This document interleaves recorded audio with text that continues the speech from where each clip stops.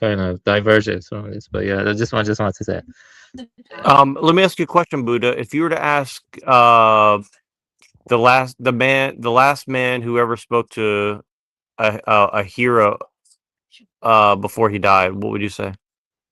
The last man who ever spoke to who? Akira? Yeah, a hero. A hero? What hero? Just any hero. Uh, if he could speak to a hero, what would be the last thing he can ask to the hero before he died? Yes. Um, uh, what did you fight for? There you go. That's a good one. Yeah, yeah. I think that. That's not directed towards you. I just thought of. Yeah, that's actually. I would Yeah. have a question before answering that. Did he know that he was going to die before he asked him the question? Because I would, if so, I would say, "Do you know that you're going to die?" Well, what does it mean to die, though? That every tradition answer that differently, depending on your metaphysical beliefs Yeah. and other things like that. Well, I just say that because I took a very brief nap and I woke up and then I realized that panel's still going over there and they have this guy who calls himself I am God asking these guys a question and he's like, "Hi guys, my name's I am God. Can you ask you a question?" And he's like, "Oh my God." So, anyways, Isn't that what's his name used to go by? JD, the Palestinian guy, the lawyer dude. oh, I don't know. I have no He idea. used I've to go never by seen I this am guy God, I before. think. Before that, a long time ago. That's funny. Might be the same guy. I don't know, but Buddha, I appreciate what you're saying because you're saying some interesting stuff. What 10,000 BC war were you talking about? Though?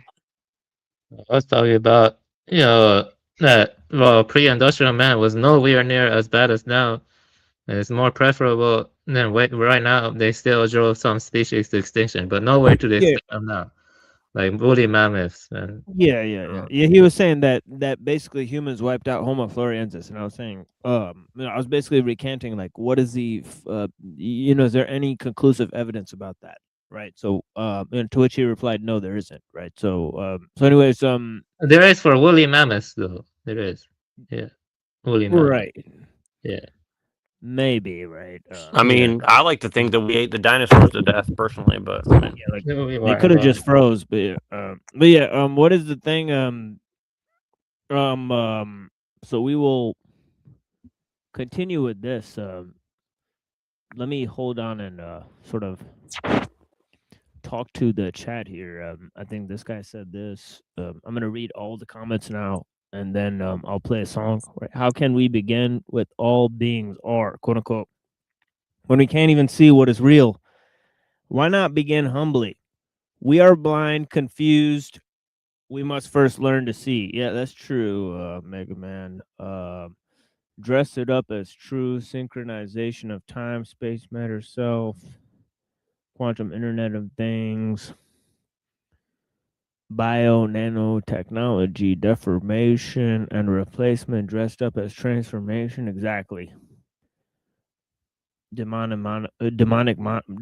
monoliths. Sorry, evolve, becoming smaller and more sublime. What there is but not. We think truth is out there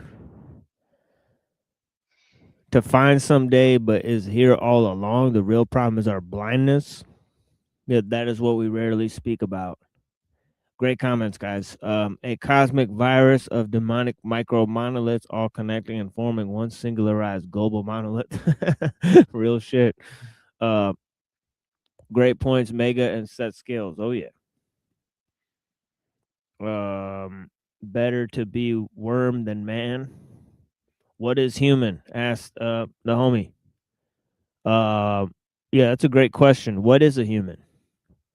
You know, Yeah. and I think that is one of the things I attempted to answer through those, I think, false renderings of, I believe, that these were sort of fashionable items, right, that existed for a period of time, the ones I mentioned, right, the primordial man, the archetypal man, right, the universal man and the mass man, right? And of course, they all correspond to a historical saga, right? In a way, so I think those are all falsifications of man, right? Does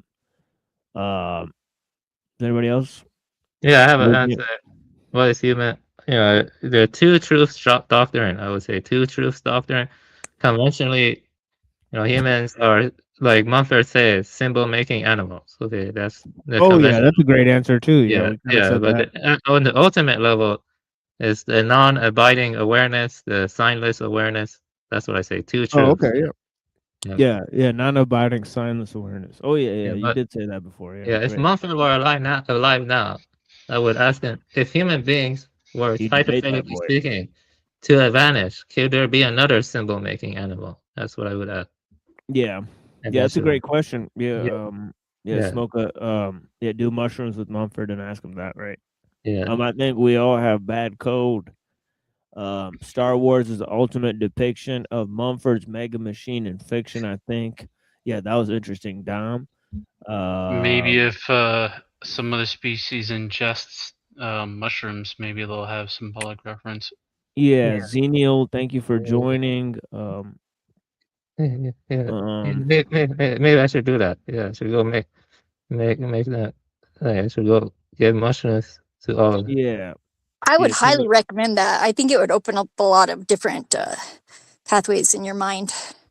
yeah, I But think it does. Not for man me, is for them. yeah, I think once nature becomes mechanized, it becomes harder to define man outside of the mechanical impulse because it starts to define everything, right? It starts to, because now people say, well, reality is a simulation, right? Well, everything's just mechanical at that point, right? So it gets into some Mushrooms crazy, help though, because they're organic. yeah. Blessings to Crystal Shaman. So if you can't define humans, how can you say they have bad code? Surely that's by design. Blessings. Bug or feature. I appreciate you, Xenial, but Buddha, nature is only mind. Either way, I look to discard of it one way or other human existence, that is. It's just human being. Applies a sense of becoming a flux. If we are conscious, then that which we create will also be endowed with consciousness. I appreciate you, man. That is a deep comment. Okay, so here we got Mega Man. Intelligence is beyond thought and knowledge. Thought stores the past. Intelligence sees directly in the past and responds without distortion.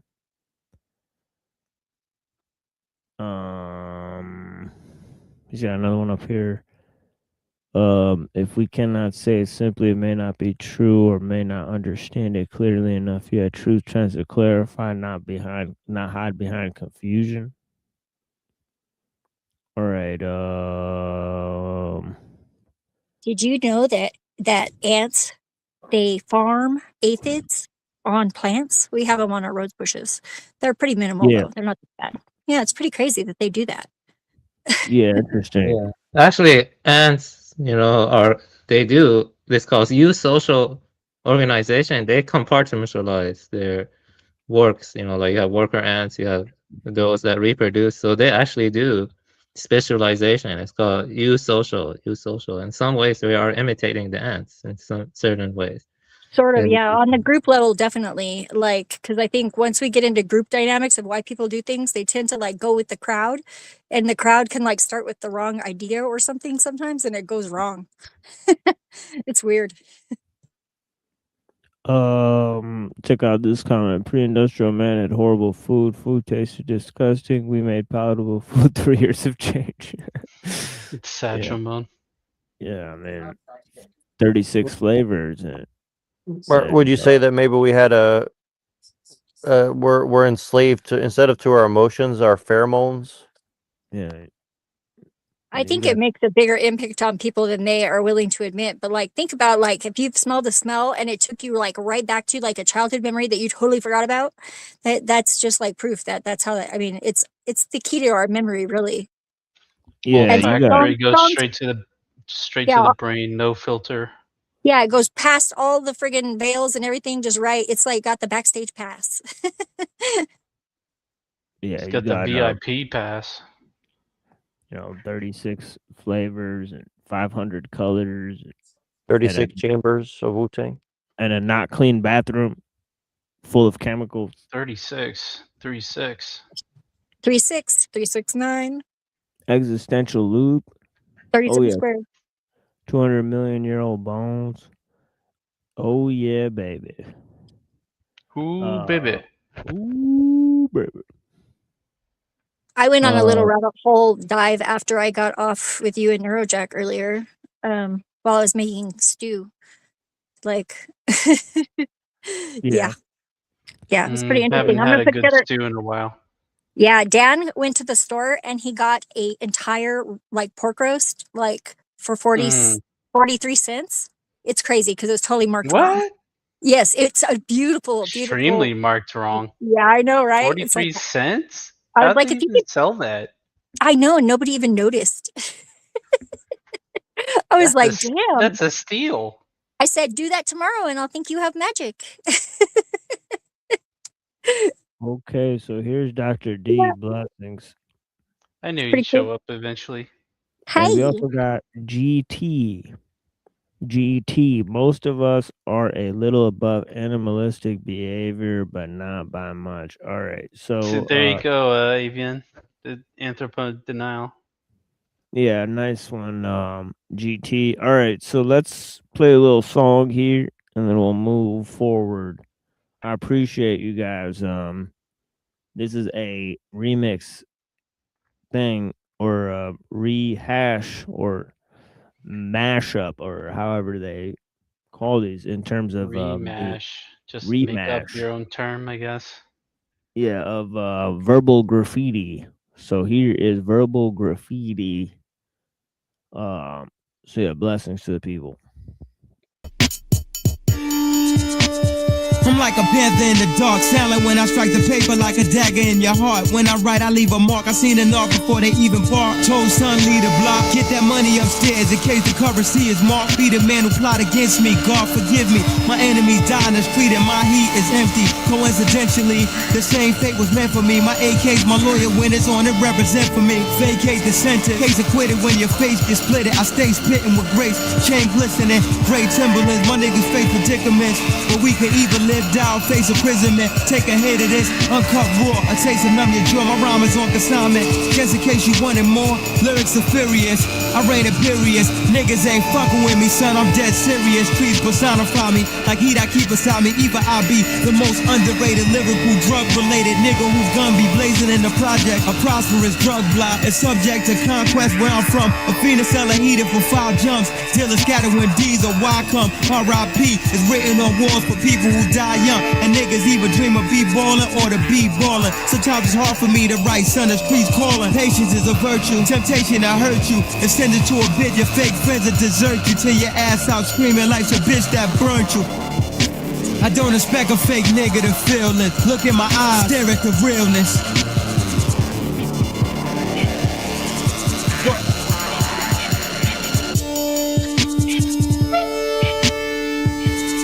I was corrupted by drug supply, fly kicks and bucket nines. Looking up at the skies, thinking I'm too young to die.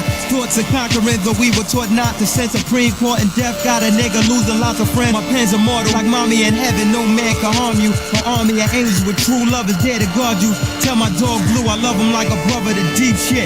3 bricks remain uncovered, the industry didn't want me and they try to condemn me. Spree well a rap, they even try to suspend me. Yeah, the thug nigga rise, people are snakes and justice is blind. My jury is my gun on my side. Son, I write with the trifeness engraved in Tyson. Curse the shot that left Big and Pac lifeless. The realness, some try to conceal this. Despite that fact, niggas can't match my lyrical illness. I'm a key, you 3 grams were cut in it. If you want it, I don't give a fuck, nigga. Rapper slash drug dealer, slash I bust my gun, nigga. Slash your face with a rug, nigga. What's the meaning? What's the meaning? What's the meaning?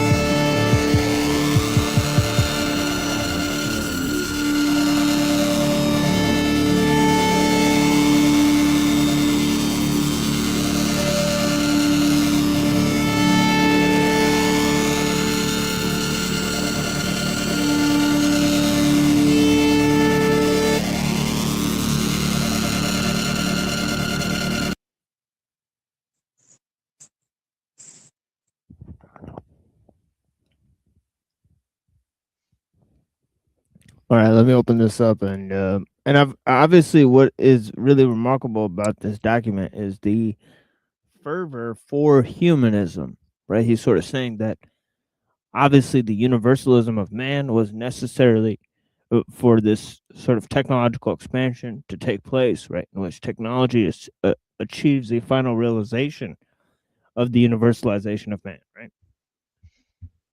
And so he's not really looking at it as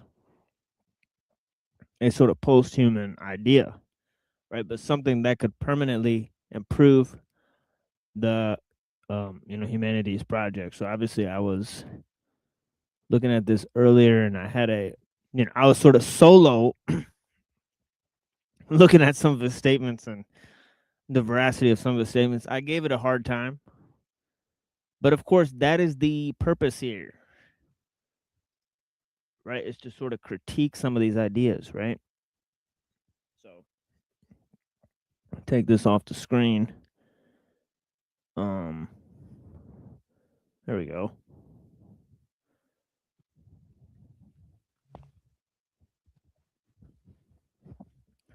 So obviously he said that some of the ideas of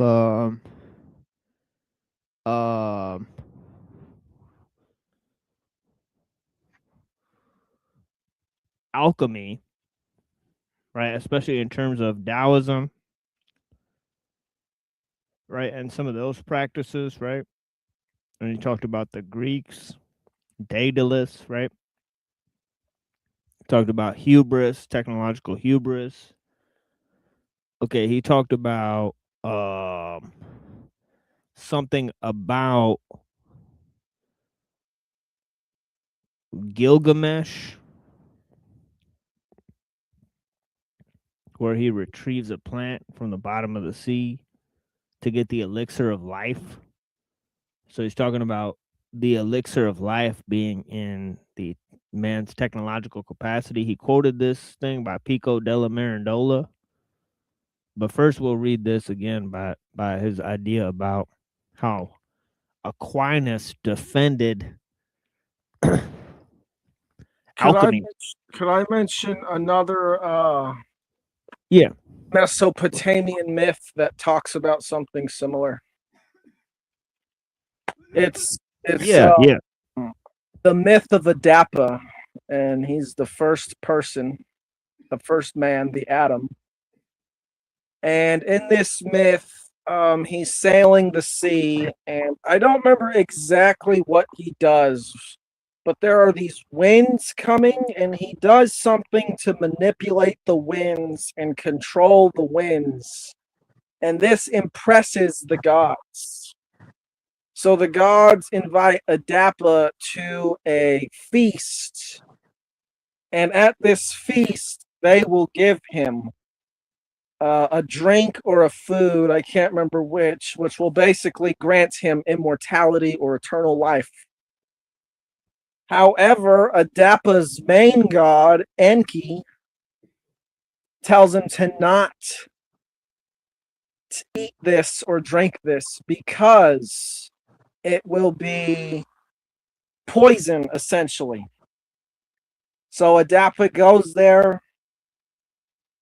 Anu, the main god, he's basically talking about how, you're kind of like us. So since you're like us, we will grant you this food, which if you eat, will really make you like us by not dying. And then Adapa, of course, because Enki told him to turn it down, turns it down. And it actually turned out that it was not poison. And if he would have eaten it, he would have actually gained eternal life, because in the Gilgamesh story, the serpent steals the thing that Gilgamesh retrieves at the sea floor. And Enki is the serpent, of course, Lucifer. So this is why I say Lucifer is not to be trusted, but the serpent is double-edged sword.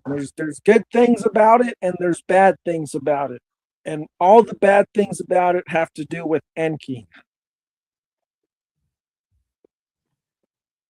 For me, it just comes down to it's either Buddha or the highway. You know, I mean, that's the way you stick to a tradition. You know, because people keep jumping around traditions. I mean, you can do what you want. All this Mesopotamian stuff, I don't know.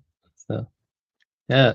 Well, I mean, it's important to know the Mesopotamian stuff because it's the foundation of Western thoughts and Western thinking. Without it, I don't think if there was no Mesopotamia and Egypt and I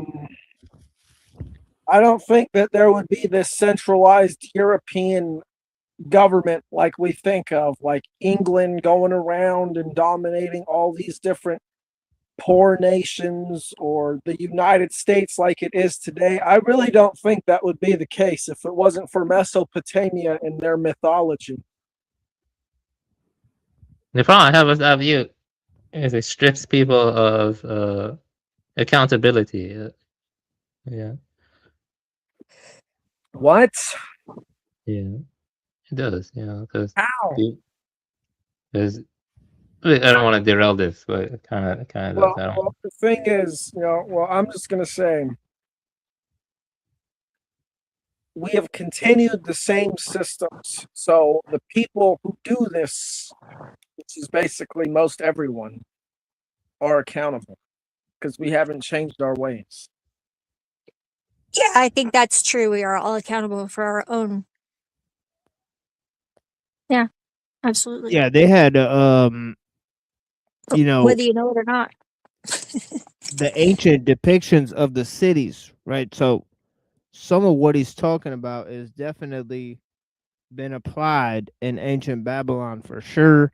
And of course, there's corresponding ideas within Chinese civilization, right? African civilizations, right? Obviously, ones from Eurasia and Persia and so on and so forth. So there's lots of different ideas that correspond to what he's laying out here. But yeah, so let's start with some of this. He says medieval Christians held similarly conflicted views about the pursuit of alchemists who are attempting to transmute substances, create homunculi and test tubes, and invent a panacea. Some scholastics, following the anti-experimentalist teaching of Augustine, believed that alchemy was an ungodly activity. See, Augustine was formerly a Manichaean, right? So Is he that was Saint Augustine? The Saint Saint Augustine. Yeah, but then he in his later years, when he converted to Christianity, he wrote huge polemics against not only Manichaeanism, but all sorts of religious religious practices that he deemed heretical, right? And of course, alchemy was one of them. But check this out. It says other theologians such as Albert Magnus and St. Thomas Aquinas defended the practice, but actually, that might have been because of his Aristotelianism, right? But also, right, we see that, up until the time of Martin Luther, even Martin Luther defended alchemy, right, and said that, it's like the art of the ancients and so on and so forth, the science of the ancients and so on and so forth, and he even promoted the Kabbalah and alchemy, right? So they all saw, and so did this guy, who they're going to quote next. This guy who they're going to quote next definitely promoted the Kabbalah, right? It says the otherworldliness and stale scholastic philosophy that dominated Europe during the Middle Ages gave way to a renewed intellectual vigor in the Renaissance.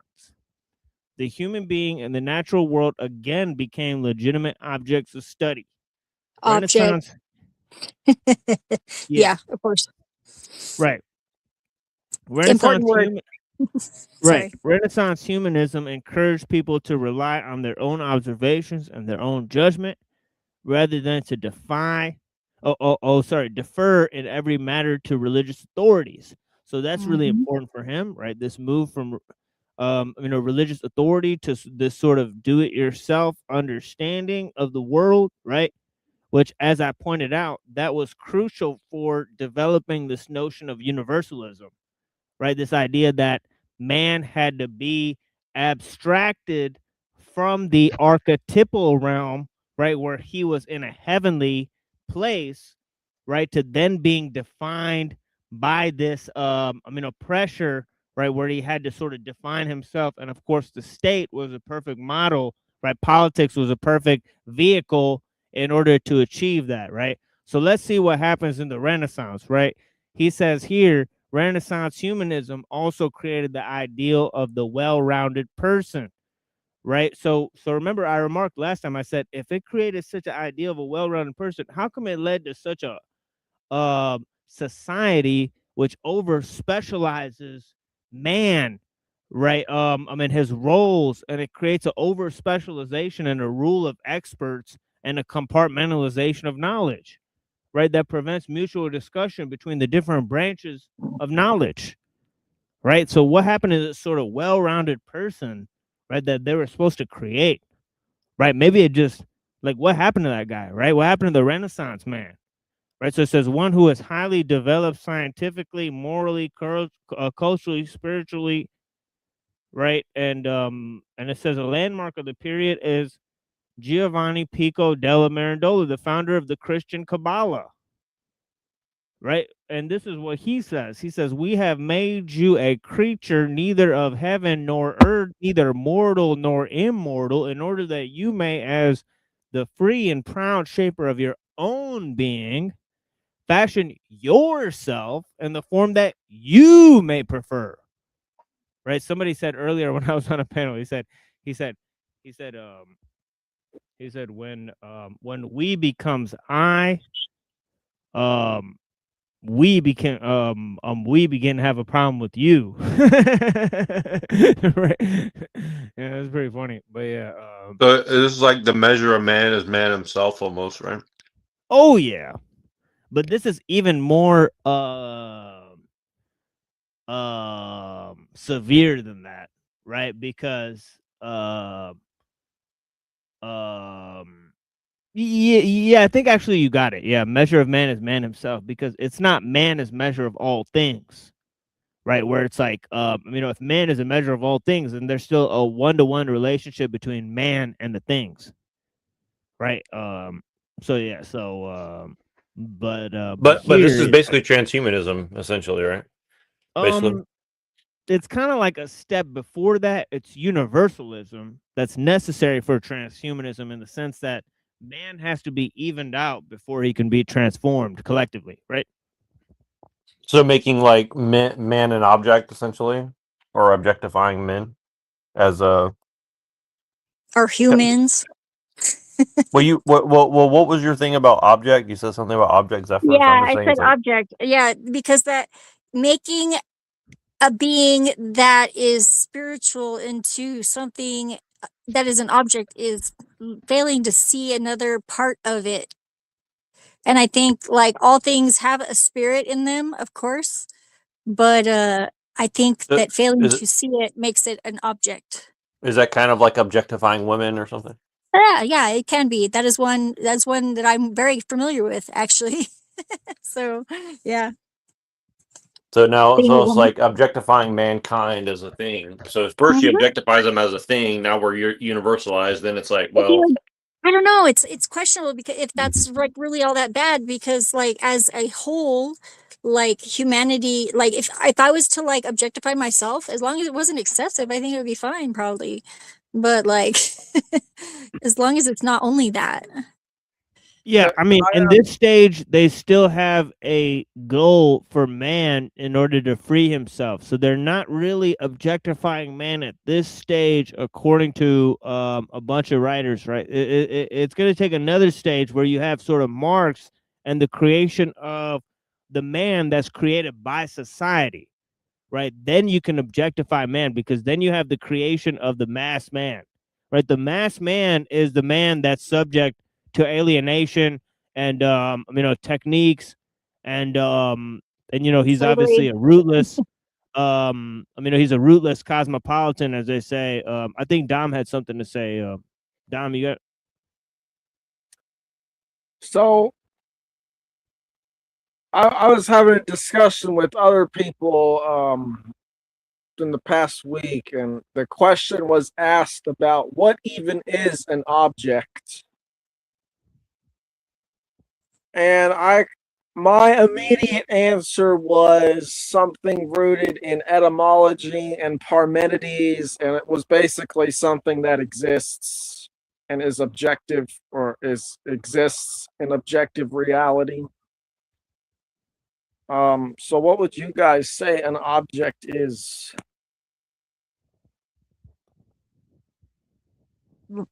Mine is real short. It's not usually only an object. So kind of like dualistic, or more multiplicity involved? There's more to it than what we were aware of. Obviously, like even like everything around us that humanity has ever made any sort of like knowledge about, any sort of language to record that has been processed through objectification from the very beginning. Like that's what naming things is, I think, a little bit too makes it an object. But definitions are not like always, they change, they're dynamic, they're not defined, they're just temporarily defined. So it's like weird.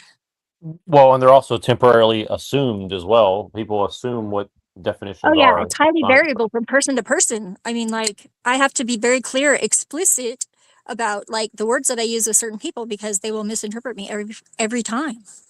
Yeah. Okay. So Object. yeah. So yeah, go ahead, Buddha, and then I'll move on to this text. Yep. Well, it depends on the metaphysics, but I think an object is not independently existing out there, but a projection arising from beginningless habit energy within consciousness, dependent on consciousness that perceives it as its own mind or something. So objects still exist, it's just that they don't exist independently from other things. They're dependently arisen. And that it ties into emptiness and still. Yeah, I believe that too. Yeah, I would think that that's a close answer to what I would put down as objects exist through relationality and dependence on mind, right? So, definitely those two properties would have to, subsist for. Okay, so should I move on to this text now? Yeah, good answer. Yeah, all right. So the Age of Enlightenment is often said to have started with the publication of Francis Bacon's Novum Organum. Oh wait, I forgot to read the second part of this quote. It says, "It will be in your power to descend to lower brutish forms of life, right? You will be able, through your own decision, to rise again to superior orders whose life is divine." So that illustrates this idea of the hierarchy of being that I was talking about. Right, that man ascends up the hierarchy of being. So that step is necessary, right? So the second step, right, in which man is the archetypal man, right? See, this is why I was describing things in such a precise way, right? The step of the archetypal man is necessary to get to this other step of the universal man, right? Because and I've explained this on the show many times, right? It's kind of like man has to be put above nature in order to be universalized, right? They created the notion that through man's rational mind, they can transcend nature, right? In the stage where he became a heavenly being, right? And then they said, well, through science, and through the understanding of the rational mind, we can then manipulate and control nature, which is the idea that basically it's kind of like what Francis Bacon kind of says, right? In a way, right? That we can use reason to manipulate and control nature. But of course, he's still trying to justify it in terms of the archetypal man, right? Because he's trying to justify it to sort of like religious people, right? So he's saying, well, the Bible tells us to dominate the earth, right? But yeah. Would you say that this is like Adam Kadmon is like the first step, which is like Kabbalistic or something? So it's kind of like, is this like where does Adam Kadmon fall in that? Is that that's well see, I laid down 4 steps, right? The first step is the primordial man, right, which is like this sort of being that is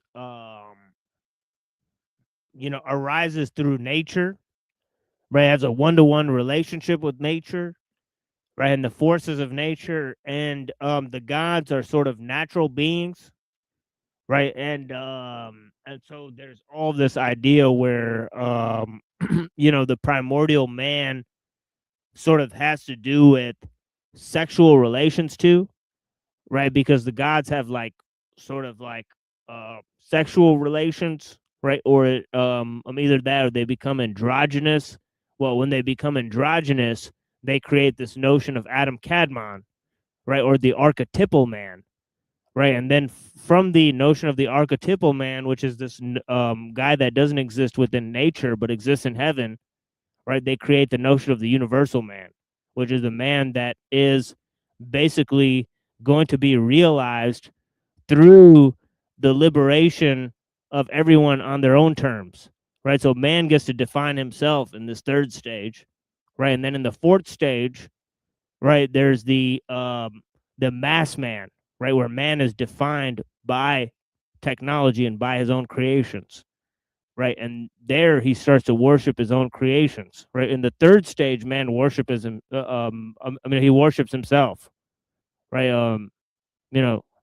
So to say, but yeah, anyways, that's my entire. Yeah, can I say something that many people don't talk about? And this is about how some cultures worship tyranthropes. You know what I mean?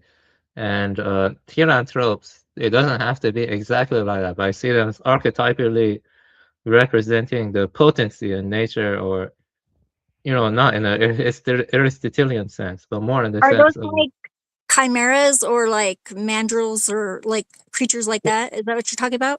tyranthrope means stuff like Garudas, Nagas, those you mentioned. Yeah, they're like blended with humans. Yeah. Yeah, they're blended with humans, but it doesn't necessarily mean they're anthropomorphic. So No. because what they represent. I mean, Yeah. so Well, I get a lot of that as a reflection back from nature, because a lot of like fairies and things are like that too. Yeah. Hmm. yeah, I think worshiping tyranthropes is not as bad as worshiping robots or man's creations, because tyranthropes, like I'm saying, they could, like this image I have, all sentient beings have Buddha nature. Human beings are unique in awakening to the Buddha nature. But, like in the Flower Garden Sutra, you have a multiverse. You have a multiverse in the Flower Garden Sutra. That's 1,600 pages.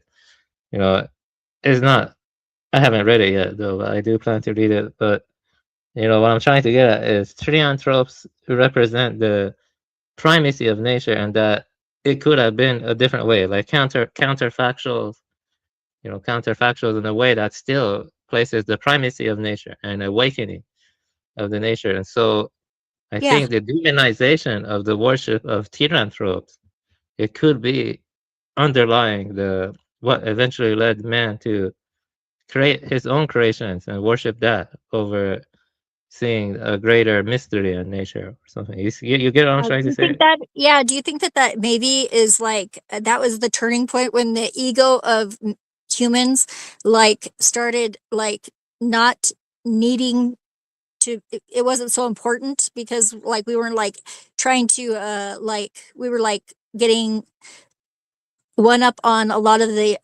wildlife and nature, like we were starting to maybe get full of ourselves, and then we were also bored because like we already beat all the animals, like there wasn't much challenge left.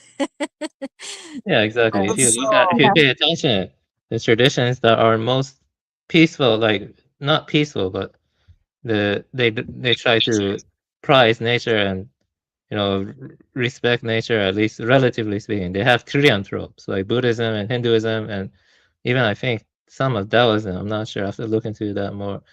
See, and I agree with that is definitely peaceful, but I think that I think it's better if it's just an internal, like, I mean, you can find people that have similar internal like perceptions of the world, but I don't think it's universal with all humans.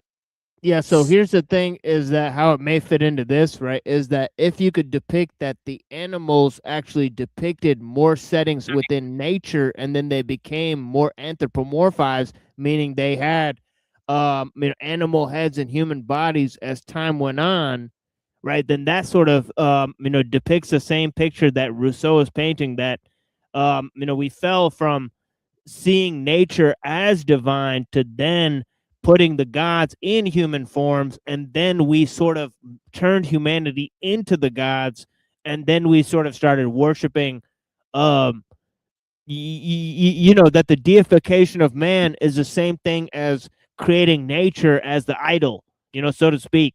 So anyways, we projected, definitely. Oh yeah, there's some truth to that. So anyways, it says to this to be the opposite, because Tyranthropes are way older than the other stuff. They're very old, they're very ancient. So very, very ancient Tyranthropes. I don't think they necessarily imply making them more like man. It's more like seeing into the future almost. Well, I think that's what the revision of the. I don't know. It could be both ways, even. Yeah, yeah, because you're talking about like cave animals, right? Maybe in the cave animals there was not, these types of things, but they just had the animals, right? And then those animals were considered like sacred objects, and then it moved to, the anthropomorphization of those animals, right? Yeah, and then they started showing hunting too after that too. Yeah, because the oldest ones were just animals. Yeah, you know what the oldest statue found in Europe is? The oldest statuette. It's called Lion Man. The oldest statue is the Lion Man. And it could be like, but even pointing to the future, it could be a mediation between man's past and understanding of, some combination between man and nature in the process of deification, right? Because if you just take a strictly sort of atheistic view of the world, right, then you see the development of more complex forms of religion, right? So then anthropomorphization would become something that develops over time. But anyways, here goes the age of the Enlightenment is often said to have started with the publication of Francis Bacon's Novum Organum, or the New Tool, which proposes a scientific methodology based on hold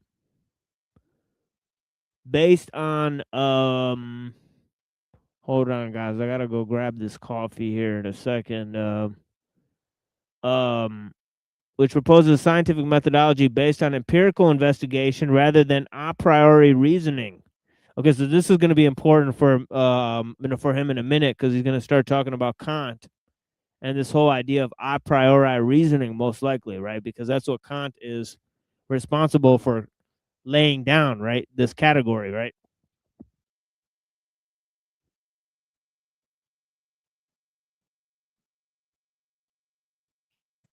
That's one author that that I've actually read. Yay. We can discuss that.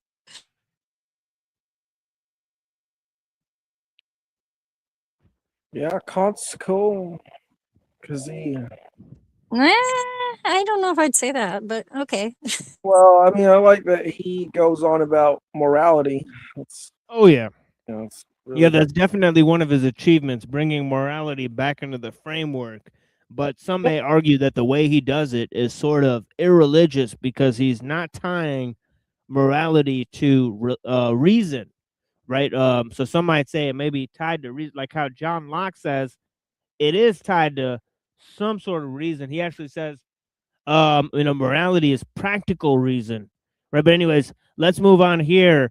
It says here, Bacon advocated the project of affecting all things possible, quote unquote, by which he meant using science to achieve mastery over nature in order to improve the living condition of human beings.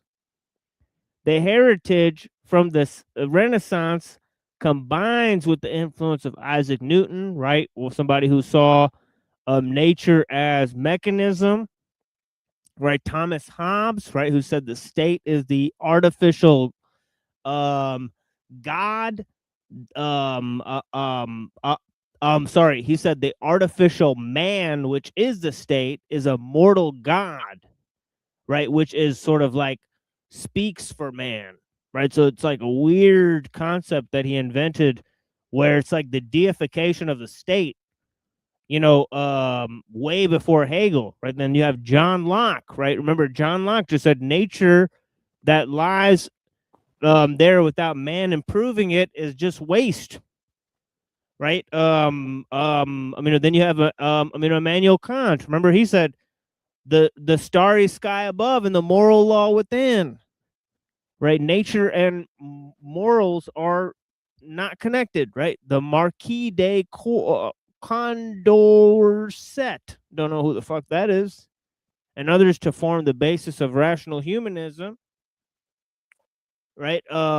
Which emphasizes empirical science and critical reason rather than revelation and religious authority as ways of learning about the natural world and our place within it, providing a grounding for morality.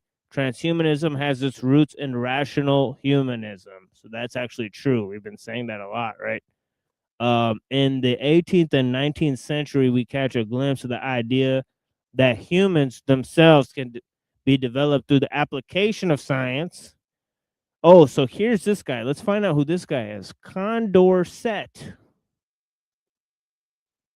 speculated about tending human lifespan by means of medical science. And let me see where we're at here. Oh yeah, we got quite a bit of time here. All right, let me see. Okay, so he says, would it be absurd now to suppose that the improvements of human race should be regarded as capable of unlimited progress? Whoa, now that's hubris. Oh right? yeah, duh. Yeah, yeah. That a time Unlimited. will come. Yeah, yeah. That a time will come when death would result only from extraordinary accidents, or the more and more gradual wearing out of vitality, and that finally the duration of average interval between birth and wearing out has itself no specific limit whatsoever. So he's saying that immortality is basically possible, right? Okay, so he's saying this in the 18th and 19th century. Right, I so do this is think very it's possible, but it's limited possible. Yeah. So I mean, why would anybody want it to be unlimited possible? what do you mean by that, Zeth? It's like if it's unlimited, I think possibility can be limited, like, and still be like so vast that it doesn't matter, I guess. But it does matter at some point, I'm betting, at least, because like I can imagine like if you lived for like forever, you'd get bored. I mean, you'd want to end it eventually, I'm sure. Yeah, but I think that's a tall, like, Yeah, what but if? Like, what if it you is a live big, huge what if. forever? Like, is like the planet gonna last forever? Is the solar system gonna last forever? Is the Well, the universe energy gonna last is forever? going to last forever, allegedly, but we don't know, really. Um, I don't know. I don't know. I don't I know. think that's not possible, right? So it says, no doubt man will not become immortal, but cannot the span constantly increase between the moment he begins to live and the time naturally without illness or accident he finds life a burden. Benjamin Franklin longed wistfully for suspended animation, foreshadowing cryonics movement. I wish it were possible to invent a method of embalming drowned persons in such a manner that they might be recalled to life at any period, however distant. There's a whole letter that I have in the book that I have called The Autobiography of Benjamin Franklin, right, where Kant calls him the new Prometheus. So this is actually a true, word by Kant, right? That Benjamin Franklin is the new Prometheus, right? Because he gave did the biography of Here, hold on Benjamin a second, Franklin? Zeph. Okay, I have a question. That he gave electricity to the humans, right? So he stole fire from the gods, right? Similar to Benjamin Franklin, right? So it's interesting. Yeah, what were you Whoa. gonna say, Zeph? I was just gonna ask if the biography of Benjamin Franklin like says anything at all about how he let his wife die alone. Just wondering, because that seems like I No, really like. because he Yeah. wrote it. So no, it does not say anything Oh, like that. But geez. yeah. Oh, Anyways, wow. yeah, he Yeah. wrote it himself. It's autobiography, right? So no, probably not. Oh, yeah. Zeph. Huh. Anyways, so that's Yeah. So does anybody else have anything? That Yeah, this is explains a lot, all actually. it's all important. You know, yeah. I feel I already have my vision in place, but yeah, it's important. I would say that the prolegomena, I can't pronounce it. Schopenhauer said that's better than critic of pure reason. I kind of condense it. I think a priori synthetic knowledge has some weak arguments, but yeah, Kant's understanding of enlightenment and other stuff was pretty strong. What do you think about his deontology overall? I just want to hear what you think about it. His deontology. Obviously, like morality being placed in the category of universal, I think that's all. I mean, I just think he uses it to justify empiricism, right? So he's trying to say that empiricism and sort of types of abstract reason go together, but the only thing he includes in that is like math and logic, right? So I don't know. I think it's totally botched. If people have to really read it and really see what Kant's saying, but yeah, I don't like him that much, right? For sure. And then look at his students, right? They're a bunch of dunderheads. No, Schopenhauer was great. You don't like Schopenhauer? That's the Schopenhauer. I don't really think Schopenhauer's like really like a neo-Kantian. I would say like maybe like maybe like Fichte and like C.S. Peirce, like they have good stuff, right? But any other like neo-Kantians, I don't really get that much You like benefit. Fichte or Fit, Yeah. That you don't like Fichte. I think he was a student of Kant. Fichte, Fichte. Fichte, I just said Fichte. I like him. I just said that. Yeah. You like Fichte though? Wow. I just said that. Yeah. Him and C.S. Peirce, I like them. Yeah, but I said other ones I don't like. Right. But anyways, yeah. So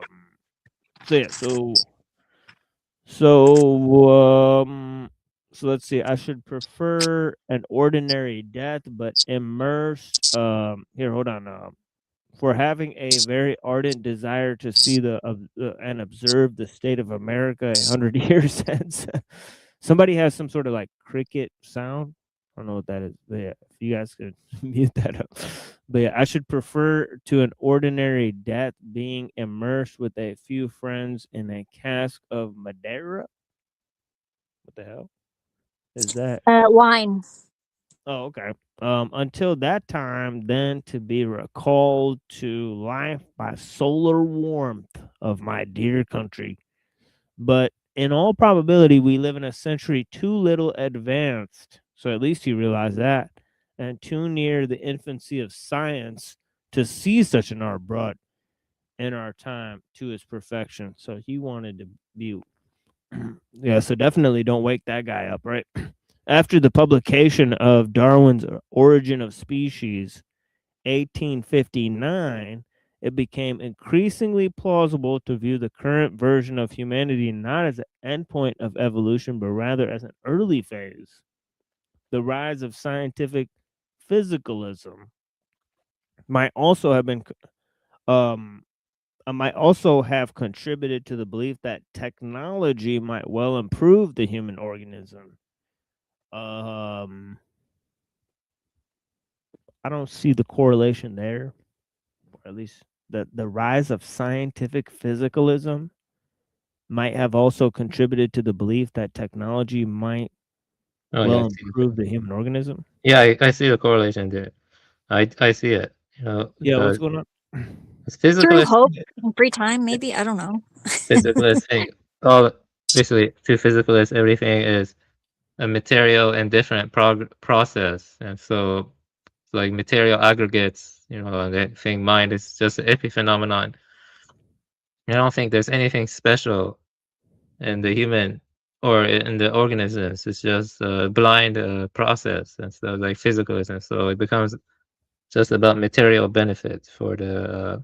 So physicalism does lend better to the technological progress, like you said. Something like idealism and panpsychism are less likely to do so. But maybe panpsychism could also. Actually, you have to be careful with panpsychism. I have some. Yeah, I have this friend. We shared his video. Remember, the Slovenian. He argues from a mix of a kind of materialist perspective and panpsychism in favor of the technological singularity and stuff. So, because it just comes down to the worldly things. Yeah. Just comes down to worldly things. There's nothing otherworldly about symbols or about awakening or looking into your own mind or stuff like that. So Yeah. Yeah, the reason I was saying is I think he's jumping the gun a little bit, right? Because it's kind of like he's taking like this anachronistic view that those people like in the 1800s, right? That because scientific physicalism, I believe, is well before the belief or the idea that technology is going to improve humanity specifically, right? So when they first had scientific physicalism, I think most people like Benjamin Franklin were like thinking like, no, we might use this idea of empiricism to improve ourselves on the moral scale and improve sort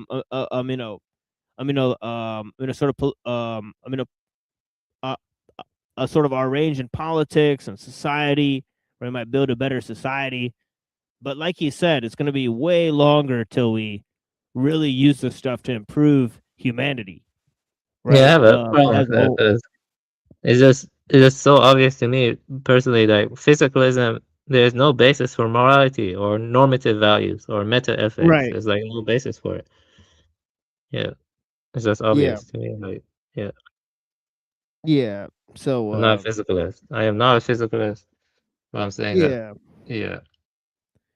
Yeah. So So in that way, it's confusing too, because it's like, it's like if you're just a scientific physicalist, like why improve humanity, right? So anyways, so it says here, for example, a simple kind of materialist view was boldly proposed in 1750, he says, by French physician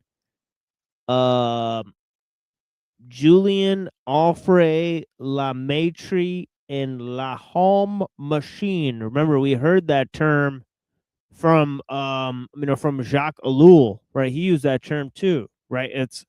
It literally means man the machine, right? Okay, so so it says here, in which he argued that man is but an animal or a collection of springs which wind each other up. Basically, Hobbes argued the same exact thing in the Leviathan, right? If human beings are constituted of matter, obeying the same laws of physics that operate outside us, it should in principle be possible to learn to manipulate human nature in the same way that we manipulate external objects. Now, that's a key point, right? Okay, let's read that again. It says, if human beings are constituted of matter, obeying the same laws of physics that operate outside us, then it should in principle be possible to learn to manipulate human nature in the same way that we manipulate external objects. This guy's writing this as a great achievement in ideological thought, that we can control and manipulate and castrate and silence and subdue the human. Right? They weren't Great including thinking. them. They apparently Great. weren't including themselves in that, right? Looks like, yeah. think I mean, like, you know, I mean, yeah, it doesn't make much sense, right?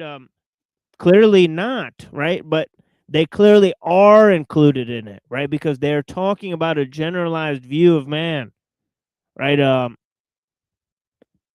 I just want to say that this view is nothing new. It's very ancient. Like for in Egypt, for example, Apophis, which was the god who's basically this uncontrollable monster, was used to represent the population, and the ruling class basically got the population to root against Apophis and be defeated by Ra, who was essentially just trying to make them more easy to predict, because in order to reduce or I should say, in order to exert greater control over chaotic variables, you need to exert, or I mean, reduce the degree of chaos that they produce. So that's all I want to say, is that this view is nothing. It's nothing new. It's nothing. It's very ancient, and this is how the ruling class has always looked at people.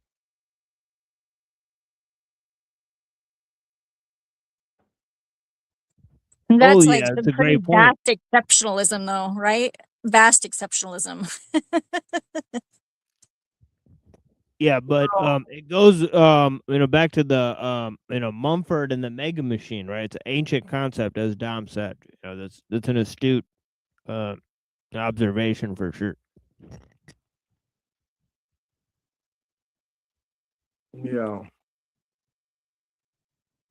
But in regards to exceptionalism, like, TML said, these people are absolutely included, because they have a big task and a big duty where their whole life basically revolves around maintaining this status quo that these ancient traditions have built for them.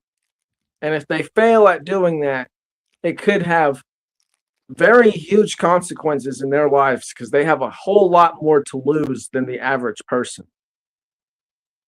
So they're slaves to their duty. To Agreed. The Yep, I think so too. I don't know though. I just think so. Seems right. So check this out. He seems to think that the Enlightenment ran itself out. Now, this is an interesting thought, right? Now, even some of the boldest, promoters of the technological and scientific enterprise of the modern world, right? Even they'll say that the Enlightenment is the pivotal point in which everything changed. But even Nick Bostrom is smart enough to see that it was merely just one bump, right? Like, actually, there was huge advances sometimes in the 1800s, sometimes in the 1900s, and sometimes there was huge pushbacks against that technological advancement that happened in the 1600s and the 1800s and in the 1900s, right? Huge, significant pushbacks. Like, for example, the idea of romanticism, right? So he says it gave way to romanticism and to latter day reactions against the rule of instrumental reason and the attempt to rationally control nature, such as can be found in some postmodernist writings, the New Age movement, right? So there's Blavatsky, right? Deep environmentalism, right? There's that idea that Penty Linkola and the other guys, right? And parts of the anti-globalization movement, right? Anti-globalization movement. Wow, he sure mentioned a whole cast of characters there, right? How I wonder how he feels about those guys, right?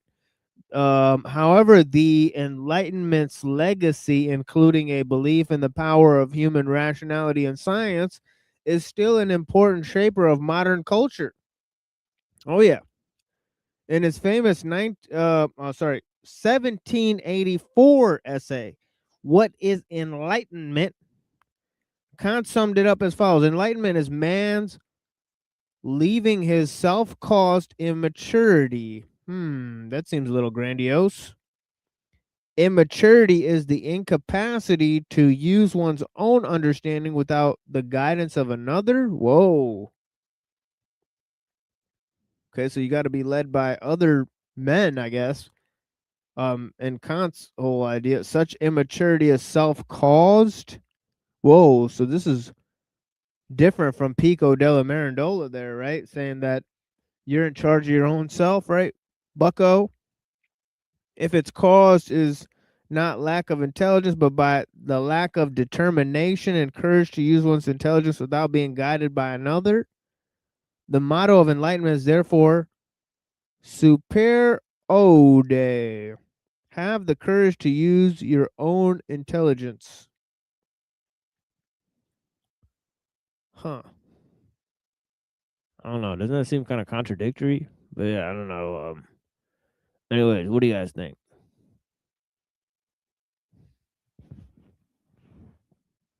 Definitely agree it's contradictory, but I don't know.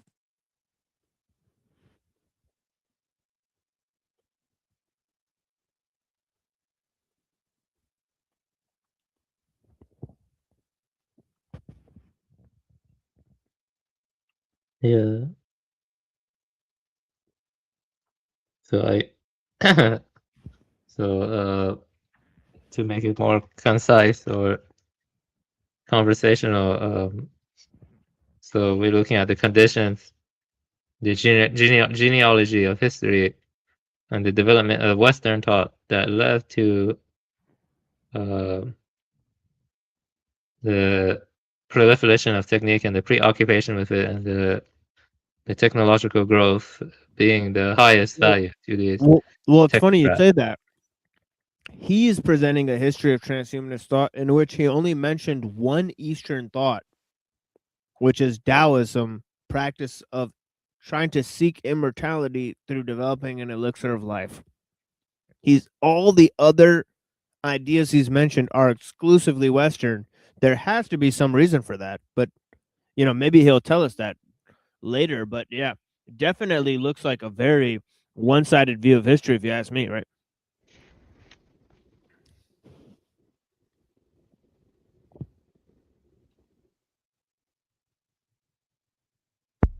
The elixir of immortality, it can be corrupted and twisted very easily, because initially it didn't mean the quest for biological immortality or fusing with machines to extend life, like cryogenics. It didn't mean anything like that. But I can see how some profane technicians could twist it that way and stuff. Yeah. And it seems that goes back to Enlightenment thinkers.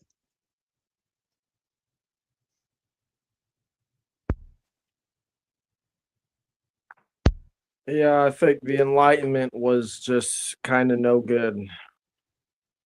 Well, there's some things we have learned. I would say some descriptive facts, but was it worth the sacrifice? I would say no. I would say it was not worth the sacrifice, but the facts, I do accept a lot of the facts that the so-called research institutes give.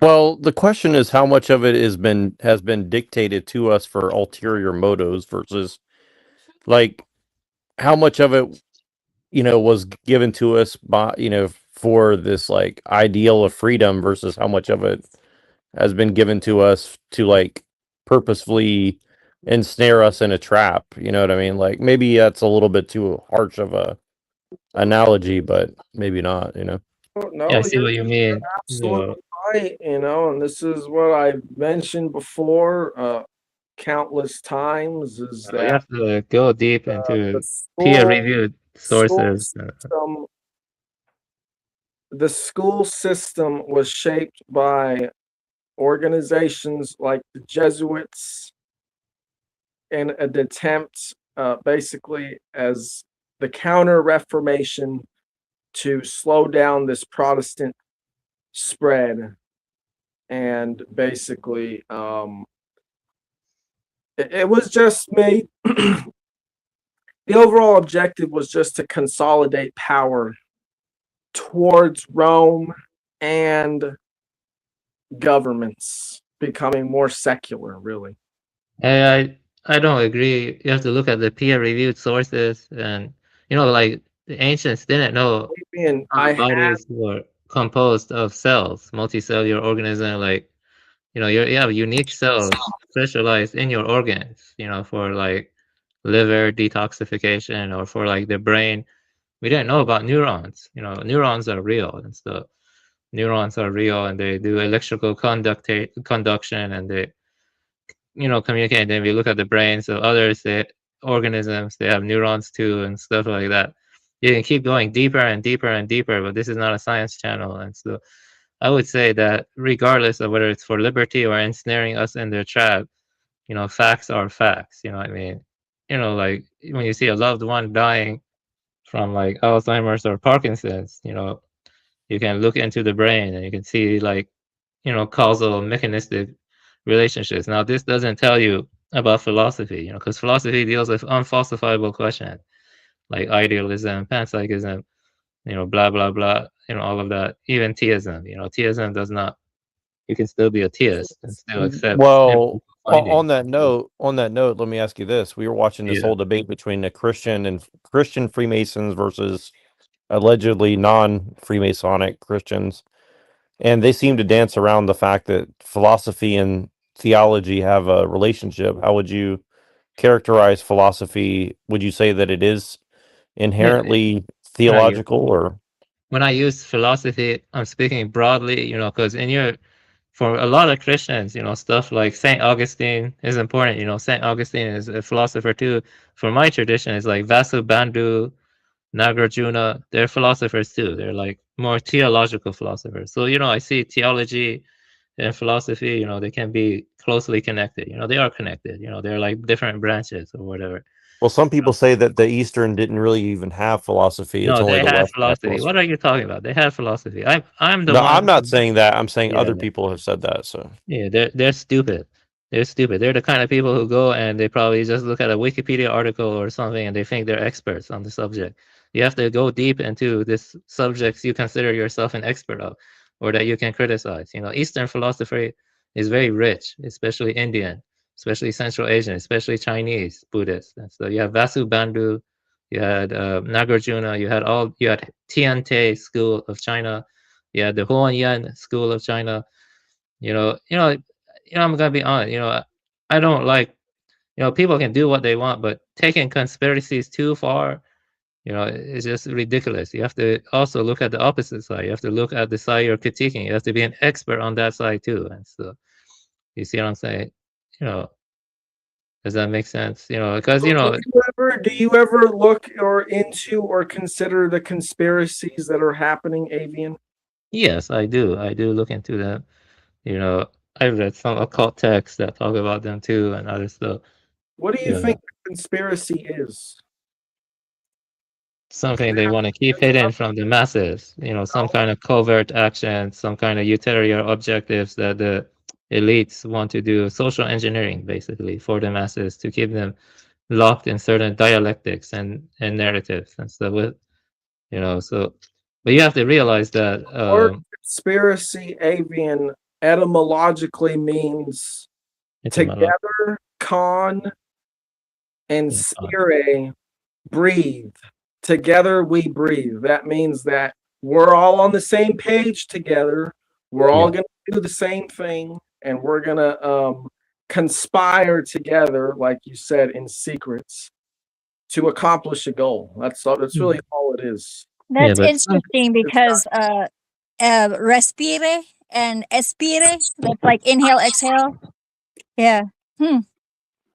Yeah, but some conspiracies are too large scale. They require too much coordination. Do you think all of the like PhD candidates or people going into certain fields or domains of research in academia, they're all brainwashed by conspiracy? I don't think so. I mean, I really don't think that level of coordination that has to go into sustaining that It's just Yes, too unfathomable. Yeah, I don't accept it. You know, well, you have to first look of at all, peer-reviewed sources.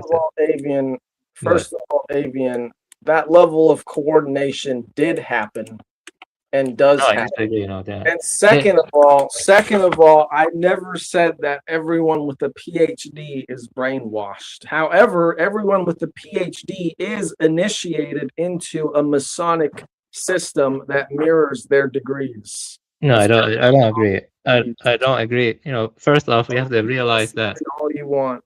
Yeah, Whether they're aware of it or not, though, is another question. Let's say someone, you know, like an oligarch, you know, like I don't like the Rockefellers, you know, I mean, I don't like them, you know, applied science is different from descriptive science, okay?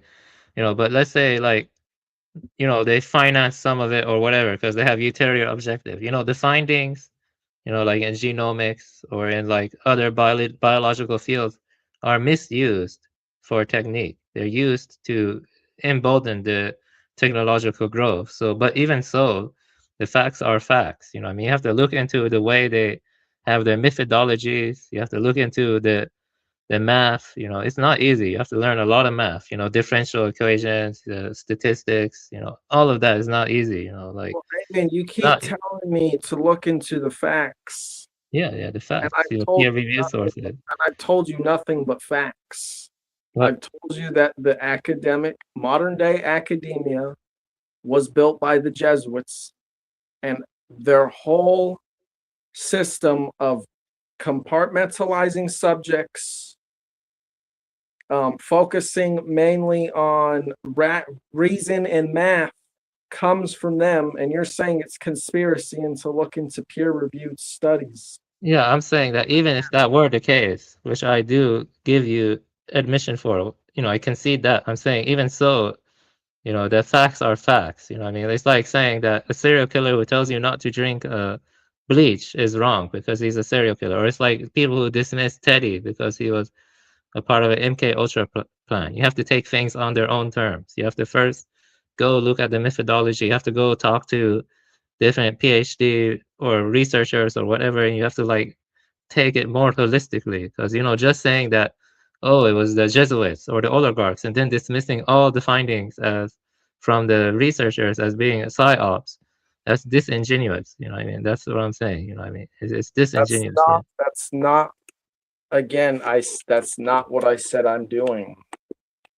I said I'm drawing attention to the siloing and the compartmentalization of learning and the prevention of an interdisciplinary approach to handle matters, to understand the objective world we live in. We're incapable of doing that precisely because academia was shaped by the people I'm telling you about. Well, we can do multidisciplinary approach. You know, there are some people who do it. It's true that grants are, you know, run dry for such things, though. But there are some scholars who do so. Like one of them is named Scribina. I talk about his works a lot. I actually found this channel from his works. He has a multidisciplinary approach and such. And there are other thinkers that have multidisciplinary approaches too. But you're correct that, you know, academia has a lot of problems. I'm not disagreeing with that.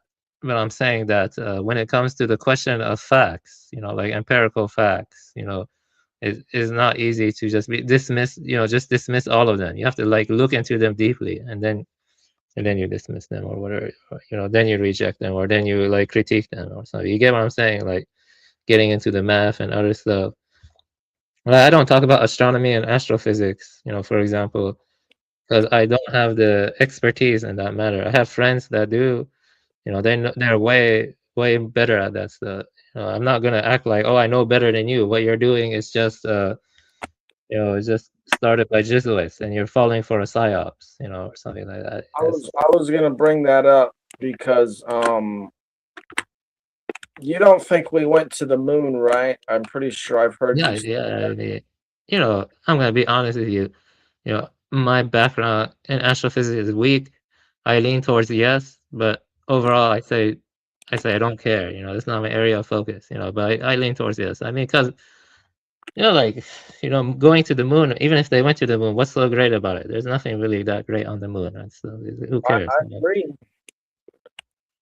You don't think Professor Francis Boyle suddenly dying when he agreed to join the prosecution against Gates and Albert Bourla is kind of fishy? You know, see, this is what I'm talking about. When you want to talk about astronomy, you gotta go to peer-reviewed sources. They're full of math. They talk about how they gather the data, how they use the satellites and all that stuff. It's too much for me. It filters me. It filters me. Like it's not my area of focus. This is what the scientists are going to tell you. They're going to tell you there's all this space junk up there, but at the same time, they have these telescopes taking pictures of things many light years away that are just in pristine condition at all times. No, scientists tell you a lot of true things. They tell you, for example, you're a multicellular organism. Your body is a composite of many cells. I don't think anybody's debating that. Yeah, you're debating astronomy. I just told you in regards to astronomy, I am not an expert. But they just mentioned biology.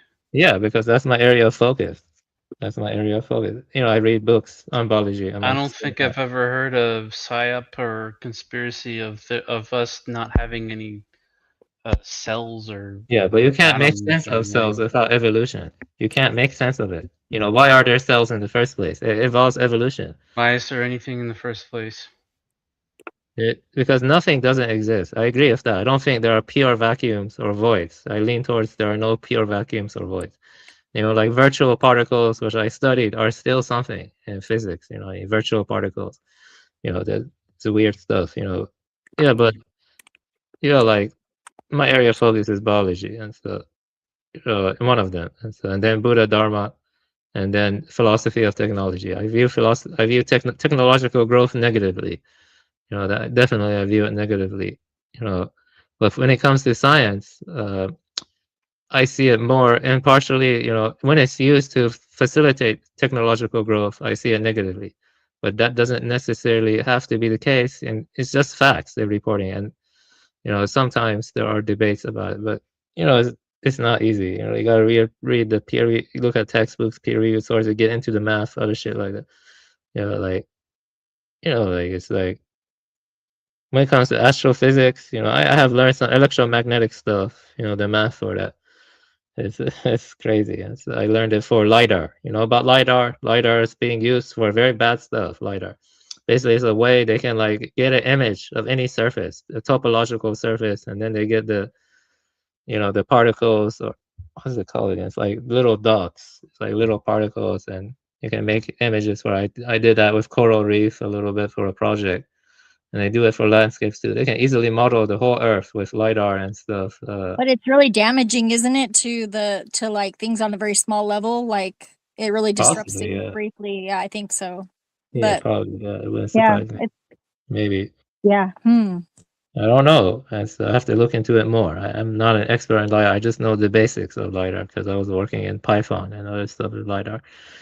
LiDAR, LIDAR. So, about the Jesuits and all that.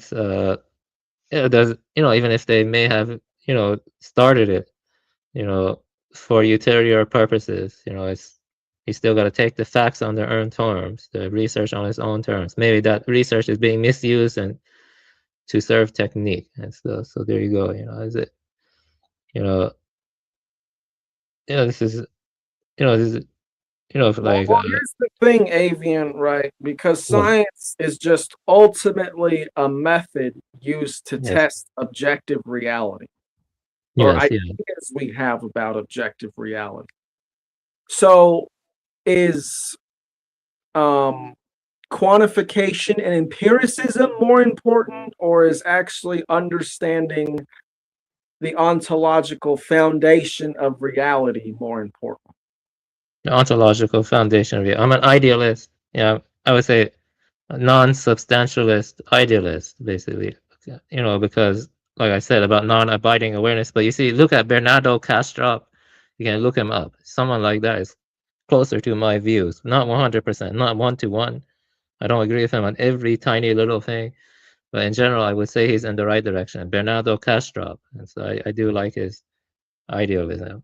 Yeah, so I think it's in the right direction. I'm an idealist, so were a lot of German philosophers idealists. Like Schopenhauer was an idealist, but Schopenhauer didn't go as far as to be like all of science is psyop to keep you to believe false narratives. I mean, could have started for utilitarian purposes, but Schopenhauer still was, interested in like scientific facts and stuff like that. Like Schopenhauer and Bernardo Castrop. I like both of them a lot. I've read some Castrop. I have read a little bit of Schopenhauer, like like over like a couple hundred pages, but I didn't finish Schopenhauer. Yeah, there you go. And stuff. Like flat Earth kind of crap, anti-evolutionism, all that crap. I don't personally like it. And if you want to believe it, you can. But I don't think anybody was bringing up any of those topics here. To my understanding, anything recently. Yeah, all I asked was what's more important, the ontological foundation or ontological foundation is more important. Yeah, philosophy is above science. Philosophy is more important than science. That was my number one point in my presentation. You can actually stop at point number one if you want to. I'm going to go deeper than that. Ontology is so important. You don't have to care about about humanity or moral consideration. You don't have to care about Earth even. Just focus on your own liberation or whatever. You can go that deep. That's what becoming a monk is about. So when you become a monk, you leave worldly concerns and you just focus on your own salvation or liberation. That's what being a monk is about. And so, I'm not a monk though. But I have considered it deeply in the past. And so, my point is that science has limitations and needs a syncretic approach with other disciplines and primarily philosophy and ontology. Can I show you something? Because a lot of older scientists say the exact same thing. Could you not interrupt me, please? Oh, sorry, I apologize, good sir. So what I'm saying is that these things need to lead, and they don't now. And that's by design. Because there were people who decided that math and quantification and categorization was the bridge between metaphysics and the natural world, instead of it being philosophy based in ontological understanding. Yeah, I see your point, but I want to share this image if he's willing to. But you see a lot of older scientists like Schrodinger and like other ones, they actually agree with you that philosophy, science, and technology, they're all separate domains. They weren't physicalists. Not all scientists have been physicalists. I think the mind is special. The true nature of the mind, it's the mind stream is. I don't even think the mind stream is reducible to biology. I actually don't think it is. I think the true nature of mind is unborn or something like that. And like a lot of older scientists, they flirted with Advaita. They flirted with those traditions. A lot of them actually do become move towards those traditions, and sometimes they stop valuing, because it's all dust. All science and contingent facts are all dust. And the dust means sensations and other stuff in Chinese literature. But at the same time, the contingent facts, if you're going to interact with the world, it is what it is. Like you don't want to eat a poisonous mushroom. I mean, and some of these scientists get autistic and they over specialize in trying to understand the mechanisms of why that mushroom is poisonous, and then they make a serum for it. Like let's say you're going to Costa Rica, okay, and a poisonous snake bites you, right? They have serums for that. I mean, they have like almost all the serums for poisonous snakes. And it's true. Like, and they had to research on the snakes to make the serum, and so they have to understand the mechanism of the snake. But all of that doesn't tell you the ontology, the true nature of reality, the intrinsic nature of stuff. Physicalism is unfalsifiable too. Yeah, you see the left here. Yeah, I'm not gonna read all of it. These are scientists. Some of it cut off too, but it's okay. But these are scientists on the left, who had a more interesting philosophy. They thought mind was more special. They thought that they're, you know, they didn't think you were just an automaton. You know, a lot, you know, physicalists, like eliminativists, like Patricia Churchland, and they think you're just an automaton with the illusion of consciousness. But these people on the left don't. The people on the right, they all do. All of them would love Patricia Churchland. They would love eliminativists. They would probably say, "Oh, your mind is just an illusion. You're just a biological automaton. You're just a physical organism." You know, like Richard Dawkins is insane and stuff. So is Klaus, this guy, I forgot his name, is like Klaus something, Bill Nye, and D. Tyson. Lawrence Krauss. Yeah, they're all stupid on the right. They're all stupid on the right, but the left is more intelligent. You know, the left, they're idealists. They're more they think mind is special. They don't think you're just an automated physical organism. So there you go and stuff. I mean, I don't Both disagree. sides are wrong about some things. Sorry. Oh, it's fine. I just say I don't disagree that the older scientists were smarter, and I think that many of them, if not all of them, generally thought there was a God, or at least some sort of higher power. And not only that, but I know at least one of those guys on the right started out as an actor. Yeah, that's right. Yeah, where do you think I land? In the left or right? I'm asking you. Where do I land? Where does Corvid land? Left or right? Little to the left. Yeah, there you go.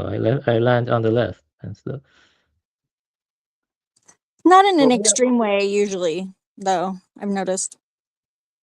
Yeah, I mean, I'm a Mahayana Buddhist. That's the lens I work from. You know, I try to be traditional about the beliefs. You know, if I were like, I don't know, Sufi or I don't know, like a Christian or whatever, it would be different. You know, but I'm a Mahayana. These guys are more Advaitin. You know, they're more Advaitin. You know, like Schrodinger is probably more Advaitin or something like that. You know, Schrodinger was an interesting man. So very interesting man. So he said this. He said this. Schrodinger said this. He said the plurality of what we perceive is only an appearance. It is not real. Vendetic philosophy has sought to clarify it by a number of analogies. One of the most attractive being the many-faceted crystal, which, while showing hundreds of little pictures of what is in reality a single existent object, does not really multiply that object. So that's from Schrodinger. He was very important. Yeah, I like disco balls. They always reflect out, but I just put another one on the bottom. I mean, reflections, you know. It sort of works the same way with mirrors. So yeah, I separate philosophy, science, and technology. Technological growth is negative, and it's true they use a lot of science. I mean, they have to use science to make technological growth grow. You know, that's their value. And science now is being used more and more to serve the technological growth. Like the people on the right, right? They probably just think that technological growth is great. We need more and more crap like Internet of Bodies or something. Those guys on the left, they're more Eastern in their thinking, right? Generally. Yeah, that's because the Eastern traditions, for my view, I'm going to say here, it's true. Okay, I think the Eastern traditions are true. I think Mahayana is true. Anyone else is free to believe whatever they want, but that's my bias. This further adds to my point that if science had been spearheaded by some Eastern priesthood or similar group like that, like Buddhists or Taoists, undoubtedly it would be more advanced. Certainly in things like psychology, things that are actually learning about the self. I would also think we'd be more advanced in genetics. Just things that generally actually improve the quality of life, we would be way more advanced in. And also, I would think we probably wouldn't even have cars. We'd probably have something better that doesn't rely on the Roman grid for transportation. Yeah, unfortunately, we didn't go that way. I don't think that it necessarily means, I don't know what, I don't think it matters like where it came from. It's just like, yeah, that the fact that there's divisions over this is silly to me. I don't know. Well, I have my own views. One of my views that's important to my vision which I gave in the presentation at the beginning, is that other organismal lines can reach open-ended symbolic systems or symbolic reference potentially. I mean, Yeah, it can totally. happen. They It can can. happen. Yeah, it can. Yeah, well, I mean, like you can train a crow to like associate a symbol with a certain thing, and then like to know that that if they to associate that thing with the actual thing, and they can follow instructions. Like it's crazy. Yeah, you can get lost in that stuff. There's a lot of Yeah, material on that crazy. stuff. You can get lost in I love crows too. not just crows, but But yeah, that was pigs are really pretty smart. Pigs, yeah. dogs, all of them are pretty smart. Whales, dolphins. Yeah. Cuttlefish are pretty interesting. Yeah. Okay. All right. So I'm gonna move to the Guanan work, and I appreciate you guys listening. I'm gonna sort of chop it up with some some music before that. So I actually have a lot more music, but we'll see if we can get to it before we move to some other things. But yeah, we got some thing here. I'll play for you guys, and we'll be right back.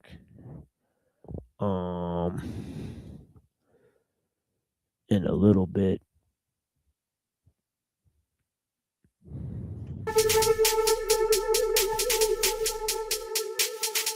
You need to stop worshiping that evil, and you better stop swearing on your people. You Hollywood, hip-hop don't need you. You sold your asshole, hip-hop don't believe you.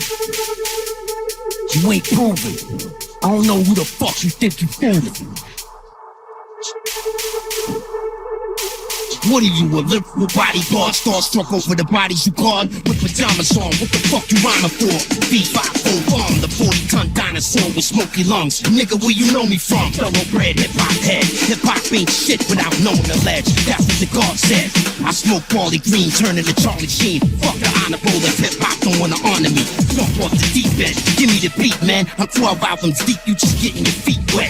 Beast from the east, bitch, never been beat yet. You can't avoid war without peace and respect. Listen, I don't wanna rub it in. You acting like that's your husband. This is mutual assured destruction. The gut, you see the space in the stars? Don't create a facade. Your arms are too short to wave the guard. The lunar base guard, generate beyond space card. I was sent to the planet Earth to examine bars, to terminate whatever contaminates lyrical law. I'm like Nagar, raging a space war with J-Rod. I don't have to play the race card. I just grab the A-card, aim at your jaw, tear your face off. First thing in the morning, treat it like a day job. Mixing Johnny Walker with Nate Bomb. I hold your nose, make you open mouth and say, the hip-hop H-bomb. Say something, I can't wait to respond. Run up in your dressing room like Raekwon. You act hard when the video takes on, cause you hate to be wrong. Well, let me tell you something, nigga, this is lyrical law. A spiritual bomb that can cause physical harm. With a beat, nah, you act like a miserable broad. A 360 feel means you getting circled by a shark, boy.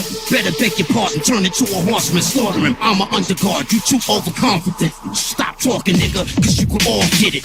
W-A-R, nigga, I'm wrong with it. Don't let the alcohol fuck with your vision. I knock you out of the park, nigga, long distance. I wrote this rhyme in 5 minutes. I'm like Tango, Space Killers, 25 years, so fuck with it if you want to. Nigga, I'm ball-proof. It's like you on Twitter with nobody to talk to.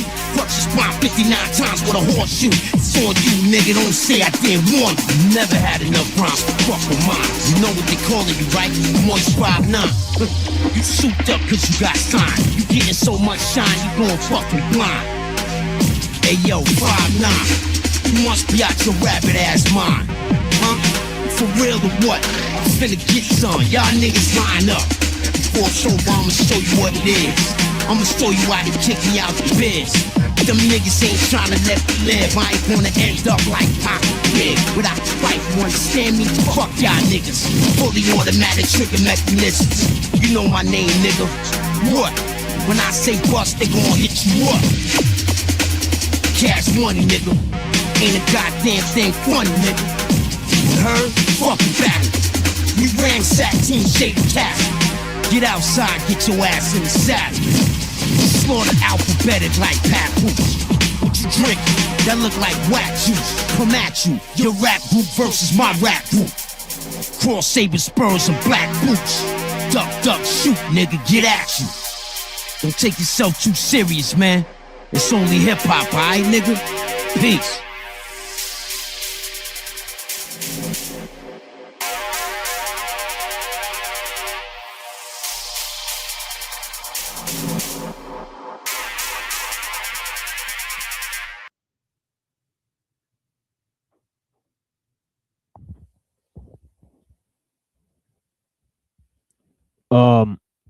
All right.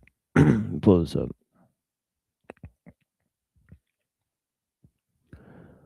So he says here, what is called spiritualism, quote unquote, or idealism, quote unquote, is usually only a sort of transposed materialism. And this is true not only of what we have termed, quote unquote, neo spiritualism, but also of philosophical spiritualism itself. Even though this holds itself to be the opposite of materialism, he says. Indeed, spiritualism and materialism, in the philosophical sense of these words, cannot be understood apart from each other, he says, being merely the two halves of the Cartesian dualism, whose radical separation has been transformed into a sort of antagonism, he says. Since that time, the whole of philosophy has oscillated between these two terms without being able to get beyond them. Despite its name, spiritualism has nothing in common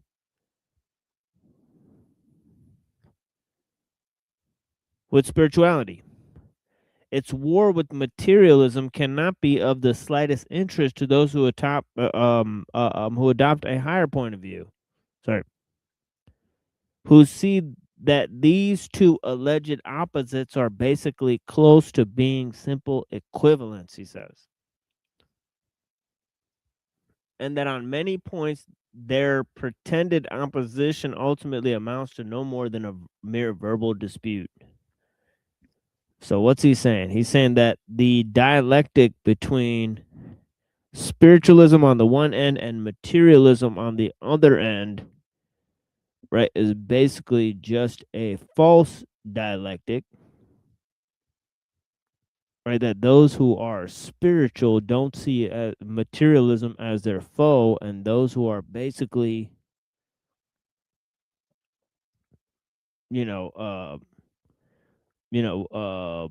materialists need not discount the existence of spiritual ideals, right? So what he's saying is that there's too sharp of a distinction drawn between these two things, right? I agree with that. Yeah. But, Yeah, it's kind of saying like it's either neither or just a mixture of these two, right?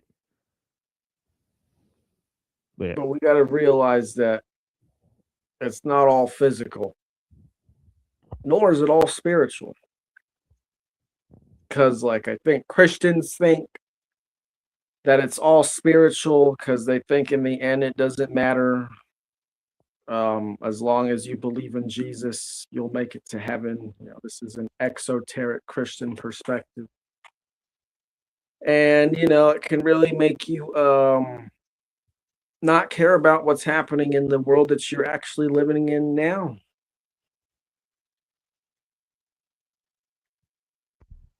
So definitely too much spirituality can be a bad thing. Yeah.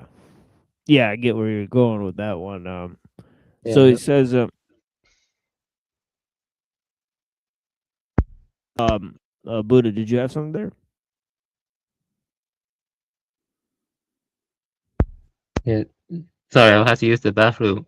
Who are you reading right now? Sorry about that. Sorry. This is A Crisis of the Modern World by Rene Okay. Guénon. Yeah, I read And I that. believe he has a like this is one of the later chapters in that. Yeah. Yeah, I read that. I read Crisis of the Modern World. Nice. Yes, Yeah, so I that's read it. cool. So we got an expert on the panel. Nice. Blessings. I appreciate you, man. So yeah, so go use the bathroom, and you've already read it, so you won't be missing much. But yeah, blessings. So yeah, I don't have that one. I have to get that one. Yeah, this one's pretty cool. Yeah, Crisis of the Modern World by Guanan and Revolt Against the Modern World by Evola. Two interesting books that look at the scientific paradigm and its limitations, right? But yeah, so let's look at this. Modern persons in general cannot conceive of any other science than that of the things that can be measured, counted, and weighed. In other words, material things. Right. Since and by the way, this is a key step towards the massification and the creation of the mass man. Right. I wonder if that has anything to do with time, because time can be measured, but it's not a material. Absolutely, because time starts to dominate over nature, right? I think because how progress is it's all driven towards time, right? So it's like we have to transcend nature through time, and that's kind of like what the whole model becomes, in my opinion, right? So I think time starts to become hugely important, but it's like they're creating the time, right? So it's like they want to accelerate the time, so they want to control time is like controlling reality in a way for certain people. And then you see like a lot of magical practices, right? It's all about the moment and the particular time and the season, and it's all about controlling nature through the seasons, and so there's a lot of time magic. And of course, there's also this notion of templexity, right? Of how technical complexity affects time, right? And our understanding of time. It creates ontologies, right? Like, for example, archaic revivals and lost futures, right? That then start to supersede and proceed into the scope, right? So there's all sorts of time. Yeah, like retrocausally even. Yeah, I get that. That's cool. It could, yeah. Yeah, so, retrocausal is sort of like the eschaton, right? That is literally what the idea, right, that they're pushing, right, for the generation of the singularity, right? So they are pushing the idea of the eschaton already. So, anyways, so Yeah, let's see it's crazy, right? Yeah. It's crazy, but I mean, it's cool, sort of, in a way, but also scary. Yeah, I think Guanan would possibly definitely reject that idea, but he would kind of obviously there's important antecedents, but let's take a look at this. He says this tendency has reached the point of the tendency to reduce things to quantitative point of view, right? And to reduce quality to quantity, right? This is the tendency he's talking about. This tendency has reached the point of supposing that there can be no science in the real meaning of the word, except where it is possible to introduce measurement, and that there can be no scientific laws except that there express quantitative relations. It is a tendency which arose with the mechanism of Descartes, right? Since then, it has become more and more pronounced, notwithstanding the rejection of Cartesian physics.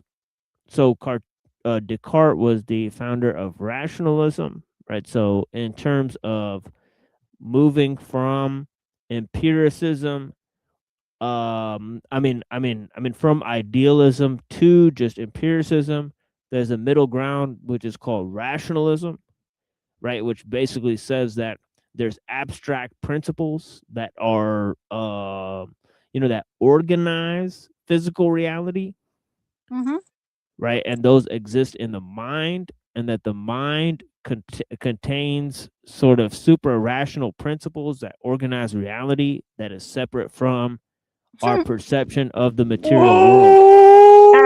It can happen that way. Yeah. It can happen that way, but not often.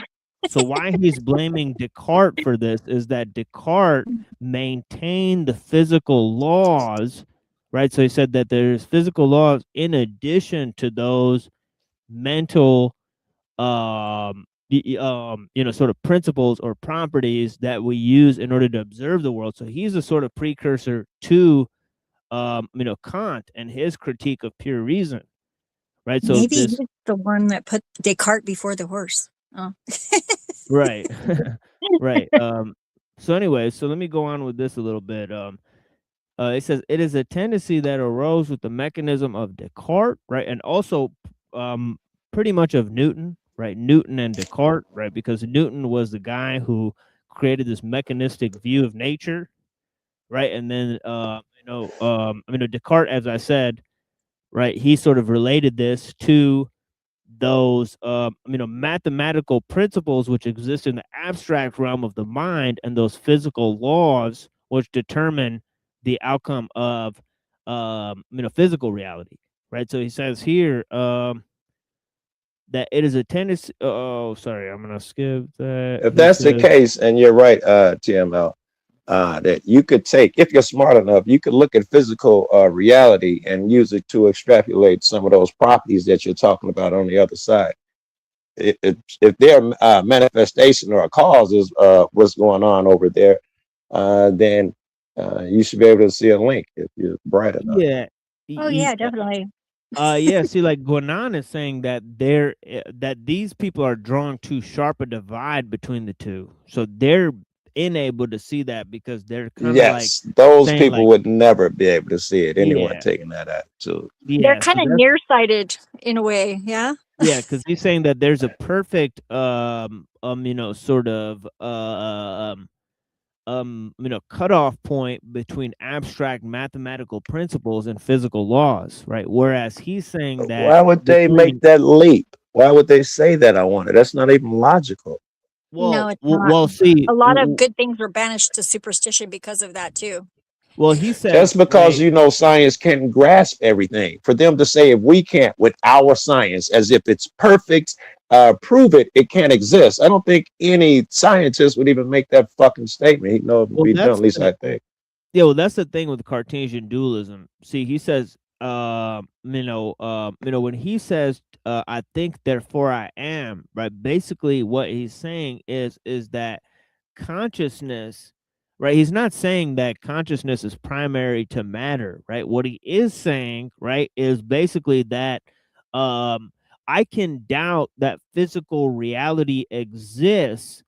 It's only my perception of the physical reality that causes me to understand that it exists, right? So he's saying that I perception love it. exists in the mind, right? So he's I not saying love that there's that the consciousness is generating the physical reality or that it's primary to it, but he's saying there's a one-to-one relationship between the two. So what he's actually saying is a much But more it's actually recursive, yeah. yeah, but what he's actually saying is a much more moderate statement, right? So people use that and basically misinterpret Yes. that, right? And then apply it to saying, well, I could think and be whatever I want, but he's not really saying that, right? So Right. that's the inherent limitation of what he is saying. But anyways, Yeah. let me move back to the text here. Yeah, limited. That's good. Yeah. I mean, people thinking limits are bad. Limits can be good. They're not all bad. Oh yeah, actually freedom, as I discussed on another show, it basically should require the notion of limitations in order to surpass or understand or Yes, to really be exemplify worthy in some ways. To Nature even can be teach you not to- worthy. Right, nature will teach it to you, right? Right. So okay, so let's go on for a second here. He says it says okay, I'll just start here. He says it is a tendency that arose with the mechanism of Descartes, since that has become more and more pronounced, notwithstanding the rejection of Cartesian physics. For it is not bound up with the particular physical theory, but with a general conception of scientific knowledge. Okay, so he's not talking about his physical theory, right? He's talking about his conception of how scientific knowledge arises, which I Scientific. Very explained to you good. guys. That can make me feel better. Yeah. Yeah, because I explained to you guys that his physical theory isn't just reducing everything to the material, right? But his idea of scientific knowledge, it pretty much is, right? So I so that's guess really what he's talking about. because Yeah. he'd be using physical laws and that type of stuff in Exactly. his calculations. Yeah. Exactly, right. Right. So he says today today attempts are made to apply measurement even in the psychological field. See, that's a very dangerous place to apply this measurement. Why? Because you could basically then say you could calculate man's emotions, his sentiments, right? Right. Then man becomes reducible to like basically the material, and also becomes calculable. And that's one thing that we should possibly stay away from. Like, remember in the last one, check this out what he said in the last one, right?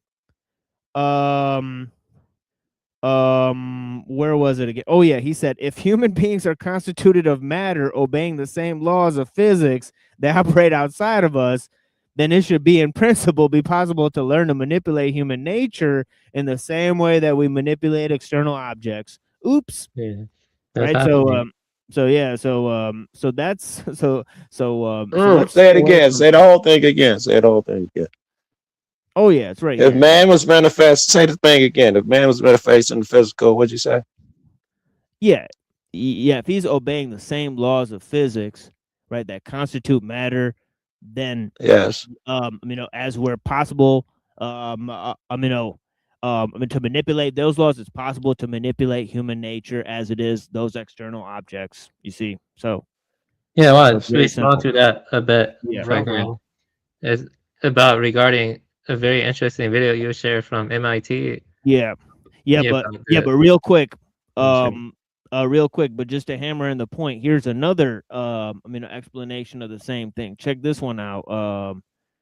Here, hold on, let me pull this one up because this one was good, and then Buddha's gonna explain something about. All right, I just got the damn quote you said. It took a while, but I got it. Yeah, check this one out. Modern man denies himself every metaphysical dimension and considers himself a mere object of science, but he screams when they exterminate him as such. Ooh. Everybody want to go to heaven. Nobody wants to die. That's the same thing, just said a different way. So, well, nobody wants to, but you don't actually, probably. Yeah. I think. Yeah. So, Buddha, you had something. Go ahead. Yeah, I was gonna say something. It's actually related to something you shared from MIT. Remember the video you shared, autonomous and non-surgical brain implants. And so it can basically pass the nanoelectric chips that could be injected into the body, and it can autonomously cross the blood-brain barrier and implant themselves into brain tissue. I watched that video again. Wait. Yeah, if I can, and I wanted to add to it. If I can add to it, and you still hold your thought. If you think it not, you can't. Sure. I was just gonna say I saw an article that I think is saying the same shit you said. So I'll tell my article later. But I think I heard what you're talking about. Go ahead. Yeah, I would like to see the article. Yeah, while you talk, then I'll I probably got a wrench, and I'll find it and put it in chat. So basically what MIT Press, what they're talking about is like spraying it on the foods or injecting you, and then they can have nanoelectrics that bypass the blood-brain barrier. Or if they do that, what they want to do is gather the data of the neural activity, the bioelectrical activity, and then send it to the cloud, and then it's pre-processed, and they can improve the predictive models, and they could theoretically stimulate certain brain pathways or neurons, and it's like optogenetics. I'm not sure if you heard of optogenetics. Shit. Yeah, like the optogenetics, they put something in the rat or mice, and they can alter their behavior with flashes of light. Flashes of light. They can use flashes of light to I thought they got to put a chemical in them first. You're saying they put something else in them? Yeah, they put a chemical in them first, and then they can do it. Yeah. Then they can manipulate them with flashes of light and stuff. And so I would say that in terms of, you know, the felt sensations and your behaviors that can be manipulated, but in terms of the Buddha nature, which is indestructible, which is like the signless, non-abiding awareness, that can never be a panel. That can never be. I would love to hope you're right. You know, I'm a fan of God, and I saw like need is a little yes. You know, you cannot be overcome. Shit. That You know what's article really is weird though? They in actually. the chat. TML. Oh, awesome. They also did a study on, I think it was some sort of rodent. I'm pretty sure it was probably like hamsters or something. There was they found that there was some kind of hamster that was, there was certain ones that were monogamous, like in one area of the world, and then they found the like genetically exact ones that were like non-monogamous, and they figured out how to turn on the switch of for monogamy. Interesting. That's Yeah. fucking crazy, yo. It is, right? Yes. The article that I'm Yeah, talking actually, I know what about. you're talking about. They've done similar experiments on the endocrine system and, you know, and gonads of birds. You know, like they can, you know, like make the bird more homosexual or something. I can find that study if you're That's interested. Yeah, heavy. this isn't that great of a thing though, that we know this just yet. And it's interesting to me that they have that capability to turn on shit like that, even in animals being monogamous and shit. I need to Well, calculate we when are I think animals, about how evil so these fucks are, though. I didn't even know they had the ability to do it in rats. So when I'm thinking how evil these motherfuckers are, this is another tool I have to assume that they could have and probably are on humans because they have no limits. And if I could say, the article is a guy who here got convicted. What he's trying to do is put computer to human brain, and he'd been doing it in monkeys, and so he could just put the AI in their brain, and you somebody, y'all look at the article and it'll tell you much better on how. But he got convicted of the shit over here. China snatched him up, gave him a bunch of bread, put him in the head of a whole institute over there, and he is head of their AI can go in the brain shit over there. So it's a Harvard grad, NASA scientist and all of that shit. He got convicted over here. It was a big old thing, and China snatched him up. I thought that was interesting. Yeah, so you know, without understanding, right, basically what consciousness is, they're able to manipulate the psychological field, and this presents a huge danger, right, in our capacity not only to understand humanity, right, that human beings can be reduced, conditioned, but also the fact that human beings are made the objects of psychotechniques, one of the main subjects that we're going to be talking about on this show. But anyways, let's move back to this article. I'm not really an article, it's part of a book here, The Crisis of the Modern World. It says the very nature of he says today attempts are made to apply measurement even in the psychological field, the very nature which excludes such a method. The point has been reached of no longer understanding that the possibility of measurement derives from a quality inherent in matter, that is to say, from its indefinite divisibility, or else it is thought that this quality is found in all that exists, right, which comes to the same as materializing, right? So they're assuming that this stuff is reducible, right? So this gets to the notion, which I talked about in ancient Greece, right? It's as old as the pre-Socratics, right? The notion of the uncuttables, right? They actually thought that if you keep on cutting, right, matter would be reduced to an uncuttable, right, which they called atoms. Right. So, of course, there's no point in assuming that something like this exists. And, of course, modern scientists, they have a problem figuring out what is the basis of matter. Right. For example, even better yet, you can say that we know for sure that it can't be measured. That you can never pin a thing down to actually say where it is and all of that stuff. The Heisenberg uncertainty principle. So for us to be saying like one of the guidelines is you must be able to physically measure it, but actually if you really want to get precise in your measurements and try and get way down in there and pin it down, the thing ain't even where you said it was going to be, and it's moving around. It's still going to show that it is not measurable on the big scale and the So micro he's saying, scale. so he's saying that if you can't reduce physical matter to the principle of measurement, you know, how much more, you know, can you reduce human beings? So he says here, then he says, as we have said before, matter is the principle of division, and of all that is multiplicity. So obviously, right, we talked about that, this idea of the one and the many, right? Yeah. That in order to have matter, you have to have A, becoming, and B, multiplicity, right? So then it says the predominance given to the quantitative point of view, a predominance to be found, as we have already shown, even in the social domain, is thus really materialism in the sense that we defined above.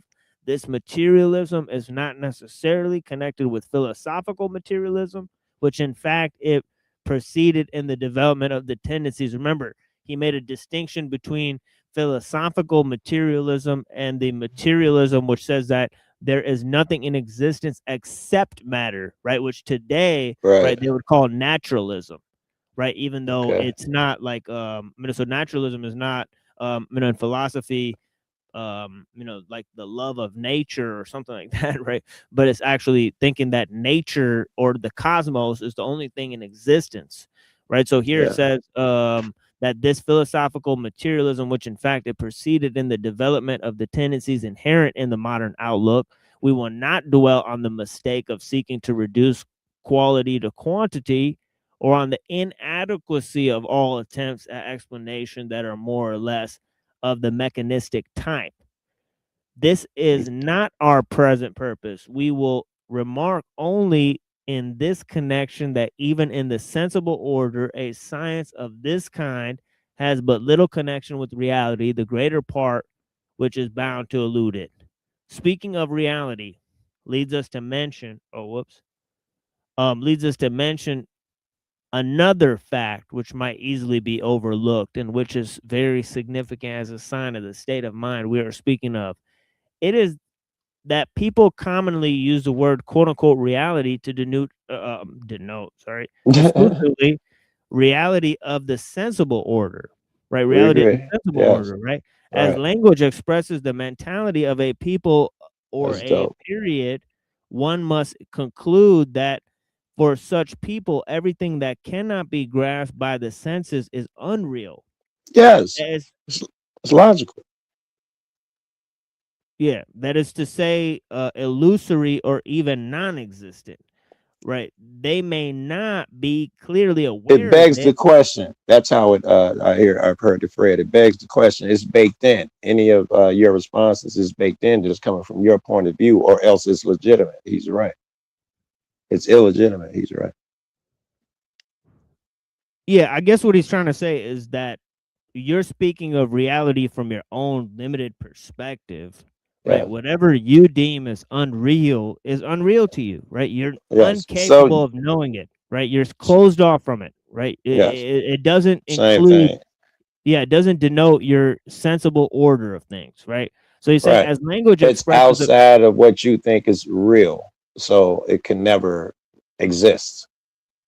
right. So he's By basically definition, it won't exist. All right. yeah, Okay. he's kind of like laying down this notion of like kind of like later what would be defined as a paradigm, right? So he kind of Okay. says like, in this sort of paradigmatic view, you can't reach outside of it to find anything outside of it. So he says here, right, that is to say, illusory or even non-existent. They may not be clearly aware of it, but this negative conviction is nonetheless deeply held.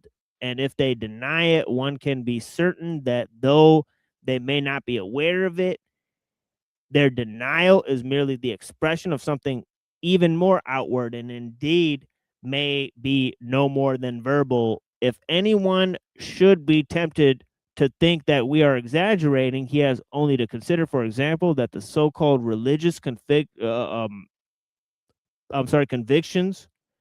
right? I think I almost said convictions, right? of many people amount to, namely, a few notions learnt by heart. I should pull up this text on the screen because I'm now reading it inside of this little StreamYard window, which is kind of retarded. But yeah. I'm not even looking at the phone, so I'm dependent on you. Yeah. So-called religious convictions of many people amount to, namely, a few notions learnt by heart in a purely mechanical and schoolboy way, which they never assimilated, to which they never have devoted serious thought. Yeah, chase the logic behind it. Yeah. Right. But which they store in their memory and repeat on occasion as part of the certain convention or formal attitude, which is all they understand by the name of religion. We have already spoken of this minimization of religion, of which the verbalism in question represents one of the final stages. And it is this that explains why so-called believers in no wise fall in short of unbelievers as regard to practical materialism. Right? We shall return to this point later, but we must first first we must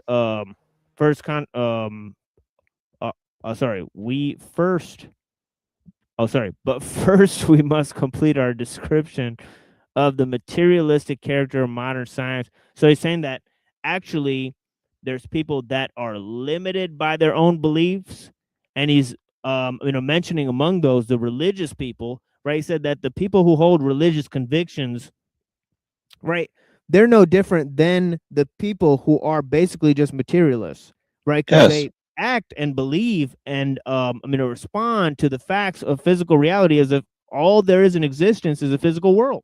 Yes, so even though theirs comes from a different area, apparently, no, it's the same rules in a different form. I get it.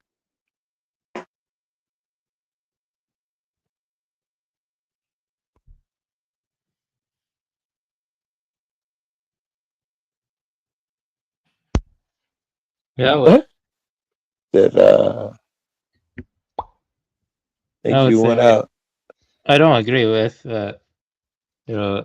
going on or evolve on everything, but they're right that the materialism is a big problem because they think that all of the contingent facts of materialistic science must be subordinated to the transcendental purpose, the principle, the transcendent principle that they see it, because they were heavily influenced by Adi Shankara. Like I think if Guinan has one book called Signs or Symbols, he talks a lot about Adi Shankara on that one. And so the higher principle of unity, which is metaphysical and non-materialistic, all the contingent facts are subordinated to that. And he talks about how he actually does say some similar things to Elo. I did give one quote that was very reminiscent of Elo and such. I agree with that, but I will say that the facts are more dangerous than we think, though, and that we can't dismiss it, though. But at the same time, when it comes to philosophy, I feel we have to be anti-materialistic, though, because I don't think materialism has strong argumentation, but the contingent facts, they are dangerous and stuff. You don't think materialism has a strong foundation or whatever within the philosophical realm? It doesn't have a place over there, really. Materialism, is that what you're saying? Yeah, I think the Scribina, I don't think mind can emerge from non-mind. I don't think mind can emerge from the absence of mind. Either mind is latent and phenomenon, or mind is the foundation of all reality. And so, I think I understand, and I think I agree with you. And I just wanted to make sure I heard what you were saying. But we could make life less conducive to enlightenment or recognition and stuff because of the higher principle and stuff. So basically from the I wrote a summary of the crisis of the modern world. They talk about anti-traditional path. It's about perverting the sacred order and severing knowledge from metaphysical unity. From a profane standpoint, contingent facts are treated as if they stood alone, detached from the supra-rational unity that grounds them. In the traditional view, however, sciences, and social forms must be subordinated to the timeless principle of unity, the summit of the hierarchy, from which temporal multiplicity, matter, division, quantification, and individuation precedes and derives meaning. Yeah. So I agree with him on that, but some other stuff I don't agree with on Gwinnett. But yeah, I think it's stuff about how contemplation is superior to action. That's kind of interesting. How what's superior to action? Contemplation? I don't think I'm contemplation. Yeah, It's superior. Einstein says something like that. Imagination is more important than knowledge. I think Einstein would agree with that. Contemplation. Wait, which is he saying? That's what Gordon said. That's a word, contemplation. That's great. I love that Right, word. exactly. Oh, if it's a word, all right. Or is it a word? Now I'm high as fuck. Y'all gonna have to be very direct with me. Is it a word? Contemplation? It is now. All words are made up. I don't know if somebody else said it, but it's the word now. It's not, Right. we made Let's sure just of it go with now. it, right, exactly. Yeah. I love it all, bro. I love It's so all good. I'm that going to write shit. it down. Wow. Good job. Hey, here, I'm gonna take it off. I know, and you're on a roll. I probably shouldn't do this, but I'm gonna say it anyway because I don't have that. I was hitting a bunch of panels, and right here, I saw a panel that Flo was on. I can't think of this chick I met. I don't know where I met her, but I remember telling you I'll help you out and support your channel because of whatever. That's the first time I was seeing it over there. And so on that phone, well, anyway, on that phone, like you know what phone that is. On my other phone, whatever you want to call it, I had that. And then when I picked this phone up, it come to my subs, and you popped up. My first thought was, if this is the first time it was clear to me, that's play, this is school. That was the first time that was my thought, man. When I saw it, that's like, this is your decision. Both are fine. Sometimes you like to play, but I had never made a distinction that that this is school, and sometimes this is me willingly going to school. Well, welcome. Happy to have you as a classmate and a teacher. Yeah, but on that note, be a teacher. Yeah, but on that note, we got some other stuff. On Guanan, and then on Evola, right? So we'll go with that, and then we'll go with Mumford.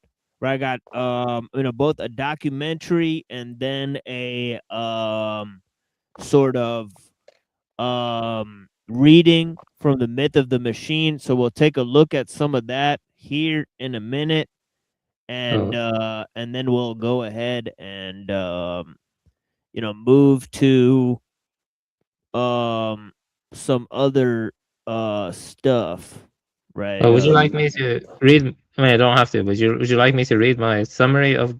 Yeah, sure. Sure. Go ahead. Yeah, this would be a perfect time to do that now. So go ahead, Buddha. You want to get? Yeah, I'll go ahead and do that. Yeah. So let me get that summary. All right. Let me get the summary. Give me give me 30 seconds. I'll get the summary. Yeah, for sure. Here, I'll go actually, actually, in that much time, why don't I take a little musical interlude right here? And actually, let me see if I actually talked about Myth of the Machine last time. Did that even happen? Was that a thing that I did? Oh yeah, it looks like I did not. Yeah, I came back to Guanan, and then I seemingly ended the show. Okay, so we did not look at Mumford last time. We only looked at Elul. All right, so that's fine. Anyways, yeah, so okay, here you go, Buddha. Oh yeah. Music first. Music break first. Sorry, I forgot about that. Yeah, so music first. Hopefully we don't get canceled. So it is what it is. We've been getting banned a lot. So blessings to the people. I'll have to take away 2 parts of this video for that reason. Right, Yeah. so 2 parts of this video will be maybe too spicy to play on the stream, so we'll just kind of like not. I'll try to like switch the screen, so hopefully it does that. So yeah, so we'll be right back. Blessings to the people.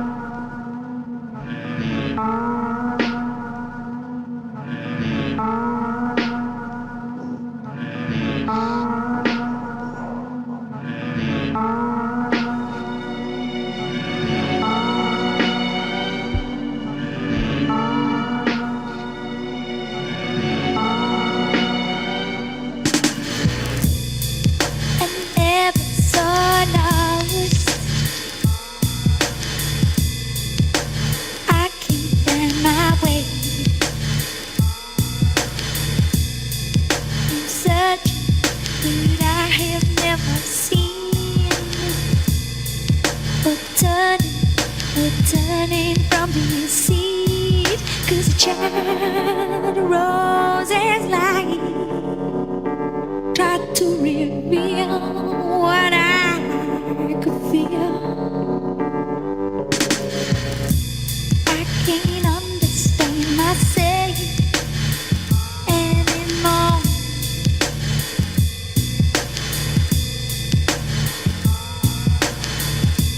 Cause I'm still feeling lonely, feeling so unholy. Cause a child roses light tried to reveal what I could feel. I'm lonely, just won't leave me alone.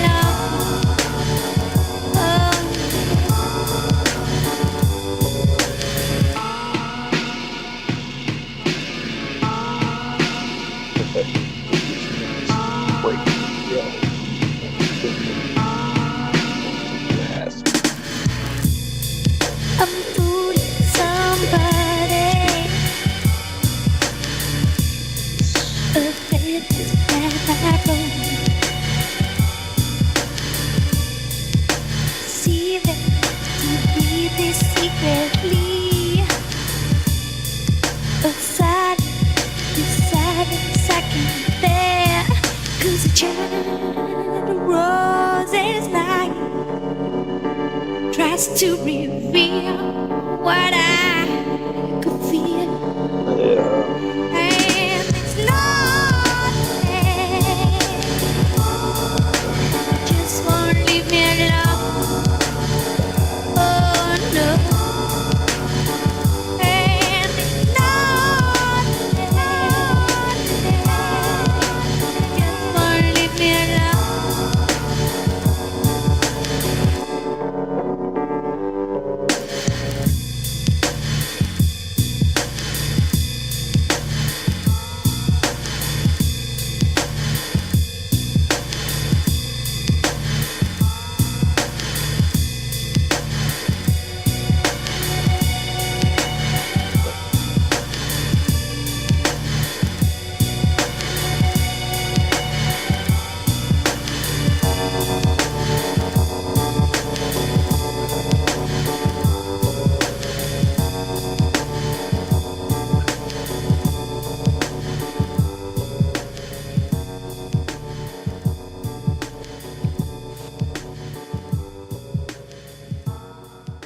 Yeah, I gotta turn my shit back down. I had that shit full throttle.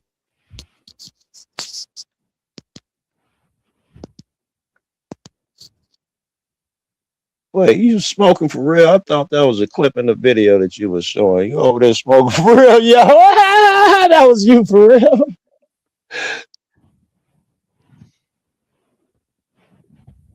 So I'm gonna read this review. It's kind of short. It's not that long. So the crisis of the modern world is Corvid Buddha. The crisis of the modern world by Rene Guénon is a strikingly prescient book.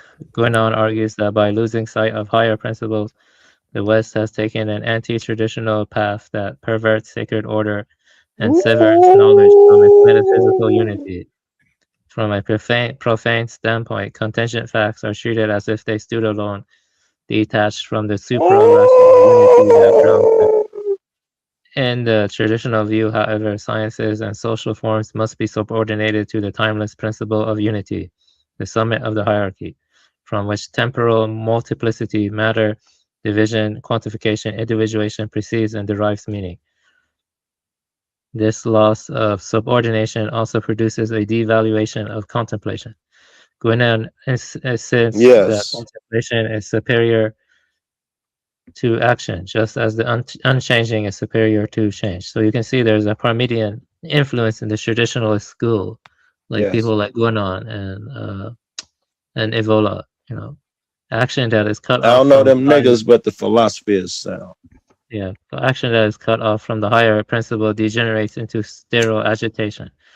Modernity flips the order, enthroning praxis in utility while denying or trivializing higher knowledge. What follows is a civilization centered on production and mechanization. Yes, that's what we're left with. Yeah, industry ceases to be an application of knowledge and becomes its very justification. Specialization fragments understanding, and the drive for speed and novelty becomes an end in itself. In such conditions, the relative usurps primacy over the transcendent, and technique expands while wisdom recedes. Historically, Guinan locates the decisive breach with tradition, not in the Renaissance, but earlier, in the 14th century, after which the West advanced an anti-traditional mentality that elevates individualism and later democratism, dissolving supra-human order. His core axiom here is simple. The higher cannot proceed from the lower. See, the higher cannot proceed from the lower. This is Guinan's point. Where power comes from below, true hierarchy and spiritual authority evaporate. Yes. So the social and psychological consequences are familiar. Modern society manufactures artificial needs faster than it can satisfy them. It's kind of like the surrogates that Teddy talks about. Material production eclipses the contemplative life, and the overall direction is outward, downward, and dispersive. For Guinan, Western encroachment abroad spreads not just commerce, but the deeper poison of materialism that kills spirituality at the root. Without attachment to the higher principle, all action is in vain. See, so that's who you reading that, man? That dude impressed the fuck out of me. Who was that? Who wrote that?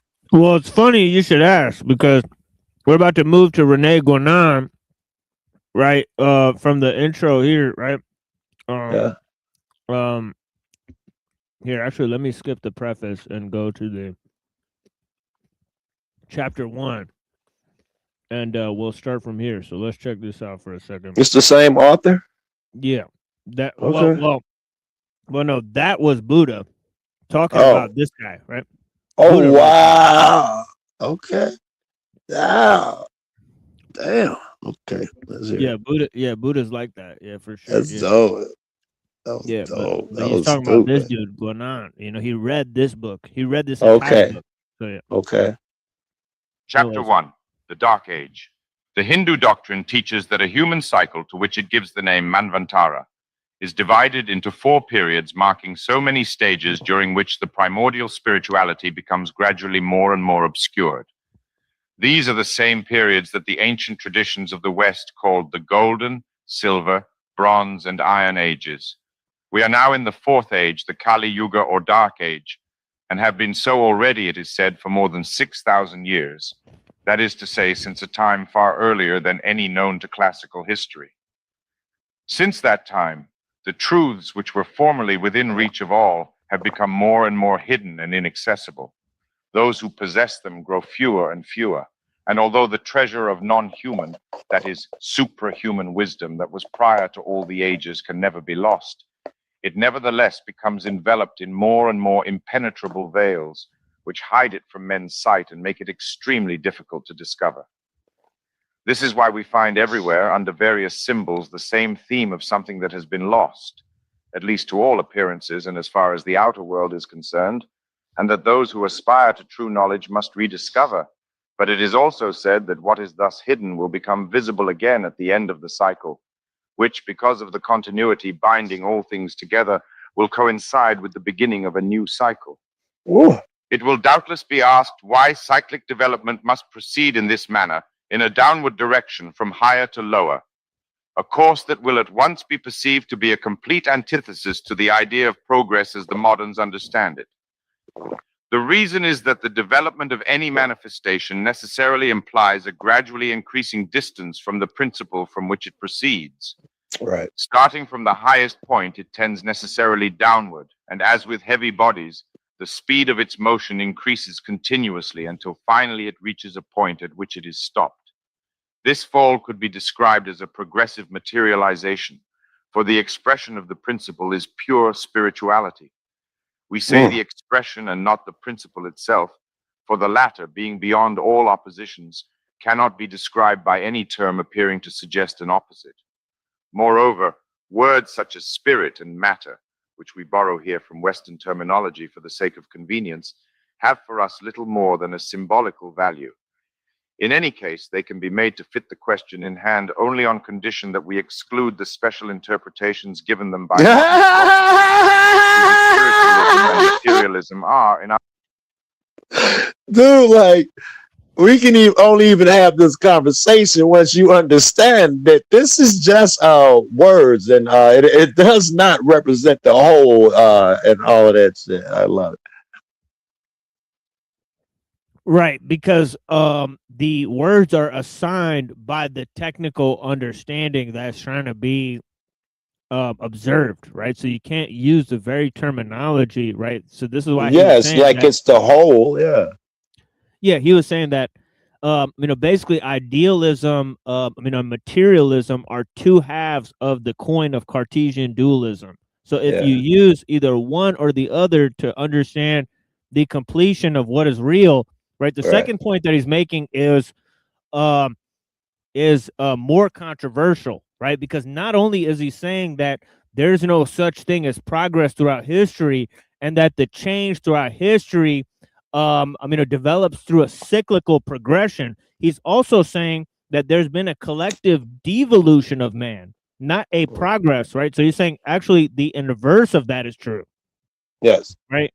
So that second point is he's saying that more and more, right, man will discover that the myth of progress is actually false, right? Yes, that there hasn't, and he says that this is basically apparent within metaphysics, right? He says that if you have nothing, from nothing, nothing comes, right? Whatever comes forth from something that is most likely fully developed, right? And perfect in its own right.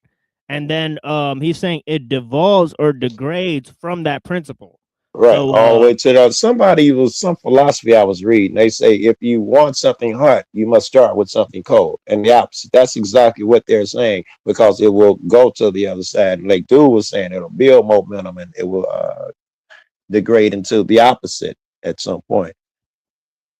Yeah. Well, heat transfer, much like time, only moves in one direction.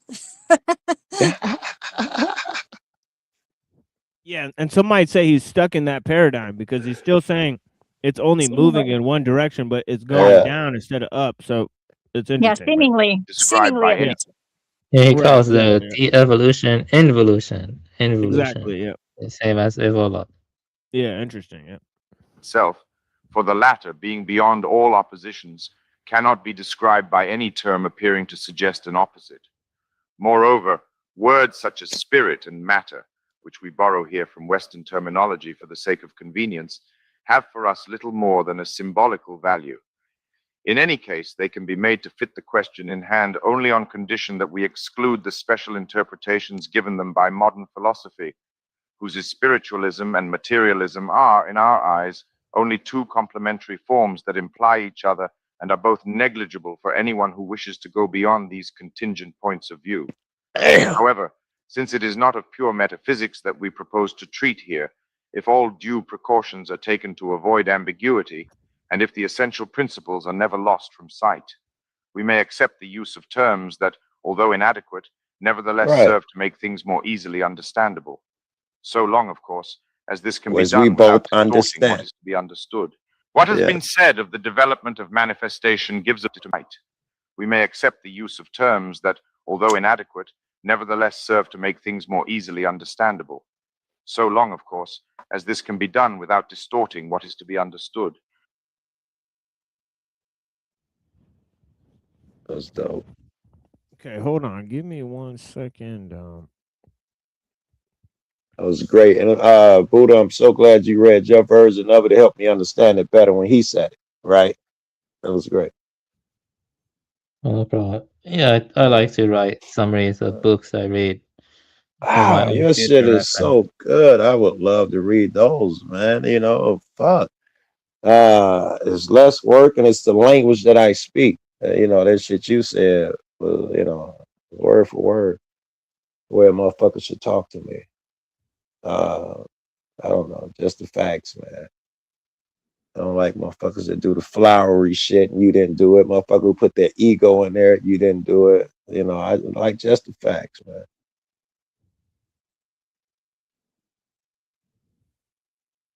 This dude here was putting on ego. He felt what he was saying. He was feeling ego, which is how I talk to. Oh, I thought that was great. It's the same shit that everybody knows and everybody talks about that. And everybody bright that understand when I'm talking about a thing. It doesn't mean it's the thing. It's just part of a descriptor of it. That's all he is saying, but he's saying it with much more arrogance and I don't know, and some good shit too.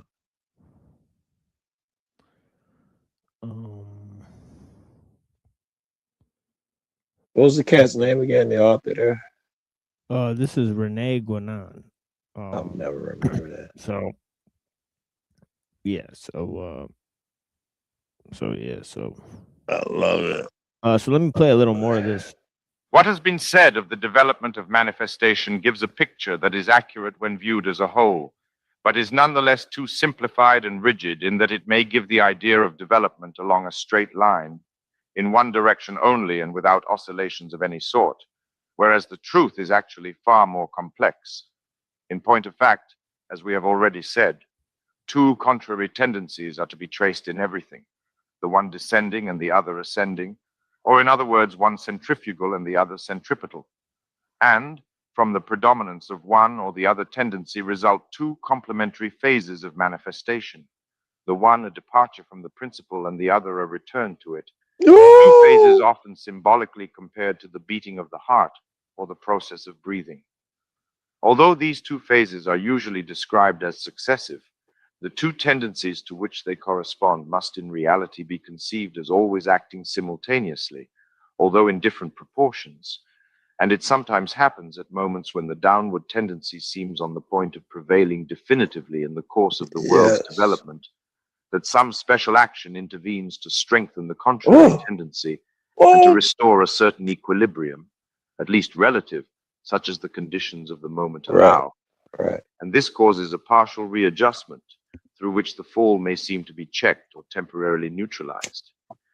It is obvious that these traditional data, of which we can give only a bare outline here, open the way to conceptions that are deeper, wider, and altogether different from the various attempts at a philosophy of history that are so popular with modern writers. However, we have for the moment no intention of going back to the origin of the present cycle, or even to the beginning of the Kali Yuga. We shall only be concerned directly, at least, with a far more limited field, namely with the last phases of the Kali Yuga. Actually, within each of the great periods of which we have spoken, it is possible to go further and distinguish secondary phases constituting so many subdivisions of it. And since each part is analogous after its own fashion to the whole, these subdivisions reproduce, so to speak, on a much smaller scale, the general course of the greater cycle in which they are contained. But here also a complete investigation of the ways in which this law applies to particular cases would carry us beyond the limits of the present study. We shall conclude these preliminary remarks by mentioning only one or two particularly critical periods among those through which mankind has more recently passed. That is, among those falling within the period usually called historical, as it is in fact the only one really accessible to ordinary or profane history. And this will lead us directly to the real object of our study, since the last of these critical periods is none other than the one that constitutes what is termed the modern age. Okay, so let's go to actually, let me actually give me a second and play a little bit of this, and then we'll move on to Mumford. Yet another thinker that's going to lay down some of the similar points. Can I ask a question? Julia, Yeah. If you were to recommend someone to read Mumford or Skolimowski next, who would you recommend to read next? I want to read Skolimowski or Mumford next, but I don't know which one to read. I guess Mumford, because he's older. I don't know. I guess that's what I would say, right? Because Mumford, right? Because Skolimowski would have read Mumford, right? At least, some of his stuff, right? But yeah, give me a second. I'll be right back in here. Looks like the screen share is not working for some reason. Yeah. Well, you can get the link to me and I can share it or something if you want to. No. Let me just reset the StreamYard, and it'll only take a second. See you So later. yeah, give me a second. Yeah, I think foundationally that's a smart thing to do, but like realistically, I don't know. Sometimes it's easier for me to read through history backwards, because then you discover like the holes more easily, like because you already have the foreknowledge once you get to those histories. All right, let me do this thing where I share the screen here. All right, here we go. Oh wait, why is that still black? All right. It's Evola. Oh no, there it Revolt is. Can you guys hear that? Yeah, we can hear that. See it. All right. Si, senor. All right. Against the Modern World. Translated by Guido Stucco. 35th chapter, The Regression of the Castes. As my intent was to offer a bird's-eye view of history, in the previous pages I have presented all the elements necessary to formulate an objective law at work in the various stages of the process of decadence, that is, the law of the regression of the castes.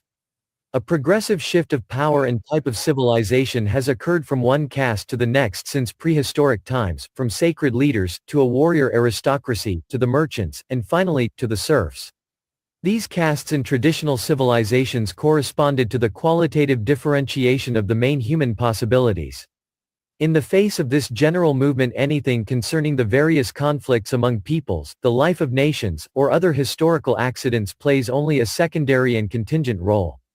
I have already discussed the dawn of the age of the first caste. In the West, the representatives of the divine royalty and the leaders who embody the two powers, spiritual and temporal, in what I have called spiritual virility and Olympian sovereignty, belong to a very distant and almost mythical past. We have seen how, through the gradual deterioration of the light of the North, the process of decadence has unfolded. In the Ghibelline ideal of the Holy Roman Empire, I have identified the last echo of the highest tradition. Once the apex disappeared, authority descended to the level immediately below, that is, to the caste of the warriors. The stage was then set for monarchs who were mere military leaders, lords of temporal justice and, in more recent times, politically absolute sovereigns. In other words, regality of blood replaced regality of the spirit. In a few instances it is still possible to find the idea of divine right, but only as a formula lacking a real content. We find such rulers in antiquity behind institutions that retained the traits of the ancient sacred regime only in a formal way. In any event, in the West, with the dissolution of the medieval ecumene, the passage into the second phase became all-encompassing and definitive. During this stage, the ride cementing the state no longer had a religious character, but only a warrior one. It meant loyalty, faithfulness, honor. This was essentially the age and the cycle of the great European monarchies. Then a second collapse occurred as the aristocracies began to fall into decay and the monarchies to shake at the foundations. Through revolutions and constitutions they became useless institutions subject to the will of the nation, and sometimes they were even ousted by different regimes. The principle characterizing this state of affairs was the king reigns but he does not rule.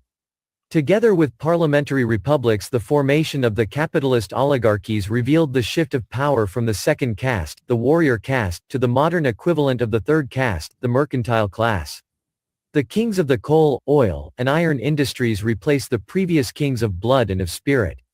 Antiquity, too, sometimes knew this phenomenon in sporadic forms. In Rome and in Greece, the aristocracy of wealth repeatedly forced the hand of the hierarchical structure by pursuing aristocratic positions, undermining sacred laws and traditional institutions, and infiltrating the militia.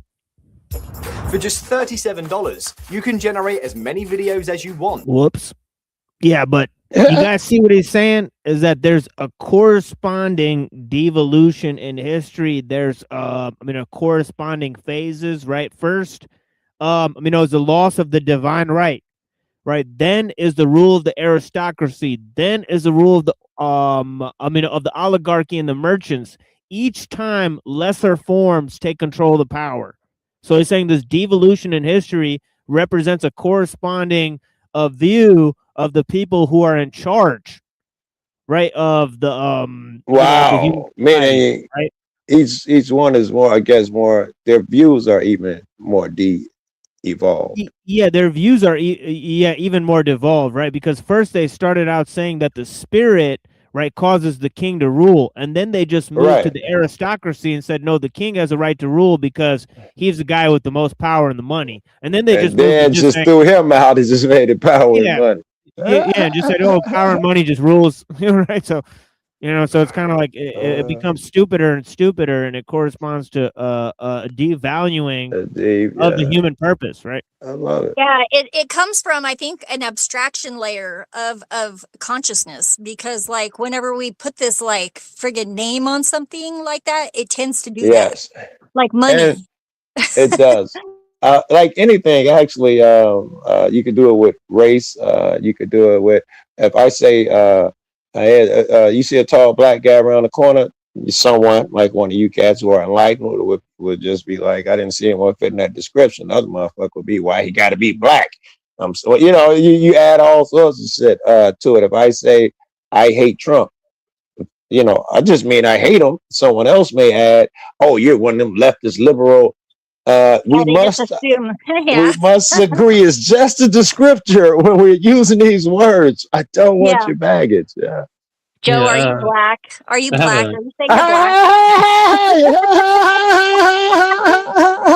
I have a summary of Revolt Against the Modern World too, if you want me to read that. I don't know how. Yeah, let's play this for like 2 more minutes and then we'll get to Buddha's review of it. Yeah, let's check it out. Oh, whoops. Here, hold on. Repeatedly forced the hand of the hierarchical structure by pursuing aristocratic positions, undermining sacred laws and traditional institutions, and infiltrating the militia, priesthood, or consulship. In later times, what occurred was the rebellion of the communes and the rise of the various medieval formations of mercantile power. The solemn proclamation of the rights of the Third Estate in France represented the decisive stage, followed by the varieties of bourgeois revolution of the third caste, which employed liberal and democratic ideologies for its own purposes. Correspondingly, this era was characterized by the theory of the social contract. At this time, the social bond was no longer a fides of a warrior type based on relationships of faith. Yeah, by the way, and this is something that's interesting to point out, right?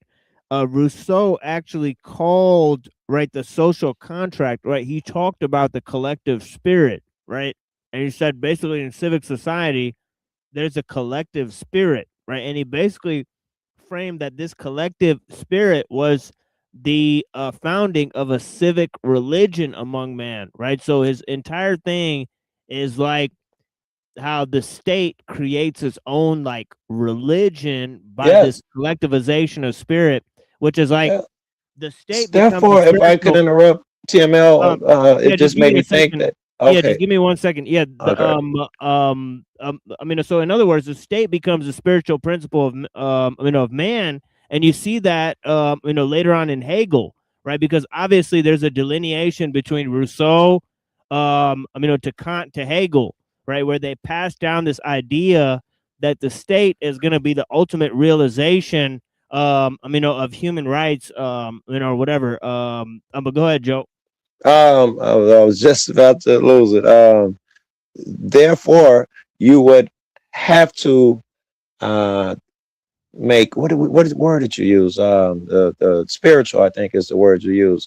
In order for this structural shit, I forgot the words, I'm losing it. But in order for that to exist, the state to exist, we'd have to get rid of the spiritual and stuff.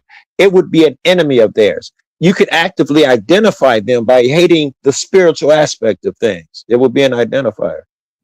Yeah, and I mean, what he's saying is that one thing that people don't think about is that the loss of the divine right of kings is part of this movement, right? So people think, well, you know, you say that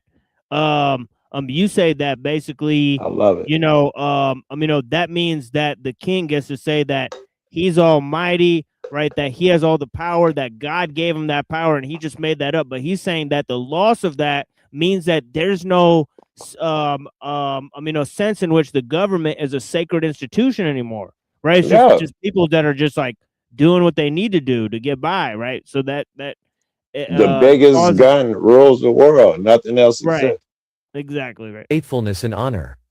Instead, it took on a utilitarian and economic character. It consisted of an agreement based on personal convenience and on material interest that only a merchant could have conceived. Gold became a means and a powerful tool, those who knew how to acquire it and to multiply it, that is capitalism, high finance, industrial trusts, behind the appearances of democracy, virtually controlled political power and the instruments employed in the art of opinion making. Aristocracy gave way to plutocracy, the warrior, to the banker and industrialist. The economy triumphed on all fronts.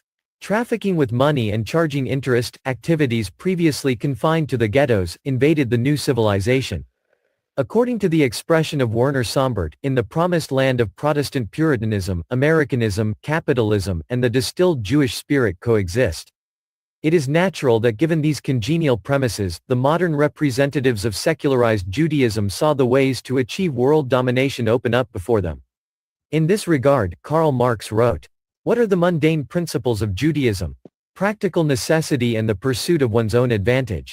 What is its earthly god?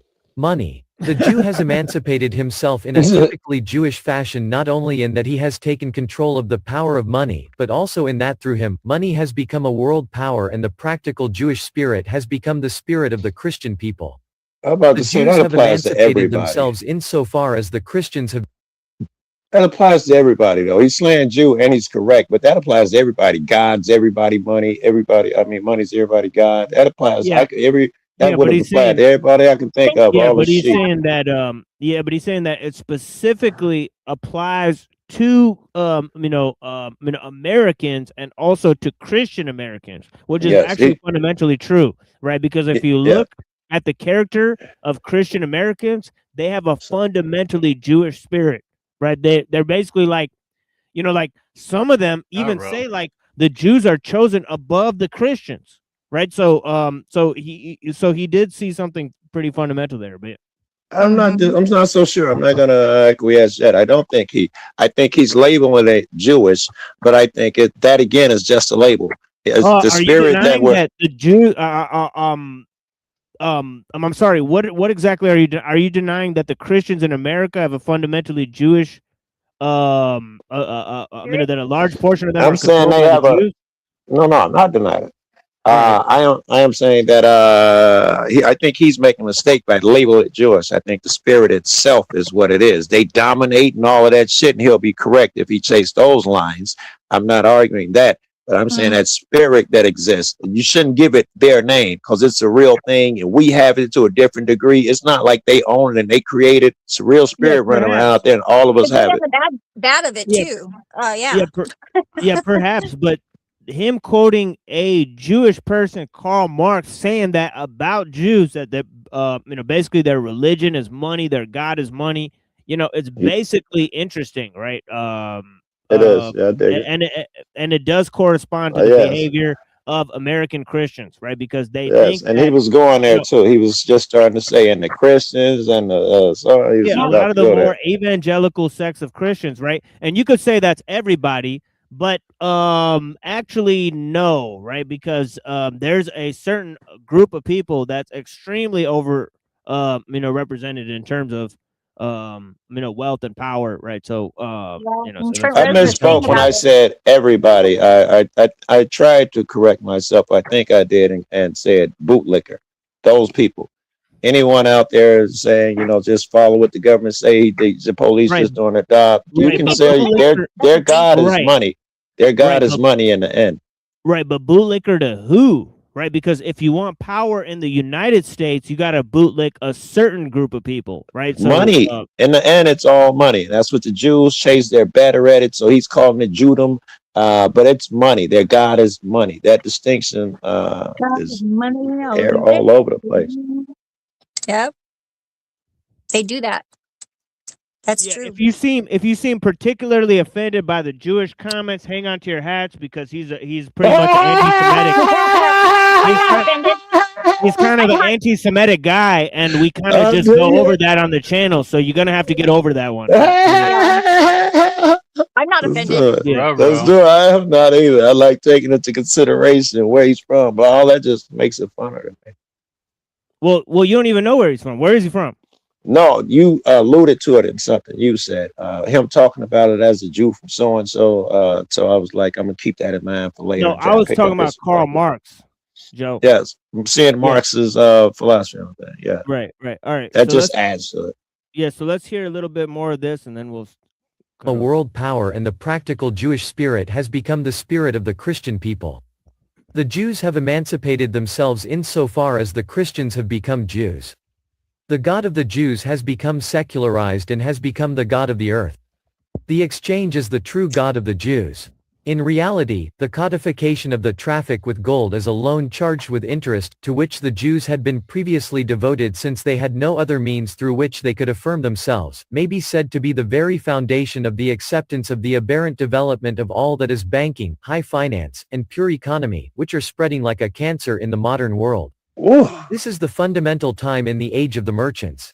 Finally, the crisis of bourgeois society, class struggle, the proletarian revolt against capitalism, the manifesto promulgated at the Third International, or Comintern, in 1919, and the correlative organization of the groups and the masses in the cadres proper to a socialist civilization of labor, all these bear witness to the third collapse, in which power tends to pass into the hands of the lowest of the traditional castes, the caste of the beasts of burden and the standardized individuals.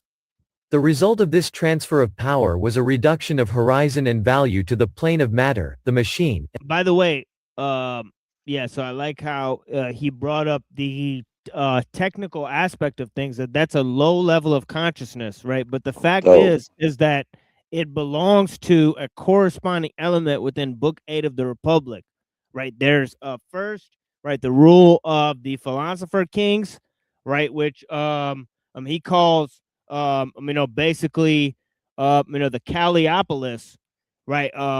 Based on the Caliopolis, right? It's basically based on the Kalos Kaiagathos, right? Which is the good and the honorable, right? Which is like it sort of degrades into the rule of the aristocracy, which degrades into the rule of the lovers of the wealth, right? right after it passes through the military class, right? Yeah. So it goes right, basically, right, the aristocracy, then the warriors, then the merchants, right? So he's basically breaking down Book 8 of Plato's Republic and applying it to the movement of history, right? And the reign of quantity. The prelude to this was the Russian Revolution. Thus, the new ideal became the proletarian ideal of a universal and communist civilization. We may compare the above-mentioned phenomenon of the awakening and gushing forth of elemental subhuman forces within the structures of the modern world to a person who can no longer endure the tension of the spirit, that of the first caste, and eventually not even the tension off the will as a free force that animates the body, that of the warrior caste, and who thus gives in to the subpersonal forces of the organic system and all of a sudden reacts almost magnetically under the impulse of another life that replaces his own. The ideas and the passions of the demos soon escape men's control and they begin to act as if they had acquired an autonomous and dreadful life of their own. Okay, so compare this to my introduction, right? My introductory presentation, right, in which I lay down 4 corresponding stages of man's development. But anyways, let's hear from Buddha and his, summary of revolt against the modern world. Blessings. Yeah, so this one's a little bit longer. than the Guinan one, but I read this like That's cool. Take your time. 3 years ago. So I've recently completed reading Guido Stocco's translation of Julius Evola's Revolt Against the Modern World in this that's review. cool, right? Because I think that was a translation of the I mean, that was the same translation that we were just hearing. So, anyways, in this review, I will touch upon some key points of the book and offer my opinions towards the end. I actually removed my opinions; it's not relevant. Although I share Evola's staunch anti-modernist affinity towards anti-modernist stance and affinity towards tradition. Yeah. Okay, so I'll just start here. So I have to edit that. I'll edit that later. I didn't give my opinions. I just summarize it impartially. A writer. I'm a writer. I understand. So Evola's primary focus is on the conflict between two opposing poles. The northern pole, or light, which embodies solar Uranian spirituality and is oriented towards that which is from above, and the southern pole, which is lunar, Chthonic, and based on telluric spirituality such as Hylozoism or pantheism. The northern light aligns with being, Parmenidean being, while the southern telluric pole corresponds with becoming. Additionally, certain races are more inclined towards one pole or hybrid of the two. Races such as the Germanics, Brahmin, Indians, and Persians lean more towards the northern light due to their inclination towards transcendence. Conversely, the mother holds more appeal towards the darker races like Dravidians, Blacks, Polynesians, and others. Yeah, I'm just saying. I'm just summarizing his view. According to Evola, everything in existence occupies a sacred place in a hierarchical order, which was comprehended by the Hyperboreans, a mystical race inhabiting the North Pole region. The Hyperboreans established the city of Atlantis, and the succeeding Aryans, who subjugated different Chthonic races, had significant heritage from the Hyperboreans. Evola firmly opposes the concept of evolution and instead advocates for the idea of involution, which is like de-evolution, where remnants of the golden, luminous Hyperboreans are present in various races. For example, he argues that the most prominent of these vestiges can be seen in the Germanic peoples, especially during the Ghibelline period of feudalism. He likes the Ghibelline period of feudalism a lot. So Evola contends that the Pelasgians, Pelasgians, actually Clages viewed them highly, but Evola sees them negatively. Interesting. Evola contends that the Pelasgians and the indigenous populations of Greece, as well as the Dravidians in India, had a primary lunar worldview until the arrival of the Aryans. The Aryan invasions introduced an ordering force that emphasized transcendence rather than a devotion to the earth and mother goddess. He is very much against earth and mother goddess worship, Evola. Very much against it. Evola views the mother cult as inherently chaotic and tethered to the earth, rendering it incapable of achieving authentic transcendence. According to him, their beliefs in reincarnation, animism, and pantheism support this idea. He was against all of this. He was against this. For instance, Evola posits that due to Aboriginal influences, Brahmin gradually took on a more pantheistic meaning, even though Brahmin was originally a mana-like quality that Aryans dominated. So he thought the Aryans had like a mana-like quality they dominated. Evola believes that particular dichotomies exist and that some are superior to others, including the patriline over the matriline, being over becoming, transcendence over unity, elitism over egalitarianism, masculine over feminine, solar over lunar, north over south, white over black, human over animal, heroism over cowardliness, centeredness over ecstasy, order over chaos, and form over formlessness, and among others. According to Evola, after the Aryan invasions, a sacred tripartite hierarchy was established, with representatives of spiritual authority such as ascetic warrior, knightly orders, and officiating priest at the top, followed by noble warriors, farmers, and merchants, and finally serfs. This division is similar to the Vedic hierarchy of Brahmin, Kshatriya, Vaishya, and Shudra, although Evola asserts that the Kshatriya were initially higher than the Brahmin. This is a very important point of Evola. He thinks the Kshatriya, the warriors, were initially higher than the Brahmin. Additionally, in traditional Northern societies, the king was synonymous with being, making him an effectively solar king. Evola maintains that one's caste is determined from up above and is firmly fixed at birth. He harshly condemns the idea of changing one's caste or envying those of a higher caste, since one's caste is suited to them at birth. According to Evola, only those belonging Hey, can to you pause? I mean, pause. yeah, You just reading. Can you pause? I'm a fucking idiot. Can you pause? Like it's a read, like it's a tape or something. The king. God, dog. Can you read back a line or two? Something about the king. Yeah. Yeah, this was the last paragraph.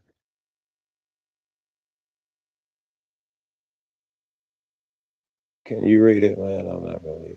Yeah. So I'm going. So he thought the Aryans invaded and they established the hierarchy that came from up above. It's like divine and stuff. I got it. Thank you. Yeah. When you were talking about, that's where they made the break. When they said it was inherent in there that there'd be a break by saying that the king, his children that is the line through which things are traveled. Now you said that, and I see why do rebel. You said that God comes through that line, and any rational person is going to realize at some point that that's not logical. It's a restriction, and it probably should know that. I mean, it seems like it's logical that even the king should know, if he is divined by God, that every fucking one of your kids that happen to pop up is not going to have that be the divine leader of. Oh, all right, I'm losing it. I'm too high, but yeah, I hope y'all got my point. I hope I said it. It's inherent a flaw in there. Yeah, I mean, the thing is that he still thinks that the spiritual element is contained within a natural hierarchy that exists, right? So yes, he still there you go. Yes, thank you. Yeah, you so he still thinks that the spiritual element is contained within the higher races, as he put it, right? Yes. So then it descends down to like sort of the lower races. But the fact is that this corresponds to a loss of the divine element only to an earthly element. So he's not saying that bloodline alone. Yes, yeah, but he's not saying that bloodline isn't important, because obviously there are the noble races where it descended from, right? But the fact is, go ahead. Even after that, right? It's the spirit and not the blood, meaning that the spirit came from the ascended higher races, and then it went down the same way that the loss of spirit then translated to the promulgation of just blood, right? Right. So yeah, with the king shit, that was fucked up. And I'm trying to think about something else. This just it made me think about a lot of shit.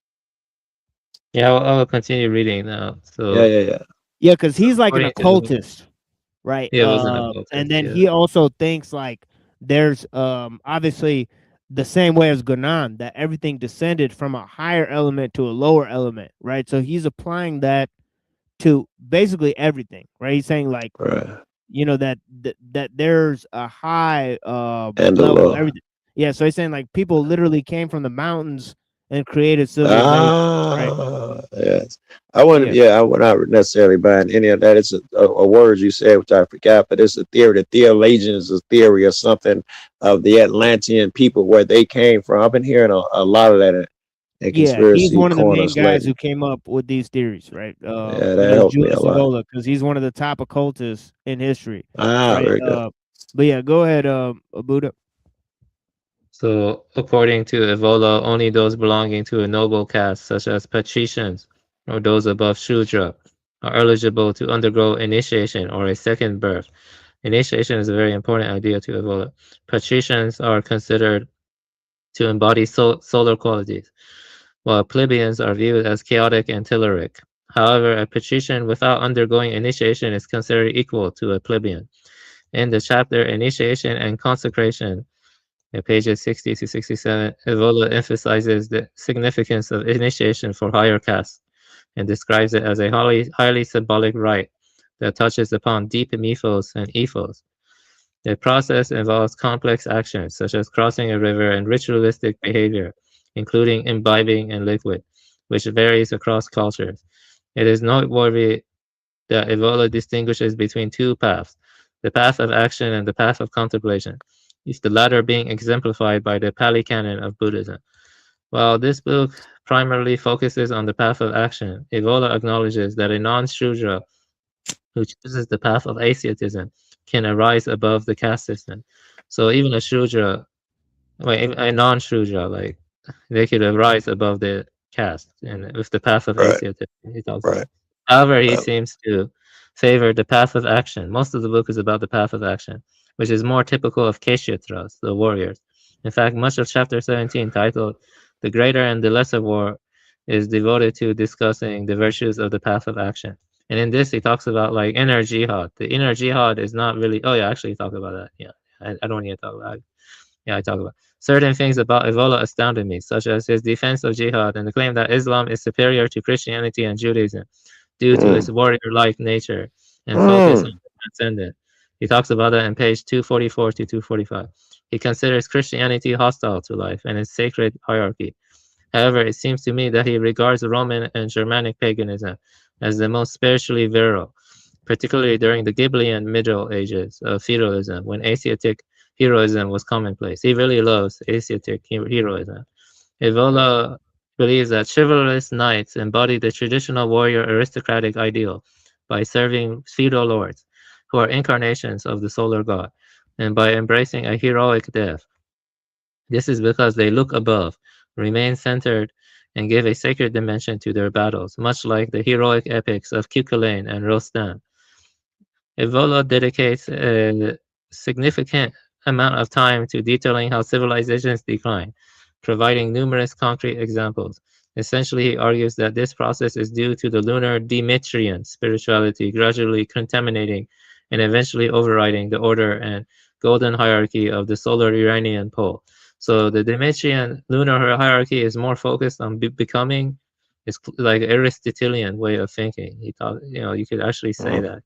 This decline is also evident in the regression of caste, which is reflected in the decline of architecture, art, and more.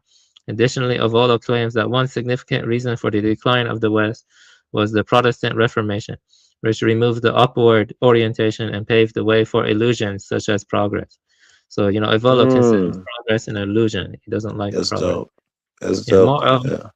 Moreover, he criticizes communism, capitalism, and nationalism, arguing that they prioritize productivity over transcendence. His critique of nationalism is primarily about how it is used by the technocratic elites to maintain the current anti-traditional order. Interestingly, Evola argues that a man of a higher caste marrying a woman of a lower caste does not contaminate his spiritual race, as father line is more significant for determining caste. See, I don't know about all that stuff. Yeah, this raises questions about the importance of one's patrilineal ancestors. Yeah, almost done. Okay, one aspect of Evola's work that particularly resonates with me is his phenomenological analysis of how games in ancient Rome held a deep metaphysical significance. From the architecture to the gestures, everything was based on an understanding of the divine. This sense of sacredness permeated all aspects of traditional societies, even seemingly mundane activities like games. It's like 129 to 143 he talks about. In addition, I found Evola's analysis of work to be insightful, as he exposes its anti-traditional nature and reveals how Protestant Americans transformed it into a profane religion focused on values such as productivity. Evola is against, productivity stuff like. He also draws parallels between modern sports and work as religion. And that's pages 336 to 337. That's it. Edit this part. That's dope. All that shit's good points. The sports thing now and the sports thing back then, they transcended somehow. And even like if you think of the Gladiator, low life. Assuming he was, I'm sure they came from different places, but at some point, low life slave or whatever other name they put on him. If he could do good in that fucking Coliseum, suddenly he was better than other people. It was like the warrior thing, being part of the currency of that time. Yeah. Yeah, Part I of think the he has a reason lot for of great thinking that stuff. though modernly is because of the Hollywood, just the Hollywood portrayal of it in our media. Just saying. Yes. Yeah. They would I do wanna it say purposely. They would want to portray whatever bloodline, in parentheses, quotes, whatever they think the bloodline is, whether it's money, race, whatever the fuck it is. They'd try and portray it in the movies and shit. They'd push it that way. And that's what TML would have good evidence. The Jews, man, the Jews, because they I control wanna add every fucking thing. something else. I wanna say No, that I've never said that. Actually, what I was trying to say is that they, as Avola was saying, they exist. In terms of, exerting a specific control on the Christians in America, right? So I think that Yes, point that Avola was making was incredibly sound, right? I So, agree. I got yeah, friends so I who won't be, yeah, believe that. yeah. So let's be very careful. No, I think you still fuck. I still think I'm right. I agree with you on that shit, but I do think that that you agreed with, dude. Just in your emotes and willingness to call what I'm calling the spirit. I think you may still call it the Jew spirit. You know, so it makes me think that if No, I you don't share his views. No, I don't share his views one to one okay, at all. Actually, not one on I one, have a but totally you. different. I have a totally different philosophy from All him. right, Yeah, he was just reading that'll from you. do. Yeah, Mhm. yeah. I just present these things, right? So I'm very careful in presenting that, and then figuring out what my own views are. That I'm very yeah, careful my to comment on distinguish something those. too. I would say Nimrod and Nimrod D. Rosiero and Evola are part of like the same tradition, but Nimrod D. Rosiero being and becoming are mutually exclusive. Whereas for Right. Evola becoming is a degraded form of being, and there's like a kind Right. of That's why. hierarchy. Yeah. Yeah, that's why I don't agree with them. Right, because Yeah, in my view, like there is no such thing as becoming. I argued with Hyperborean about that. It seems like they need becoming to be a thing for be their a views thing. to for them for their views to take off, right, or Yeah, whatever. But yeah. anyways, For me, I just take standard Mahayana views. I see right, being and becoming neither one nor two, neither one nor two. yeah, So. yeah, right, non-dual. Interestingly enough, Nine Inch Nails, Trent Reznor wrote a song called "The Becoming" as well. Very Yeah. A tidbit there. I know the group. I wouldn't know that music. So let's get up in some music, and then I may go on the tomato panel. So if you guys want to come to the tomato panel with me, we'll No go way over you there. topped that last record. I'm just saying. No way. You set this bar kind of high, bro, on that last Yeah, What do that you mean? would be interesting to see. one. I'd be there. I'd be down for that. Yes. What do you mean set the bar high, Joe? You set the bar high. That last one was a banger. No way you can reduplicate that with this next musical break. I dare you. That last one was off the chain. Oh, Yeah. he always So let's can. see what. Yeah, but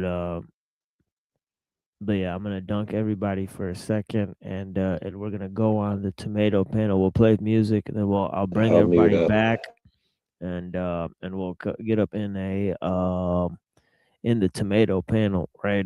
So then if you guys want to go over there, that would be the best option. I'll drop the link, and we'll figure out. But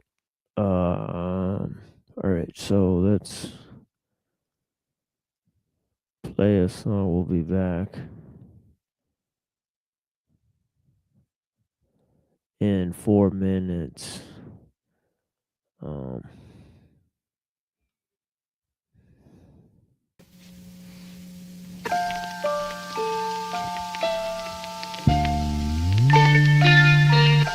My God, so they are killers. I've heard lots of people say once a man's a killer, they just keep on killing and killing. They sort of develop a taste for blood. Yeah, that's right. To kill one man or kill 10, it's all the same. Yeah. After all, the glory that you once had. Both hands crusty, chillin' with my man Rusty, low down. Blew off the burner, kinda dusty. The world can't touch, ghost purple tape. Ray co-host, Monty Hall Expo, intellect direct pro. Son's trifling fuck, wildflower on the cycling. Picked up the broom, thought I was Michaelin. West Brighton pool, now I'm into iron duels. Turn us the earth's whoopee, she out of law school. Inhale, brave piece of hell, A-L-I propel, parallel.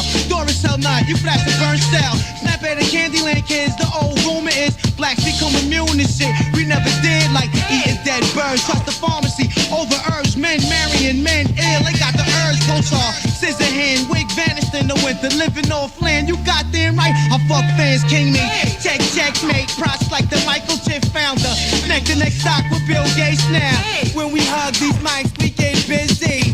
Come and have a good time with G.O.D. Make you snap your fingers or wiggle. Scream, shout, laugh or just giggle. Shake that body, party that body. Don't fuck with ghosts, you feel sorry. That's word, I'm not the herb. Understand what I'm saying?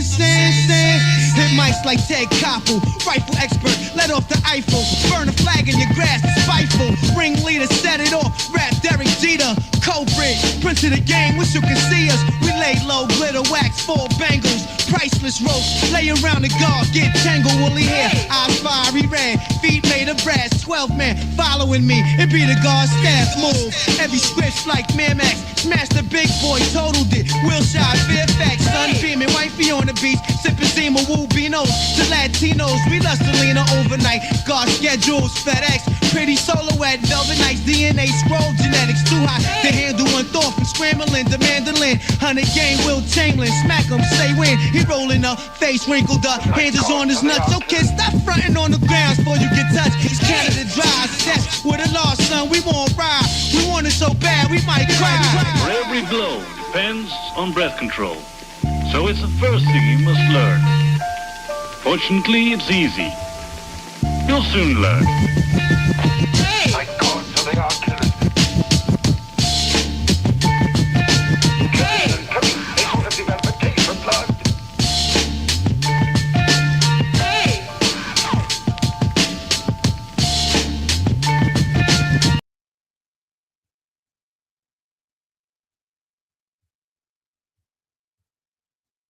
That was deep. I liked it.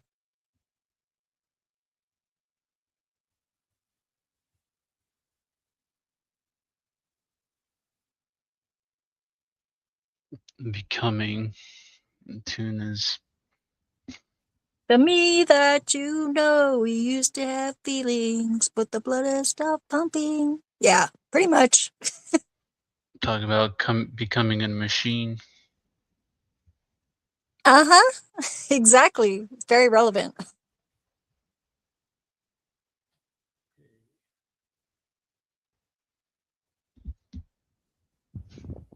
So let's see what happens here.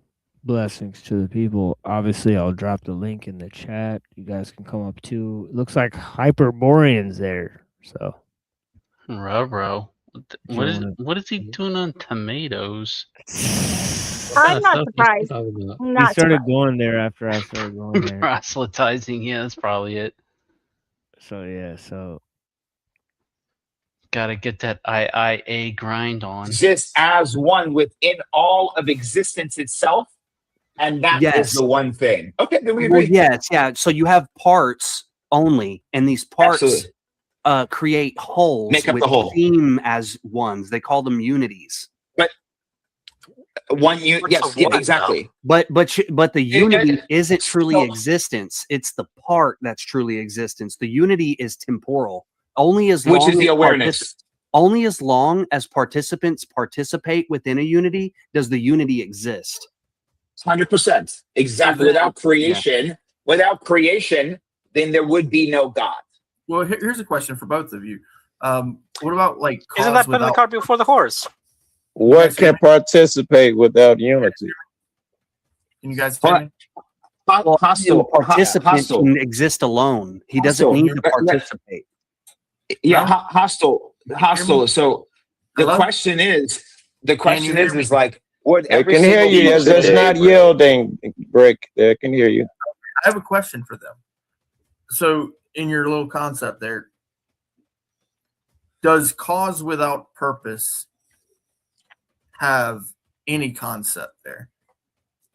Well, I'm saying the true existence is causeless. Eternity has no cause and there are no effects because there are no causes, right? There is no cause. But the cause and effect is a property of becoming. It's something that only exists within becoming.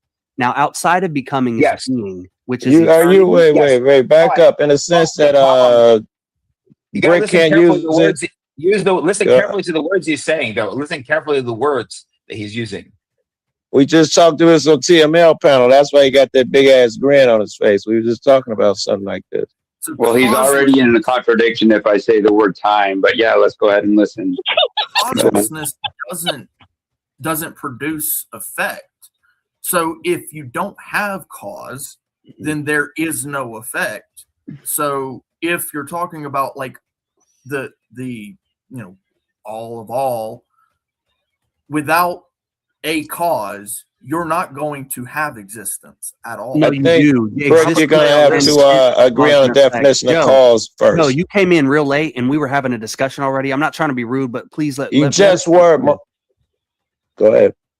Please. I know you have things to say. Me and you have already spoken, and I know you disagree with me, so we don't need to move any further. It's ain't about whether I disagree with you or not. I get to add to the conversation, pimp. We were already having a conversation, though, and we're I'm in. Another cat joined the panel. Yeah. Got you. Okay. Go All ahead. right. Go ahead. No, you go. Sarah, I'm not that serious. Can we organize? Joe, just one second. Let me ask Sarah a question. Sarah, we got to organize this debate. It's me, Gnostic, Hostile, and Jed. That's the four. Well, hold on. And Baldus, Hostile, hold on. Hostile, do you cam up? No, I don't necessarily. I have a phone that I can do it on, and I don't necessarily like to. I mean, you don't want to look at this ugly mug for 2-3 hours straight, do you? Well, that is a rule I have. That is a rule I have for any one-on-one 2v2 debates. Is I can put like instead of a rune, incendiary, tyrodal rune, I could put like a cat or something, like playing with a ball of yarn. Is that okay? No, you have to be cammed up. What about like, two cats? That's always been a rule of mine. I've only let one person make that exception, and they've also been in my camp for like 3 years. So that's the only person I let that exception fly with. Yeah, there's no worries. If you're willing to cam up, I'm happy to do it. But that is the rule. So what is the debate prompt again? So Hostile. So I have this one writing. It says, knowing that the unknown is known to the one collective, this is how we know a God exists. Does that help my position? Well, if you want to use the word God, I agree with that, but I would have to say you could just throw out the word because it insinuates a creator. I know well, here's the thing. Saying that this is the great mystery. Is an uncreated essence. Everyone is uncreated and is a being. Eternally, yes. Yes. I agree. Now the eternal answer. Yeah, but this ground, you don't come from the ground. You are yourself. It's paradoxical. I understand that. But the many has a precedent over the one. The many is what makes the one, and the many are the parts, right? The parts are the eternal thing. Okay, so I agree, but are those eternal things contingent upon each other or creation, some other form? They don't have to be creation. No, any part can opt out of participating in any unity. So you're saying you can make yourself disappear from this reality? No, you can be singular within the reality. You can be monadic. You can be one thing that exists, and you don't have to participate with other things. So you're saying you can generate your own reality bubble within this reality? Well, not within this. Becoming is separate. This is dualism. So not within becoming, no, you can't. But in being, we're that's the goal. But we're still contingent, though, to other factors within creation. Well, within becoming, it's contingent. Outside of becoming, it's no longer a dichotomy of necessity and contingency. So basically, reality versus actuality. We're talking about two planes of eternal and non-eternal. Yes. Like there you go. Okay. Yeah. Permanent and non-permanent. It's just a bunch of nonsense, David. The answer is nothing. It's literally a bunch of jibber jabber. There's nothing. Okay, we're uncreated. Like it's yeah, sure. Okay. Yeah, meaning what, dude? Like get to it. Okay, so you believe in a God or not God? Which one is where's your position? I don't So believe know in how a to communicate. creator. I believe No, that if you the want to, gentleman who just told us we're retarded. oh, gotcha. Shaman, I said you were wonderful. Don't misquote me now. No, I'm playing. I'm I believe smiling. in Come God. on, I'm joking. I believe in God. I think So like, if you he's believe that there's not a creator, that's essentially what that is either. Okay, so if you believe in a God, then you and I ultimately believe, have the same ultimate belief, and he is one step from us because he's saying that he believes in eternal creation. Therefore, that would be technically the one God, so to speak. But he's saying he's saying he doesn't believe there's a creator of that. No, creation. That's wrong. No, too, I though. disagree with you. basically believes that we're like is all wrong. Lego pieces that generate No. our reality. Let's hear his argument. I'm trying to understand what he.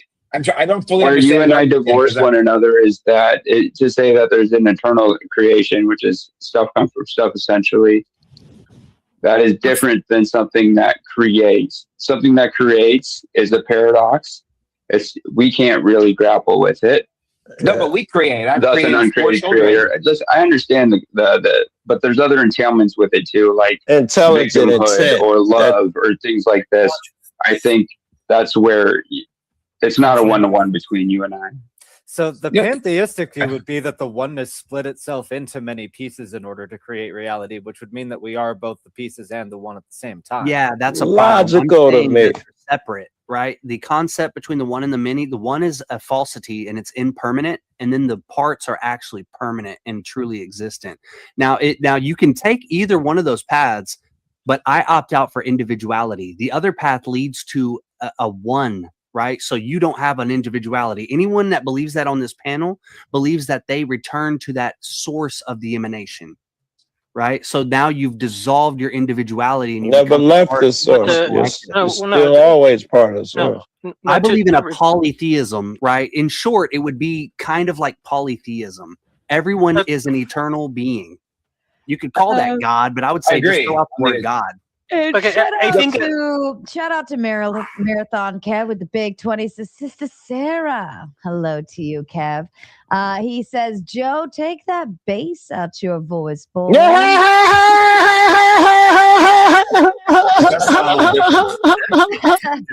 It's about when I was yelling at dude. That must have been a while ago. Here's what I want to offer. There's 80 people watching over on my end. There's a shit ton of people watching over on Ben's end. I do need to go to bed, but I don't want to shut you down. Ben, I offer, never mind. I'm trying to think of how to do this while letting you guys can certainly stay on the stage and continue the conversation offline. If you're all interested in doing that, I'm more than happy. Or if there's does anybody want to start up a show right now and continue this panel? I'm about to leave too because I'm going to hang out with my daughters. But can we pick the date for this argument clearly? What, next Saturday? I talked to, I was actually going to message you after the show because I talked to Flying Spaghetti Otter. I believe he asked for the 15th, May 15th. He needs time to practice, huh? No, he's got some things coming up. I offered him this weekend, but this weekend was already booked for him. So he offered next Friday, the 15th. Well, we can do one and then do another. I mean, I'm sure there's not whatever you want, Sarah. This is you are the queen of this castle, and I am a guest. I mean, booking 2 weeks out is not uncommon here. Right. So, it's not the end of the world. Yeah, no, it's totally. She got like 8 shits planned at all times. She's always got stuff. Yeah. I'm so happy because we're finally back where I was before, where I'm booking weeks in advance. Right. That's really really awesome. Yeah, we'll fall in line with that. You had Gnostic on; he's a legend. He is. He's so sweet too. I love working with him. He's like one of those panelists where it's very easy to work with and talk to him, right? Like, you know why? Because he doesn't have an ideology that his existence is tied to. Yeah, I guess. But no, I'm really excited. So, and I need to also align the dates, right? I need to check with Gnostic, you, and then I still need to find Flying Spaghetti Auditor, a partner. Hostile, I would love to have you on it, but again, I do have that rule, and no worries. I understand. Yeah, it's a visual Hostile, thing, you and gotta- then it's I mean, working through a debate, like if you're not getting the visuals of their face cues, like it just kind of Yeah, the kills. disadvantage. It's a very no, big. I understand. I Mhm. appreciate the offer, though. Hey, I'm Yeah. gonna get out of here. I just want to say one last thing, Shaman. Thank you for your time. Yeah, we maybe need to later I'll continue get with this. you because I think that you're onto something that's more important than most discussions that are had on YouTube. Besides one point, which anybody who's on this stream right now in the chat who's watching, the Machine Lies panel is probably the most. No offense, Sarah, No, but the no, most none taken. I legit recognize panel that too. on YouTube currently. Because it discusses the main issue with reality, His with channel becoming, blows. which is technological dominance, technocracy takeover. If you think that that's a That's the concern, problem. then I would That's the biggest absolutely get concern. to TML's channel ASAP, because not only that, they're having the deepest of philosophical discussions as well. But shout out to Sarah as well for letting me get on the panel. No, absolutely. Thank you guys. And Yeah, I you have a good appreciate night. you, Shout brother. out to Benjamin Good night. Balderson as well. Yeah, Easy, thanks a pal. lot, Sal. And I really appreciate your ability to articulate and have the deeper conversations and not just yell at people. So you're another breath of fresh air, and I greatly appreciate you and would love to have you back on for more as well. Thank you. Have a good night, and guys. You're Good night. very Later. welcome. Hi, You too. brother. Take care. And I'll bring up Neuro Jack. I see Britt backstage too. I just want to get through the rest of the shutdown. I don't want to close down. I really don't, but it is almost 3 a.m. for me, and I do have to get up early. And we have a long day tomorrow. Okay, he left, but Britt, I'll bring you up. Here's what we'll do, guys. We'll go ahead and say our goodbyes. Everyone can go around the room and get their final thoughts out. If you do want to stay on panel for after show, you're more than welcome to utilize the space, or we have the Discord voice chat or whatever. Whatever you want to do, that's fine with me. You won't hurt my feelings either way. Shaman, why don't you kick us off with your final thoughts, sir?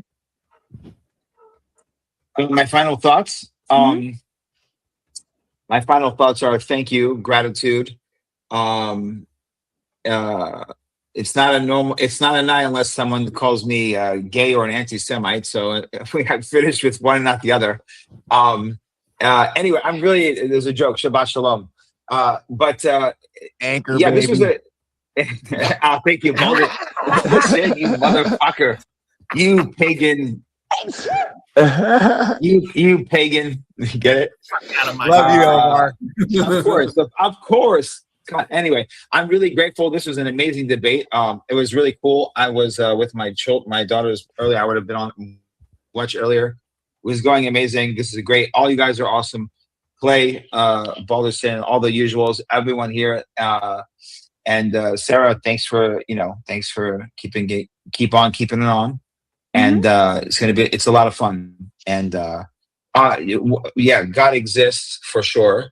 And I think the debate, the evolution of the debate is on this subject is going to evolve here now, pretty soon here. And even someone like that gentleman who's smart as shit, he is still missing the point of God. He's at the line. He's telling me I'm almost there. He's almost there.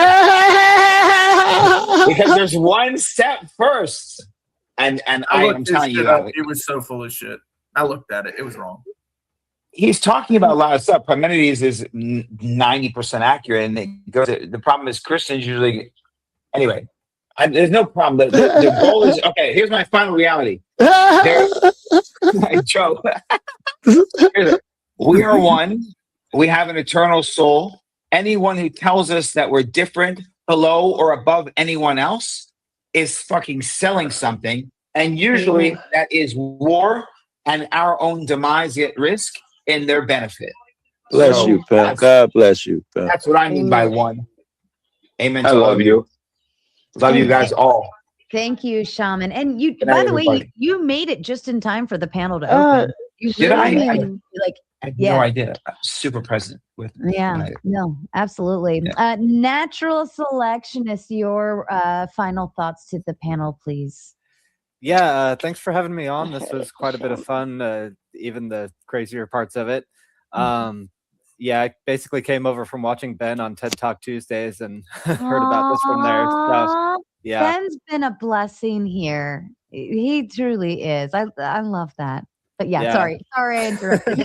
Yeah, no, that's fine. Ben can participate in any conversation. That's a special skill that he has, which is he's a good partner because no matter what the fuck conversation is, he can talk intelligently about it. So you picked the good one. Yeah, and he's got a good crew and good audience on the Tuesday show. Like him and Steve get into some really interesting stuff, and I've been following Steve for a while. And it was really cool finding Ben through him. So Steve's so probably fun. be like stopping in here every so often. So it's nice meeting you guys. Please keep coming, brother. Please keep Yeah, coming. no, Definitely. and thank you for your contributions to the panel. It's nice Hey. seeing new faces, and we'd love to have you back.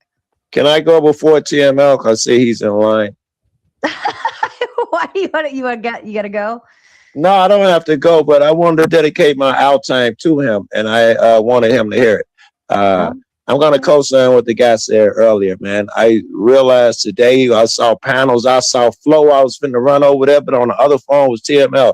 And I realized at that moment that some places you go to have fun and some places you go to get educated.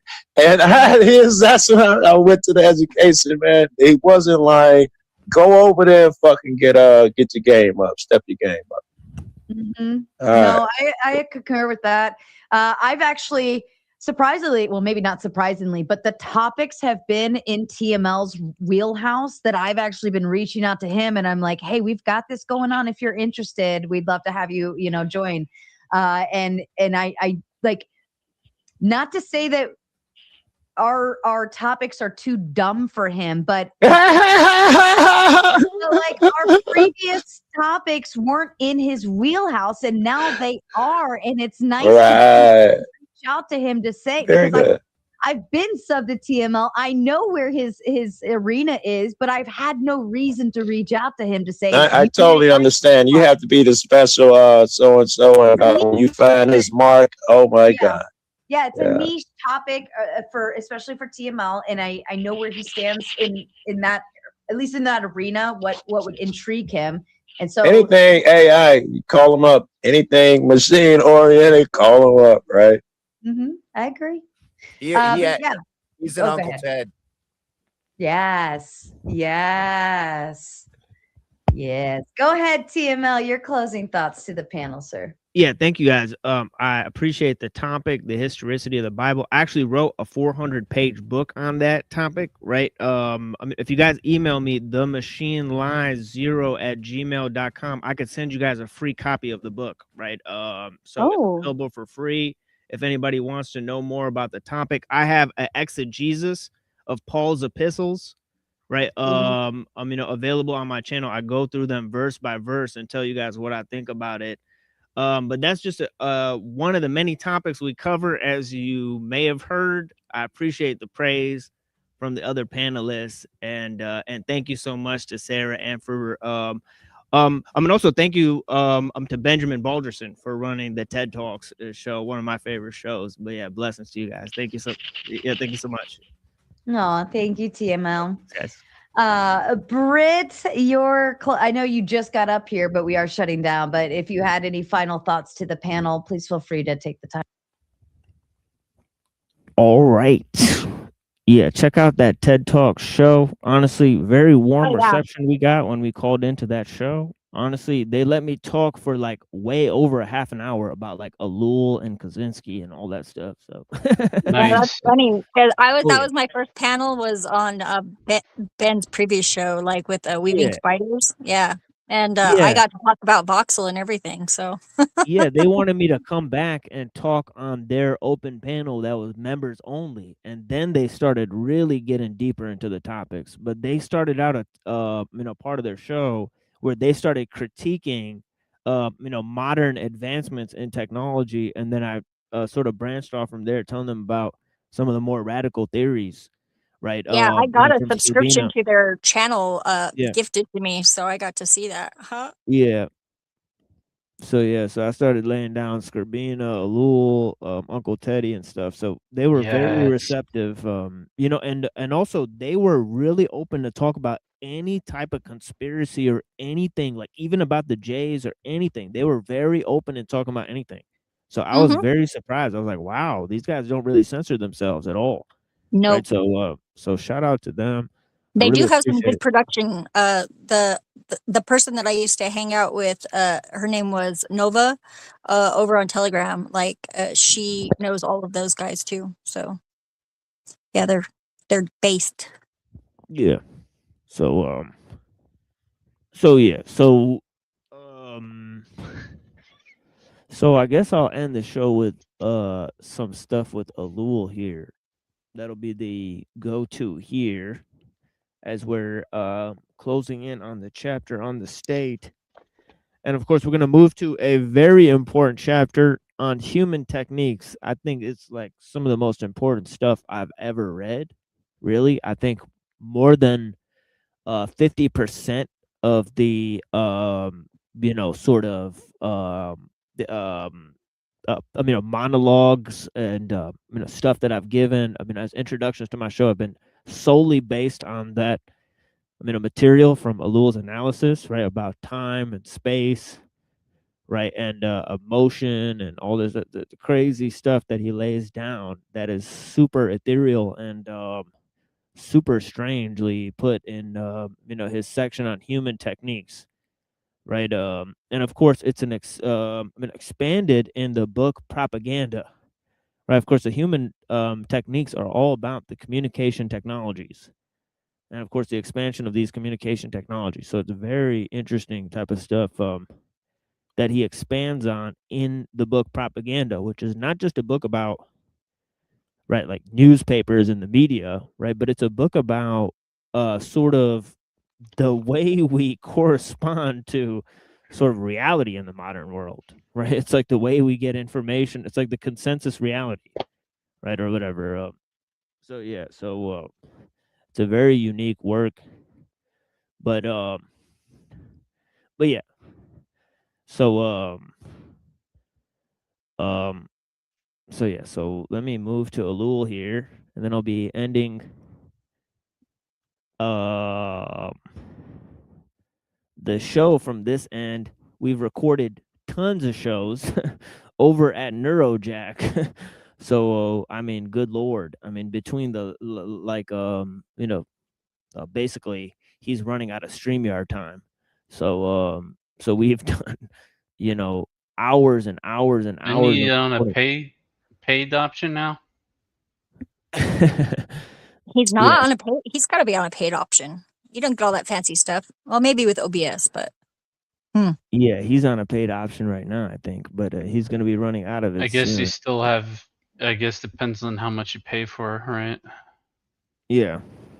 yeah, you only. Yeah, he's definitely got to be on a paid option because you only get 25 hours or something, like 26 hours free version. I don't know, something like that. Last time I knew it was 20 Yeah.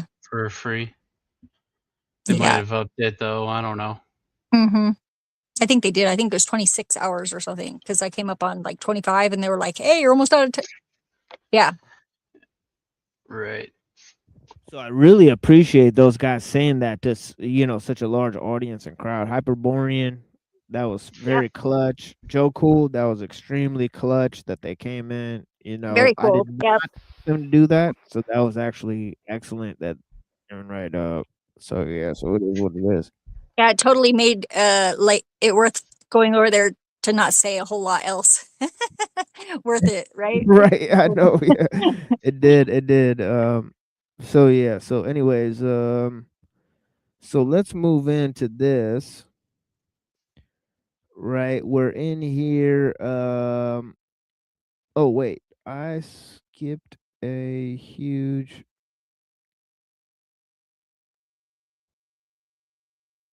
Didn't I? Did I skip a whole section?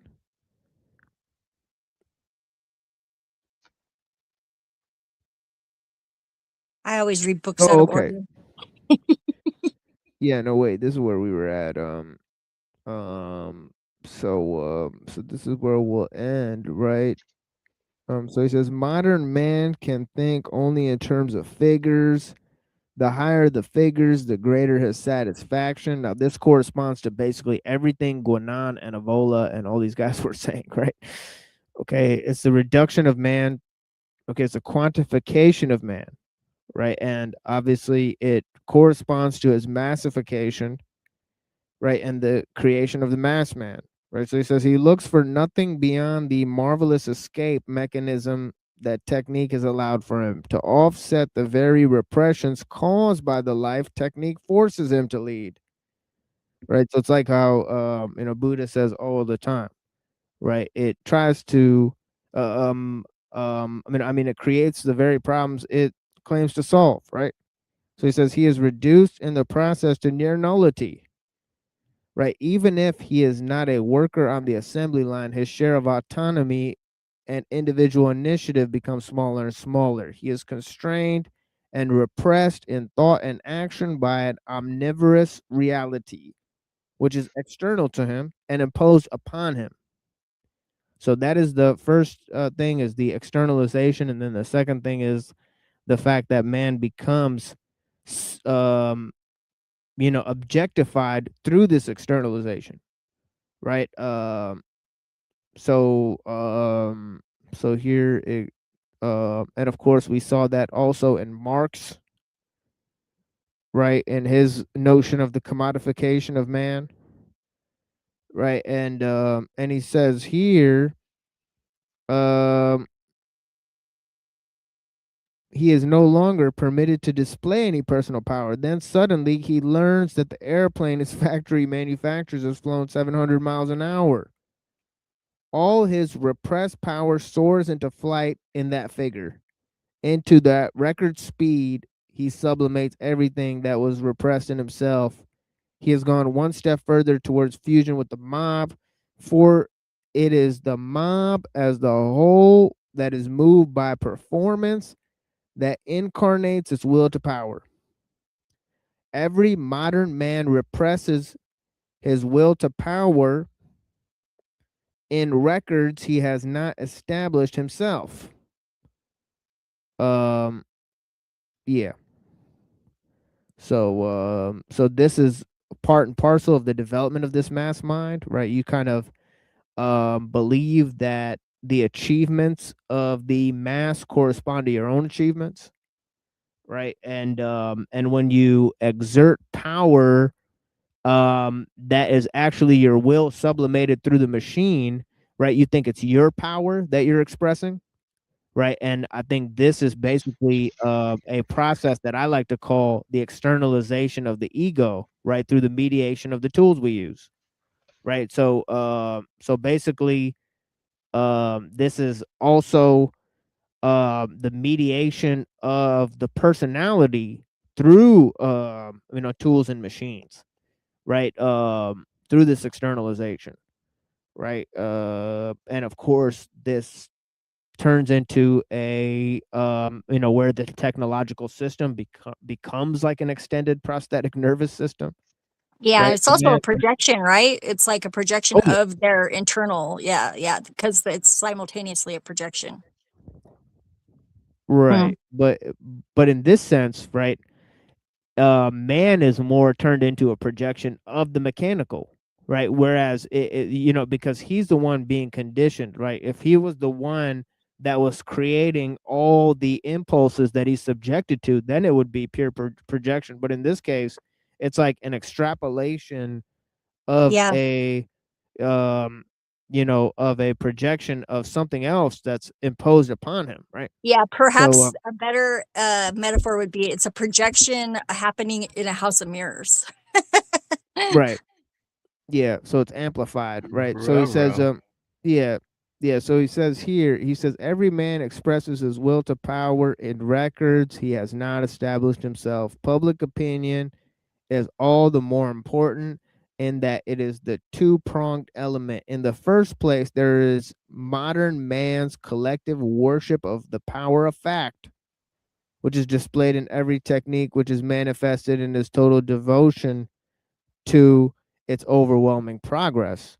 The adoration is not passive, but truly mystical, right? And this goes to the idea of the mythification of the goals of the scientists and the technicians, right? Because this supplants the myths of the previous age, right? Because it's in the things that you accept but don't question, right? That is where the process of myth finally lies, right? So this is the thing, the technical civilization, right? And that anybody can change their religion, their culture, their preferences 100,000 times, right? But nobody can question the facts of the consensus reality that's brought to us by the machine, right? So it says here that in this sense, Mussolini was right in speaking of men realizing themselves in and through the state, the collective instrument of power.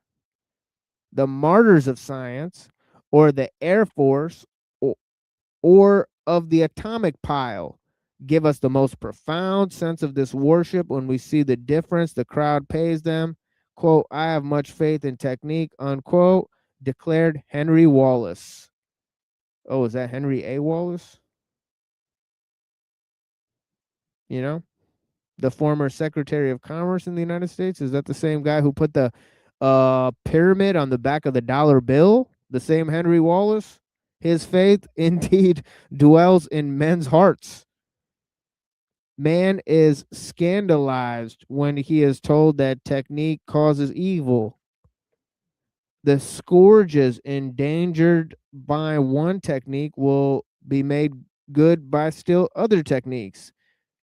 This is society's normal attitude. That's right. Every technical problem has a technical fix, right? And this is even true on the level of human techniques, right? Because the problems that technique causes are mitigated by yet other techniques of amusement, right? So and leisure, right? So anyways, in the second place, there is a deep conviction that technical problems are the only serious ones. He says, the amused glance people give the philosopher, the lack of interest displayed in metaphysical and theological questions. We talked at length about that today's show. Like pretty much 4 hours of the show is basically all about that, right? The rejection of the humanities, which comes from the conviction that we are living in a technical age and education must correspond to it. The search for immediately practical, carrying the implication that history is useless and can serve no practical ends. All these are symptomatic of that quote unquote reasonable conviction, which pervades social hierarchy and is identical for all social classes. Only technique is not mere gab. It is positive and brings about real achievements. In these two ways, the mystic and the rational, public opinion is completely oriented towards technique.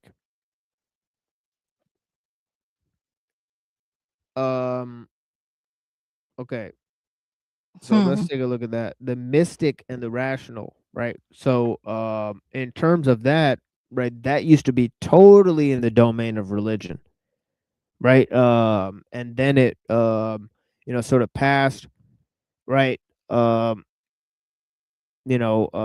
sort of took a long maybe hiatus for a while, and then humanity did a little soul searching, and then it turns out that actually the mystic element, right, or the magical element, right, or even the element of the full capacity for rationality, right? Because you used to say that basically rationality was placed in man by God, right? So we talked about that in the beginning of this, right? That the whole process of the laws of the sacred actually corresponds to the massification of man, right? And him or her being turned into a mass man, right? So here goes.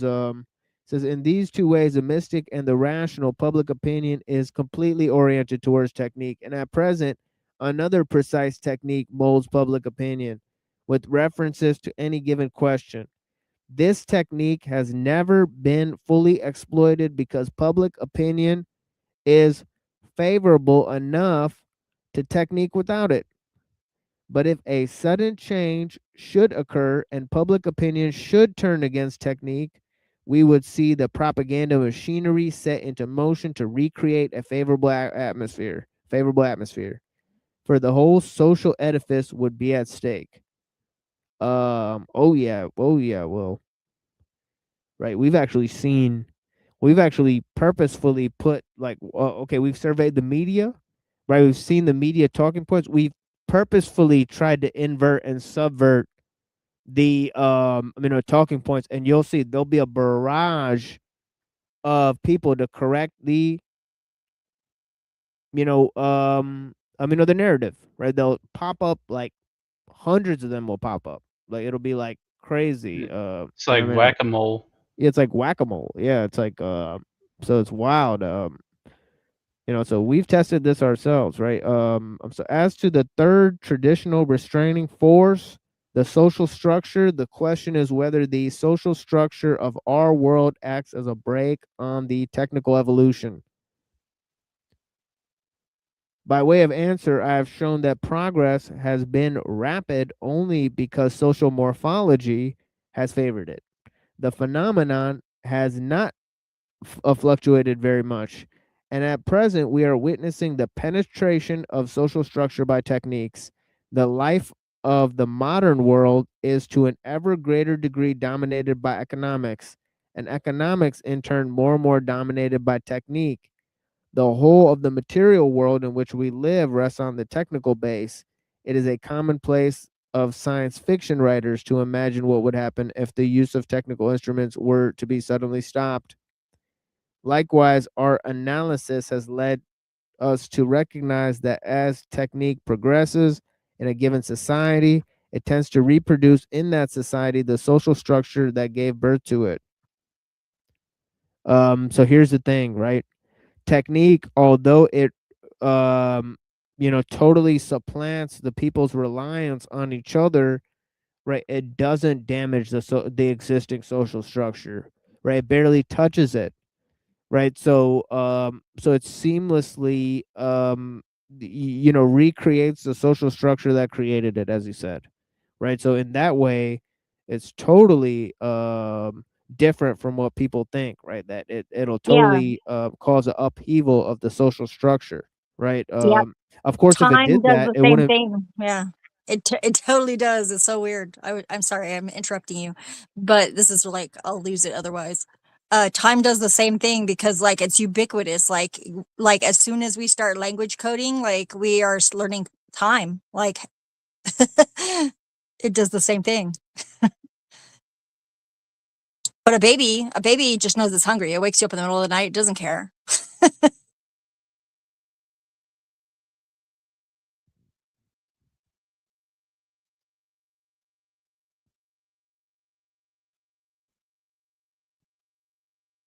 I'm not sure I got that. I'll end reading there, but I don't really.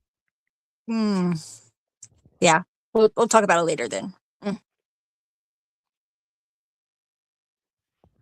Well, let's just talk about it now because I'm done reading. So Oh, okay. I was trying to wait until you were done. I was like, damn. Yeah. Uh, yeah. What you were saying, it definitely seems to correspond similarly to how we are like sort of programmed to accept time as being linear in one direction. but that relates to what he's saying. How? Because he was speaking of something else being like that. Pretty much. I mean, I don't know how to elaborate it any further than that. I guess maybe it's just me.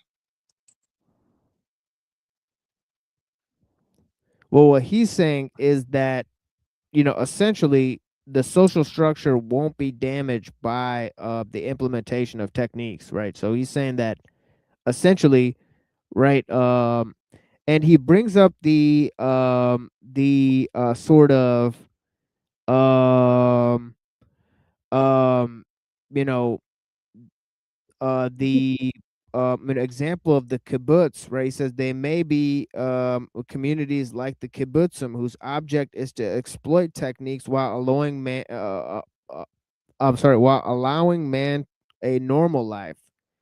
In every kind of modern society, there's predominance of techniques. So he's talking about how the social morphology of these societies, right, that are basically changed by techniques and accept different techniques, they're way different from traditional societies.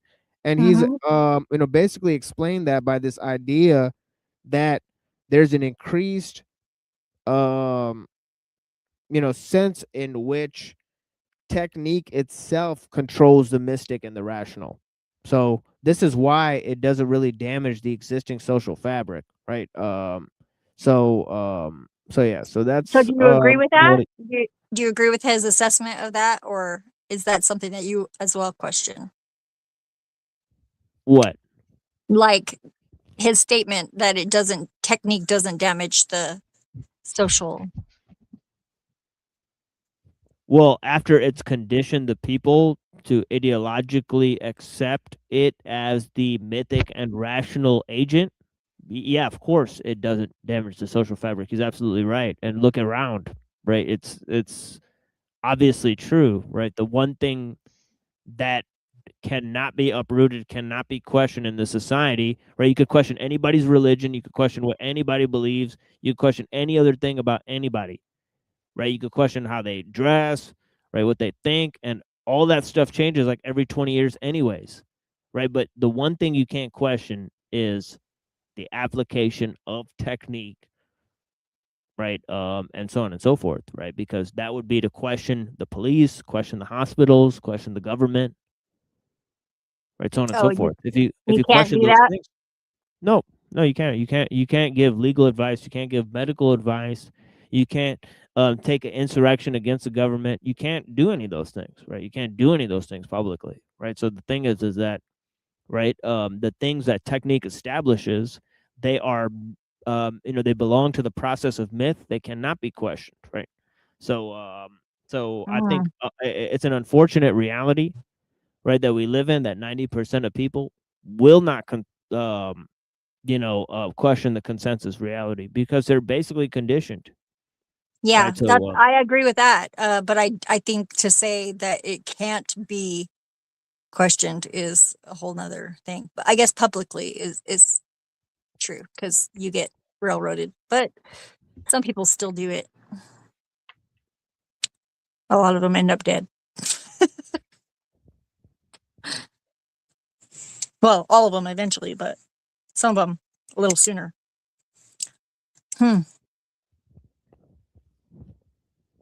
don't recommend it. Doesn't mean I won't do it.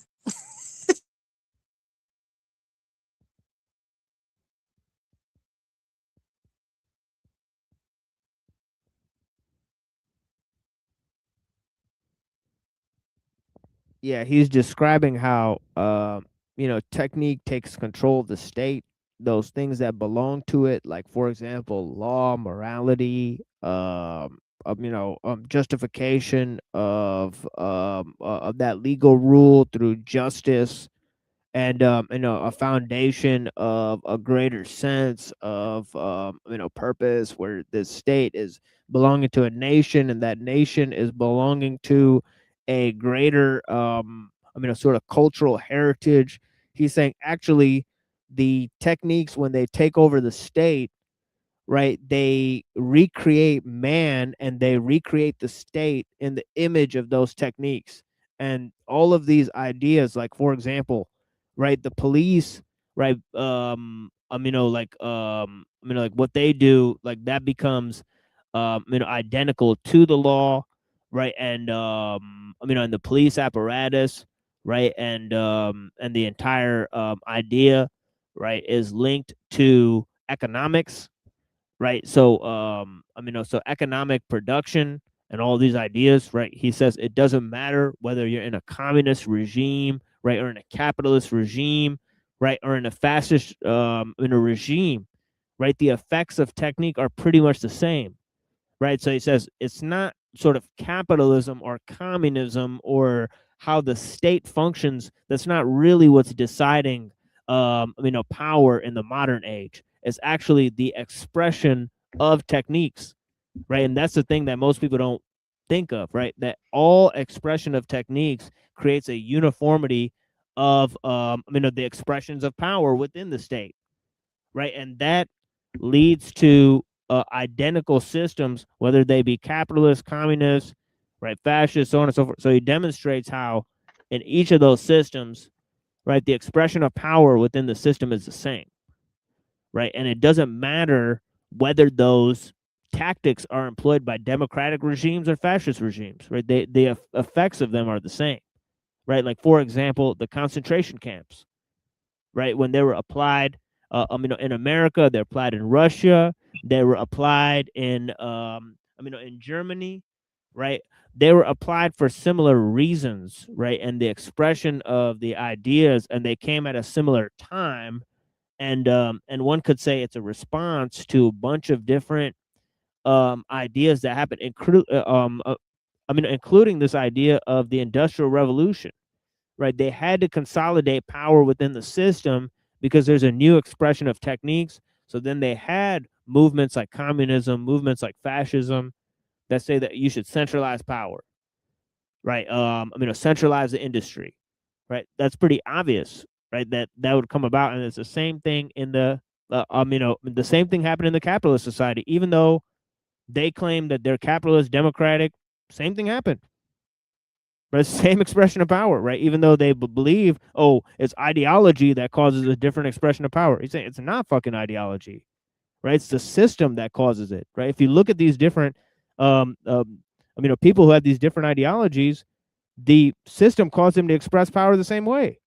So I guess it's not the fucking thing you believe in, right? It's pretty weird, right? So, all these people arguing about their belief systems, arguing this thing's evil, that belief system's evil, this thing's evil. It's like, no, it's none of that shit, dude.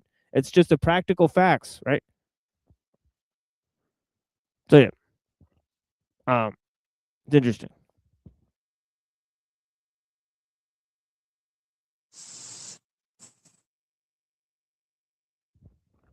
So yeah, that's why I don't get hung up on that small shit, right? I don't want to go way over time, but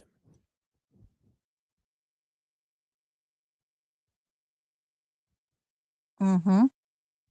I'm listening. So I don't know who else is here. I know Yeah, Red's Food is here. What's up? Yeah, if say some stuff.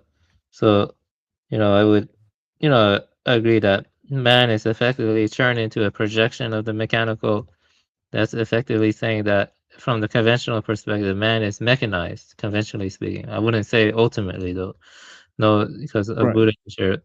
And you cannot question the application of technique, the expression of techniques, that it creates a uniformity within the expressions of power. It doesn't matter if it's communist or capitalist or fascist or democratic, they're identical because the expression of power is the same about the rational methods aiming for absolute efficiency. The means transform into the ends effectively. So, they express power the same way.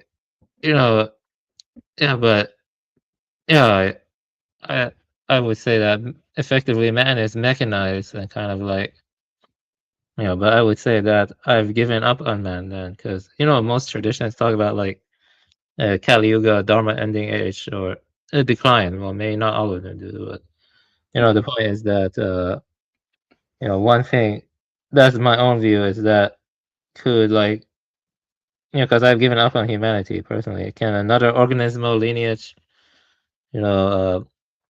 reach the symbolic reference? Because that does affect how we frame everything. Because this is obviously a decline. This is obviously a decline. And it's a global decline. It's not just one nation. It's not just one region. It's global now. It's global. That's the And so yeah, it's a big, large scale problem, and it gets worse. Things will just get worse. We can list all the new problems coming out: lethal autonomous weapons, brain cloud interfaces. All of that is real, and it will just get progressively worse. That's the only progress there is. The things will just get more fucked up now and stuff, due to the synthetic life forms. Yeah, Yeah. that too. Yeah, I still yes, maybe naively hope, as like the idealist in me, like fights the urge to like friggin' have hope, but I still hope that this too shall pass, and it'll be the pendulum swinging the other direction eventually. I Maybe have not in my lifetime. absolutely no hope for me personally in humanity. I have absolutely no hope in humanity whatsoever. Yeah, wow. That's Yeah. pretty striking. Yeah, I don't. That's a very hard line. That's fine and dandy, but there's no guarantee that any other species will do it any better or any worse than humanity. True Yeah, that. I think somebody said that earlier. They I think, they will have cycles. Cycles. They Yeah, I will think have a high Hyperborean said point, that then a low earlier. point, like us, like everything else. They will do things, but humanity was perfectly fine before 1600. I would say 1600 is when things really got bad, and that's when the Yeah. steam engine came. And I recommend everyone here, read Stephen Grabinski. Read his horror stories about the steam engine. Do you think trains are just trains? Trains are like a demonic force. He really understood that. He went deep into the occult, and Yeah. he went deep into the occult, and he saw that trains are not just something ordinary. And you believe it or not, I'm gonna tell you guys that I am of an aristocratic lineage, and I am and stuff. And my relatives were involved in bringing the train into Iran, and they helped do it. And the thing is, my grandfather, he was a very complex man. He didn't like it. He didn't like making trains because he realized he had to go through the communal villages, and he really hated it. And he actually was. Both my relatives were protected by the Shah and by the mullahs. Believe it or not, I'm very aristocratic. Like my family name is very high in Iran and stuff. I think so. Yeah, people are definitely gonna think you're a Fed now, but Yeah, people think the same thing about me. Whatever. Sad Yeah. trombone. Yeah, that's Yeah, why. so- Yeah, well, that's what I heard. Yeah, I'm Just already. messing. My life. When I look at it, humanity really sucks ass. Especially living in this country. Being treated like shit and stuff. I have no connections and stuff. I want to write a book and publish the book, but making connections is hard. All I'm saying is I'm better than fucking Giorgiani. Giorgiani, I can beat him to a fucking bloody pulp. He descends from Quasar crap. I Yeah, have a for pure real. bloodline than him. He But looks yeah, like a let's fucking not. piece of shit. I'll beat a fucking Giorgiani. That motherfucker Twilight. Motherfucker, I'm better than you. You were saying you're fucking more spiritually enlightened than me, you motherfucker. If you're watching this, come on here, you stupid fucking trash, fucking ugly looking Italian motherfucker. Come on here. Stupid fucking talking trash about me. You chill out, dude. Ow.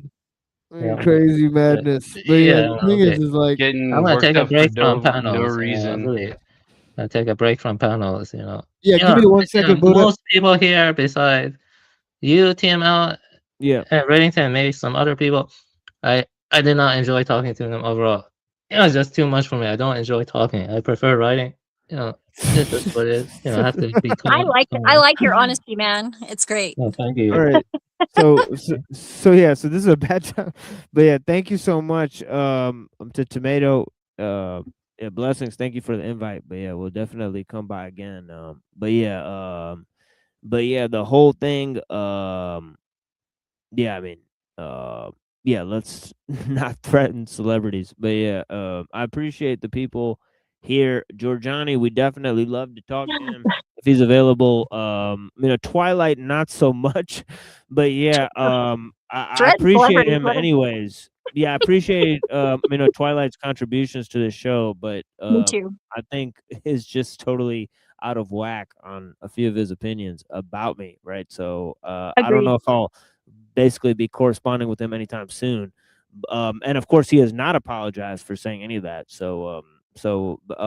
But anyways, I greatly appreciate the people who contribute, even Twilight and everybody that's involved with the show.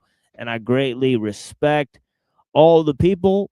I don't have that high of a respect for Giuliani, but I like him anyways. The thing about him is that I like the combination of sort of philosophy and sort of occult, metaphysics, and also, the whole thing, of the whole theological landscape and tying in different religions and different, animes and different art, even futurism into the analysis. So I can appreciate the different avenues that they go down, right? Some of these thinkers, even though if I don't agree with everything that they say. But yeah, I appreciate everyone for watching. And of course, we're trying to, correspond with ideas in terms of, you know, those paradoxes that reach us in terms of the technological, right, where that applies to, sort of ethics, the philosophy of mind, right, where those sort of nether regions of the technosphere sort of apply to those areas, right? We're extremely interested in technology, its effect on ethics, spirituality, right? And also, any of those other concepts, especially the frontiers of the mind, right? Those are extreme areas that we're interested in. We're taking lots of, um, theories and developing theories about the philosophy of mind in relation to technology. Obviously, it relates to whether, technology, right, has a sort of, um, a presence in which you could think of the technological system as sort of self-evolving, or as, sort of, working on its own set of values, or propelling its own development into something, right? So we have this idea. We also have it related to another concept of whether nature is intelligent and whether it can protrude into the mental sphere, right? Whether nature is just dead matter, or whether it can, you know, have a creative element and also have a mental element, right? So, we're interested in all these philosophical theories, and of course, we'll begin to explore lots more, right, with the pre-Socratics, right, with Buddhist philosophy, and also we'll expand on lots of ideas that we have there, right? And of course, we're, going to be returning back to the pre-Socratics. We're now taking a little detour by looking at ancient and modern ideas and how they contributed to the historical development, right? So we're, making lots of ground there. We basically had pretty much, a show like talking for pretty much like 6 hours about the various topics presented by thinkers like, um, Bostrom, right, Guanan, right, Alul, right, and of course they present a different range of ideas, right, in their, obviously they choose a very different vehicle of expressing those ideas and concepts, but nonetheless we try to synthesize their views. They come to some pretty accurate conclusions, and of course there's not that many people that are drawing from those types of sources to come to some conclusions about the world technological system, right? The people that are actually drawing from those types of thinkers to come to these conclusions are actually very few, right? I think me, Buddha, and Red are are part of a very small group of people, right? That are out there in the world asking these questions and thinking about these things and reading this type of material, right? So yeah, so that is actually a brute fact at this point, but yeah, nonetheless, I appreciate you guys' correspondence on this range of topics, and of course there's lots more topics that we're going to get involved in. I just basically just mentioned whatever comes off the top of my head. If I continued to talk about the explanations of the show material, I could go on for hours and hours and hours, because we spent hours and hours and hours explaining everything from the Bible to the Taoism, right, to Hegel to Nietzsche and all this type of stuff, right? So, obviously we've provided lots of material, and in other shows they don't synthesize material, they don't provide sources, right? So, obviously we don't get paid to do that, right? But the fact is that there's a great value to it, right? So, I Yeah. appreciate you guys, and we'll be back soon, right? So, I'm gonna go around the panel. Maybe you guys will say some closers. Right? Who's first?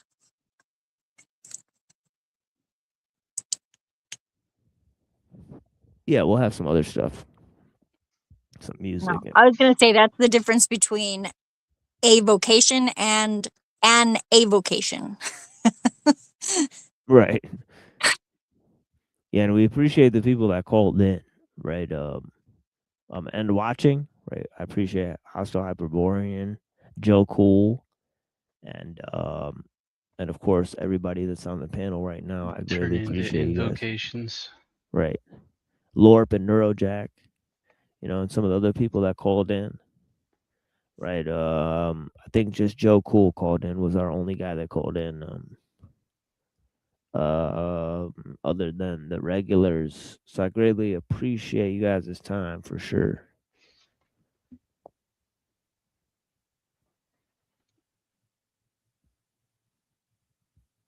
Speaking of Nietzsche, just really quick read off from Will to Power,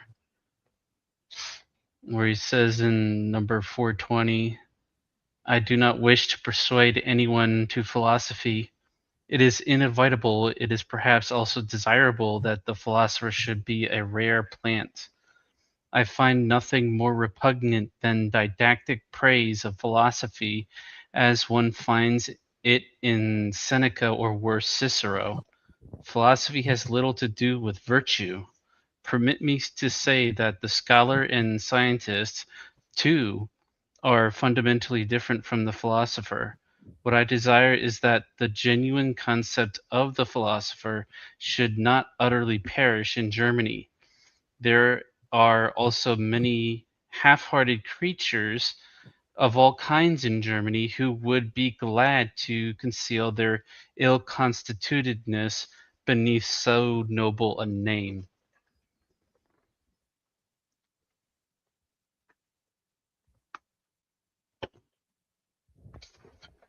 Yeah, interesting. Yeah, I seen another quote. I think is in the beginning of Genealogy of Morals, where he's saying that philosophers should distinguish themselves from the cold and patient truths of the scientists. Interesting. I read a book called Art versus Science. Yeah. As I recall, it's pretty interesting. Yeah. It was a sociology book. Yeah. I borrowed it from Elizabeth.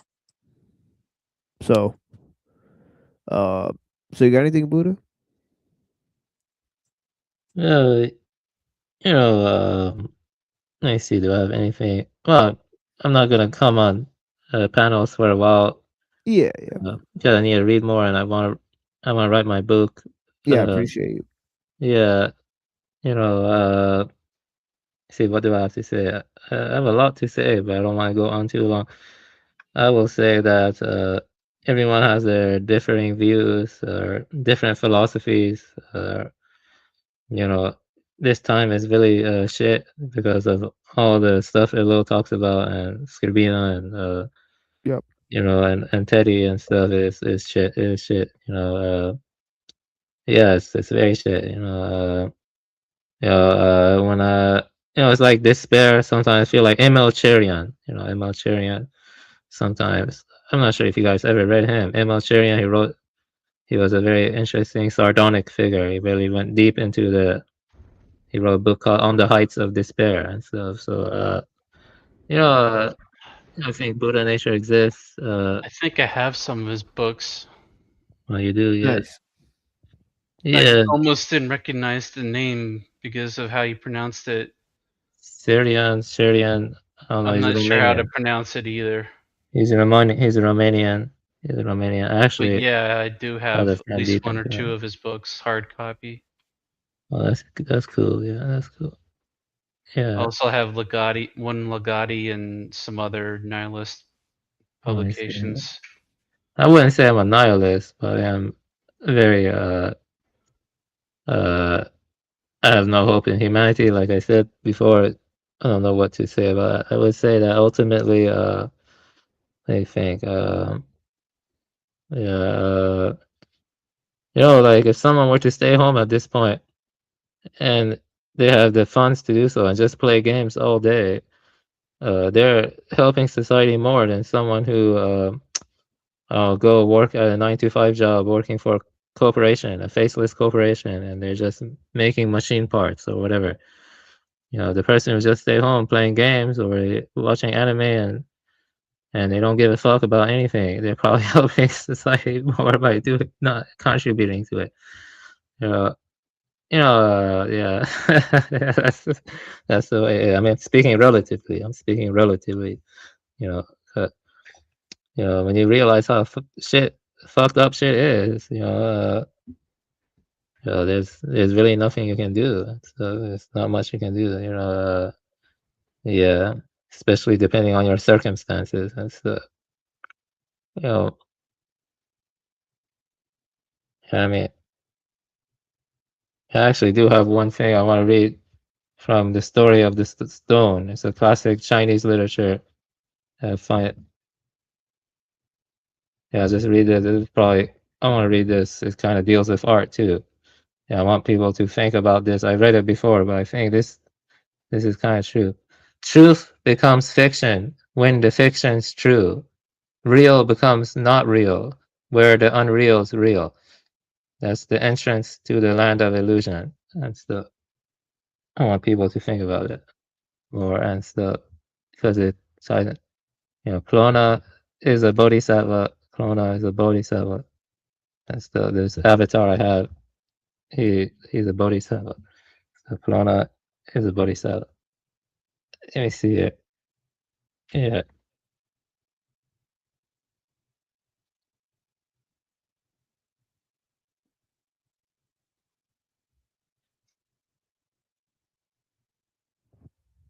Awesome. Yeah. So Zeph, you got anything for him?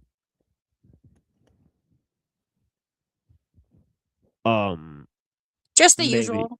Oh yeah. Just the usual. Like, yeah, just try and be better every day. Your version of better, whatever that is. Be more yourself. Right. I like authenticity a lot. Maybe a little more than I should, but I think it's important. And it's authentic, like in a sense of it's confident with quietly. It doesn't need to brag about it. I guess that's my favorite kind. Yeah. It's good. All right. Do not seek the treasure. Yeah. Right. Leaving the treasure for the next man's the best part. Right. Yep. It's good. Yeah. I love you guys. Bye. Yeah. Easy. Peace, Seth. This is great right here. Yeah, I got a kick out of that one, Buddha. Thanks for that.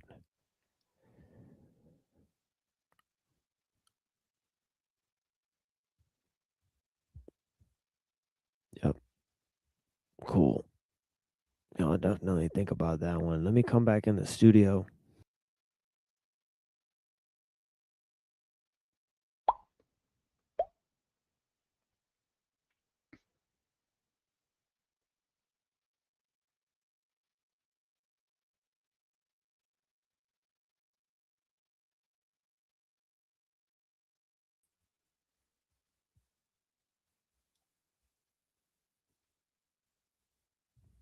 All right.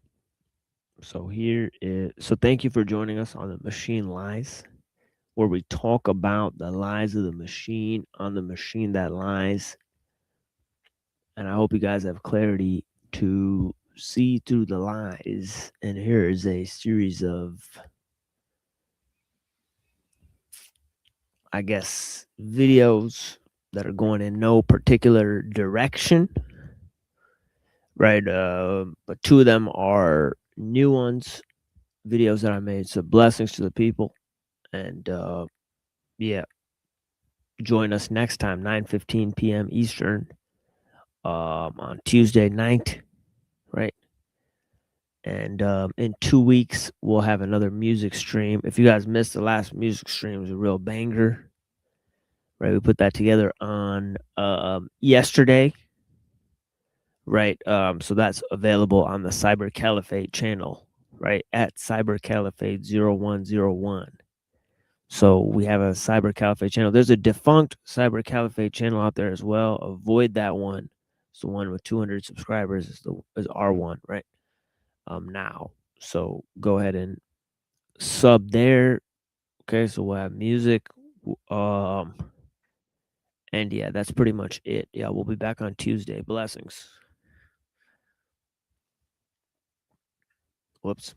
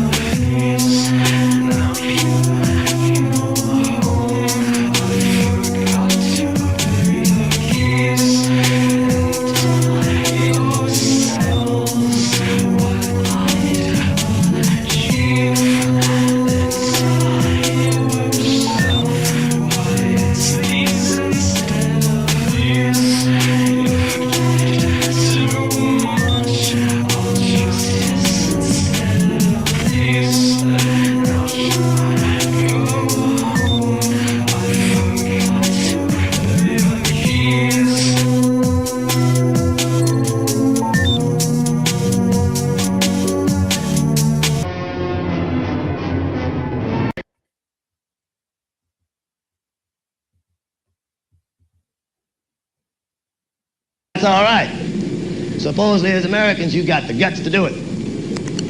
We did it in the past. The United States ain't ever lost a damn war. I don't give a shit what you heard about Vietnam. We didn't lose that sucker.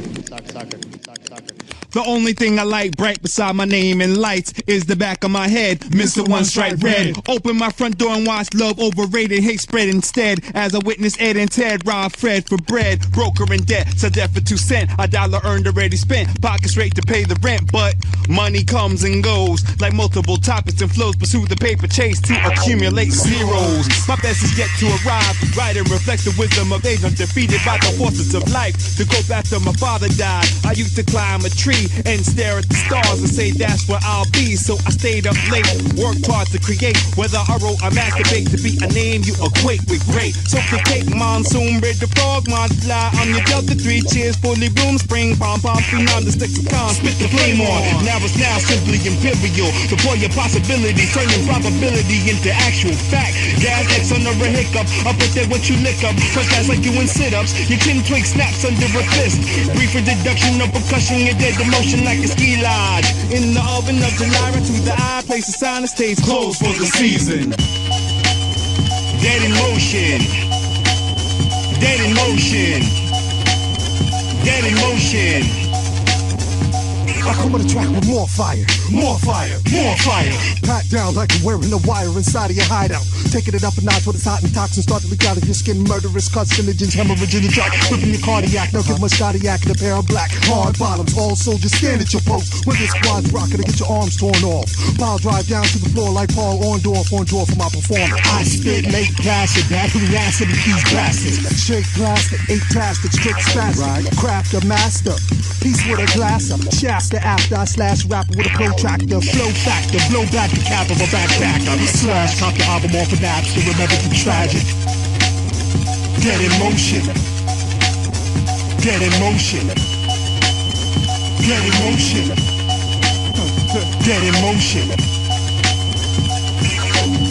It is what it is. Hey yo, yeah, I hear cats raps, but their flames don't shoot. So I don't even wet that like a raincoat suit. So what I'm saying is this, Saeed's on top of the shit. Like I'm walking around with a toilet strapped to the hip.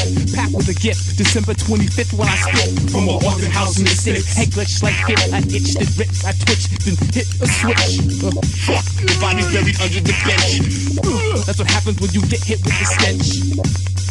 Twisted up like a fence. Time condensed in a matter of minutes. I managed to that movie with any nightmare. Making a mess, put it down with the rest. Drop the hex, hop in the stretch. That shit, checks on some next. With the ill potion to keep cats on float. Dead in motion.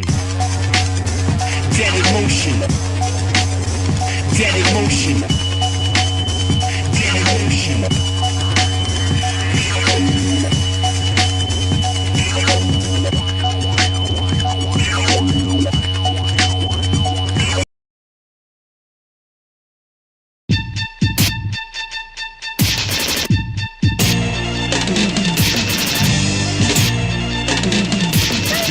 May go out, I don't go out since it's not my scene. I'm not a socialite, I don't venture out at night. I just lay within my lab and venture to the pros expenditure. Generating some stabs on a mission with machines.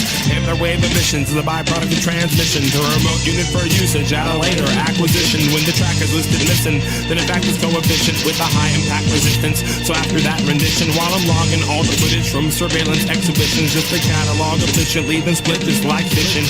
Here on the street, cruising for a bruising in addition to a losing composition and a grueling time listening, fooling folks with all that mischief. Though my number stays enlisted, there's a chance you'll miss it since it doesn't look explicit. It took me many years just to get the chance to stay indoors. Now that I've advanced here, I won't venture far.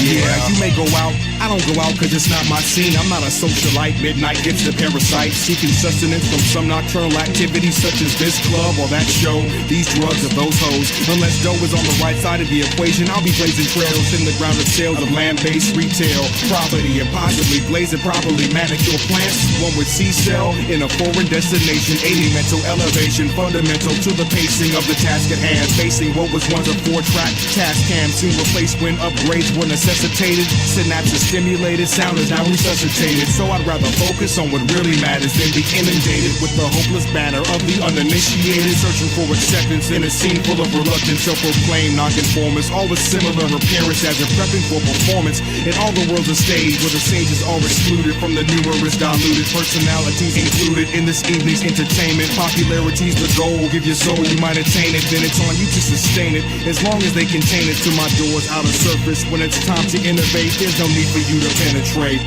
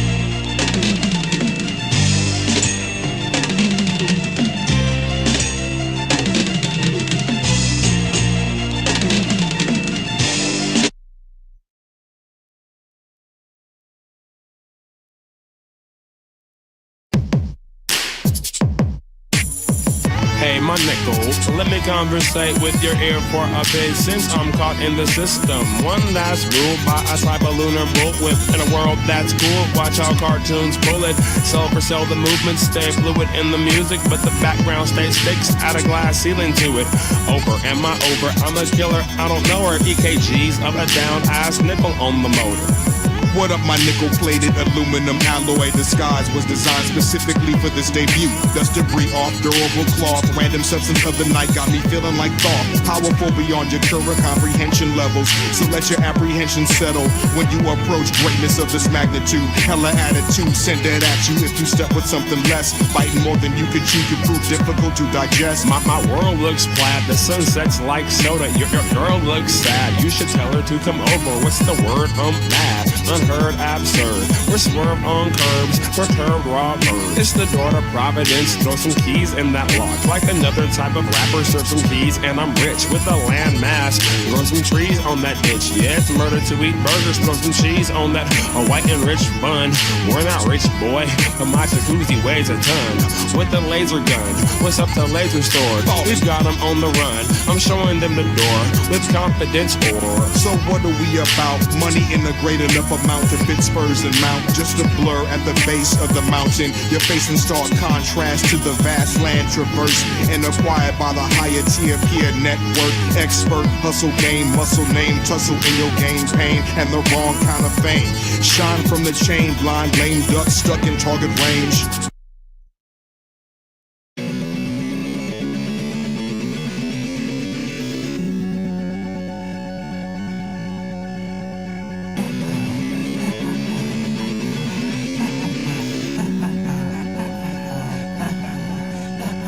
Okay, here it is. It's me and ABS with a blank just to get a blank check. But they say wait, so that means I wait on the blank and I don't laugh to the bank. But I say no, wait, then I act rude. Now I know the reason of your mega attitude. Okay, here it is. Me and Gino signed up to go work for a blank, then all we get is thanks. I didn't even get a chance to go back to the bank. This is the point where our business concludes. Now you know the reason of our mega attitude. Yep. Now you know the reason of our mega attitudes. Okay, get away for an X amount. We already went over this with Dope B.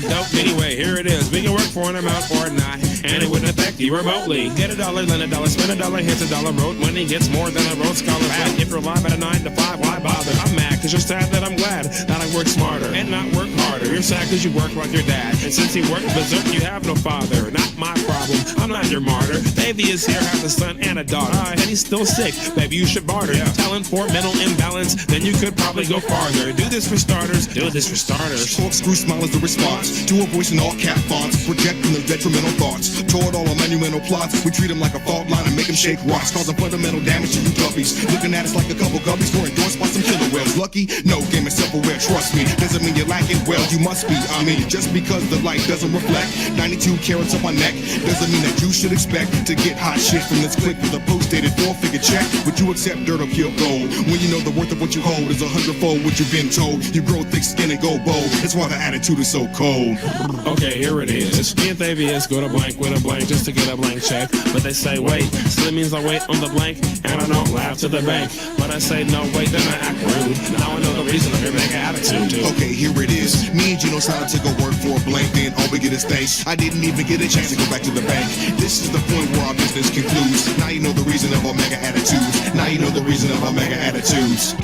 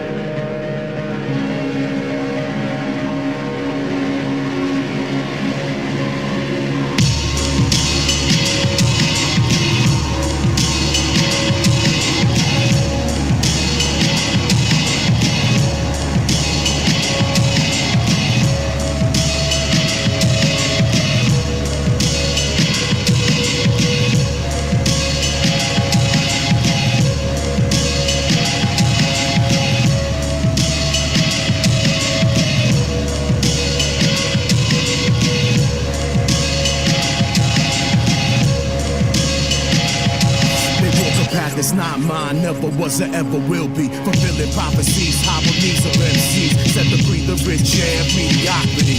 And so ironically, you seek the whisper from the poison lips of Socrates. I watch with these sad and tired eyes. If I were blind perhaps then I know what sunsets. As it stands, I hate myself more than public. Prose and poetry set to drown in murky sonics. Crucify the honest, lest they beg to play the minstrel. Divide my fifth harmonic, just to keep it simple. Basics of my breath only known to my peoples. Speaking paradoxes seem to some their minds are feeble. Retrieve the cortex and proceed the peace with equals. Your church steeples only set more eyes on by. Confusion on your face when I call my brothers God. Brass spoke with this with right men with the solemn nine. First signs of rain, I plant these seeds in fertile soil. Anoint scarred wrists with remnants of ancient oils.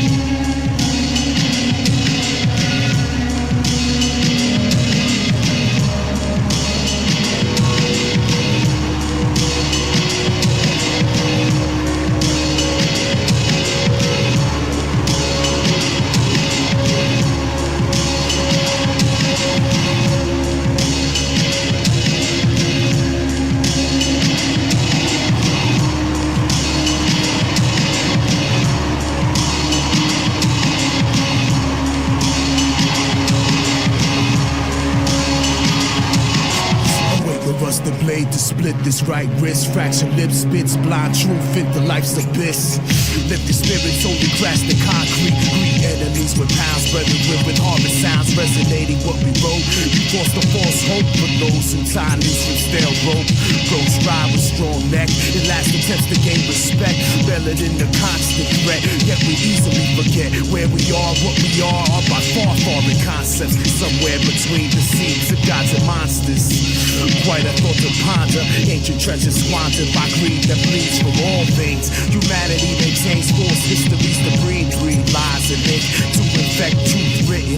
Given life makes ironic altar, tarnish smarter polished words only to be blurred when I once tried to watch and irony is lost. True knowledge only comes at too high a cost. Since then, I felt more than ever. Place brittle, faith, filthy tongue, slowly severed by words. Let the serve as exposed souls of roll on. So to respect that fate, you man has no fate. And since then, I felt more than ever. Place brittle, faith, filthy tongue, slowly severed by words. Let the serve as exposed souls of roll on. So to respect that fate, with this then no pain.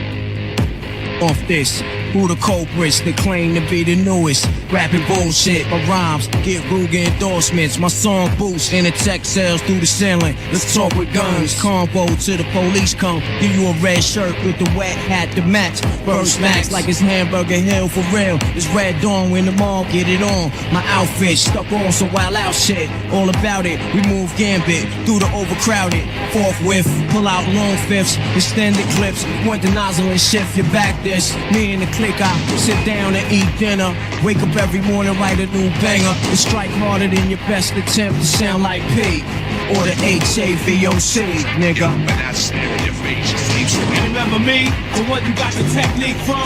Yo, but that's staring your face, it seems to me. Remember me, the one you got the freestyle from? Yo, but that's staring your face, it seems to me. Remember that? I told y'all protect your neck. I remember lioness, your honor.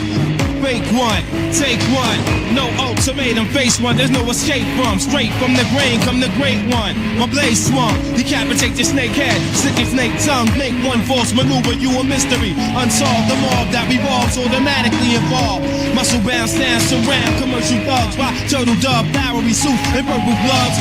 Me and you can have some fun, make it a blast. You couldn't take the impact, but still shoulder pads. Blood for blood, veteran, covered in mud. Wounded in the midst of war, still trading slug, getting major love. Way above you newcomers, I come thundering with the heat of 2 summers. When I enter the zone, move mountains with the presence alone. Before the words rip through the microphone, chrome dip lyrics are known to split stone. You private eye home in, but can't seem to clone.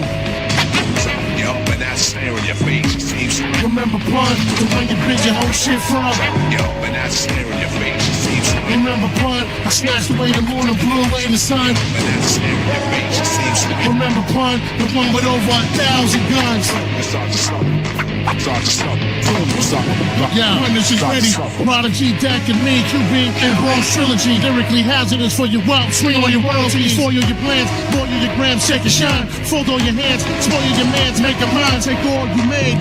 call you gay on Hot 97. Drop by your dwelling, got the weapon right behind your melon. Ain't no telling when the bullets behind the trigger. I do it to live niggas, the Pulitzer Prize winners. You wouldn't survive, nigga, if I chose you. Froze you from ear to ear, showing your whole vocal. Who told you you could roll through? My lyrics practically rose you from the grave like the crow's roof. I told you a long time ago, don't ever fuck me, cause if I leave you half dead, consider yourself very lucky. Very ugly from the face up, leave you laced up. Joey Grills, props, Jubilee, triple six, what?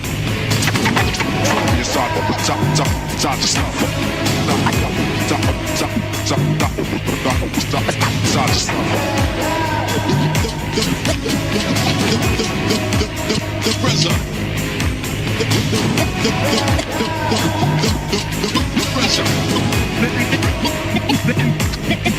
Respect the deck. Respect the deck. Yo, it's the P. Yo, it's the P.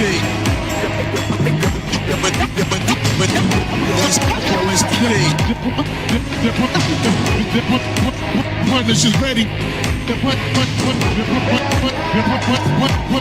Punish is ready.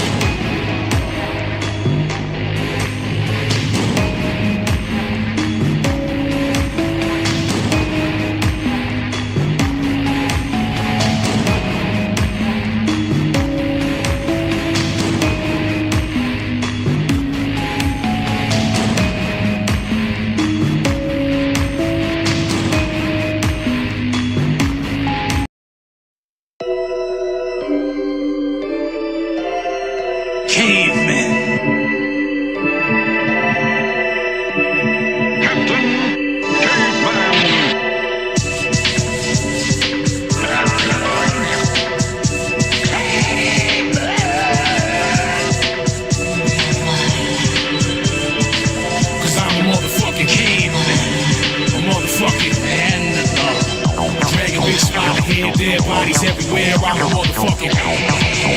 Cause I'm a motherfucking king. Motherfucking. Dragging bitches by the hair, dead bodies everywhere, I'm a motherfucking. I'm the cryogenically frozen, released in an explosion. The lab's on fire, melting the ice, exposing a 6'2" club, swinging knuckle, dragging crow, nagging, Walmart, white trash, pistol packing, beer chugging, titty loving, date rape, drugging, fucking in the Dunkin' Donut parking lot, engine running in my pickup truck, pickup sluts. I ain't even picky, get the pussy from the sussy. I'm a honky, leaving hickeys on her. A whole different demographic, anti-democratic, conservative, hate faggots, barely like a cannonball, modern day Neanderthal. Might have killed a mammoth in my youth, but I can't recall. Caveman in need of a brain scan, baby, I like it raw, no dirty cane fan. Evolved from a troglodyte pain, cave artist stealing panties out of Kmart. I'm a motherfucking caveman, motherfucking man. Dragging bitches by the head, dead bodies everywhere, I'm a motherfucking. Cause I'm a motherfucking caveman, motherfucking man. Dragging bitches by the head, dead bodies everywhere, I'm a motherfucking. Yo, uncivilized subspecies, the crack of the white troglodyte type. I'm a carnivorous Amorite, been to the gates of heaven but was already rejected. I'm the blue-eyed pitchfork swinging, leprosy infected. Nubian sisters, please stay away, better watch out. I'm the Caucasoid germ your daddy warned you about. Cave boy, cowboy, pistol in both holsters. I don't just rape women, I rape whole countries, I rape cultures. It's hard for me to be alive and stay righteous. I'm the guy that fucked the monkey and started the AIDS virus. I'm the Walt Disney creator of Uncle Remus. I'm the blue-eyed painting of the white Jesus. I've been a demon since I was a fetus, carving the nose off Egyptian sculptures, hiding the black features. I swing low like Jim Crow, I'm the dope dealer. I'm the rock and roll jazz rhythm blues soul stealer. I'm the law making, law breaking, the nation celebrating Satan every 4 years of the inauguration. The White House is the plantation, the white boy, the negative naysaying, the rest on lacrosse playing, bad breath stinking, keep decaying, bathing and bacon. I'm the bar brawling, brass knuckle bottle breaking, the caveman. Motherfucking caveman, motherfucking man. Dragging bitches by the head, dead bodies everywhere, I'm a motherfucking. Cause I'm a motherfucking caveman, motherfucking man. Dragging bitches by the head, dead bodies everywhere, I'm a motherfucking. The real Cuban, hairy chest, bearded bastard, drinking beer faster, tractor truck, steer rappers to pack it up. So here after the caveman stomp, shake the ground, his ape was found, ripping Rachel Ray out of that apron gown. No respect, I give the best, I deal with schemers firm, so be concerned. My heart's so cold, my ribs got freezer burn. Walked into a slaughterhouse and got hungry for a Big Mac. Found me a slab of meat and had a feast of rib racks. Baseball bat at your mug. Yeah, I should be doing arenas, but I'm more popular with clubs. Fred Flintstone's a faggot, the Geico guys are faggots. Collective flesh, self-titled is so savage. Brutal, primate, irate, I erase whatever I face. Alligator pit, using humans as live bait. Committing murder at high rates, I'm quick to slice or fuck the cops. Try to stunt, don't need the motherfucking riot pump. Undeveloped forehead, harder than a Foreman grill. Football punted your head and it's in orbit still. The more I kill, the more my primitive mind wants to go behind enemy lines and place proximity mines. It's been centuries time, I don't evolve, I stay raw. Hunt for prey and never take the day off. I made a goddamn grizzly bear fur coat, pigskin, arrow pouch, foul talk, no sterile mouth, I'm a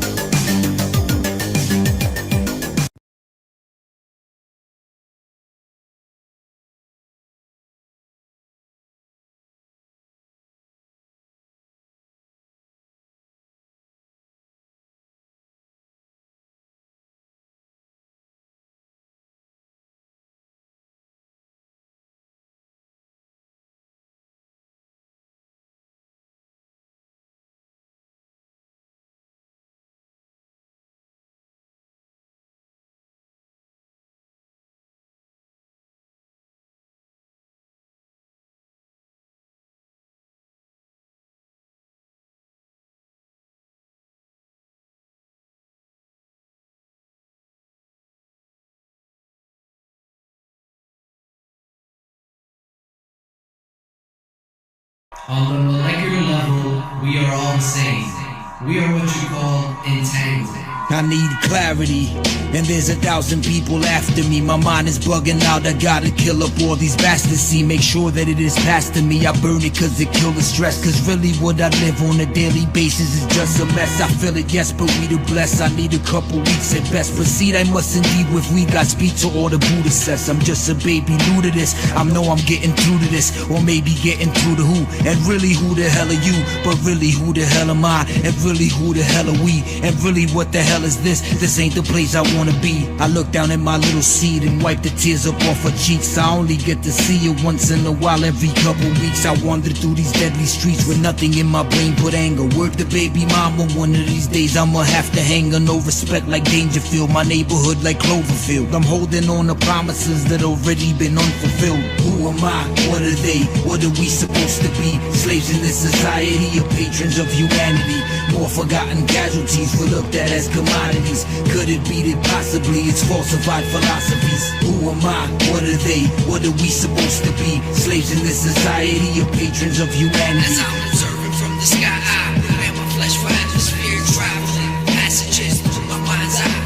I'm beasting it this year for real. I dare you try to cross my path. I'm leaving nothing in my wake unless you're in my aftermath. I never had a lot of cash and frankly I don't give a damn. Forget about the dividend. My favorite game was kick the can. Was searching for a helping hand. Was suffering with purpose cause in turn it made me who I am. There's people who observe us and they watching with binoculars. Maneuver through metropolis. They cry upon sarcophagus is poisoning the populace. It's almost die. The clock is ticking in the sky. It's cyanide. You're guaranteed a quicker death if you ingesting cyanide. Now putting all that to the side, I'm trying not to lose my focus. I came to destroy, okay, I'm deadly like a plague of locusts. Jibber jabbing knives that poke us. All we are is slabs of meat. There's mothers with their children homeless living in the dirty street. I'm choking up, could barely speak. I had a Machiavelli week and realized that we the wise but marketed like deli meats. Who am I? What are they? What are we supposed to be? Slaves in this society or patrons of humanity?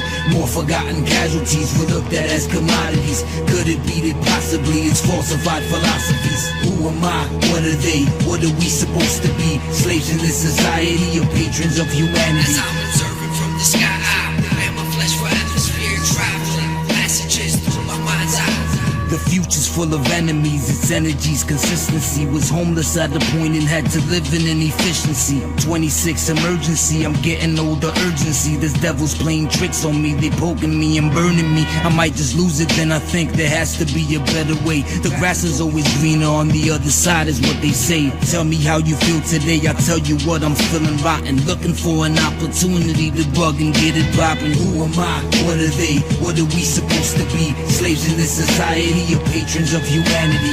More forgotten casualties were looked at as commodities. Could it be that possibly it's falsified philosophies? Who am I? What are they? What are we supposed to be? Slaves in this society or patrons of humanity? As I'm observing from the sky, I prepare my flesh for atmosphere traveling passages through my mind's eye.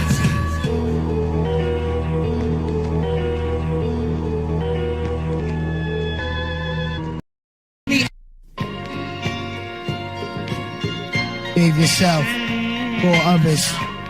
Last days. Yeah.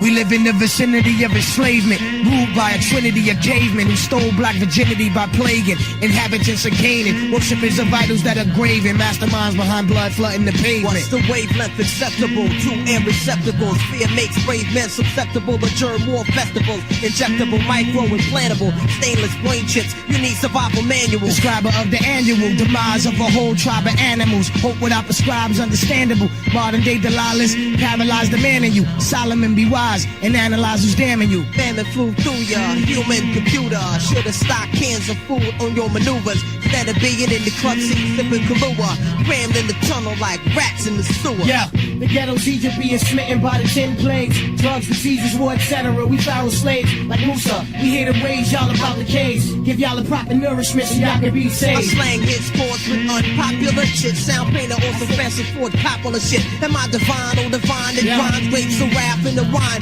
The God's kids flipping in the times. The system was designed to strip them in the mind, force them to the underworld and trick them into dying. Instead of looking inside, they praying to the sky. If there's a heaven in the afterlife, don't you wanna die? Convulsions apply to your body from the airborne host. Right through your eyes and your nose. Why deny your contaminated clothes exposed deadly contact? Lungs collapse and crack combat. Trapped by the oppressor, unemployed black professor.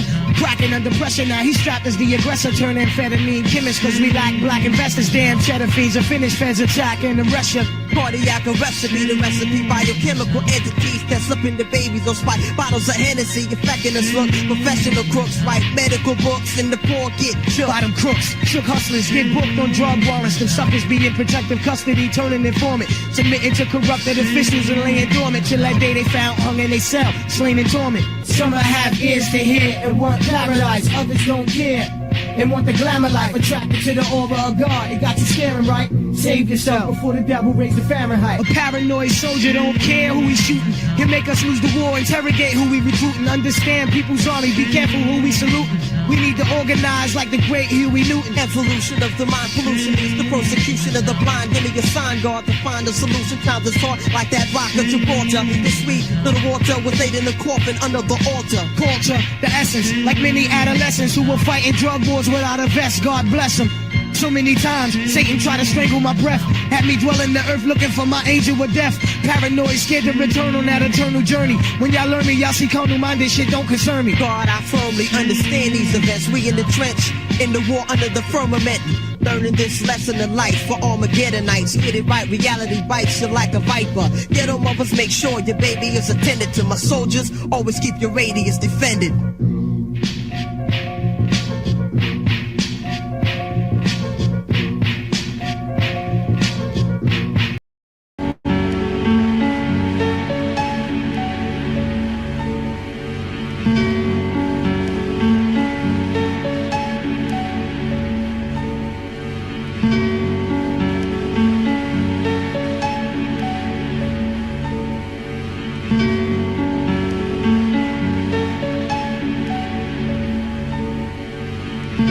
Immaculate deception. You got poverty, religion, racism, politics, and economics that keep the preoccupied mind spinning. Oblivion, evangelical righteous nation building by eugenic DNA, epic weapon sequence in the DoD operation Dark Winter. Unknowingly investing trillion in most subtle forms of murder. New American century, lunatic, neocon, lounge, poolside for Olive Martini at the Plaza Bilderberger. Sitting next to nanotechnology, the Damon inside the nuclear winter. With reptiles and bikinis that don't walk on by, they slimmer. You better zip up the Dalai Lama North Face, put on an Elmo mittens. Pay close attention, there's no difference between Bush and Clinton. Check the arrogant cowboy Texas demeanor. White House was straight Stonewall, fuck a congressional subpoena. We will bitch smack the media. Lord Cheney, rule over Dark Warrior. With CIA orgs brought down the two towers. Who up on COG shadow government at Raven Rock, where the only legislative branch wanted is executive power.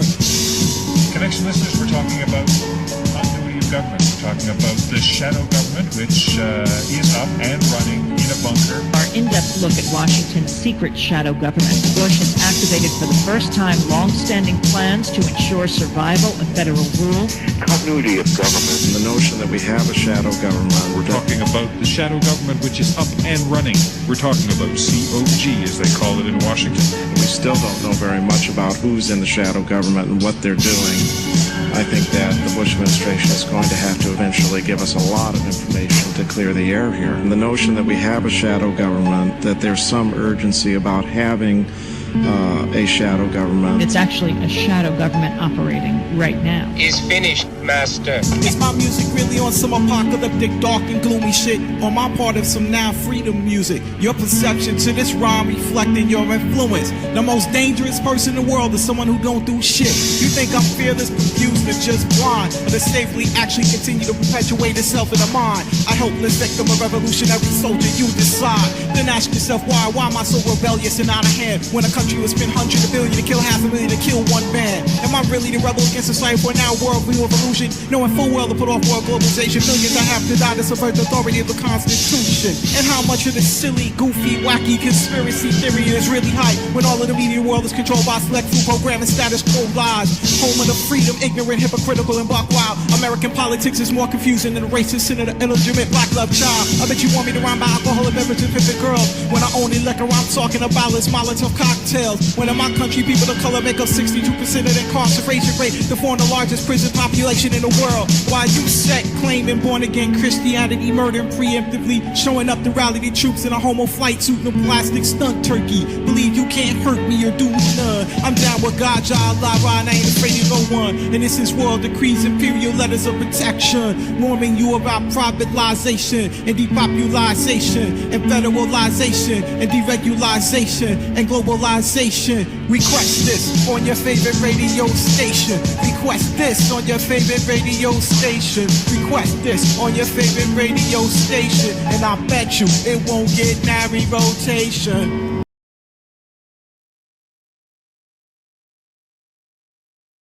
On if will my significant other come on right now? These are the ladies. I heard a lady prior to you on this. What's up, fellas? Can you put it back on, please? No, that was Gabe. Gabe ran her away just earlier. He ran upon her away earlier. Whatever, bro. She ran herself up. CM, this is you know Machine Lies, right? Yeah, I mean, I know Machine. What's up, Machine? Yeah, what's up? How's it going? Regardless, anyway, CM, you know what to do. I think somebody introduced themselves right now. That's what I was trying to explain. I already did it, but hey, I think somebody trying to introduce themselves right now. But yeah, I good. feel like Love. Explain if you want to explain. I guess Gabe's just fucked up. No, I've already handled it. I feel like because he's already been relegated to the chat and just like, you know what I'm saying? Like, bro, like I made money before. Like I'll make money again on here. You're not gonna make money off YouTube, like that. Yeah, not like that. Like it's better than nothing. Like you know what I'm saying? Like Nate just said, but you can't be just. Yeah, but that's anything, bro. Have you ever? It's how I know you're a broke ass fucking California Catholic. I kind of like that saying, California Catholic. That's like California sober. Yeah, he's a Mexican. That's how you smoke weed, huh? Hey, you know this Ragamuffin. Who's this? Yeah, we know Ragamuffin. He's good people. Yeah, Ragamuffin's cool. He's good people. What's up, Ragamuffin? What up? Grand Rising, y'all. Greetings. Happy New Day. Greetings from Earth. Yep. What's going on? I'm not from Earth, though. But where you from? Oh, I'm from other worldly places. Whereabouts? Oh, I can't really say. Pluto? But I'm here to help the human race, though. So well, take me to your leader, bro. All right. In Machine Lies, do you have you ever let Impervious or whatever the hell his name is on your invited panel? him. Inferior. I sent him a friend request. He never accepted Thank my you. friend request. So it is what it is. Yeah, he be lying. He's scary. I don't know. He's trying to act tough, like. Yeah, I told him let's ride out and do a show on Andrew Wilson, talking shit about Andrew Wilson together. But he didn't come through. Yeah, Even just sent right now. The machine already knows how to piss me off. Well, you're getting listen. Now, now go get your fucking maxi pad and wipe your little bloody pussy, you little fucking punk bitch. You tried everything, like that's why you can't say the N-word in the chat. You fucking pussy. Yeah, we Hey, got King Chatter, why is he pissing you off? You said. He started trying to tell me that Isaac Newton was a Christian. I was like, no, sir. Oh yeah, all his fucking like Imperius is a dumbass, bro. Like I figured out all his like ideology is like fucking Roman Catholic fucking like conquer ideologies, bro. Like world dominance, like ideologies. He's a fucking dumbass. Yeah. Like, he learned all that shit off like some YouTube AI. Like, yeah. and he expects us to believe he's some lawyer with fucking broken toes. Yeah, I mean, they took over a lot of shit for a while. The Catholics, for sure, organized. Yeah, but King that's like all Chatter, his would fucking you? like where all his whether they did or didn't, that's just Yeah, I think that's it's where in the all his past. like sources of information, like whether his like his worldly views come from, like that Right. type of that type of domination type shit. Yeah, I know what you mean. And it's just like that's just like that one way of looking at it. It's just like, bro, you'll never see anything else. That's not like that's just one view. But what I wonder is, I believe Isaac Newton may have presented himself as a Christian, just the same way George Washington did, just the same way all these other people did. But in actuality, they was Masons. Right. Yeah, that's true. Yeah. Exactly. And once you get to a certain level of masonry, I mean, hopefully, I mean, I don't know because I'm not a Mason, but from what I heard, we all know. We all know that once you get to that certain level, there's a certain you got to bow down to something different.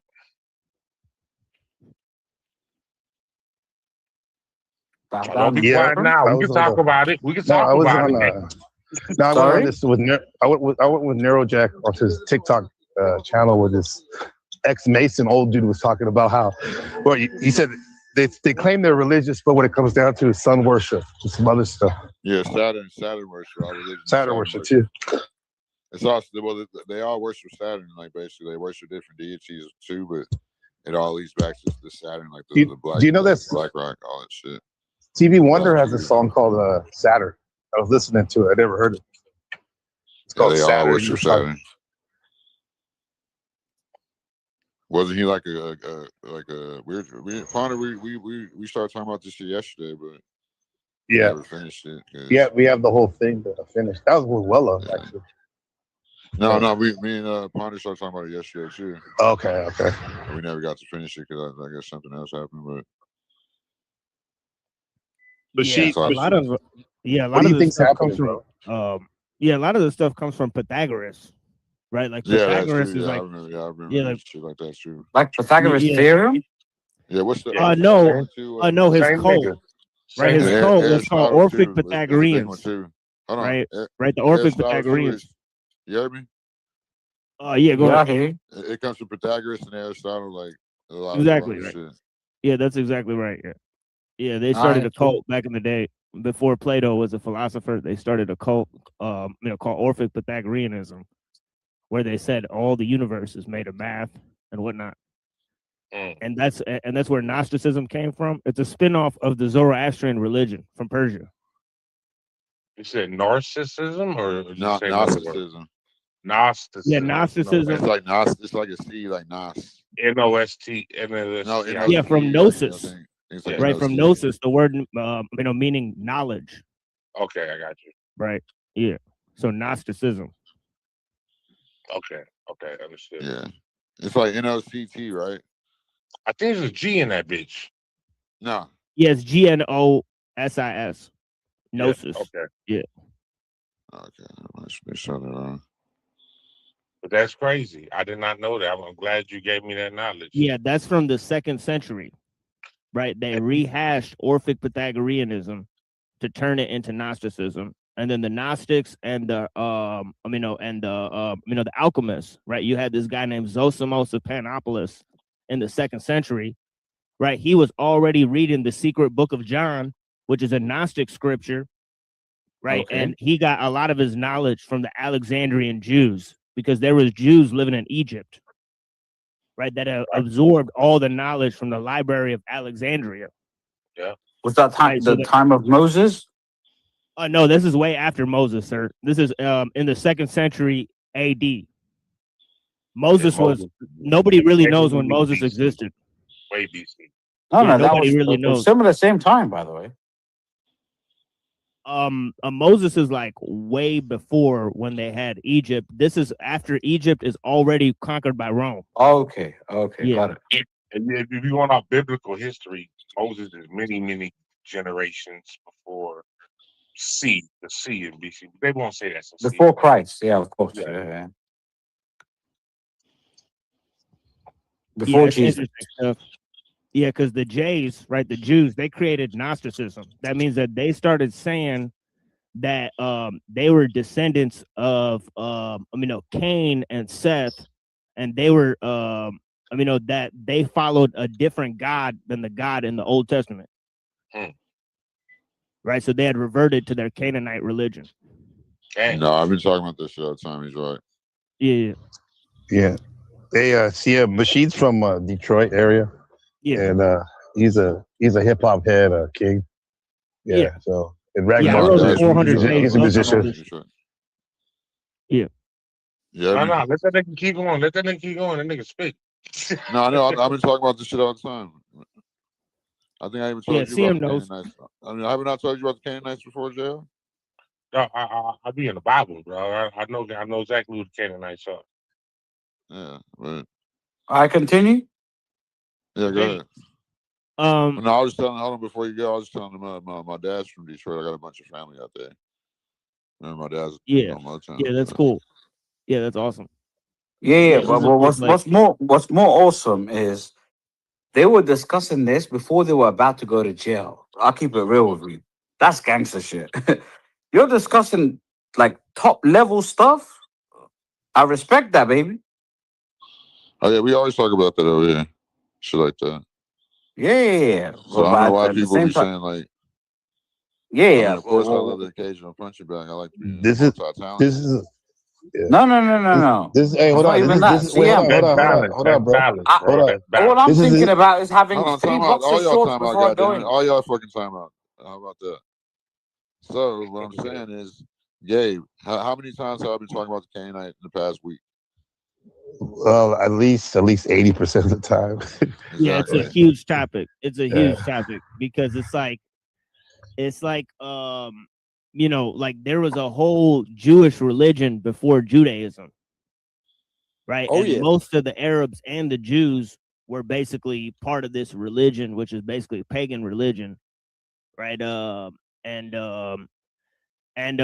they spun it is that, right, like basically there's we're finding out that there's pre-Christian Gnostic groups, right? So there's groups that were already sort of called antinomians, right? So antinomianism is when you say that basically the law, right, is a metaphor for gaining purification so that you can become like a superhuman and whatnot, right? So they developed this idea of alchemical transformation, right, by creating the concept of Adam Kadmon. Right, Adam Kadmon is called the archetypal man. So this is a theory that they share with Gnosticism that they use to create this whole idea that you could elevate humanity, the consciousness, right, into the next stage, right, of the evolution of consciousness, right, through the hierarchy of being, is basically their idea that like man can become one with the archetypal man, right? Because the archetypal man was the primordial man, right? They say that the archetypal man was neither male nor female. So it's kind of like some gay shit. Yeah, transhumanism, the original transhumanism. So yeah, exactly. Yeah, exactly. CM is the original transhumanism. Now you're looking at what's that statue? What's that guy called? The Baphomet. The Baphomet. Yeah, there you go. But they say that's really not a bad thing. They say it's about like raising your energy. They just like that's just everything. I bet that's what they say. Yeah, that's a guy that drew that name. Eliphaz Levi in the 15th century. Hold on. But they worship deity. That's the thing. Like they don't. The only thing they really worship is Saturn. Like, but most of them, like when they're trying to channel those different type of like sacrifices sessions, they channel different deities. Yeah, absolutely. Like what is it, like the 62 or 72 legions of demons or something like that? Man, yeah, exactly. Yeah, you got it. I'm gonna let you rock out, but I feel a certain way about that. I mean, I wish it wasn't that, but I know for a fact that's what they do. No, I'm Yeah. not saying that. But I agree with you, and I agree that it works. Cause I try to told y'all, nigga, I met the devil. I ain't never told y'all. No, you never saw this. Like, this I your never first said I time never here. told y'all about that. I met the devil in the dream, bro. Uh-oh. I told my wife this. I met the devil in the dream. She said she I think it was a she. It kind of looked like what's old girl from like her name like Jane something. This is how it presented to me, like the girl from the Bleed show. It was like a masculine woman was presented as, and she Yeah, was that like, sounds like a demon. I know what you want. I give you everything you need." I said, "No, I gotta leave. I gotta go right now. I'm good. I'm good on all of this." All right. And I'm like, Yeah, "That's that's not what no I'm saying. dream. Like, That's like some shit where like I had a decision to make because I could have been doing a whole bunch of different shit." I'm like, "Nah, bro, I'm good. I'll just make it however else." he'll be all right. You know, we Yeah. gotta. Here's the thing: there's no such thing as a devil unless you're worshiping deities. I believe in the higher self and lower self, and creating a balance off that. Because you never want to deny either side. Because you want to. That's why I don't believe in heaven or hell. Because I believe in something like a better, like a higher reality and higher consciousness, and like in a higher dimension. Yeah, but I don't believe in like heaven and hell like they tell us. Like I believe in it partly the Bible because they have to tell us a lot of shit because they want to. That's what confirms to me that there's a creator because of the way that they follow the karmatic rhythm with whatever they worship when they have to tell us shit before they do it. That's how we know that there's a creator and that's them trying to get salvation Mm-hmm. for fucking us over. Like because they be like, oh well, we told y'all. And think about how court goes where you Yeah. can't sue people, where you can't sue people. You have Like, to. Yeah, you have to do it. Yeah, you have to present your evidence before you yeah, man, that's try to what think about. prosecute Like, somebody. if you sue somebody, let's say it's let's say you find out that like wrestling's fake or something, and you try to sue Vince McMahon, and you're like, well, I fucking told you that fucking it was fake and that this This and is that. Like, entertainment. yeah, it's entertainment shit like that. Like, they have to tell you type shit. That's why they do it. Well, whether there's an individual called the devil or not, there are archons, and they are very real, and they do Yeah, that's feed what I'm off saying. of people. Archons, so that's what I say higher Yeah, being. but Higher I don't go as higher far as to dimensions. say that we need to like balancing out our own darkness is logical, but there are those folks out there, and you may be under this camp, and that's fine if you are, but I disagree with this idea that the creator is both good and evil and does both things to people. I don't agree with that. There's I the don't agree with that. blueprint. Same. Yeah, there's a I don't blueprint agree with that. antithesis of what is, and then there's the opposite of that. That's basically a schism. And I was going to say that the Edomites and the Canaanites, bro, they the ones producing all the damn isms, producing the schisms in reality, right? Mm-hmm. Oh So yeah, for sure. that's what it is. So I just wanted to say that because, and also I want to challenge TML a little bit because he likes to throw all the Gnosticism into one camp, and he can't do that because there are those that practice that. No, I've never done that. No, to Well, be fair, I've never done you that. do I've that done though. two or Nah, three, square up there. two or Square up three there. conversations on Gnosticism. All I said is it came up in the second Take his century. I argument never put first. them all Take under his one camp. argument first. Hold on, Because yeah, this is what it is. It's what it is. I think it's both. Take his Well, argument just from first the and jump. rebut. Well, just from the jump, I've done dozens of presentations on Gnosticism. I never said it's one monolithic group or idea. But yeah, Well, anyway. okay, but my point is that some people think that, and I thought that's kind of where you were going a couple different times about the whole thing. Like, well, they don't want to be God, they all want to do this or that, and it's like I don't think so. Some of them do want to be the creator and want to say it's my will, I'm gonna do whatever I want, and then the others are like, no, I'm submitting under the divine authority. No, ragamuffin. I think you got confused because I was trying to explain to them the genealogy of the secret societies that lead from Gnosticism all the way to the Kabbalah to Freemasonry. Fair enough. I just want you that's to a make whole the different. all right, cool. Yeah, As that's long a as whole you're making the different thing. distinction, that's Yeah, cool. now if I was to Yeah, present, specific. now if I was to present information on specific Gnostic groups from the 2nd century, I would point to Irenaeus, the book Against Heresies, and then you would see that there's dozens of different Gnostic belief systems. All right, fair enough. So well, yeah, you know, I'm out here. I'm swatting it. No, I'm I know swatting at a lot of exactly the science on Christians. it. Yeah, and Oh, yeah. I'm swatting at a lot of these Christians that want to come up and be like, oh, well, listen, this is the 1st century church, No, I'm not the against Orthodox, this or that, and it's like, okay, No, bro. I'm not against it. No, I'm not pro-Christian or anything. You know Okay, me. yeah, I know. I'm against everything. All right, ding, Yeah, ding, you come ding, with the ding, bars, ding, bro. ding, You ding, got ding. them Round bars, one bro. is finished. Round one is finished. That was good. Now I got a question for y'all. I got a question I just thought of. I don't know why it came to me, but was evil birthed out of good? I don't think so. Personally, I don't think so. Yeah. I think goodness doesn't Yeah, need hold evil. up. Before anyone answers, hold up. Yeah, He's sorry. asking a question. He's trying to go around the panel, right? Yeah, go No, ahead. I mean, yeah, JR asked a question I didn't ask you, but I think that's like, I don't know, like, hold on real quick. That kind of question, I really feel like you have to layer it more to see how they could correlate. You know what I'm saying? Yeah. I feel you. I feel you. I think if we're As a elevated minds, then you can understand the question. If you're an elevated mind, because there can't be no evil if there's no good, right? So okay, first, can I give you there has to be good. the Muslim perspective? Yeah, that's The cool. Muslim perspective is the Muslim. I'm the Muslim on the panel, just to let you Yeah, I'm a guys know. Muslim too, by the way. But yeah, go ahead. Okay. So Regardless of what it is, look, Adam and Eve, we all agree with. Yes or no on the panel? I do. We were both from somewhere, right? Yep. Okay. What happened was there was Gabriel, there was other angels that were sent to the ground after Adam and Eve came, and then Oh, one you of about to them say was yes. You're about to say yes. I can already. My dog. You're about to say yes. Go ahead. which dog?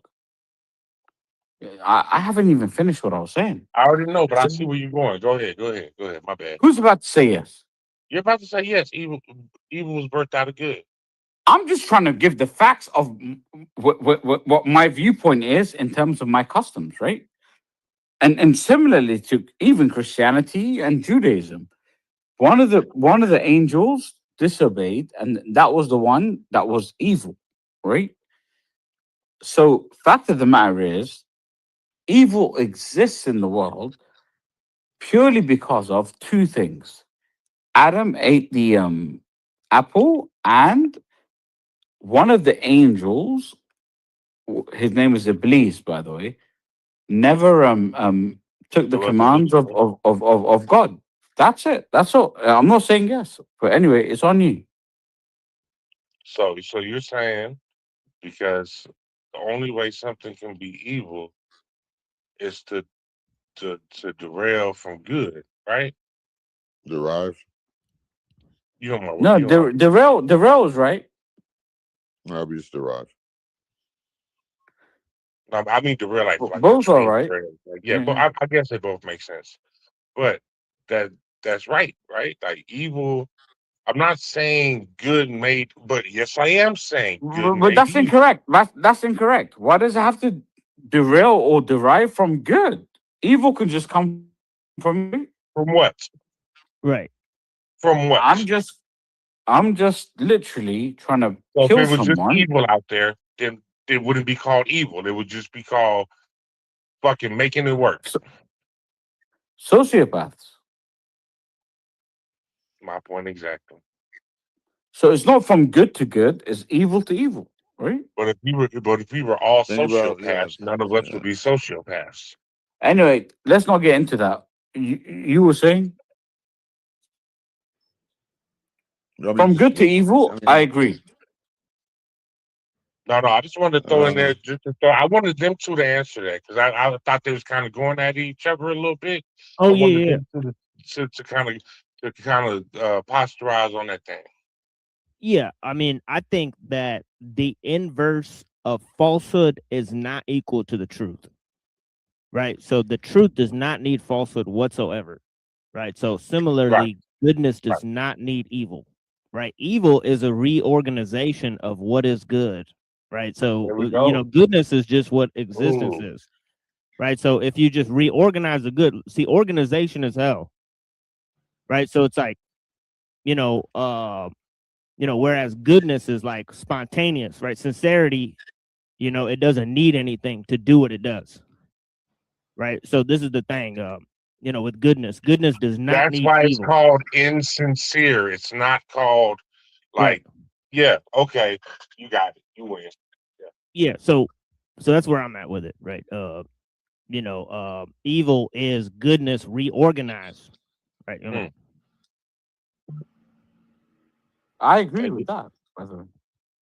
That was dope. Yeah, that was the best way you could put it, really. Yeah, So, because yeah, I mean, I agree with yo, King too. Because we have the seven deadly like, sins. I actually, I hold think on, hold seven on, King deadly K, sins goddamn, is within King all of K, us. King K, King K. Hold on. Do your thing. Do your thing. Thank you. You're welcome. No, I actually got the discussion with actually Tom's stupid ass like a year ago, and I said the same thing. Like, he said, no, the creator created good and evil. I said, no, he didn't. Like, evil fucking probably, like, he probably created the lands, and they all try to fucking mock him. It's evil is basically mockery. Think about it, like, when people do Rebellion. mocking, it's like it's like you know what I'm saying? Is that's why I say I believe in higher self and lower self, but you never want to get away from too much of your lower self because it's like, you know what I'm saying? You have to, like, we're beings for a reason, like you know what I'm saying? I say this shit all the time. Like, my views on the world haven't changed. So All right, go off on your what was you gonna say about the seven deadly sins? the what? He's No, about to no, say no. he's I, about I to say was something going to about say seven. about the seven deadly sins with TM. There's another, of course, that's going to happen shortly on the seven deadly sins. I think we all contain all of the seven deadly sins. I don't care if whatever anyone says. Every one of us have all of the deadly sins. It's just how we contain that emotion of those sins, right? Yeah, it's not about what happens, Yeah. it's how you react. Yeah. It's That's how you why. react to it. And even if I take it a step further, I don't even think they should be called the seven deadly sins. I think they should be called the seven deadly emotions. Yeah, that's a fire point. Talk on that. Talk on that. Speak on that. Sorry? Speak on it. Expound. Expound. Go further. I'm following you. You want me to No, I expound see on what you're that? saying. Okay, Hold on. Let me expound on that. Go ahead. Listen, there's something called wrath, right? There's something called wrath, right? Emotion. Yeah, it's an emotion. No, it's not emotion. But wrath is an emotion. Wrath is one of the deadly sins, right? I walk into my house that I sweated my ass off to build, and I walk into it, and I find my wife with another man, right? I don't care who you are. That wrath, it's one of the deadly sins. I call it emotions, by the way. One of the deadly sins will come out, right?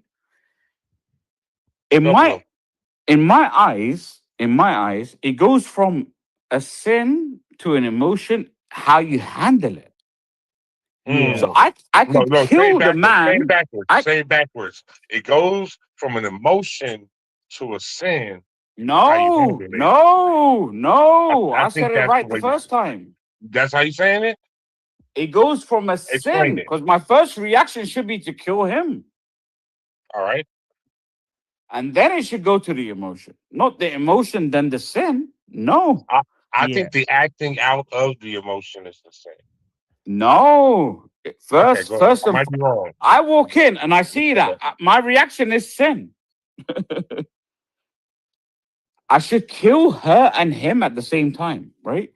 At the same time, I go from sin to emotion, which is calming down and saying, okay, yo, I'll keep it real with you. I ain't mad at the player, I'm mad at the game. I can say that. Yes or no? I'm like, yo, my brother in jail for this right now. My brother in jail for this right now. So I'm like, yo, you never knew she was married? All right, cool. And to be fair, look, fellas in the room, I'll keep it real with you. I got cheated on before. we all have. I handshook the player and I'm like, yo, it ain't about the player, it's about the game. I'm like, did you know she was with me? He's like, I promise you on life, I didn't know. I'm like, all right, cool. You're good. Cause sometimes I don't like to be manipulated. Not sometimes, all the times. but they would know. But the brethren, it's like me right now. I hook up with a girl. I'm by the way, I'm practicing celibacy, just to let you know. But even if I did, and I'm sitting there with a girl, and then the husband just comes and goes boo boo boo. I'm like, what the fuck's going on? She's like, oh my god, get dressed. I'm like, what the fuck is going on? Like, it's not on me. Don't Yeah, hold on. blame the player. Play Wait. the game. Hold on, King. So the fact of the matter is, King, let me interrupt you real quick. But no, yeah, I sorry? see what you're saying. Yeah, like you can't trust no female. Because I mean, one time, well, like 2 years ago, like some chick was like, she's like, yeah, like my boyfriend's gonna call. Like whenever he calls, just like don't hide under the bed, go in the garage. Like, dude, like you can't trust no girl. She told you to hide in the garage. Yeah, she's like, yeah, because he be like making her like put the phone under the bed, like these girls don't care, like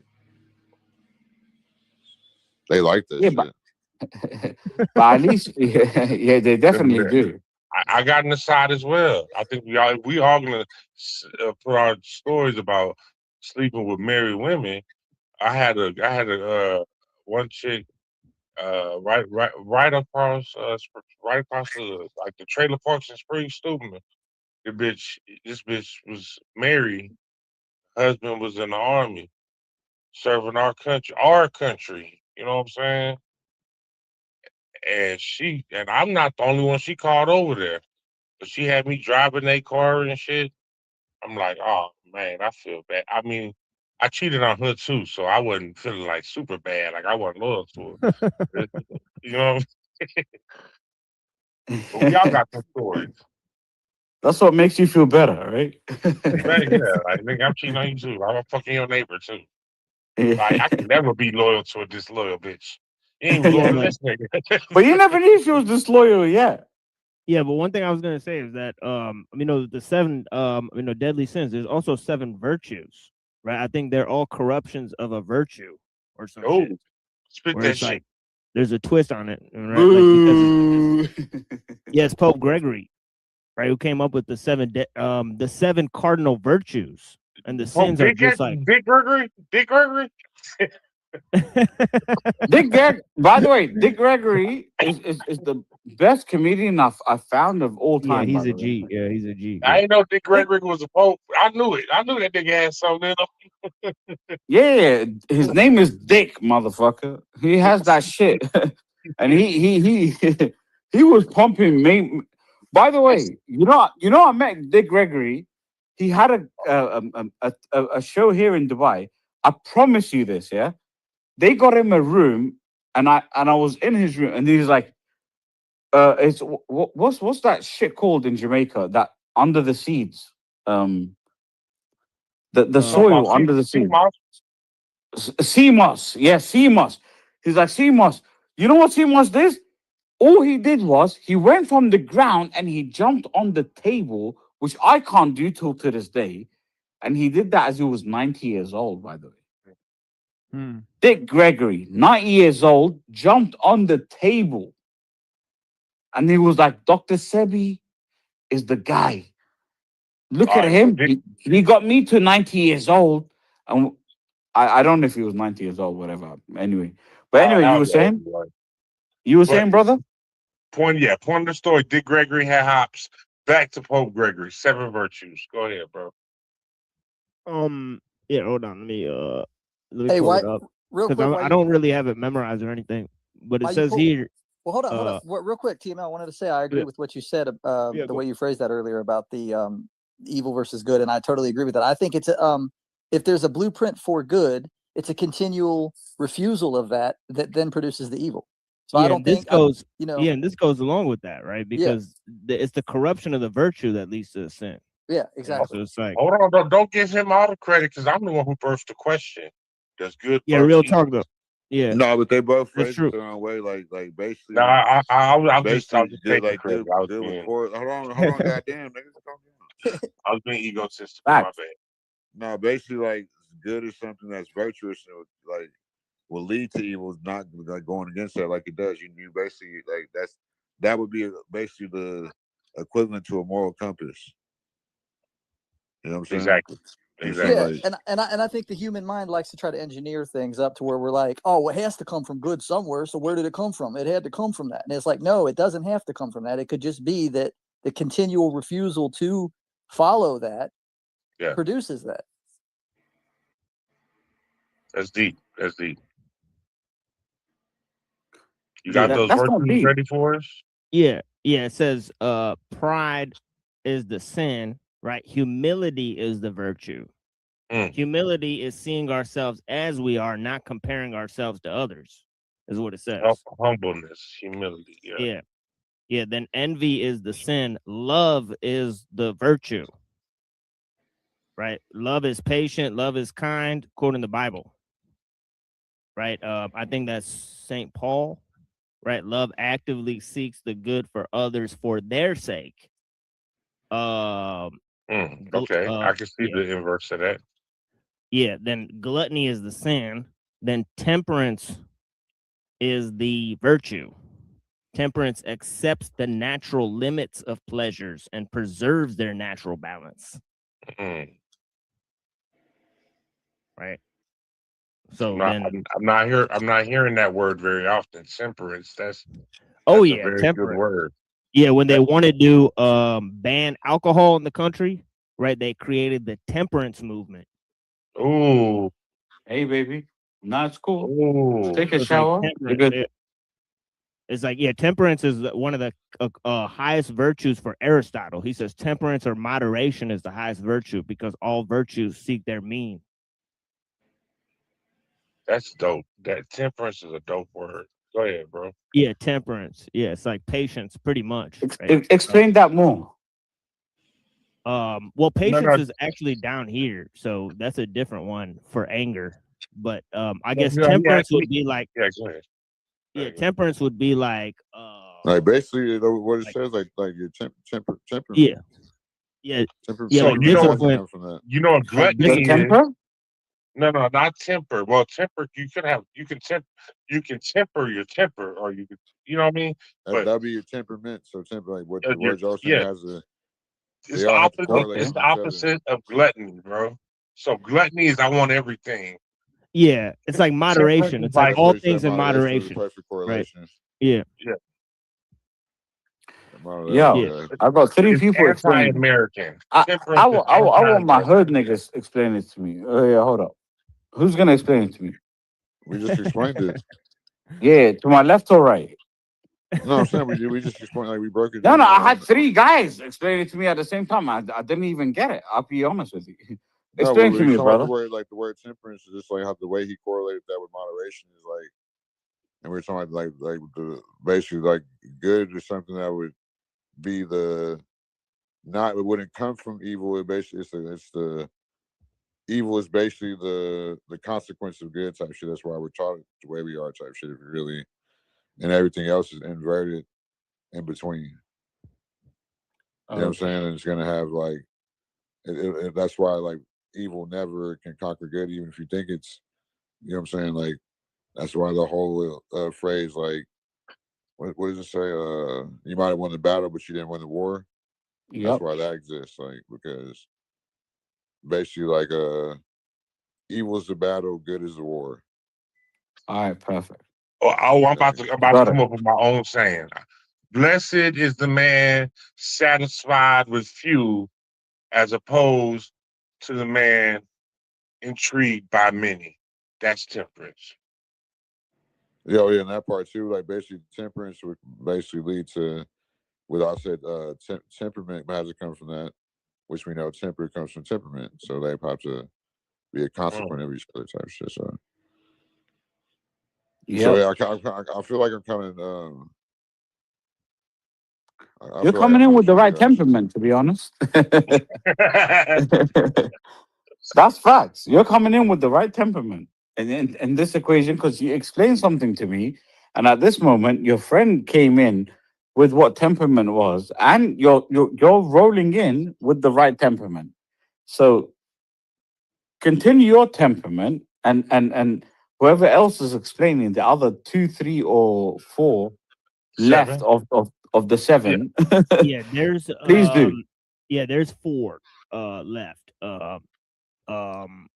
It's lust, right, is the sin, right? And the corresponding virtue is self-control or chastity. So self-control and Oh, self-mastery prevent pleasure from killing the soul. and people would From think the killing the opposite of soul? lust is love, but it's not. It's chastity. It's yeah. Okay. Right. Well, a lot of people get love mixed up with infatuation. That's true. So, and like the chicks were saying yesterday when we were talking about it yesterday, what they complimented love as is something that they can't comprehend into words for a woman. Because I've always wondered what a woman look. Because as men, we think love is we know love is respect because we have a different. We know the male hierarchy. We know there's males that's going to be better than us and worse than us. We have to treat each other as such. And I don't underestimate nobody. So I try to, I don't, you know what I'm saying? I'm trying not to go into no battle with, you know what I'm saying? Without being equipped type shit. So I'm with So Yeah. lust. Yeah, lust, and the corresponding virtue, self-control or chastity. There's anger, the corresponding What do you virtue mean is chastity? kindness or patience. A chastity is like like your you could think chastity of a belt. like you could think of a virtue of somebody, like, for example, like Saint Thomas Aquinas, right? Like when he was going to become like a Christian monk, They got good right? football. Like his brothers like threw him in a room with some prostitutes, and when the prostitutes left the room, they converted to Christianity. So like he controlled himself in the room with like 2 whores or whatever, right? It's keeping your outer being from entering their inner being. That's Right. chastity. Right. There's all types of situations where like you're set up. You know what I mean? Right. Like there's tons of situations where people get honeypotted, where Yeah. self-control, seeing the actual thing that's going on, not following your carnal your carnal desires and lust, would save you from getting popped, essentially. Oh yeah. So it'd be like it's like a strength in a way, right? So anger, the corresponding virtue is kindness or patience. Kindness means taking the tender approach with patience and compassion. And you could see how some people get angry at the wrong people and they end up getting hurt, right? Greed and the corresponding virtue is generosity. Right. Right. This is about more than money. Generosity means letting others get the credit or praise. It is giving without having expectations of that person, of the other person. Was that the last one?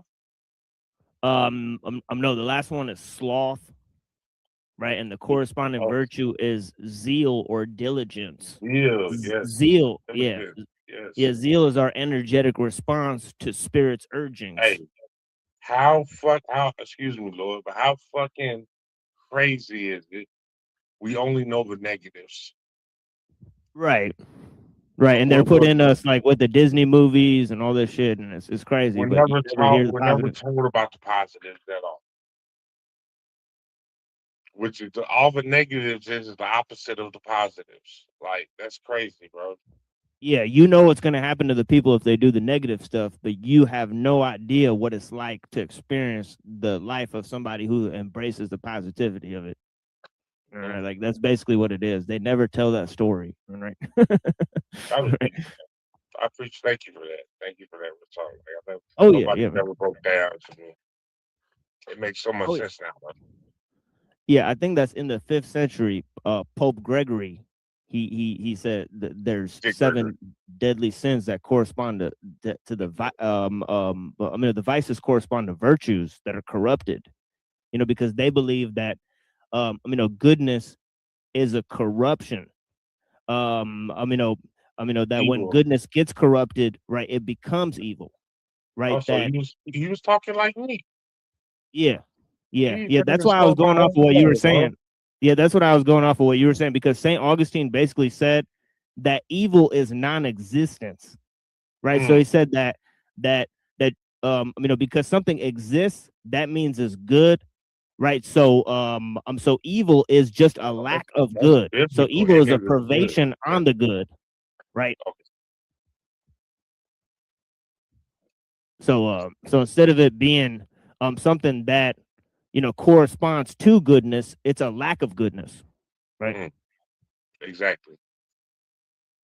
Anybody else got a deep ass question they want to ask like mine? Anybody else got a fire ass question like mine? Nah, you ain't got one. I mean, you up here boring everybody. I'm about to fucking fry this chicken. That's why I ain't been saying nothing. But no, I get what you're trying to say. Like, I caught what you said. Like, what would lead to the corruption of good transmuting to evil? Like just like the turning away from good. That's it. But why? I'm saying, what would lead to that? Like, what? Like, I'm saying, what would lead to? Like, what's the? You know what I'm saying? That's the deeper question that Yeah. nobody asked. Yeah, that's why I think pride is like the top one, and then sloth is the last one, right? Because pride is like you kind of think you're doing everything when you're not doing shit, right? Whereas sloth is like you're really just not doing shit.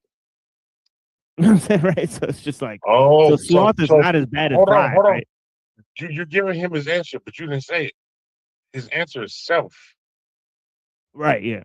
Self will lead you to turn from good to evil. It's Yeah, self. pride cometh before the fall, yeah.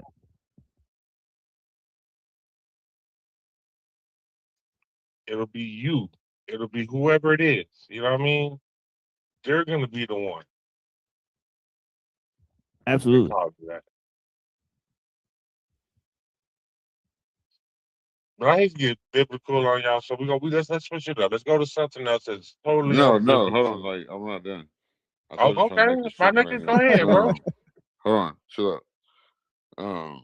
Here's the thing with that. So I feel like people get pride mixed up with like because I feel like we all have different moral compasses. That's why I brought that up earlier. That's a good point to start. It's your moral compass, but I feel like pride is something that you're raised with and that you should have, but it should never turn into something that like y'all kind of said self, but I feel like the words like the way people are sociopathic comes from the like having the wrong moral compass type shit. Like you know what I'm saying, not self pride. People get self pride and biblical pride mixed up.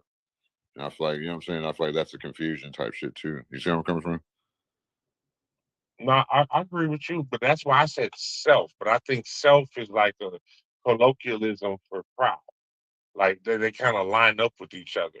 It's like you're valuing self. It's like what they say, one link can fuck up a chain. I don't know if they say that, but that's what I'm saying now. Yeah. Like that's how it goes. Like once you, it's the same way that angel can fall from heaven is because I'm better than everybody. I'm the one. Once you become I instead of we, that's when we have a problem with you. You know what I mean?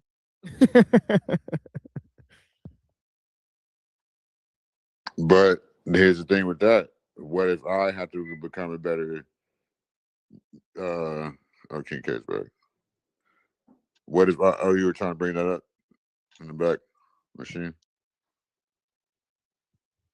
Oh no, this is just where I was reading that from. Oh, okay, yeah. I don't know why I'm just showing y'all that. Yeah, I'll you throw should this tell in me you the. had it up. I would have pulled it up. I don't know. Yeah, I'll throw this in the in the private chat for you guys, so y'all could cop this. Right.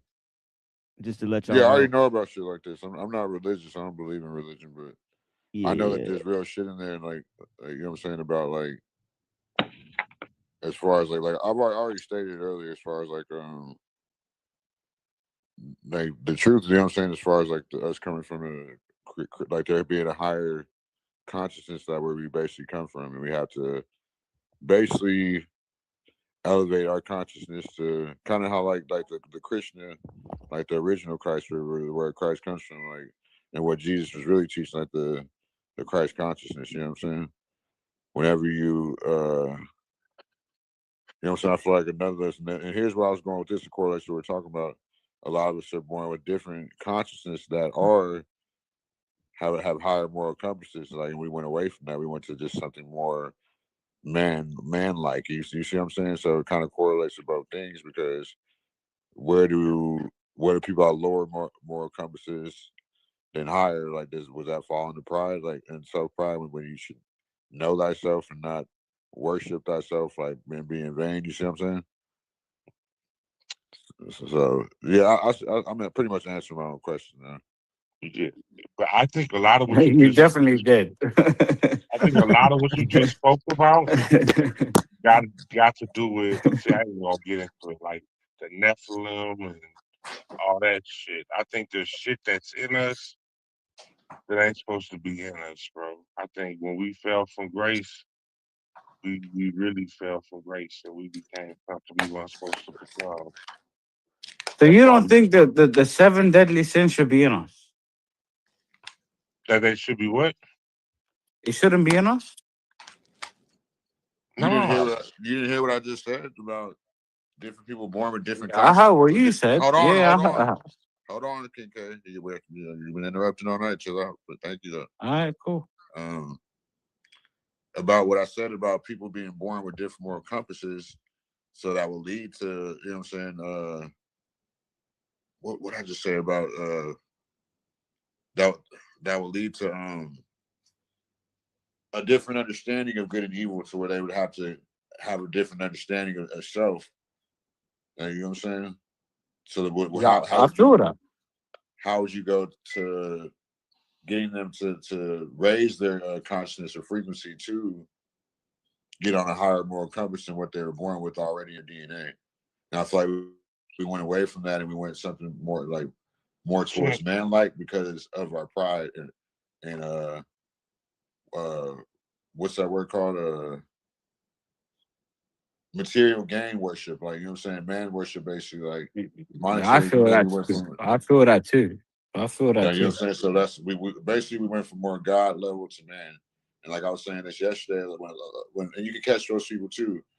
When a lot of people talk about God, they say what they want man to do. So all God is a Greek word anyway. It means govern, operate, destroy. So I say I'm a God. People look at me crazy because you have to govern, operate, destroy to get yourself on a higher consciousness or frequency. Facts. To have an understanding to break the dimension. That's really breaking the matrix. Not like they tell you like the red pill, blue pill. Like you have to learn like Jesus taught, like the Christ consciousness, raise your Kundalini energy to your 33rd vertebrae. That's why the Masons worship 33. That's why they want to sacrifice people before they're 33, because they know about the real Christ, or you know what I'm saying, reaching your Christ consciousness in your 33rd vertebrae. I think that's facts. What you said is facts. But can I answer your question? What did you say? I said, can I answer your question? Yeah, my bad. I'm fucking cooking this chicken right now. Yeah, as you're cooking the chicken, that's exactly how you should accept the answer to my question, right? I'm being honest. How were you raised? What'd you say? Who raised you? as the great comedian says, who raised you? Well, who raised me? I actually come from a very illustrious family. I'm pretty sure they know this too. I want simple answer. Who raised you? Well, I raised myself I'm self-taught when it comes to. But like I was saying about initially. From what age? What age were you self-raised? If you ask a question, let me answer it. A lot of us are born, like I said too, with different anointing, basically what they would call it in the Bible, different level of consciousness to have an understanding of dimensional consciousness, basically. Like to be more consciously aware. I'm not even trying to bring religion into this, right? No, I'm Muslim, and you know that, right? Religion, dude. I get it though. I'm not trying to bring. Go ahead. I'm saying, like, who raised us? Okay, forget you, right? I'll talk about me, right? I was raised by a single mother. Like, I'll just keep it real, right? I was raised by a single mother, growing up. I was born in UAE. taken to London when I was 4 years old, raised from 4 years old by a single mother, by a single mama, right? My mama was everything to me, but at the same time, I was hustling, right? Sorry, you guys is forte is what? Sorry? So No, well, listen to where are you going with this? It sounds like childhood trauma. No, it's definitely not. Definitely not. Or were you I dealt asking? with Were you that. asking who we were all raised by? Are you asking us individually, or did you have a point that you were going to say? No, what was the point that you guys ended on? We're talking about The point. Okay. See. Okay. just Now the I get where you're understanding of going, because that was good going and to be evil. my Because answer. I'm getting there. That was going to be my answer. What you just said was going to be my answer. Okay, so Because I don't he need was. to get that. Okay, No, so you what's don't your need to answer? get there. My answer was going to be to what he was going to say was, I don't think we were born evil. I don't think we're born a type of way. I think we're born probably good. But the problem is, who raised you? What That's raised you? exactly what I'm trying to say. Yeah, I got you, bro. I got you. I see where You took it. I You took see it where all you the was way. going. Yeah. At first, you had me Who confused. I'm raised like, you? nah, this nigga saying what I'm And who saying. raised you He's don't saying mean exactly what I'm saying. like And what honestly, when I say who raised you, I don't mean any attack on anyone. I was raised by a single mother. The way you sounded was kind of Yeah, I No, know, I got I what know, I I know, I love know, how he I did it. know. I That's love why I how took he it did back, it. brother. No, fuck that. I love CM, exactly how you did it because it made me That's think. why I took it back, and I told you I'm raised by a single mother, right? That's why I was raised by a single mother. So in my head is like, who raised you? So that goes to the age-old question, which we all know, right? Nature or nurture? Yeah. I think it's nurture. 99% of the time, I think it's nurture. I agree. You take Yeah, I agree too. LeBron That's why I get James. on women a lot. I agree. Go ahead. Expound on that. Oh, that's why I get on women a lot. Hey. What about because the women have lost their nurturing role and they act like they, you know what I'm saying, especially in the past couple of years, it's fucking ugly. So when they become damn near undesirable, like, you know, that's And I can already tell you what their response is going to be. Well, we don't have no, we got to be both sides. We got to be the man and the woman. We got to be, I can't be nurturer and be the king of the Facts. cast. Facts. He's right though. He's right. That's what they're gonna say. Is it true? No, bitch. You refuse. You see these. Now it's not your fault though. I'm not gonna call you a bitch, Queen. It's not your fault, Queen. Your role models is fucked up. That's really what it is. Your role models is fucked up. You think you want to be Megan Thee Stallion until you just ain't dropping 30 on the court. Nah, that ain't even the fucked up thing is. The fact that you want to be Megan Thee Stallion is fucked up. I'll keep it real with you. That's real. If that's your benchmark, that's fucked up. I got my side my side chick has a clinic right now. That's hers.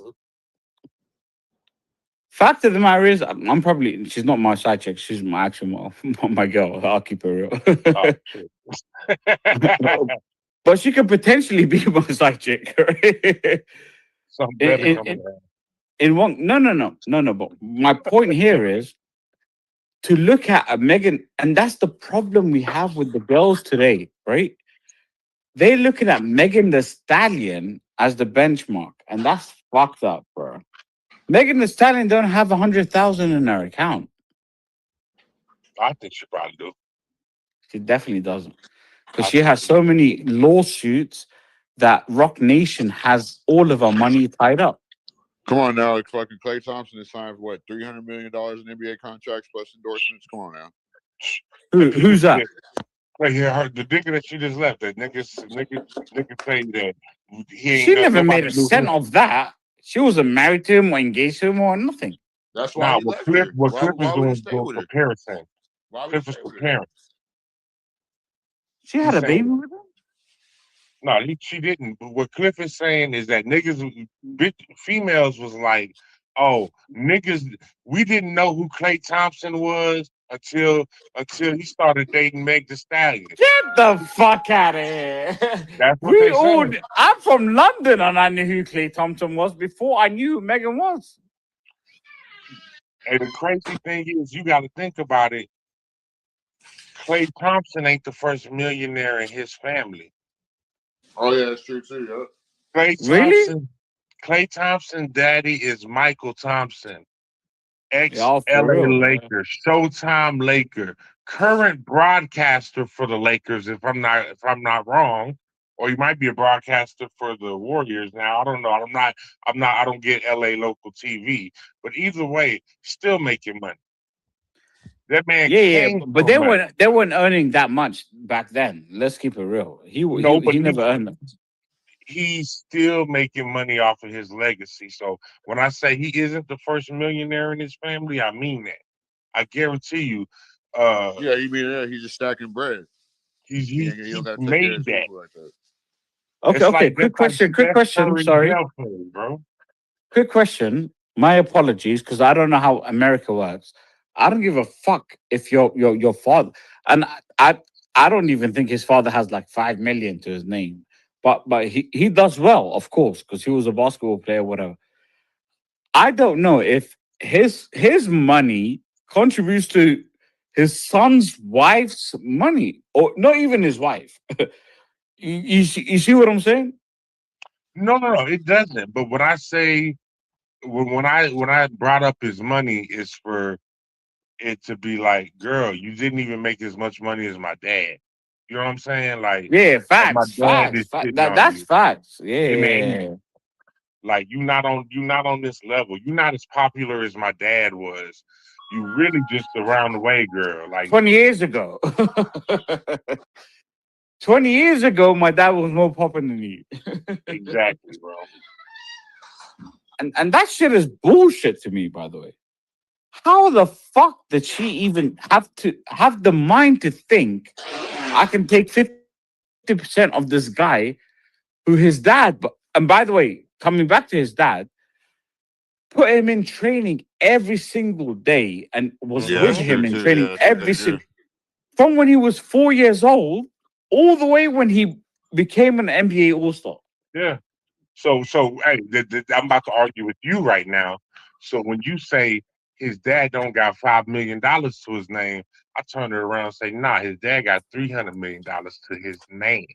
Facts. You may not touch all of it, but that's all on him because Yeah, he the one that put Klay That's in not camp. even an argument. Why are you arguing with me, fool? Oh, my bad. I'll argue with myself then. My bad. Yeah, argue with yourself, fool. I'll keep it real with you. Yeah. He has at least half of that for him. He'll never have to ask for shit. I guarantee you that. And if he does, I'm the one to provide it. Mm-hmm. Me as Khalid is the one to provide it. How about that? That's dope. So I agree Purely with you. because He's not asking for money, anyway, Klay Thompson is a good nigga, right? Yeah. He is actually the type of guy that will actually do right by his family. Because let me tell you why he'll do right by his family. He did right by who's a hoe, right? She came like she thought that she got her a little light skinned nigga that's gonna love on her, treat her the right way, and all of this shit. As a light skinned nigga myself, I already know hoes be thinking that, oh, you caught a good guy. Bitch, you gotta be good too. You gotta be good too. You can't be. You just said the magic word, by the way.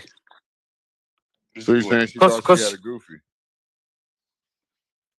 She thought she had But what? that's the thing. Everyone can get a goofy, right? Everyone can get a goofy. No, that's not. You gotta think about why. If he would have had like even around her money, if that was like a normal rap person, like he would have to probably stay with it. But Klay Thompson has signed over $300 million in NBA contracts plus endorsements. His dad not been in the NBA. Like they already have money. Like you said, the training. Like Megan was just like probably something to get his crowd up a little bit. Nah, like, that's bullshit. What's 100 how's that million? bullshit? How's that bullshit? What's 300? No, because what's 300 million? 100 million or 20 million? Where's the difference in standards of living? There's not much.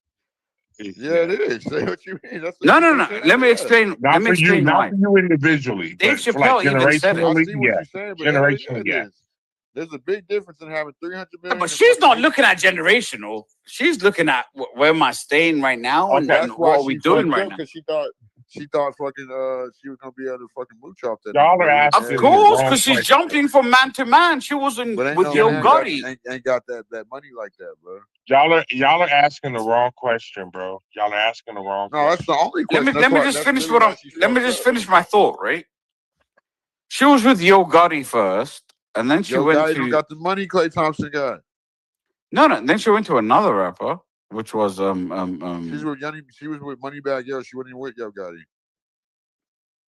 No, Moneybag Yo. Sorry. Moneybag Yo was signed to Yo Gotti. Y'all need to get y'all facts. Yeah, Moneybag Yo. Like, No. she ain't been with Yeah, she was nobody. Moneybag Yo, And nobody's and even then talking about. Hold on, bro. No, like people that are all talking about this. Nobody's really talking about this. They don't have common sense, and they don't really know how dating and shit works, like, and how fucking Hollywood and yada yada yada. The yeah, real reason exactly. why she's fucked up is because that Klay Thompson's Exactly. the richest nigga she ever dated.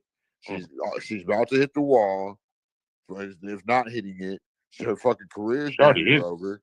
What is she gonna keep learning about prostitution? Yeah, but before that, she went from the rapper to Tory Lanez. Like, And see, Tory that's the Lanez, part. No, stop. we all know what she did with him. There is about 4 to 5 steps you're skipping. Give me them. We may not know all of their names, but I But they guarantee you, all of them niggas know all of their names. But go ahead. I think 6 or 7. You said 4 or 5. It's 6, 7, bro. I think 6 or 7, right? But the only point it is, got round to Tory Lanez. Let me hold on, King K. Let me say something. The only point is, like, you can name all the dudes that she dated. None of them have the net worth that Klay Thompson has, and he's still in NBA. No. I'm just getting to that though, right? Yeah, but you just said there's no difference between 80 million and 300 million in standard of living. Yes, there is. That's fucking called 220 million.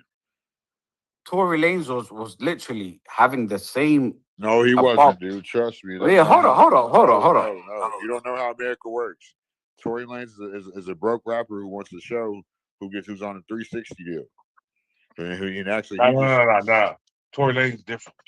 No, he was different. But right now, he wasn't though. He wasn't. He don't got 300 million, but he wasn't no 360. Yeah, no, but he was chilling with Kylie and he got out of whatnot. his 360 deal with Rock Nation. You know what I'm saying? But what I'm trying to tell KK is he doesn't understand like the standard of living between a rapper and an NBA player, especially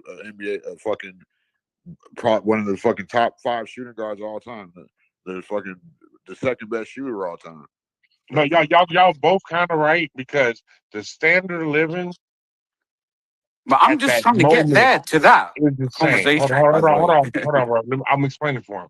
The standard of living. You're about to send me something? Is the same. Let me explain it for him. The standard of living. Y'all both staying in the same ass apartment. Y'all both driving the same ass cars. But the difference is. No, you're not. You're not. That hold on. The NBA Tory Lanez had like a Maybach. Have you seen Maybach before he went into prison? Did you see his house? No, he was literally living next to the Kardashians. Let Junior finish, King K. Let him finish. How is that different? Anyway, okay, you continue. No. I was agreeing with you. Like the classes. Like, go ahead, Jimmy. All right, so they both have the same style of living. The rapper has this style of living with the same penthouse, downtown, the same house in the suburbs. They both have both, right?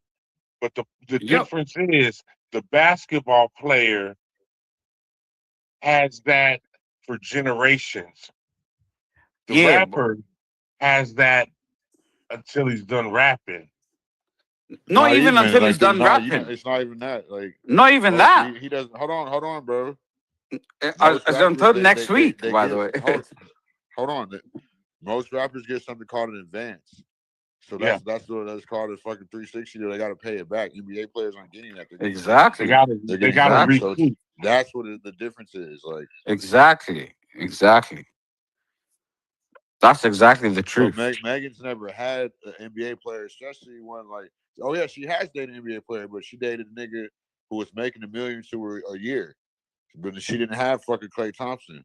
And she ain't I know how chicks like that. Hold on, let me fucking finish, bro. My bad. I was just adding on. I was appreciating what you were saying. No, so fucking, I've been with chicks like that before. Like they'll be cheating on you, you cheat on them. All of a sudden they mad at you. Like damn, I'm just getting my lick back. Like, cause their ego, they're prideful. Like and that's, I kind of get off topic, but they don't want to. You know what I'm saying? That's the other half of it. To where he goes to say why he cheated, but she's basically getting desperate because she don't want to lose that money because she never had that before. Is the point that my man's making to get on the topic. And that's where the desperation comes from. Oh, he cheated. Like, so even if she was cheating, it doesn't matter. Like, because she's not trying to lose that guaranteed fucking. That's Hall of Fame money, bro. It's Klay Thompson. Can I make a point? Can I make a point? Okay. Go ahead. I can make a point right now. Okay, let me tell you something. Yeah. Klay Thompson came after Tory, correct? The fact of the matter is, at that moment in time, Tory Lanez or Tory Craig? Tory Lanez, because she dated both. Bars, Tory Lanez and bars. That's what I'm saying. So yeah. Whoever that said goes that. to my point. Who we're even getting today? Oh, we get the cute one. Who are you today? And what is your grievance of the day? Conspiracy grievance. Dr. Shane, thank you for having me on the fabulous show today. Oh, thank you. That you think our show is fabulous. Yeah, I mean that's why I had to be a gay gummy bear to get on here. Yes. Because Gummy Bear Day. Look at that. Well, I did say bring your gummies if you have them. And like you bring the gummies. I'll bring the dummies. Well, that's a welcome roll switch. Oh, we got another guest. I believe you two know each other. Let's see what he's doing for National Gummy Day. Is that a gummy? With a potato? No, that's the low tech gummy. Yeah, most people are, they're smoking McDonald's, French fries like cigarettes, but I'm a potato smoking a cigarette. Ah. So it's different. Happy Gummy Day. Wow. What is up? Quite an honor to join you on Gummy Day for sure. Yeah, it's quite an honor to be hosting. I just got one question. Do the gummies got weed in them? Yeah, and we don't want people to get confused with the other word for gummy. You guys know about it, right? Honestly, that never crossed my mind until you said it just now. Not once did I even make the connection. Yeah. And I'm surprised. So none of mine did. No. So what's up? What is the conspiracy of the day or the week? There was a shooting that just happened. The gummy bears return to the freaking frog day. Well, we had a conspirographer on our show. I don't know if you know. We had one of the top conspiracy people in history. Well, who do I know? I'm surprised I don't know them already. Yeah, we had Mr. Santos Bonacci on the show. So yeah, he's one of the top conspiracy guys. I don't know if you're familiar with this guy. Astrotheology. Right now, Santos Bonacci. Bonacci. Right. Yeah. Astrotheology. So yeah. So he believes in well, he believes that basically Jesus and the whole history of it is hidden and it's encoded within the Bible. And there's other thinkers like Jordan Maxwell. I don't know if you know Jordan Maxwell. He's a huge conspiracy guy. This guy was studying under Jordan Maxwell. Like studying conspiracy theories? It's kind of like also mixed in with astrotheology. So it's like how you do like the tarots and you have like the star systems and how they relate to human understanding and as above, so below, and all of that type of stuff. So it's more mystical, like metaphysical. Yeah. They have their own version of metaphysics in the occult where they say metaphysics is the mixture of science and spirituality. So it's not how we colloquially define metaphysics as a branch of philosophy, but they say metaphysics is something totally different. Right? Is it Mr. Astrotheology? Does he look like somebody out of a Tim Burton movie? Yeah, he does. Yeah, that's how he is. Yeah, I think I found him. Yeah, so I'm curious to know what you think of the conspiracies, the dangerous conspiracies that warp the minds. He's talking about the snake people. Right, now. the snakes. Yeah, Some conspiracies are true. Right, the snake, the Nagas. Right, the snake people. The Nagas. Right. Yeah. What's up, everybody? Hey, Sean. Welcome. We already know your conspiracy. Is there any new ones? Yeah, blessings, Sean. What's up? Is this Sean of Source? No, this is the communist guy, I No, this think. is Sean from Ireland. Yeah, the Irish communist. Let me sit down and speak to I'm you not on a your own communist. vernacular. I've got cognitive dissonance, or what's it called?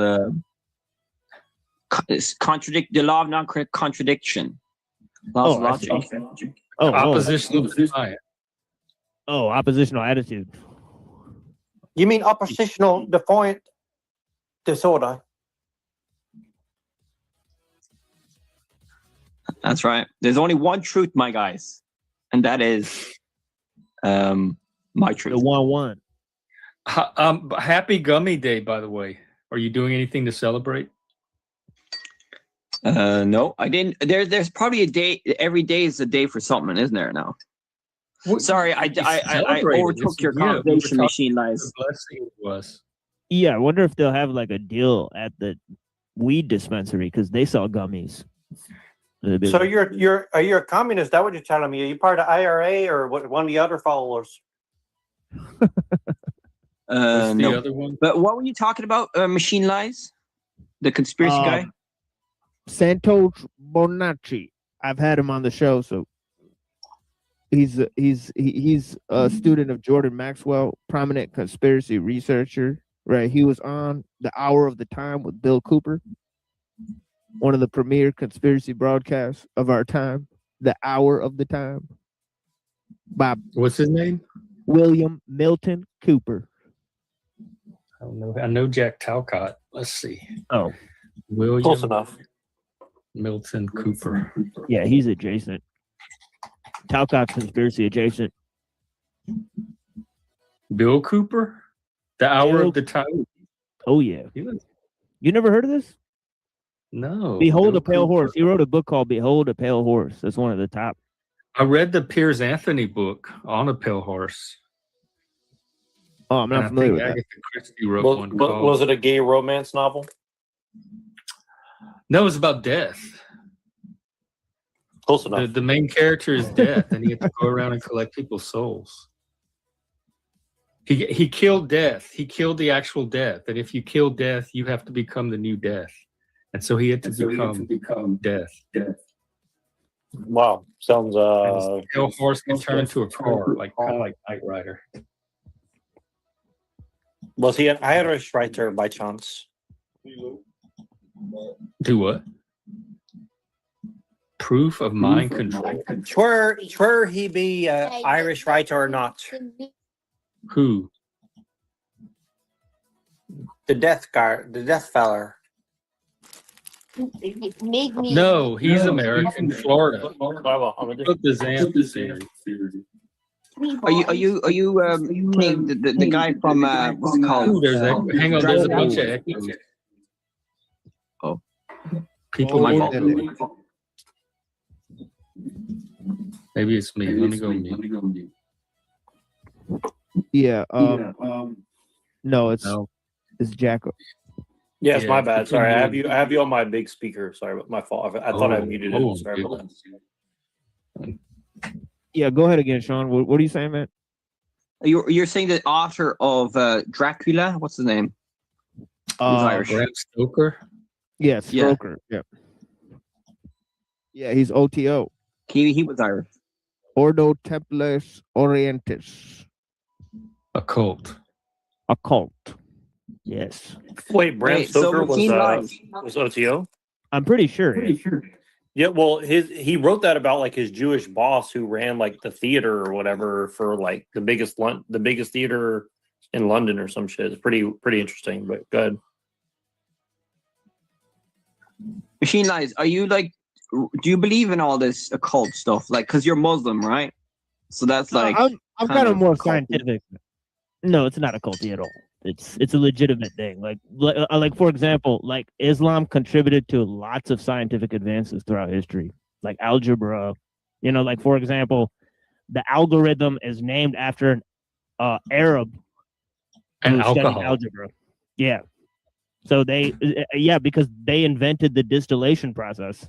So there's a lot of things that Muslims accomplished in science. So I don't think Islam is actually conflated with conspiracy stuff, you see, because most conspiracy people would say the three main religions, there's something I'm like, I don't know if you're familiar with most conspiracy research today, but most of them would start off by saying either the Bible or the three Abrahamic religions, or there's something weird going on with those. Right, that there's something that they're not telling us, that there's a different historiography.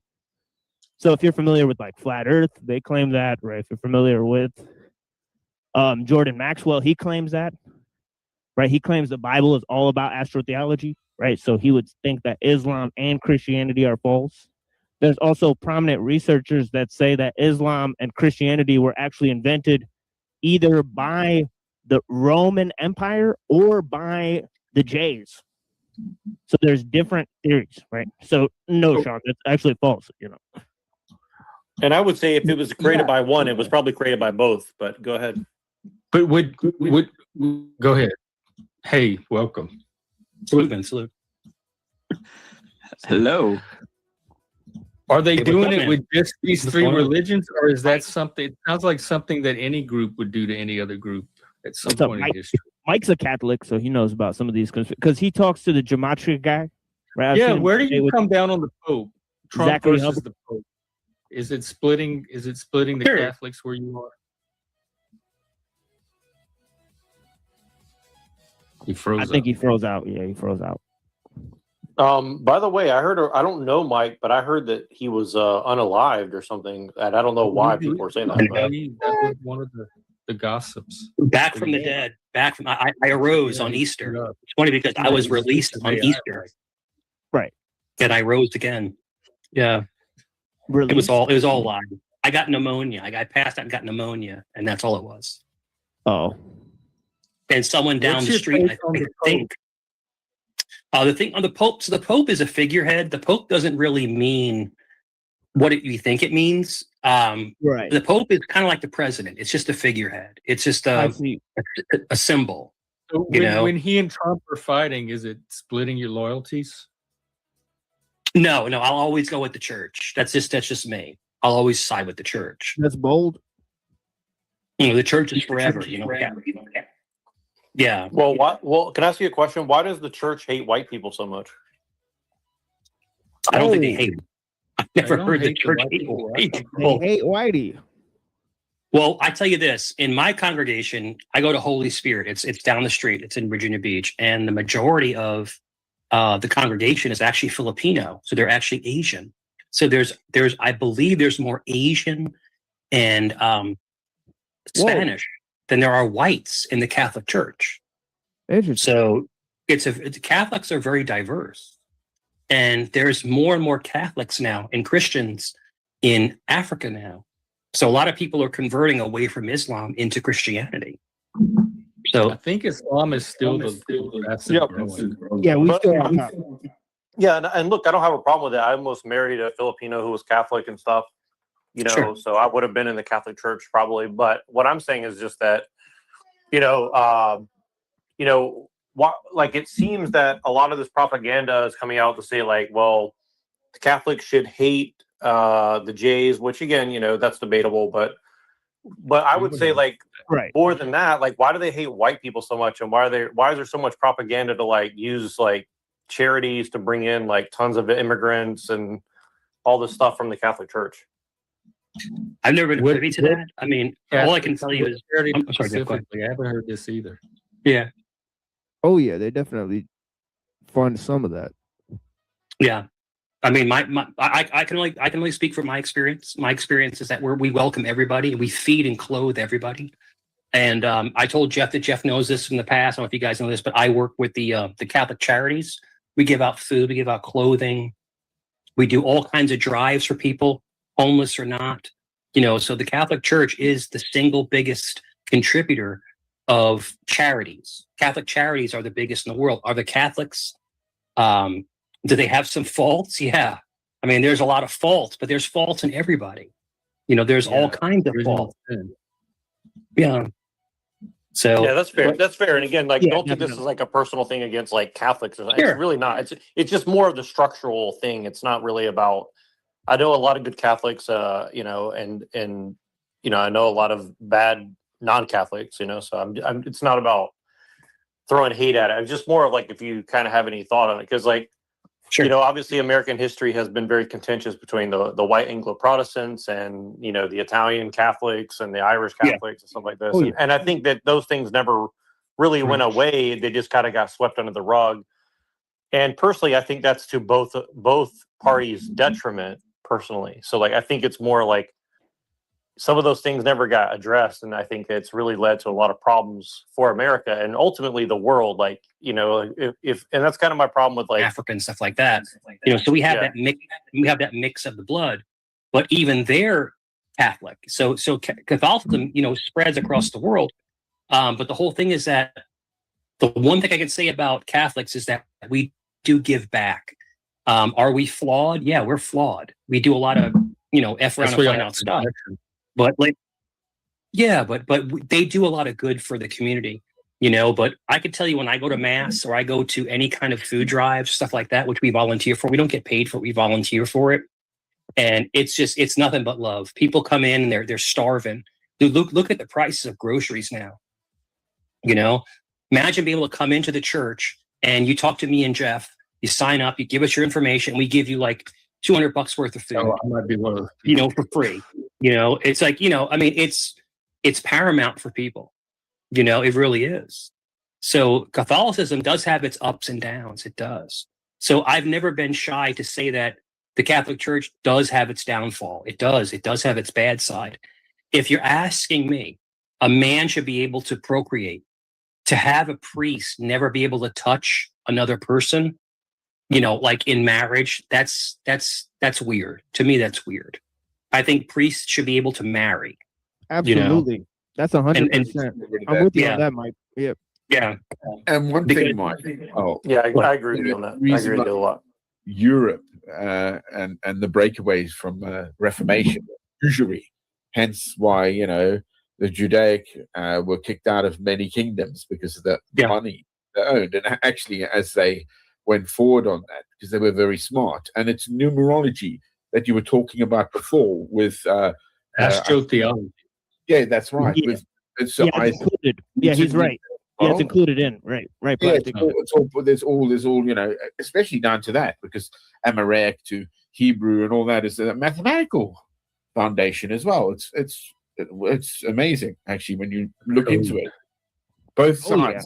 When you look up to the stars, it's massive. When you look down into the atom and the quantum and further, it's even bigger. Absolutely. God's mystery is always there. I agree 100%. That's why I'm open to it, right? I'm open to hearing what they have to say, right? You know, people always make fun of horoscopes and people make fun of astrology. People always make fun of it, right?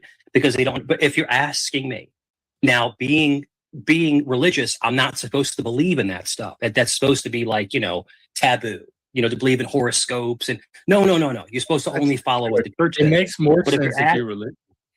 But if you're asking me, every person I ever met that had a sign fits that mold. There's something about astrology. You're Leo, right? Yeah, I'm a Leo. Yeah. Yeah. That always reigns true. And my ex was a Pisces, and it's like we were just we were doomed to fail from the get-go. It's like, but we had be really good at fun. But I think there's something about being born under the moon. I don't know if the moon has magnetic power. I don't know psychological power. I don't know what it is. Listen, I'm not an astrologist. I'm not going to get into that. All I'm saying is that there has to be some kind of credence for tens of millions of people to believe in astrology. They believe in it. They swear by it, And look at me. I'm a Leo. I'm fiery. I'm angry. I also can be chill and be relaxed. My son's a Cancer. My mother's a Cancer. My brother's a Cancer. They're all chill. They're loving. Me, I'm a man. So there has to be something to it. Well, I'll say this really briefly. Because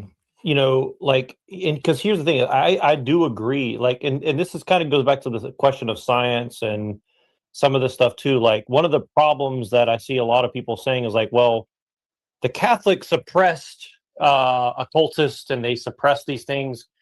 But here's the thing is like, maybe there's justification for suppressing some of this knowledge. Like, do you want the average Joe or evil person to have access to all these truths and knowledge and science and technology? Like, I would give points to the Catholics because there may be an argument to suppressing certain forms of knowledge or understandings. Well, let me ask you this. Let me ask you a mind-blowing question. I'm sorry to cut you off. Let me ask you a mind-blowing question. What if I'm a Catholic and I know that there's hidden secrets that might basically erode Jesus? What if we really come from outer beings, from a different? What if? Just real quick, Jeff, real quick. What if the Catholic Church is suppressing the truth of aliens? That's exactly. I think that's kind of like what Santos is saying. That the Catholic Church is suppressing this idea, right? That it's like an ancient idea that they're suppressing basically paganism, right? That it's really Gnosticism and paganism. That there's a multiplicity of gods that exist in another world, and they sent Jesus in as an alien. That's what Marcion believed, right? Marcion of Sinope, right? He actually compiled all of Paul's letters. And I think Papias or somebody like that, right, called him like the son of the devil, right? So he was considered a heretic of the church. But he said the God of the Old Testament is basically an evil desert god, but the God of the New Testament is belonging to an alien God that sent Jesus into the world as his son to redeem the world. So he said the New Testament is good, but the Old Testament is bad. Yeah, essentially. So. Well, I've always seen it like it follows a pattern. There's always pattern and process with everything, right? And the same goes with Isaac, the sacrifice, the Passover. All those things come into alignment of where the Christ comes in, from Ezekiel to Isaiah. Those were written in, and it's star charts as well. It's unbelievable that people reject this. So also that the medium, if you will, of the Christ was to awash this and then create the New Testament of for everyone, Jew and Gentile. So it was for everyone upon this earth, not for this group and that group. Right. Well, let me ask this to Mike really quick, because I think that's an interesting point too, but I want to ask this before I forget for Mike. If they are suppressing that, how do you feel about that? Do you think there could be a good justification for suppressing that information from the average person, or? Sure. And I think that, okay, so let's break this down real fast. And I love that question. That's an amazing question. I think 95% of people have a very low IQ, right? They can't compartmentalize what you're saying right now. What me and you were saying. What if there is this civilization? Like, what if there's 15 more steps above consciousness? A lot of the people are literally drones, right? Oh, okay, I'm making 15 an hour. I'm winning. The whole point is that I think a lot of people can't comprehend that there's something bigger than us. There's something much bigger. What if there's nothing to comprehend and we're not actually dumb? If you want my opinion, I've had a rough year, and what I'm looking at now, as I will always be a Catholic because I've been baptized, I believe Jesus was real. Like, he was a real mortal man. Was he the Son of God? It's getting more and more disputed. Maybe he was a man that spread goodwill, but was he the Son of God? That's what I'm wrestling with. And I talk to my pastor about it all the time, my priest, and was he God's son, or was he just a man who spread love and joy? There's so much to unpack in this. If you're asking me if extraterrestrials are real, yes, man, I believe there's thousands of civilizations. If the universe is infinite, how can there not be more people out there? Come on, man. You almost have me wishing I believed. It sounds so cool. I mean, Jack, think about this.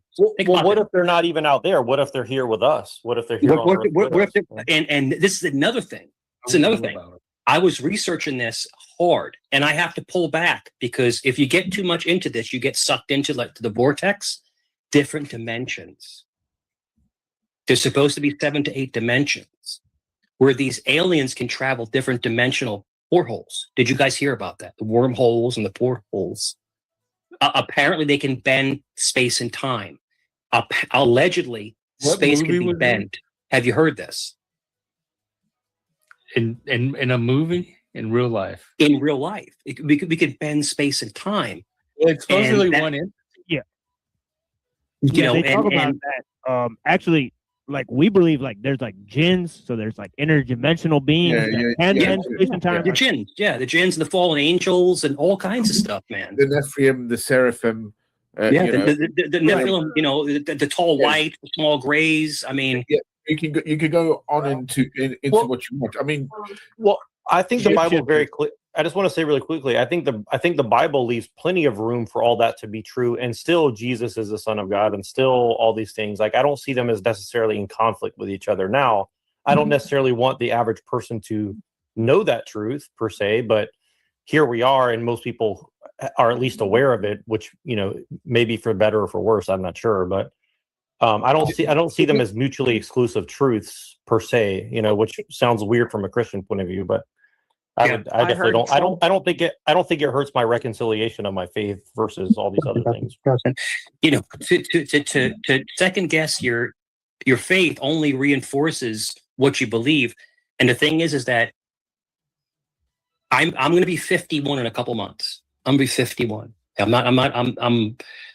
And I'm telling you, I've never seen, right now in the world, I see something I've never seen in 50 years. I think we're coming to fruition. I'm telling you, I don't know what to say, but we're about to implode. The world's going to implode. It really is. I mean, we're at the cusp of imploding. Well, there's also evidence that says that the world, or the Earth, the sun, the star, there are cycles, and we're heading to one of those cycles right now. So that could also be Anunnaki, where the planet X is forming into our solar system again. Hence, what was before, or why we are the children of men, if you will. Did you hear, African? Did you hear the story? Now, this is only allegedly, that we were supposed to launch some missiles into Iran, and they got scrambled by extraterrestrials. There's a theory out there that we're supposed to shoot some Patriot missiles into Iran. What I know, and what they've given information privy to us, is that the amount of ordnance, and especially those missiles, in one day you used $3.5 billion. Bang. Mm-hmm. You used almost a reserve of 20% of some of these missiles. You only make 100 a year. You know what I mean? You know, it can travel what 3,000 kilometers. These things, exact, precise. So I don't know. I don't actually. I don't know because Jeff, I mean, the technology. I don't know, alien. So Jeff in Africa, I don't know if you remember this. About a year ago, so I work for a contractor. I work for a contractor for the military, and I'm telling you that. Remember, I told you about pulse weapons and energy directed weapons. Oh yeah. I believe that. No, First Earth Battalion, real. That shit. They just put it on some destroyers. They just put it on. Yeah, I can imagine they have.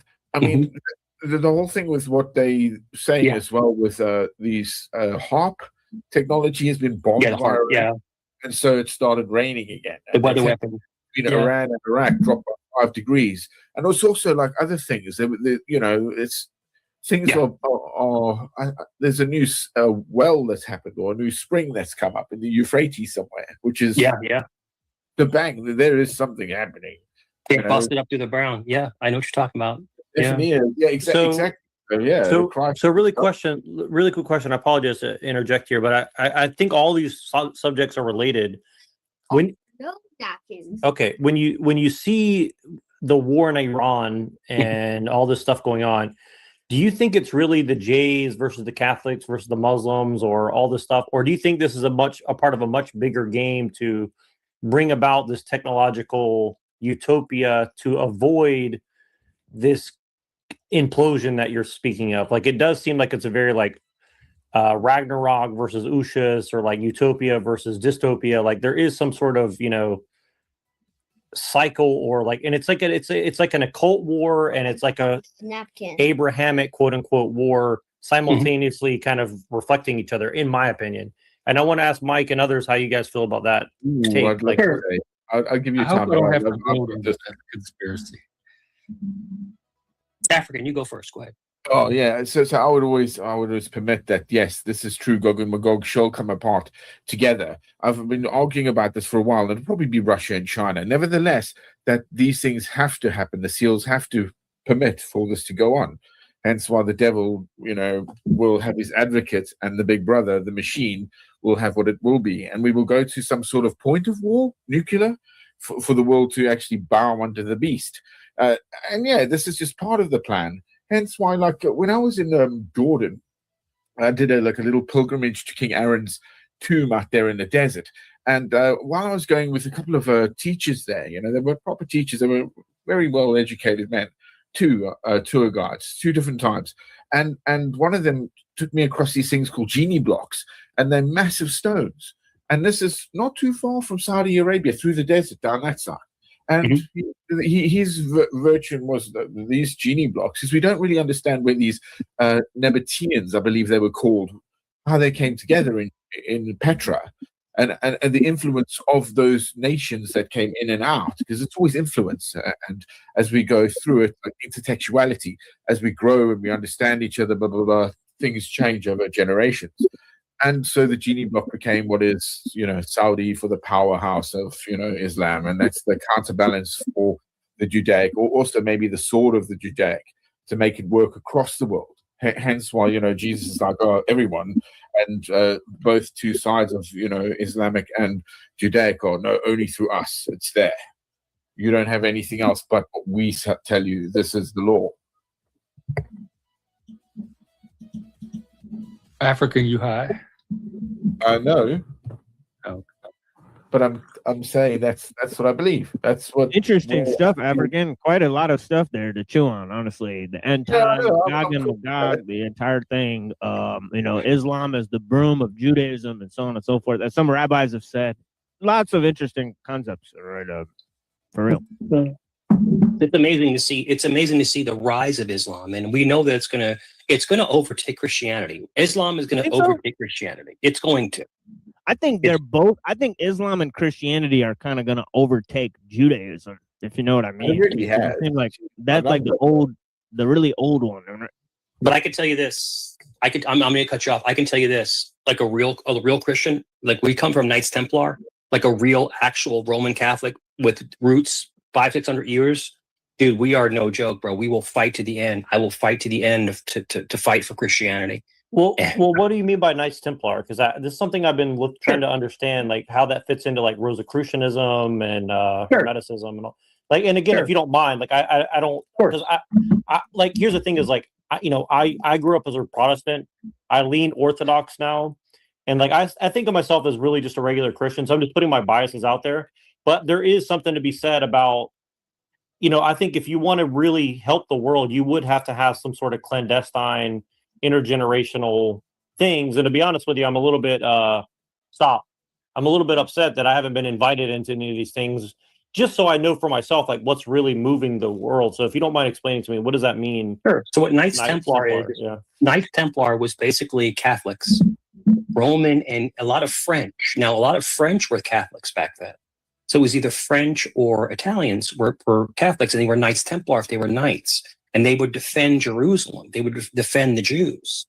There's a great movie called The Kingdom of Heaven. If you've ever seen that movie with Orlando Bloom, and it kind of breaks down the Knights Templar defending the Kingdom of Heaven, defending the Jewish religion.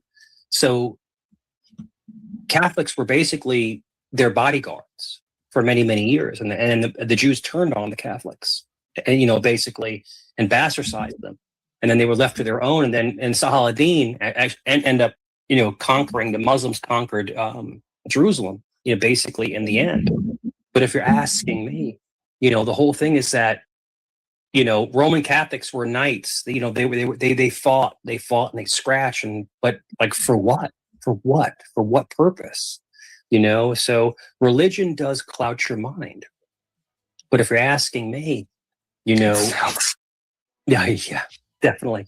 But the whole thing is that, it's religion drives men crazy. It drives men crazy. But not just religion. I think things like politics or ideologies or secular beliefs can do the same thing. It gives you a meaning, gives you a purpose. It gives you like a landing point. But the problem is that, where do you want to go with that?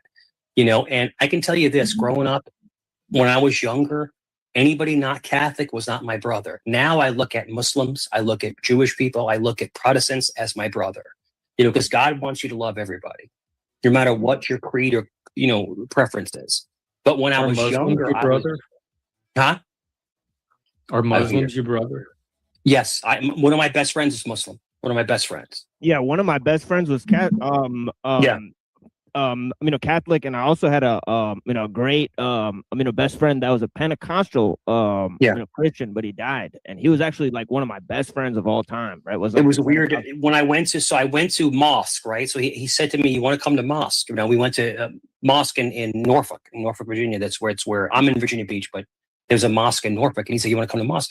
And I had my chain on, my big gold cross and stuff, and he's like, "Oh, you need to take that off. You can't bring that." But it's one of those things where they didn't, it offended people, and I didn't take offense to it. I took it off. The Muslims don't believe in anything should be ideological, I took it off. It's no problem. Images. One of the guys I know, I'm close to, a friend, is a Sufi. But the food was so good. We had had naan bread and lamb and rice. Oh my God. Oh yeah. It was amazing. It had some biryani or something. Yeah, man. It was amazing. It's amazing. So there's a piece to the Muslim religion, but there's also a chaos. But remember, there's also a chaos to Catholic religion. There's Catholics. I was about to say, like, it's how you interpret it. And and every religion is going to have Islam hasn't had a reformation. In technicality, it's just broken away from how. Exactly. So it's having trouble, sort of catching up with the technological world, and also liberalism. It seems like, like in Hamtramck, right, where they had the lesbians, sort of making out, right? The Muslims were losing their mind; they were chimping out, right, because these two lesbians made out, right? So they will not tolerate these things for whatever reason, right? So they are way behind, for sure. I had a real problem. I was talking to my father. Of course, my priest, not my father, and I was like, can a woman be a priest? And he's like, well, it's not supposed to be a woman, but there's exceptions. So there's exceptions within the church. There is exception, but they have to be celibate. They can't. It goes by diocese now. Yeah, they can't be with anybody else. They have to stay celibate. In other words, they're linked to God. God is their only. They can't. Just like the men. But yeah, but if you're asking me, you got to let somebody, be free. You have to let someone have a relationship. It's only healthy. Yeah, I think it might be in Timothy, or I could be wrong about that, but I think Paul tells women to cover their hair when they go into church. So that's very similar to Islam, right? So it's like, you cover your hair, right? So Yeah, hair is sacred to them, and the the Hasidic women, they wear wigs to cover their hair. They wear wigs. So look it up, Jeff. The Hasidic women wear wigs. Oh, I believe So they cover their own hair because their hair is sacred. Whoa, I never heard of that. That's crazy. So Hasidic women wear wigs. Look it up. That's wild. Yeah, they do, and they barb real hair. The best of it.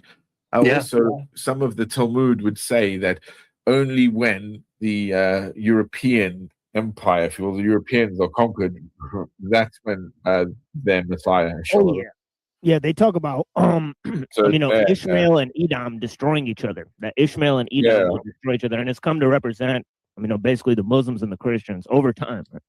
Yeah, that's how, again, the devil, if you will, the advocate, the Antichrist, will set about his world.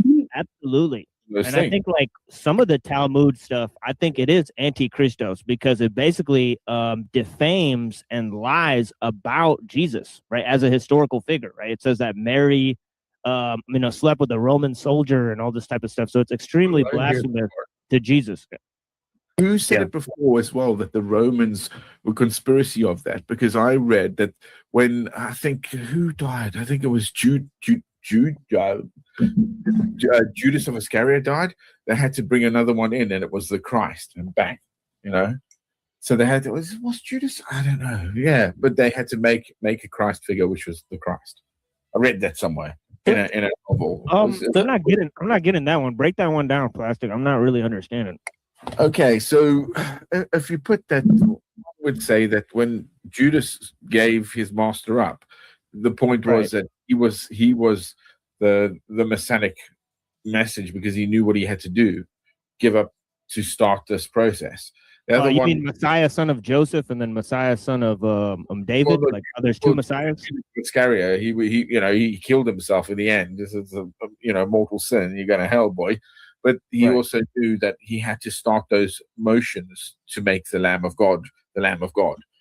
Same as goes that Satan in the 40 days and 40 nights, when he approached Christ to tempt him, was that he, the devil, Lucifer, did not understand that by crucifying the man, Christ, he set about the freedom of every soul that he had captured to the end of days. To when the judgment comes for all mankind and everything to be risen again, and then go back to the source, to be us after death. Hence why it's there. What do you think about Jesus saying this generation will not pass until all of these things happen? So he was talking about the end of the world, and it was supposed to happen in his generation. Only the Father knows the time that it will show. Begin. Yeah, there's also the Gnostic work called the Gospel of Judas, right? That defames the 12 apostles by saying that they're in hell, right? Like doing all sorts of sinful acts, right? Whereas Judas is actually liberating Christ by putting him on the cross, right? So it reverses everything. Yeah, exactly that. But the same goes to, again, why in some respect after Constantine, who brought together the letters of Saul or Paul, drew a line in the sand to bring about the ending of all these other groups that were splintering off, and also to bring together a one God, a monolithic God. Is that right? Yeah. Well, he didn't accomplish that part. Well, he did, because he stopped the Jews are making their prophecies come true by making Israel bigger and using the other religions to bring back their Messiah. Or something. What are you talking about? Well, hold on. Before we jump off into that deep in, let me just comment back on what we're talking about. Using the other religions to make their Messiah come back, because I think the Messiah in the Old Testament is Israel. Who's coming back? I need details. Well, can we just pause before we go? Israel into that? Hold on, because because that's a huge, giant like wormhole that we're about to jump in. Before we jump off into that, I just want to understand from a Knights Templar point of view, do you think that the Jews, the Muslims, and the Christians can kind of like come together like in a new religion type of way, or do you think it's more of like we're going to work in tandem to stop the forces of like paganism, or how do you view that basically? Well, no, it's atheism. Atheism is going to. I'm asking Mike. I'm asking Mike. Unless you're a Knights Templar, I'm asking Mike. Sorry. Sure. I'm atheist. No, you're good. You're good. You're good. I think we can all coexist. I think we can all coexist. That's what I'm trying to say. But if there's only one true religion, guys, it's kind of hard to coexist because it's contradictory. You know what I mean? So that's why the atheists are correct.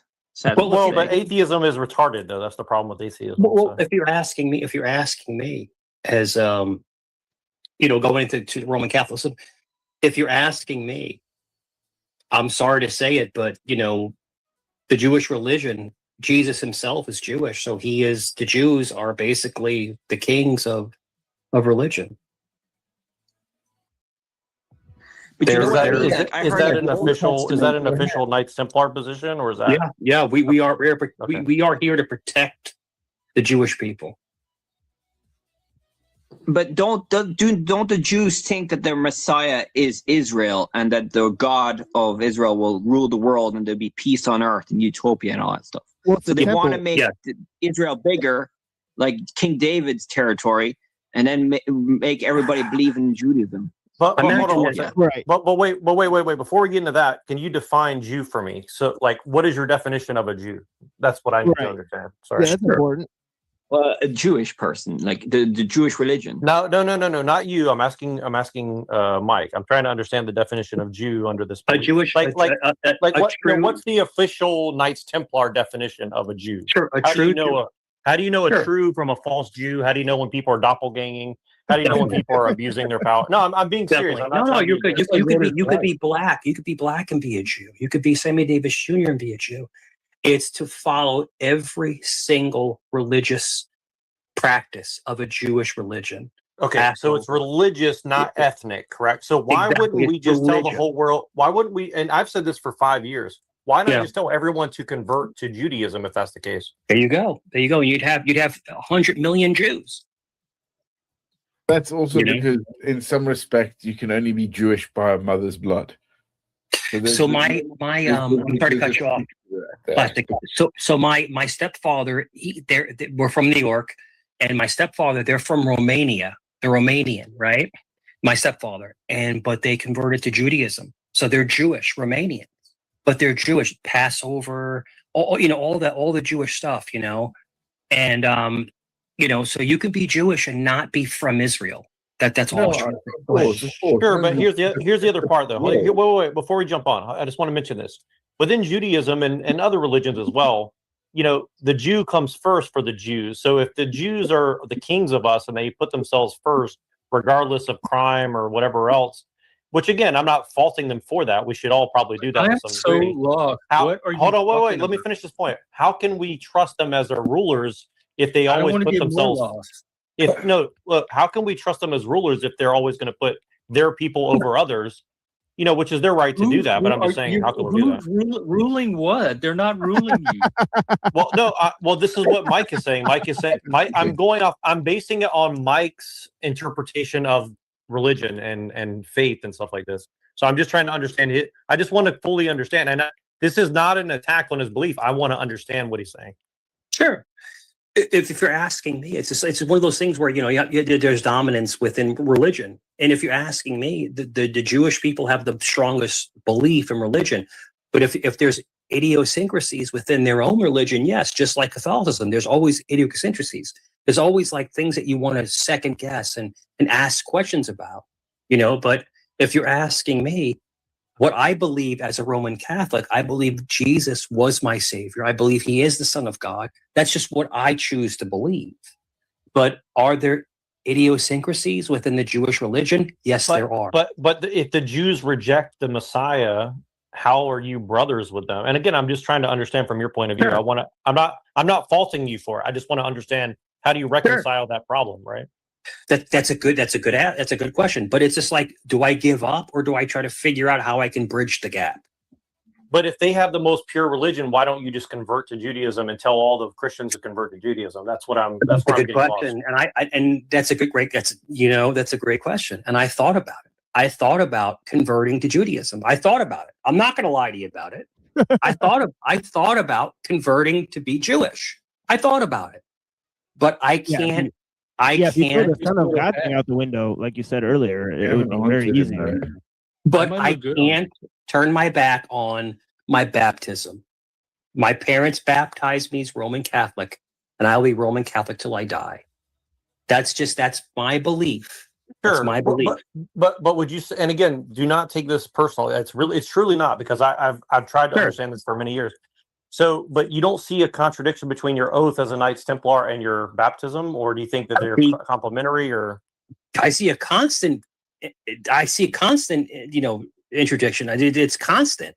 It's like we're our own worst enemy as human beings. Like, we don't make any sense. But if you're asking me, I'm only following what I was born into. But do I appreciate the Jewish religion? I do. But I do recognize the idiosyncrasies of it all. It's all just this one big mental game. I literally think that religion is literally one big mind fuck. Do you believe that? I do now. In almost every case, I do. In almost every case, I do. But that doesn't mean that the truth within religion is wrong. Exactly. That's asinine, Mike. Because without religion, we would actually have no America. We wouldn't be in these places. Right. And you're right, but I'm saying that it's meant to challenge and confuse you. It's meant to challenge and confuse you. They kept record. I mean, who has a novel? Something we need. Exactly. Who has a novel, if you will, that we know these scripts come that reference themselves almost 55,000 times within it over a period of 3,000 years? It's somewhere there. This is nuts. It's a true speaking of it. And also the influence of it all in the modern world that we live in today, right? And our rationality because of that. Because it's no longer, I'm just king in that. There's also the whole thing about us Christians or Westerners or anyone who's rational, is that we actually have to abide to the law of the land and be accountable, right? Yes. There we go. Yeah. And that is a great value that the religious world has given us because of all those damn men and women and children and everything that died over that, just on those things, those foundations. And these conversations need to be had. Jeff, I will talk to you maybe offline. Jeff, I almost passed away. The whole thing with where I was passed out and like they had to intubate me and I was almost passed away. And I went somewhere that was different. So, I was in a room where it was dark and there was people in front of me with face paint and in other words, I don't know if I was in delirium or if I was in hell. I don't know what it was. Oh, wow. But like, I had a near-death experience. That's not fake. I mean, all the records are there. Like, I was literally, gone. And I passed out and I had pneumonia and I was in the mud for 6 hours and thankfully someone found me. But like, I was gone. I was totally gone. And there's something out there. There's something different out there, man. If you're asking me hell is real or different realms are real, that stuff is real, bro. That stuff is real. Yeah, it's pretty wild, sir. I can't believe that happened to you. That's pretty wild. No, I was so what I was having a lot of personal issues and I drank way too much and I passed out. I passed out in the front yard and they found me 6 hours later. What time did you start? Hey, Twilight, is that you? Yeah, I was unconscious. What's up, Jeff? Yeah. What's up, Jack? But they bring me back, and I was in the hospital for 12 days, and I'm good to go. But it was What? One second, Mike. Jack sent me the link, and I was just listening while I was making food. I told him I was busy, but I was listening. Do I get this right? You're a Knights Templar? My family, we have lineage to Knights Templar. Yes. Very interesting. Okay, I've studied this type of thing for a long time. Are you familiar with Timothy Hogan? I've never heard that name before. You never heard that name before? Okay. Well, you say you have a lineage. How in what way? Well, we're Italian, Swiss, and German. Oh, okay. Yeah, me too. My family came from Naples. We're from Gela. We're from Sicily. Okay. So you said you were raised Catholic. Yeah, same here. I'm no longer religious in any way. I kind of agree with you. I was listening to a lot of what you were saying and agree with a lot of it. You got to define a lot of these terms. What is extraterrestrial? I was watching it like in fast mode. What does that even mean? Is it really like something like completely out there, or is it us, coming from some other maybe past civilization or maybe future civilization? Is it really somewhere out there on some other planet, or is it something that's always been here?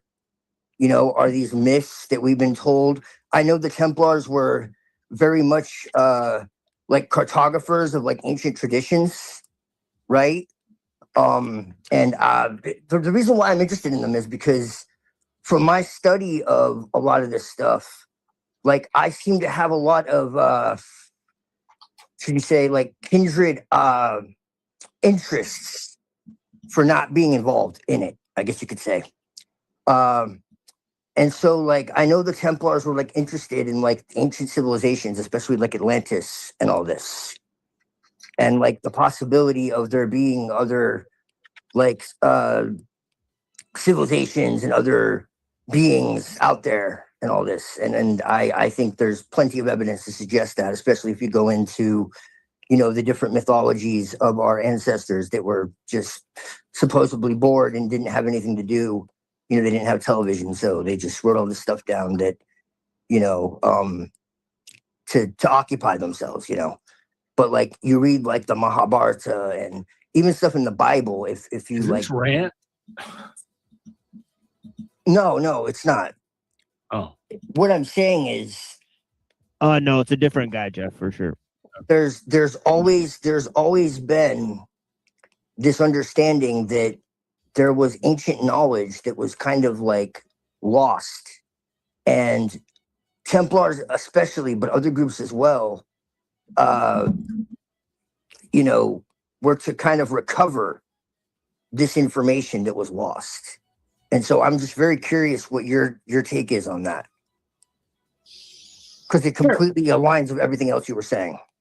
Sure. If you're asking me about Templars, the whole thing is that Templars are they're more soldiers. They're more like, not slaves, but a little more like soldiers. They don't really catalog, that's the Catholic Church is the one who really catalogs everything, either like bishops or knights or stuff like that, Yeah, but like, all that stuff is recorded within the Catholic Church, the Vatican has, the massive amount of records that the Vatican has is just unbelievable. Right. Yes. And the biggest scare is that if those files came unredacted. Yeah. To see, because allegedly there is a rumor that if the Catholic Church opened up its archives, it would show that extraterrestrials are the ones that seeded mankind. Yes. This is why I mentioned Timothy Hogan. He's part of a grand universal order of Templars. And he's actually that alien Templars. Am I the only one with no on the aliens? The Templars are actually either Roman Catholics or were the Swiss, with the Swiss Guard. The Swiss or Catholics. Where does the alien come in? Yes. But the whole thing is that this is the whole thing. We were the guardians of the Catholic Church, and then the Swiss Guard took over. But the whole thing is that, it's going to show that Jesus was a man. He was an actual mortal man. Right. But was he the Son of God? That's the rub. And that's the rub. Was he or was he not? Was he a great talker? Was he an evangelist? Was he like Jimmy Swaggart? Was he, encapsulating? Was he able to turn these people into believers? Or was he actually have the blood of Jesus? Jesus had the blood of God in his veins. So that's the difference. That's what's the thing. So, or is extraterrestrials the lineage of what we are That's now? the other explanation. So let me ask you this, Jeff. Have you seen the movie Prometheus? Prometheus? No. Prometheus, I think, is the movie that really breaks apart what is the lineage of Christ and God and alien interpretation. So in Prometheus, the aliens seeded pre-man. And they seeded man into becoming upright. So Prometheus. They were the aliens? Yeah, it's the aliens, basically before aliens, Prometheus was like pre-aliens, So Prometheus was a precursor, was like an Enki, was like a Lucifer. If you're asking me, I believe Mike, Prometheus was what in the Greek mythology? Yes. Yes. Gave us fire, right? Correct. Yeah. So you can boil all those things down. Again, they are cycles. We will see, we will witness. AI is the new fire. We are very tangible, amazing creatures. I don't actually understand some of the time when I've seen, out in the deserts of Egypt, Luxor, Karnak, the Valley of the King. That sort of, how the hell did they do that to? Well, exactly. Allegedly, did they do that? And there's lots of it, and it's everywhere. Yes, it's nuts. It's like, wow, you guys. There was loads of us doing this, or took away this. Like we were using what chisels? Well, see, this is the thing, and then you look into like the Mahabharata or like Druidic mythology.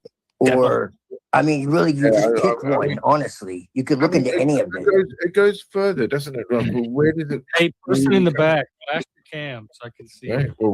You can look into pretty much any mythology that's supposedly all fiction.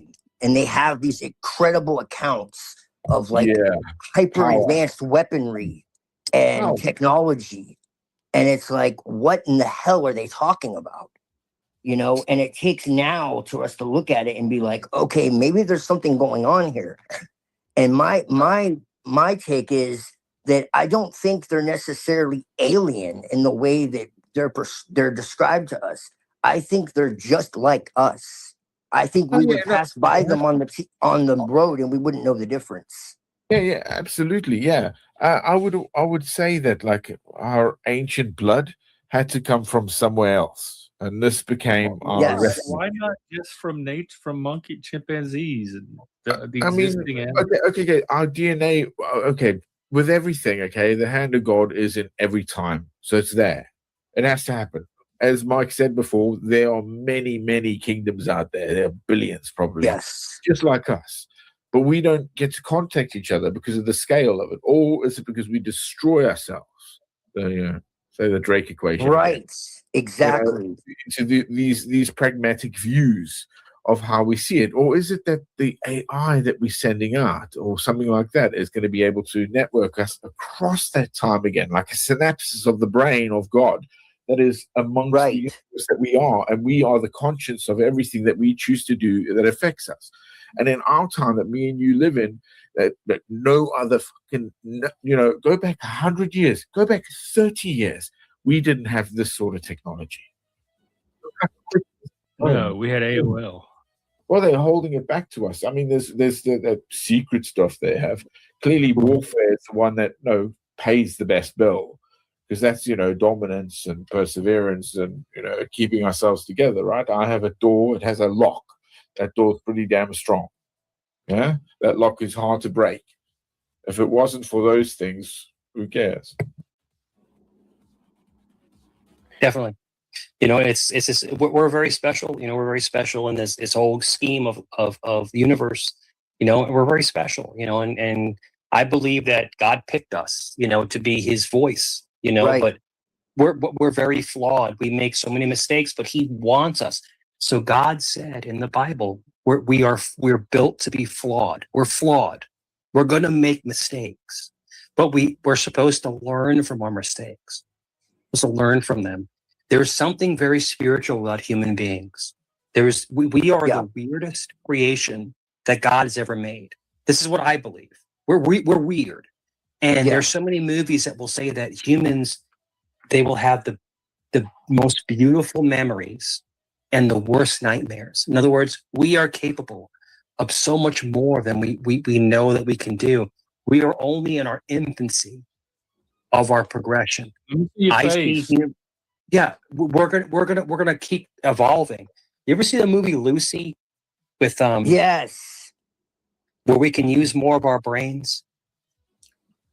Yeah, I'm not going to get into it now, but it has a lot to do with my own personal If we can tap into more beliefs. of our God gave us universal power.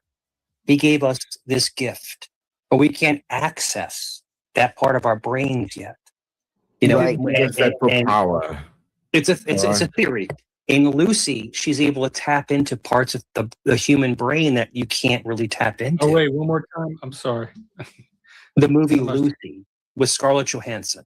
Yes. Lucy. It's a fantastic movie, and whoever wrote it knows something. She's able to tap into the human brain, the parts that we can't tap into. And when she taps into those parts, she's basically universal. She's fluid. She's a signal.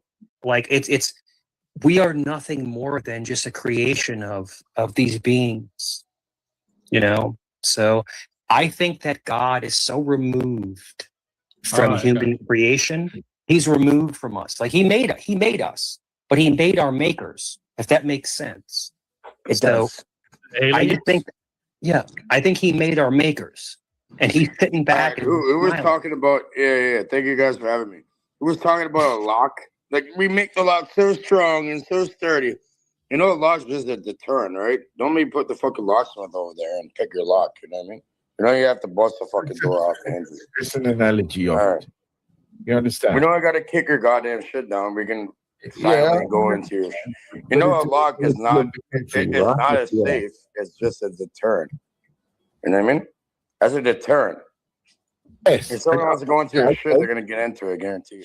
I'm sorry, I didn't. A lock to what? In Africa, I had dogs. All right, and those dogs on the land, we left our doors open. Believe me, with electric gates and stuff. No. My door's unlocked. Yeah, I'm not. You want to fucking get in here? Yeah, come get the fuck up. Yeah, it's the way it is. And nevertheless, I bet you have some weaponry. So that's what we had to. So yeah, you got it. Mm-hmm. Definitely. It's not safety. It's a deterrent. Yeah. Welcome back. Welcome back to the welcome, man. So I do think that there are other civilizations out there, and I welcome them. I hope that we, in our lifetime, all the people up here, I hope in our lifetime. Well, it's a false sense of security, buddy. You think you're secure? I hope in our lifetime. I hope. That's okay. If I can finish. I hope in our lifetime we can have a resolution to other lives out there in the infinite universe. I hope we can have resolution to that. Okay, why not? And then I'm gonna pop you all while we're at it. Go ahead. All right. I do think there's with you, tough guy, Mr. Cerrone, or whatever fucking Mike. Come on now. That's okay. That's all right. You're obviously intoxicated. Whatever. Yeah, there's obviously something out there trying to reach out to us and kind of teach us. And I hope that we can learn a better way to be. You want to meet him? I have direct contact with him. You want to meet him? You have direct contact with who? It's ineffable. I can't put a name. You want to meet him? It's not who. With the bottle of booze? Who? No, with what? Look up. Look up who? I can't really put a name on it, buddy. You want to Right. meet him? So I'm hoping that we able to bridge the gap and be better, going forward. I'm gonna be like a nice Mike every year while I'm a cocksucking little faggot retard named Mike Cerrone. Well, you're slurring your words. Fuck. You sound ridiculous right now. Yeah, you're slurring your words. Yeah, I'm slurring my words. I wear my same hat every fucking day. And like, look at me. My team hat? My beard is All right, gray. all right, all right. We were having The fuck better outta here. conversation with this. I'll slap the living fucking shit out of you, you fucking little No, bastard. Cage. You can't come up here and throw. You remember me? Sorry, you're gonna fight me? No. You already done that to yourself, retard. But All right, we're moving on to back to the conversation. Aliens started the Catholic Church. Yeah. And that's the thing, and Jeff, that's the thing is like, all right, Mike, the you're Roman theory is, Catholic. What's with the fucking Cage, let him Pope? talk. Hold on. Jeff, In the just drop him, Vatican, Jeff, how just come drop him. they the smoke? Wrong one, buddy. But yeah, the smoke, how it goes from white smoke to black smoke. What does that signify? You know about that? In the little Vatican?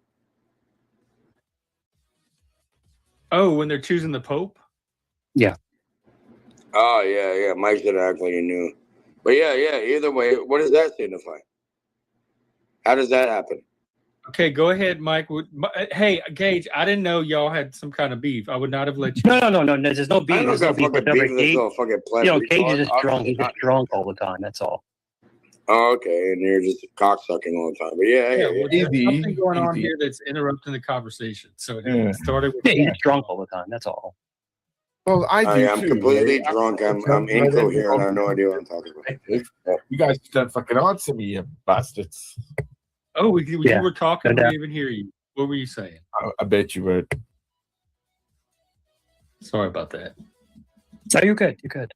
You're on a gay person's fucking channel that wears antlers. I hope you know that. Jeff is gay. Is that a problem? And he wears antlers. Maybe not. For me, I wouldn't agree with that. Does your religion agree with that, Mr. fucking Mike? So, Cage, do you want to be gay? Do you think you'd be happy if you were gay? No. Hey, we're not doing the Mike. I just need your sister and your mother, and then we'll figure out. I didn't know Cage was up here to cause trouble. Hang on. I didn't know Cage was up here to cause trouble. I don't know why he's doing this. I want to hear what you had to say just now about when I said aliens in the church. It's all good. No, but the whole thing is that, I would love to find out that, things are different than I think. It's amazing to see. Oh, here comes the antlers. Here comes the antlers. There they are. Yeah, I just need your sister and your mother, Mike, and we'll figure that out later on. You talking about my mother? To figure out you're on my show. Behave or go away. Nothing to fight about. I think we need a bee. I've got a thing. I never wear it, and I don't think I will with you guys. But it can be worn. It's that helmet up there. Can you see it? I'll try to get Why the won't light. you wear it? Wait, Dude, there, yeah. Put on your goddamn noggin plastic. And you'd love it. It's under a skull. Hang on, let me show you. You turn the light on. Plastic African apparently fought for some weird, extremist Muslim shit. Put the goddamn hat on, buddy. Hey, what is with you tonight? Yeah, what is it? There it is. There it is. Calling out what's really going on. How dare me? It's quite cool. It actually does fit. Perfect. Put on your fucking head then. No, I'm not going to do What that. do you mean no? Because it's just a ball legs take off the skull. You can beard your fucking goddamn red beard, but you can't fucking. I don't want to. It really is. And the hair, I've got to put the mask on. I've got to put something underneath. Seriously, I don't do it. Off with your head. Oh, I want to. You guys were like, yeah, shit, bro. Because it's great. It's a big horn thing. But yeah, I know. That's not bad. He wears horns. I've got some horns. Thank fuck this guy's no longer fighting for ISIS today. Get the fuck, Cage. Like, it would be way too easy of a target.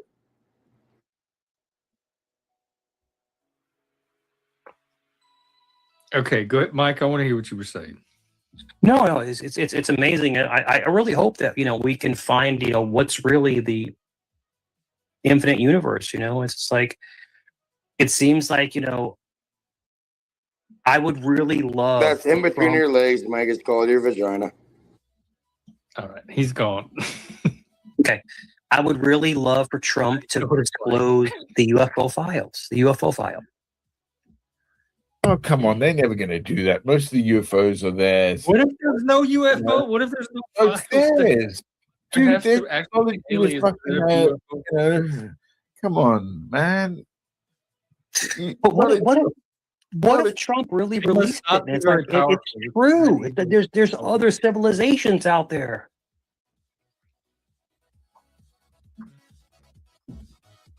I mean, Jeff, would you be down with that? Like just aliens, like hanging out with them and shit, like with the antlers on? Oh my God. On what they were like. The aliens, I mean, I just don't think the probability that that's going to happen in my lifetime is very high. I don't, you know, Jeff, I don't necessarily believe in that the aliens are here amongst us. You know, be it you guys were talking about before, the snake people. I was thinking the Nagans, that's right. I was thinking the other ones. I was thinking David Icke, you know, the lizard people. Well, it turns out they're not. David Icke, yeah, it's ridiculous because you know, there's lots of this rabbit hole. You can go down anything you want and try to prove to yourself. If you're so crazy, you'll believe it.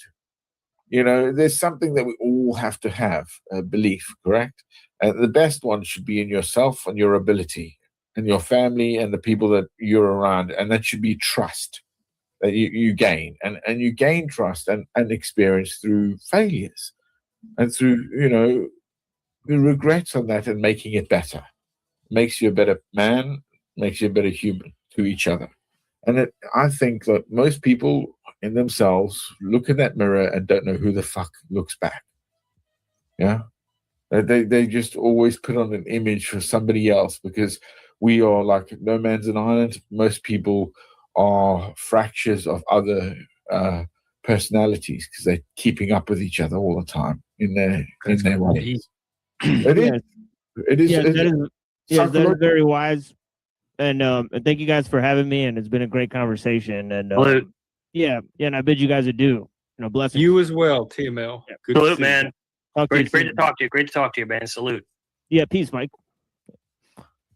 Salute. He's awesome. He's cool. And there was 4. That's it. No, you know, and plastic, you know, you're right. You know, it's just like there's so much to unpack, you know, so much to unpack in all these different conversations, you know, and it's great to have people that come up like Jeff and me and you and the gentleman to the right, you know, the psychopath. I'm just joking with you. No, it's great to have people come up and just have conversations, you know, about it, you know. I mean, again, a lot of it.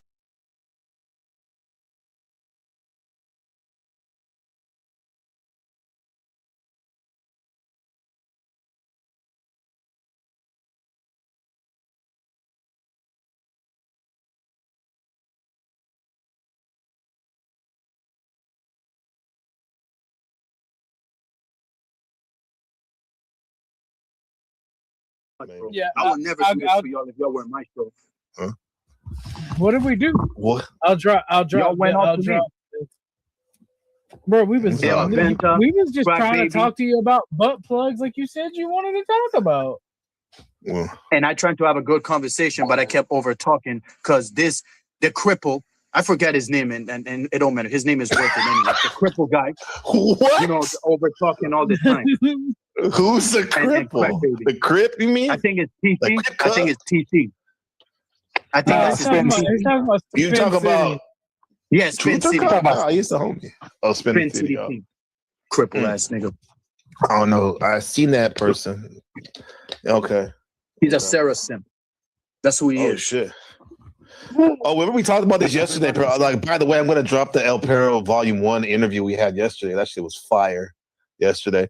But what would you say people said about you? We talked about like because you defend the wrong, you know, when some men go at these women hard.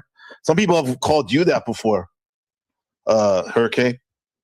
What would you say to that? Me going hard on women? No. You defend like your Snows and your Lindsays and Mackenzies and who else? Yeah, 'cause that's what real niggas do. I defend everybody because I love everybody. I defend good people. So I hope the good people do the same to me too. So you're a simp. Whatever. You think that's a simping by defending people when it's justified? Exactly. Like, this is the mindset. This is the mindset that they have. The real The question is ask him why he's threatening physical violence about internet hoes. That's Exactly. Well, you just ask him. Ask him, OG. Because like I said, I am sick and tired of seeing women dating men that are not computable against men like us. Let's be real. It's a battle. You didn't hear. Oh, you haven't heard that. You seen the interview. It's a battle between the two camps, clans. It's an epic, almost herlick. Well, never mind. I won't go there. It's battle of the betas or the alphas. Basically, big dick energy versus the small dick micro penis in his narrative. NPC finally got it. Thank you. It sounds like you're losing though, bro. You're kind of like, holy shit. No, I'm winning. Like, Since I'm the only one who does all the hard work while these women out there like doing their own thing. I'm the only one who's doing the hard work by keeping this movement going. So like I said, I'm gonna keep saying it until my voice is being heard. Until my voice is being heard, then it's raw. Stop. I'm the Malcolm X in this bitch. Wait, you're from maybe smell my water. My mission is to change the world. My mission is to change the world. Holy shit. Well, if he's Malcolm X, I'm the Honorable Elijah Muhammad on this bitch. I guess no, you two are the guys. You remember those two guys, those neo-Nazis dudes, respectfully, that were sitting. Remember that famous picture? Yeah, George Lincoln Rockwell. That's there you go. Hey, they respected each other, right? In the end, sides kind of respected each other, right? Yeah. Oh, we got a visitor. She's obviously vaccine injured. We got a vaccine injured lady right there. But thank you so much, guys, everybody, for stopping by. I love that. It's a great clip. What up, brother? Hey, what's up? What's up, Mr. Landry? Holy shit. Yeah. How's it going? You were here for the big interview yesterday, right? All that BDE, talk and whatnot. He was you here. recovered? Yeah, he was here. NPC, he was here. He was here, definitely. Yeah. What's your thoughts on this interesting situation? I don't have a whole lot of thoughts on it, though, but I do. I want to know, like, what would Jesus do? Exactly. What would Jesus do? Yeah. What do you think he would do, OG? What do you think he would do? What would Christ do? Okay. He don't want to talk to you, though. Oh, I don't want to speak for him. Go ahead. No, you already hit it on in the head. It's all good. Yeah. Respectfully. It would be cool. Right? I feel like you, now Orthodox guy, now I'm in the position 4 or 5 months ago where you're at. We're like, come on, why don't you two guys talk? I would like to see, I wish you guys could squash your shit or whatever. But I understand. I done told him in private and in public, I don't have anything against him. Okay. I don't care. Just don't care. Leave me alone. Yeah. Yeah. Isn't that kind of funny though, right? We just get to exist in these spaces, right? Like just be fucking horrible people. It's like I don't care. I've been nothing but respectful to you, Orthodox. And this is the thanks I get on another panel. Oh shit. Brother, I don't know what you're talking about. All I know is I watched you beg for a man's fucking cockpick. And anytime somebody's like, hey, whoa, chill, you're like, send me a picture of your dick too. Yeah, because they're telling me to cam up. Like, cam up. I never told you to cam up. I was like, bro, you need to chill. I never said it. I said crack baby and spin city. That's what the people are telling me to cam up. Man. Even Pero, El Pero tell me to cam up. Wait, who just left? All right, never mind. Landry, because it seemed like he wanted to talk to Sympadox guy, aka you can bring him up. We don't have anything. I mean, he left. Oh, that's what that's what I figured. If I interrupt you, but you never know, Orthodox guy. That's why I asked. I would just let in Orthodox know that what he did, it really bothered me. Like I always praise Orthodox guy. I always do. But what happened? Like he's like Jesus or something, bro. You always praise him. Yeah. Yeah, because that's what real niggas do. Okay. I always praise Orthodox guy. You mean the way he laughs is funny. Like the way he laughs is funny. Like hilarious. I'll give him that. But what happened today, like it was, bro. I don't know what. You just got out of hand, Orthodox guy. Here's what you need to understand. You went way too hard, and people are gonna fuck with you about it, and you don't win by doubling down. Well, like I said before, and I'm gonna say it again. I'm not a pushover. That's why I keep pushing back, because I'm not a pushover. It ain't about being a pushover. Sometimes you just gotta realize, hey, what the fuck was I thinking, and then just redirect, and shoot for the stars. Not everybody is the same, I guess. What is it about Orthodox guy, bro? You seem to respect his ass. He's like a calming effect. What is he, like the Spurg whisperer? Like I was trying to get you to calm down like for a damn near 30 minutes, and this guy just comes in here and you're acting like a little puppy and shit. I have that effect on people, bro. I call like you the Spurg whisperer. It's not just the Spurgs, like fucking like retarded chicks who make bad decisions be like, hey, what should I do? And I'm like, man, fuck. You know? Like therapy panelists. Yeah, pretty much. Like people just be like, I have this problem. You know, but I have problems too, trust me. Well, and then they just start talking and I'm like, fuck. I used to be like that 2 years before I came here. I used to be that guy. I don't know what's going on now, man. YouTube will teach you not to do that really quick. Like, YouTube do not play. It's like do not be nice to people. Yeah. At all, ever. Yeah. Fuck it. So people don't be nice to us anyways, so fuck them. Yeah. Well, I just think it's interesting that now at least people, by the way I see it, HP, is that at least people are paying more attention to you. In a sense, they'll make the most of it in a positive way because I truly believe you're one of the best content creators out here. Your energy can not be matched on your streams. Your monologues are epic. But thanks, man. but yeah, you got to understand that people. Yeah, you're welcome. I mean it, bro. I get a lot of joy watching those. Get inspired in a lot of ways. But you got to understand why people might be like, "Hey, you're this," you know. So that's all I got to say. Yeah, I'm okay with the critics. I'm okay with the critics, but when I see somebody that overdo it. Yeah, that's I'm a bouncing PC. Thank you for having me up, broski. All right, take care, broski. Don't be a stranger, bro. Peace. I won't. Take care, Orthodox. Yeah. You too, Hurricane Pearl. Yeah. Damn, that shit got shut down. The real Orthodox is back. I mean, he might be talking shit about me behind my back. I mean, it is what it is. I get you. Nah, he's interesting, like kind of like true to being an Aquarian.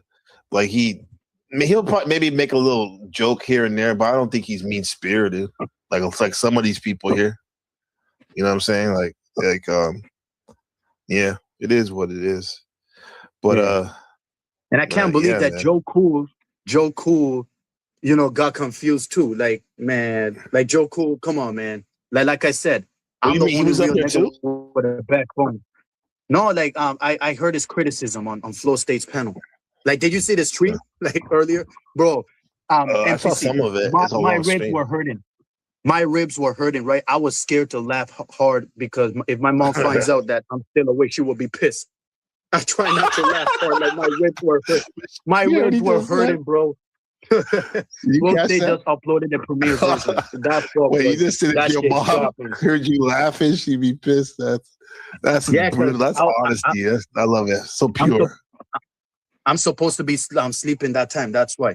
You see, that's all I want y'all to know that I'm real. I always be honest. And what's the punishment I get? Criticism. That's what it comes down to. But like I said, no matter what, like I'm still with the critics. But as long as they don't overdo it, like I'm okay with it. But if they overdo it, that's where I have a problem. Simple. But yeah, that stream was funny, man. I should have been there. Like at first, I thought they were calling. He called you up. That's what I was about to say. He called you up. He said, "Hurricane Paro, where are you?" Yeah, I heard that part. Yeah, I thought Flow State was calling me out, like cussing me out in a bad way. But no, I was wrong. Nah. He's another one. The guy that like, I think he had to be really mad at you, at the person to do that or whatever. But Chuck, I don't know, man. But more all those people, they used to come around here more, but they don't. That's why, like, I'm glad that Machine Lies we be building and supporting each other in a sense, platforms and stuff, because a lot of times people just come around when it's useful to them, right, Machine? Machine, are you there? Oh yeah, yeah, I'm here. There? I think, yeah, okay. Yeah, I'm He's there. battling in the chat right now. He's battling it in the chat right now. There we go. Yeah, I'm fucking with these people, but I support Pero. You're right. It is what it is. All right. Yeah. Thank you, man. You know what I mean? There's- As a brother. You know? Nobody supports me, but absolutely. I support myself. Just saying. Yeah, I support the underdogs. I'm saying so. There you go. Yeah. So that's how it be. I seen he's getting a lot of heat here still. I just evaluate the situation. So. Because I'm telling the truth. That's why I'm getting backlash because I'm telling the truth. It is what it is. Yeah. Yeah. Yeah. I saw Beth in the chat earlier. Yeah, you're welcome to come up here too, set the record straight or whatever. Like, I wouldn't let anybody get shitted on or anything like that. Anything, yeah. Because we got some wolves on the panel. Hormax are thinking that you was gonna like protect him the same way. No, I would have. No, to be honest, I would have tried to keep it even. You know, that's how I do things in the sense that, like, even though I'm a lot more friendly with you, especially back then. Now I'm more, but like, I would still at that time. He would come over here a lot, and he was kind of I guess you could say, frenemy of the channel. Like for a minute, now he's the enemy. No, listen, at least for you, but like, but that day that I brought you up, ever since then, he don't fuck with me. It's funny, yeah. Just because. Listen, I did nothing but just came to the panel. That's all I did, and call him out. And all he did is just dox his address. He doxed his address on your chat, and I got the screenshot still. By the way, what goes on the internet stays on the internet. Hormaxer. Right. I'm sorry. Somebody will take that shit and pull up to him and let him know what real is. Let him keep running that mouth. He still runs his mouth, saying, "Oh, I want to fuck Grace, this and that." He just had a fallout with Ben. Did you see it, NPC? I saw both of them had their shirts off the other day. That you talking about that stream? Yeah, I didn't watch the stream though. On Thor that was on TV. some crazy shit, some fast. Grace have the nerve. Yeah, Grace have the nerve to bring back late night shows, and she brought back Thor TV for whatever reason. That shit was, man. Oh, Orthodox. She brought it back. Right yeah. now. Probably talking shit about me. Oh, he's live right now. That's why they all left. They're gonna. Yeah, Machine Browns boy. I need to talk to Browns boy. You guys are good at like breaking these things down. Oh, Bronzebird. Bronzebird is in the chat. Yes, we watched this shit for not Brownsbird. Yeah, you already know if we review this shit for 30 minutes, we're gonna find like 20 holes in the plot. Yeah, that's true. Oh man. You feel better, HP? A little better than you did when you first came in? That's good. Yeah, I feel better. Safe space, man. As long as you keep respecting the spot like you do, it's all good. Thank you, NPC. Thank you, NPC, for being live. I appreciate it. And I didn't mean to cross the lines that you didn't like. All I'm saying is what Beth did was very wrong. That's all I'm saying. Yeah, don't take me like being politicking, I guess you can say, as me. I don't support my brother or whatnot. It's just what's fair is fair, especially with the type of host I'm doing. Yeah, he's live right now. I just got the notification. Yeah, I heard him, man. I heard him. Yeah. That's wild, bro. Yeah. My head hurts like a motherfucker right now. That lets you know that I've been through nothing but just drink some water. Back and forth. Drink some. Don't be all dehydrated and shit. Yeah, you're right. What about your next? What's your next stream gonna be? That's gonna be a monster. Thinking about the BBC monster. About the next stream tonight. I might go live tonight. You're gonna go live tonight? Yeah. Since it's Good Friday, anyways, and nobody's not working. Oh yeah, that's right. Do like a Good Friday special. Ooh, that's gonna be good. Are you a Catholic? Yeah, that's correct. How do you know? Yeah, me too. Well, you just said Good Friday. Mostly only Catholics talk about that. Yeah. Well, now you I was raised by the Jesuits, more or less. Degenerate, But, molest. I see. Yeah. Not in that Diddy way. Just on a knowledge base. If I was them, I would say, "Whoa, what the fuck? You a bitch." That's what I would say.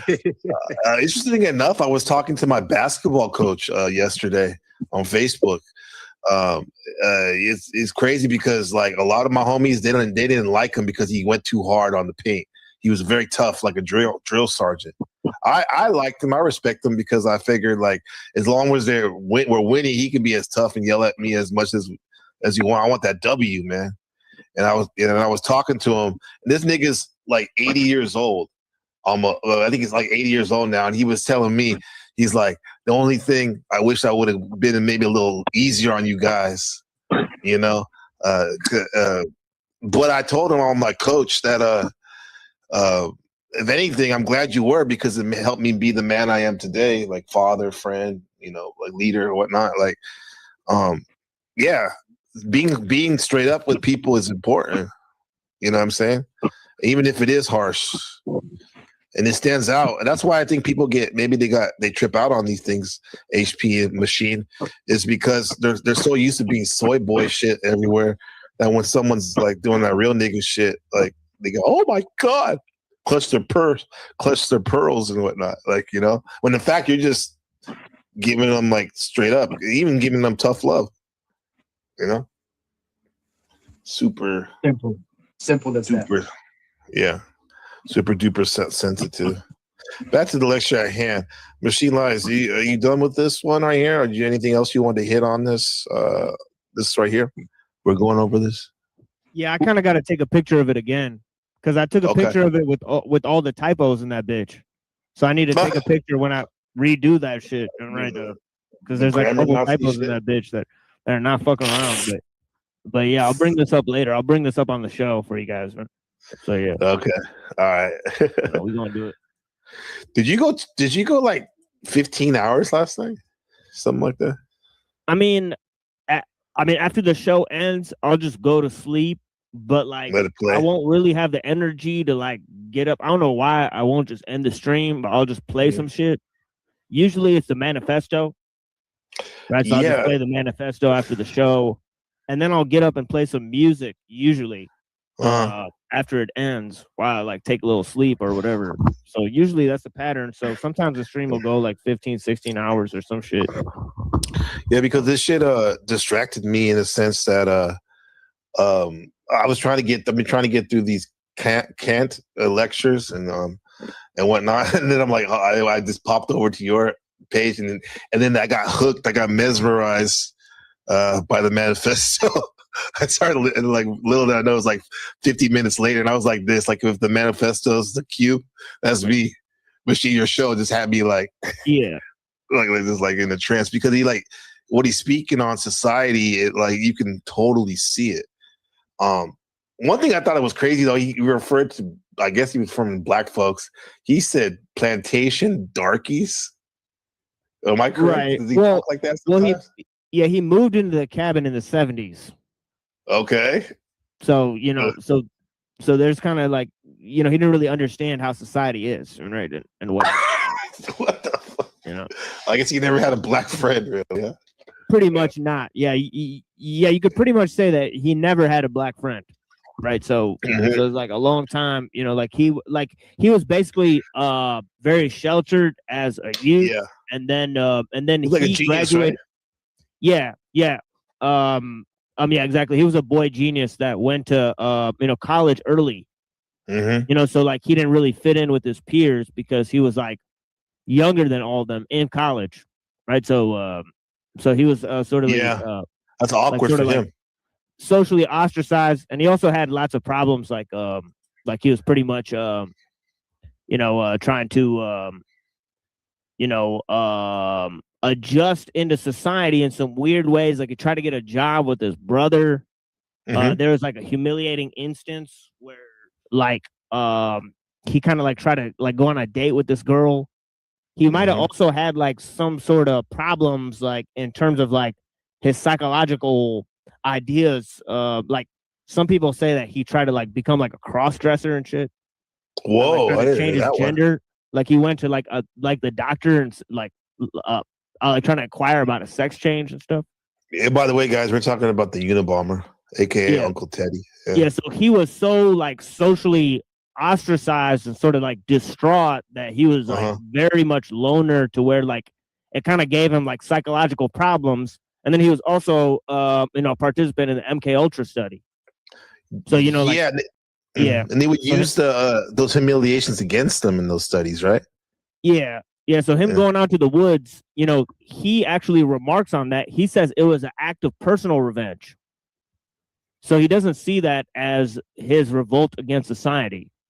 He thinks that is a much more methodical process, right? So he didn't see himself as personally participating in a revolution against the technological society, but he just saw himself as, launching a personal revenge first against the forest, like game and wildlife officers in his area, right? So, right.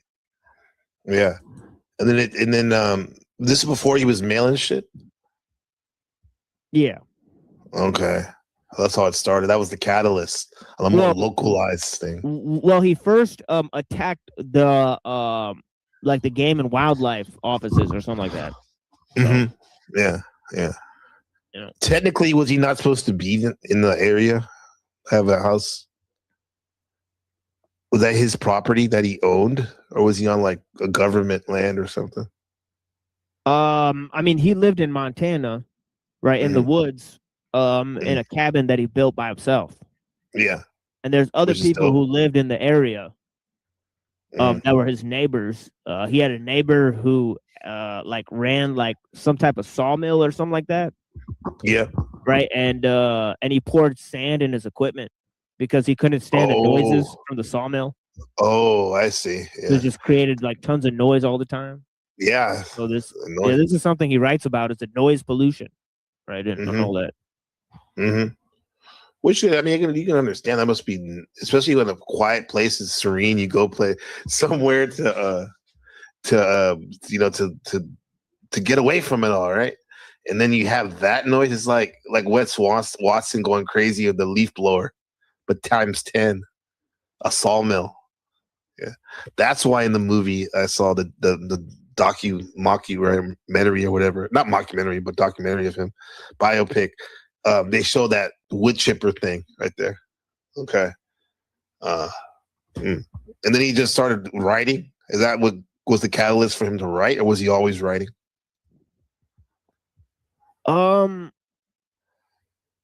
I believe that his writing came after his sort of activities, right? And his activities were to promote the writing, or this is what he said. So, he kind of like saw that, basically like people will basically read anything a serial killer has written, but if you publish something in an academic journal, nobody will read it. Wow. So he was aware of this. Right. Yeah. So this is methodical. Okay. Yeah. What do they call that when the woman's in love with maybe Para? You've seen this, heard this, like when the woman's in love with a serial killer. There's a name for that, right? Yeah. Yeah. Yeah. So that's kind of reminds me of that ballpark, right? Those people get more attention and clout than just a guy like trying to decode what's going on, expose traps and stuff. That's crazy. Thank you, bro. Finally, somebody understanding me, the type of man that I'm talking about. Finally. And I don't finally. I mean, like, be honest with yourself. Be confident on who you are, and not be a bitch. That's the difference. Like this guy, the homie right here. Let's bring him on. Good job, Gabriel. What up, Mr. Neuro Jack in the building? Lover of wisdom. Hey, what's up? Sorry I couldn't make it earlier. I was just kind of distracted, so I didn't make it on time. But thanks for coming by. And before I forget, Neuro, let's schedule some TikTok shit, live stuff this weekend. I have 5 days off. Okay, so cool. we got to get something in. I've been looking forward to that. Yeah, well, and we can record it back here on YouTube. It'd be fun, but basically, we just coordinate behind the scenes. Like, we'll find links and stuff, and like, it'll be fun because, like, what I think it'll be fun will be like, I'll go in as like the bad guy, and you go in as the good guy, and they don't know that we know each other. Like, like that'd be fun. That's like normal. Exactly. Yeah. They don't really know that they're brothers. So I'll give you a preview of like what I want to do. So like one of a friend of a friend sent me this article, and if you don't mind, I'll read a little bit of it because please do. It's pretty bad. So like I'm gonna censor the bad parts. Like I won't say anything against TOS, but it's pretty funny. So it's pretty long, so I won't read the whole thing, but I'll just kind of do like a few excerpts, okay? Because it's pretty funny. Okay. Okay, so relationships and especially marriage are not in your interest as a man, and a bunch of stupid baby boomers think so. I watch a lot of true crime. There are all sorts of fights over marriage. Marriage and relationships are about hate, not love. People fight over custody when they divorce. They kill each other for insurance policies, kill each other to prevent losing assets upon divorce, and get involved in love triangles. While it is true that blood relatives kill each other at times, it is more common with spouses. True crime stories often show conspiracies to kill spouses, sometimes using hitmen, sometimes with exes, sometimes people who cheat, and it says in-laws often hate spouses and vice versa. After all, who wants a bunch of overbearing people when one already has to deal with his or her own parents? And then he goes into stuff I won't say, but it's like women invent all this BS. They were ard and beat up, and they were abused. Yeah, right. It is not acting like a man to run to authority, but women run to authority because they're rats. They sometimes women will even get someone to kill her spouse by making up fake stories about abuse to enrage the stupid person who naively follows. I'm kind of skipping over some parts because this is really long, but it says most standard women are gold diggers looking for the highest amount of wealth and see relationships as a transaction to gain from. This is in spite of the fact that wealth is distributed unfairly. In other words, rich people do not deserve to be rich, and poor people do not deserve to be poor. But women do not care. They just look to jump on the bandwagon and profit. Feminist whores think men have privilege and must just bleed cash, and that women deserve it. They also all want to be with the rich, the top level exploiters, while settling for less and then still sucking money out of them. Women who get married are whores. Wow. While my drug addict fuck buddies are not whores. The only type of woman. I think I know who this is. Who wrote this? The only type of woman I know not to be gold diggers of a high magnitude are drug addicts, because drug addicts are only looking for their next hit. They let go of the dream of a nice suburban house and a stable relationship to lead. This guy. They may want a $5 hit. They may want a $5 hit, but it is a lot less than getting in a relationship. So drug addicts tend to make good fuck buddies. I say fuck buddies because, and not friends with benefits, because we are not really friends. Once I know your name and you know my name, I do not want to get sexual with you. I only like cheap drug addicts when we do not know each other's real names. My favorite spots are Kensington Avenue in Philadelphia and the hotels around the airport. 6'7". Yeah. I was naive enough to look for a relationship. I would want someone who is about the same age as me and might factor in looks. However, since I am more interested in having a roster of fuck buddies, age and looks do not matter much. I would rather have a bunch of fuck buddies who do not look that good than one relationship with an attractive woman. And then it says, I noticed women on dating apps play a lot of games, so I got sick of it and signed up on Grindr just to see what the LGBT community does. It seems that some people are on Grindr to cop drugs, but the ones that are not do not play games. Maybe I should go gay just to teach women a lesson, since I do not like them anyways.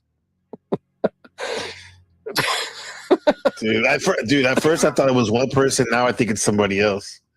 That's funny. I don't think you guys have talked to this person before, but it is really funny. At first, when you said all the drug funk buddies, I thought it was Appalachian Gorilla, aka Noid, our friend Noid. No, it's not. And then I thought it was when you said about the grinder stuff. I thought it was like Pill Eater trolling. No, this is like this is a guy who's like a very black-pilled person. So like this is probably like somewhat honest, but I don't know to what degree. But the grinder part, go back to why did he sign up for Grindr? Just to show women a lesson. And it says and then he's like here it says it's like people on Grindr get high all the time, while plenty of fish females reported me for messaging them about that and got my account removed. This is because women are rats. Fuck earning a living just to provide a comfortable lifestyle for a woman. I want to move to Northeast Philadelphia and live in rundown housing. I have lived out of my car and in jail, so I do not mind rundown or living minimally. Live the life. The only reason to live is to get high, which I admit I like a lot more than sex. I will hang out with my junkie fuck buddies because the majority of other women tend to be big time gold diggers. Y'all banging in the chat. You're missing. This is gold. What he's reading. This shit's. You thought that? I mean, it goes to the tier of Hurricane Paro content. Like this is wild, bro. You listen to this, Paro? Yeah, I am. This is wild, huh? It's almost finished. I'll just read the last two paragraphs really quick. Okay. Before I started worshiping the devil, I used to believe the goal in life was to get married and have a stable relationship. However, I rejected that Christian bullshit a long time ago. So you might believe in commitment, loyalty, and respect, but from my point of view, to my fuck buddies, it's a lot more like shut the fuck up and let me fuck you. This is a song that reminds me of Gold Diggers because Shaggy Two-Dope says, one thing I can't stand is these bitches trying to get my riches and I don't even got none. Oh, there's actually more, but I think that's new volume 2. Yeah. But I just thought that was a very interesting article, I guess. You know what I want to do? It's like I want to. It's funny when we start talking about male female sexual dynamics. The fucking viewers cut in half. Really? I don't know if that's or this just Neurojack's. Well, there's something about me. I'm kryptonite. For sure. But we're all about quality, not quantity. So we appreciate everyone who listens. Hey, but Neuro, like, I'm wondering what the AI would say. Like, if you had to condense with that article, the main points of it. Like, describe the personality of someone and what they're trying to impart on us. Well, I think he sums it up here. He says, despite my closeted fuck buddies, I still consider myself a MGTOW, men going their own way. If I was a serial killer, I would not strangle $5 drug addicts like the Kensington Strangler, since these women are honest. This is Charles Darwin wrote this. Charles, did you write this? It definitely makes me reassess my thoughts. How's that hangover, buddy? You doing better? Could be much worse. Yeah, but I just want to make Avenue. No, that was good, Neuro. That was good. Can we break that down? Philosophize on that? Can you pull anything from that? I don't know if you're listening. If you're in a war out there in the chats. Well, that's what's funny about it is that people are triggered by comments. Right? I just want to be loved. That's all. That's all I want. Nothing but negative, but love. That's all I want. That's all. When he has this goat, look at this picture of this goat and the woman. I'm thinking bestiality. They look alike. They look alike. That's the. Tell me that they don't look alike. That look like Neuro. That look like Eternal with the blonde wig. I look like a reptilian, to be honest. Shit. And there's more to come. Is that I just to be on my own thing. I don't be like focusing on all memes that I've still settled. Yeah, but they're coming. They're coming. That's all you want? Oh, you tell me, says, is that really that's all you want, Pero? You just want to be loved? Yeah. Yes, I just want love. That's all. And I want women to wake up and stop dating weak men. That's all I want. Yeah. And don't get this misconstrued. I'm not saying you're an incel, but my homie, Hold the Truth, Father Truth, as you guys know him over here, he would say, and he's a philology professor. He would say that most men, particularly incel, all they want is a girlfriend, a woman. To be honest, like people think that they hate women. Maybe some of them do, but like most of them want a stable, long-term relationship. But they don't. It's very hard for a lot of men nowadays. Yeah, they don't have the power to get one woman. That's the thing. Well, there's a theory that a lot of these women who are like saying how bad men are, like really they're just bitter because not the men that they want don't want them because they're bitter and like annoying, you know. And so that's a big thing right there. That you could be right, and yet, crack baby, you're right. I don't get pussy. That he was right about that. That I don't get pussy. He's right. I'm gonna admit. Okay. I'm gonna admit because I'm not a pussy magnet and that. Does he? You think? I don't know. I'm glad you asked that question. Did you ask him for a dick pic? Well, he said my dick is small, so I was waiting to see his, and he was just giving me nothing but excuses. Oh my god! Oh, I can't believe we're talking. This is a normalized Neuro machine. Yeah. This He was moving. This is what it's come to. Yeah, he was moving feminine and shit, but he had the nerve to call me gay, but he was moving feminine. This is Lord, please protect my Benjamin in these years, and in Neuro's family, and in Machine's young brother, and everyone else's family, young men and women out here. This is some interesting times we're living in. Amen. Anyone under like 25, man, they've got some like it makes like all kink and all like sexual perversion of like our generation seem like very mild in comparison. It's like we were so much more normal like 25 years ago. It's like now it's like just totally insane. Like because okay, like a friend of mine was on like dating apps and he's like, every single woman's like, I'm into ethical non-monogamy, and I'm like, what? Like they're leading out. They're like leading out with like, hey, I'm totally fine with just banging whoever. And these women are like hitting their 30s. These aren't like young. I mean, young women. They hit the wall. Hitting the wall doesn't necessarily mean you're ugly. It just means that you come to a point as a woman that you know deep down that clock is ticking.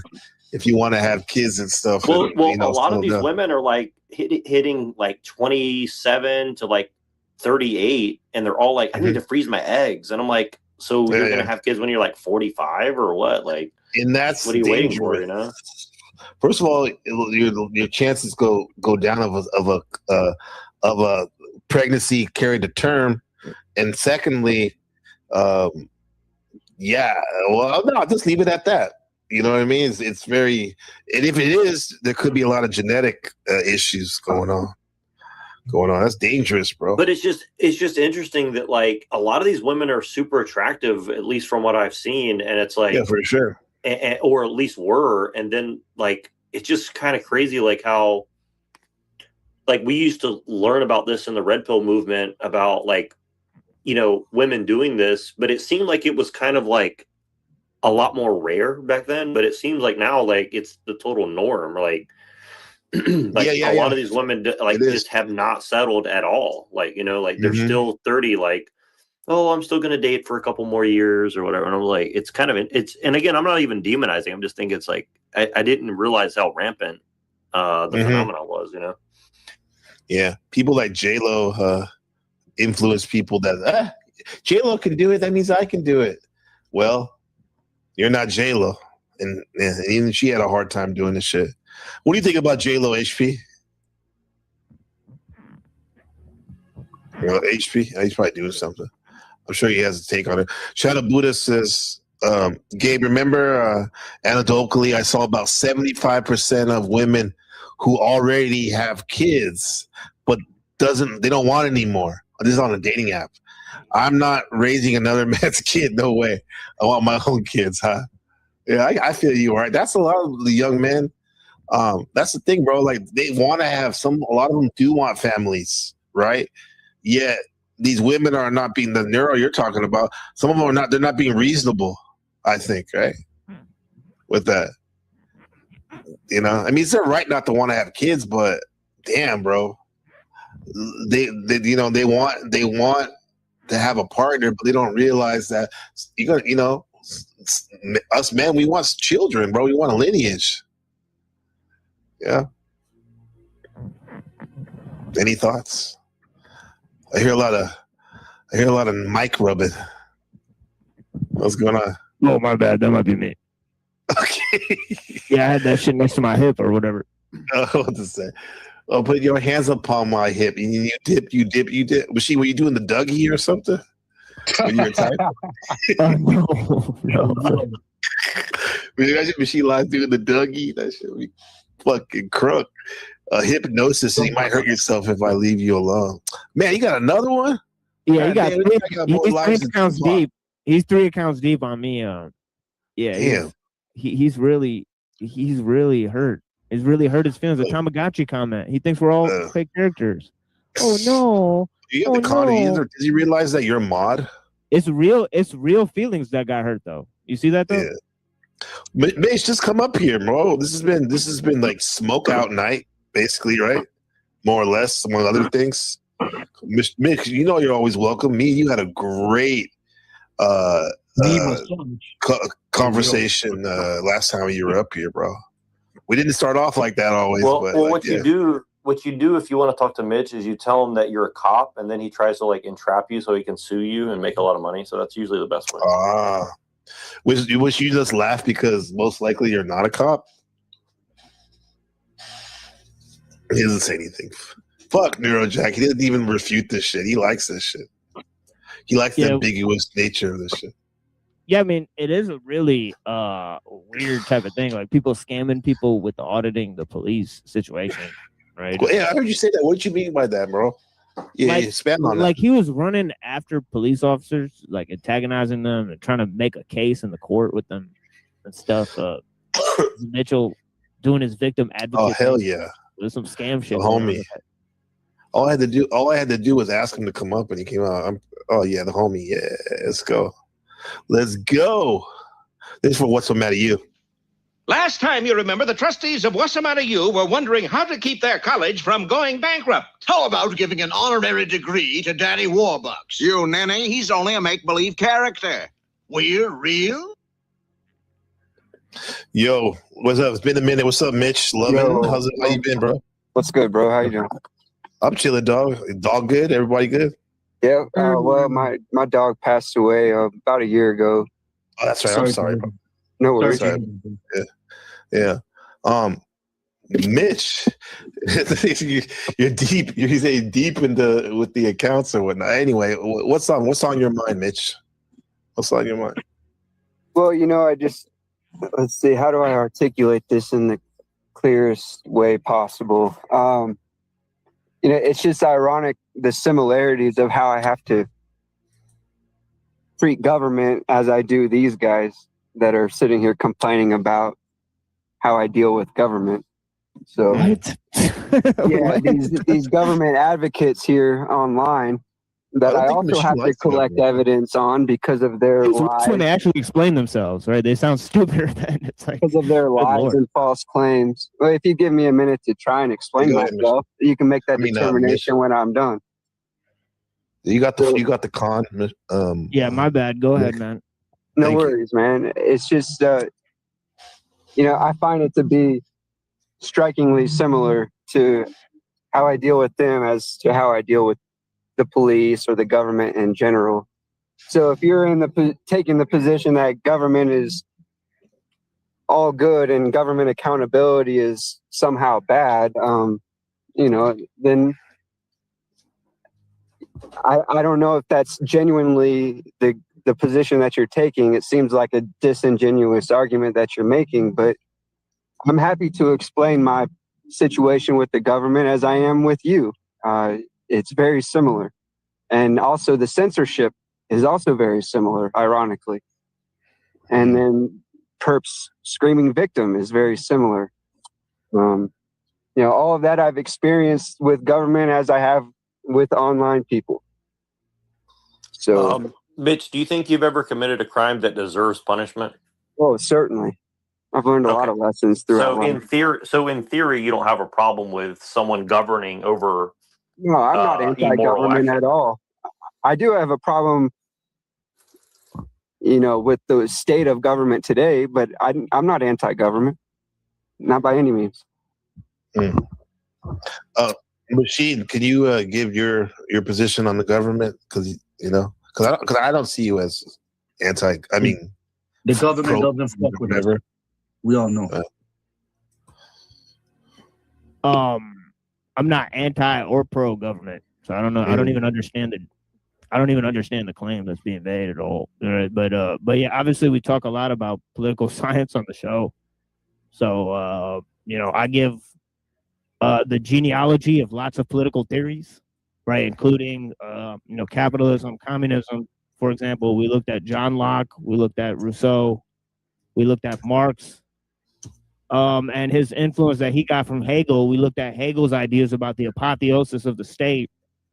I think it's a damaging idea, personally, that man's sort of liberation can be found within the state and so on and so forth. And, obviously I've read the Federalist Papers, the Anti-Federalist Papers, and so on and so forth. So, I mean, there's different ideas that I support, in terms of government and, and the state. Yeah, and that's definitely not my position, just for a point of clarity, that I'm not like pro-state, and I'm not saying that you can find liberation through the state or by the state.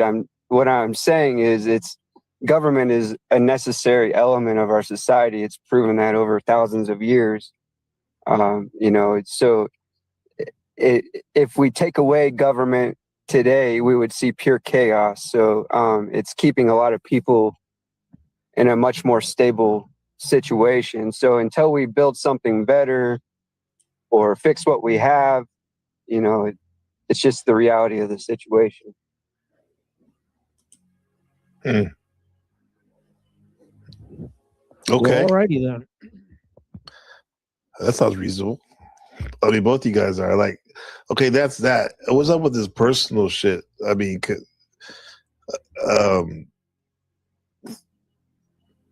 is it something that it's manufactured drama walk beyond? It's manufactured drama that should have been resolved years ago, but people want to maintain their cognitive dissonance and maintain bogus narratives to protect their ego or whatever. Protect their What was community. the genesis you said years ago? What was the genesis of this? Can you pinpoint it? I have it all recorded. I mean, I can try and describe it the best I can from my perspective, but the synopsis of it was I actually had beef with another man, and TML is defending. Well, I mean, we can get into all the nitty gritty details of it, but the position that TML is taking right now is defending another man, saying that I threatened someone else, but that someone else is not here claiming that I threatened them. So just seems like a bogus claim. You said you come to Michigan and try to visit me. You don't remember you saying that to me? Yeah, I will come up there. It's not a threat. If you're scared, that's your problem. Why would I be either A, scared of you, or B, want to meet you? Well, if you're not scared, then it's not a threat. That's right. First. Why would either of those things be the case, as you were saying in the chat? What constitutes a threat is you being scared. Yeah, but why would anybody be scared of you or want to meet you? So then it's not a threat. You just claimed it was a threat, and then you claimed nobody would be scared. You understand the question I'm asking you? I just asked you a question. Contradicting it is? See, this dude is totally inconsistent. You totally claimed I threatened you, and then you claimed you're not scared. I can't answer a simple question of why anybody would be afraid of him or want to meet him on the internet. But here's the thing. I can't answer why anyone would be afraid of me. You're the one who's claiming to be afraid of me by claiming I threatened you. No, I'm not. I'm not claiming to be afraid of you at all. But you did threaten people online. Who did I threaten and how? If I was in TML and bitch, if I was having like, you know, beef with somebody, and then they said like, I can come visit you, I think I would take it as a threat, even if I was afraid of them or not. You know. Well, that's what constitutes a threat, is you being afraid. Hate to break it to you. Yeah. Well, I think my article that I read is kind of relevant now. Should I go back and read it? What did you think of that article I read? I tuned you out for years. You're just another psyoper. I mean, okay, right, Neurojack. You're just out here trying to manipulate people's delusional. This perspectives is with delusional bogus about narrative. people's. What's no, new? this is totally delusional about people's roles on the internet. He's in a chat He spinning. fucking had AI write something for him, and then he wants to Spinning present people it on the internet. He's based totally on some drama. bogus And the prompt. reason he's speaking over me is because we're He wants exposing the to, shit he out of wants him. to read AI. I'm addressing Neurojack. The reason he doesn't like what I'm saying is because we're Neurojack asked exposing me him. a question, not you, you dumb fuck. Oh, okay. See how triggered this dude is? This dude's That's taking it you. personally. You're the one who won't let me Let me put answer some water on Neurojack's this. question. That's Neurojack why and me it are running takes. a government How many agenda. grown men does it take You're to a defend total other fucking grown men Total fucking retard. on a There's little nothing fucking that word makes any fight? goddamn sense. That's why we can't get anywhere in society. If you want to control the narrative, you're jealous of government. retard. If You're a anything, delusional let's be real. You're jealous. Let's be real. You're more. I'm jealous of you now. No, you're jealous of, yeah, most likely. But what my point was that you're jealous of government. Oh, I'm jealous of the government now. Yes. Okay. Explain that one to me. Shut up, Buddha. You're crazy. Shabu's like 12-hour stream. Huh? Sounds like it's gonna be that. This dude just makes it up. You want to control narratives. You don't want to talk shit out. You don't want to present the facts. You just want to control narratives. You want to shout over people. On the internet. They want to. Neurojack asked me a question. All right. Neurojack is defending you, a grown man fully capable of defending himself. He's so scared of what I have to say. That's Now why he's you're on camera. talking over me. Fucking scared, dude. Fucking That's why scared you're little bitch. talking over me. Hold on, guys. Hold on, guys. Neurojack asked me the question, you stupid motherfucker. Right, and you answered it to the best of your ability, and you No, sounded I like never a got a fucking chance to retard. answer it because like a you fucking want to talk retard. over me. So, are you threatened by machine Hold on, Nero. Hold on. Listen, we can do it one at a time. We can do it one at a time. You know, I mean, if you guys like cussing at each other, it's good. It's funny content, but like, let's try to keep the ad homs, you know, to a minimum. But like, we'll address each thing. Neurojack first, and then Machine Lies. I got nothing to say. This dude's the one. Okay. Let's take it one at a time. Okay, That's very well, address reasonable. Mr. Mitch. Can you address Neurojack? Yeah, my point to Neurojack was that he put in prompts into AI and had it spit out some bogus narrative that they want to continue to try and push instead of just address the facts. That's in order to maintain their cognitive dissonance from the best I can tell. What? Well, actually, somebody else that I've talked to wrote this, you know, Who? himself, as far as I know. You're so lost. So you're just repeating other man's works, of course, just to further your stupid ass narrative. So you've never quoted somebody else in Instead of anything that just you've ever done? addressing the facts. Yeah, but I give credit to those people that I quote. Oh, they call that works cited. I literally said somebody else wrote this, so I mean, I can send you the article. Yeah, right. That's done. So let's move on. Yeah, now. you now said it. Finally, you didn't say it while you were presenting it. Well, actually, you wouldn't know because you said that you tuned me out. I called you out for using fucking AI. Someone else wrote it. Who's the someone else? Hold on. Does I anybody can notice prove that that you're Your imaginary internet Why does friend. he have to prove anything to this guy? I can prove Mitch is a liar right now. You Go said ahead. that you've tuned me out for years, and then you Yes. said, "Oh, you didn't say that it was written by somebody else." But then you would be contradicting yourself because you said that you were now you're saying that you were listening and I didn't say it, but now Yeah, you're I saying heard that you, but I wasn't listening. You ever heard that?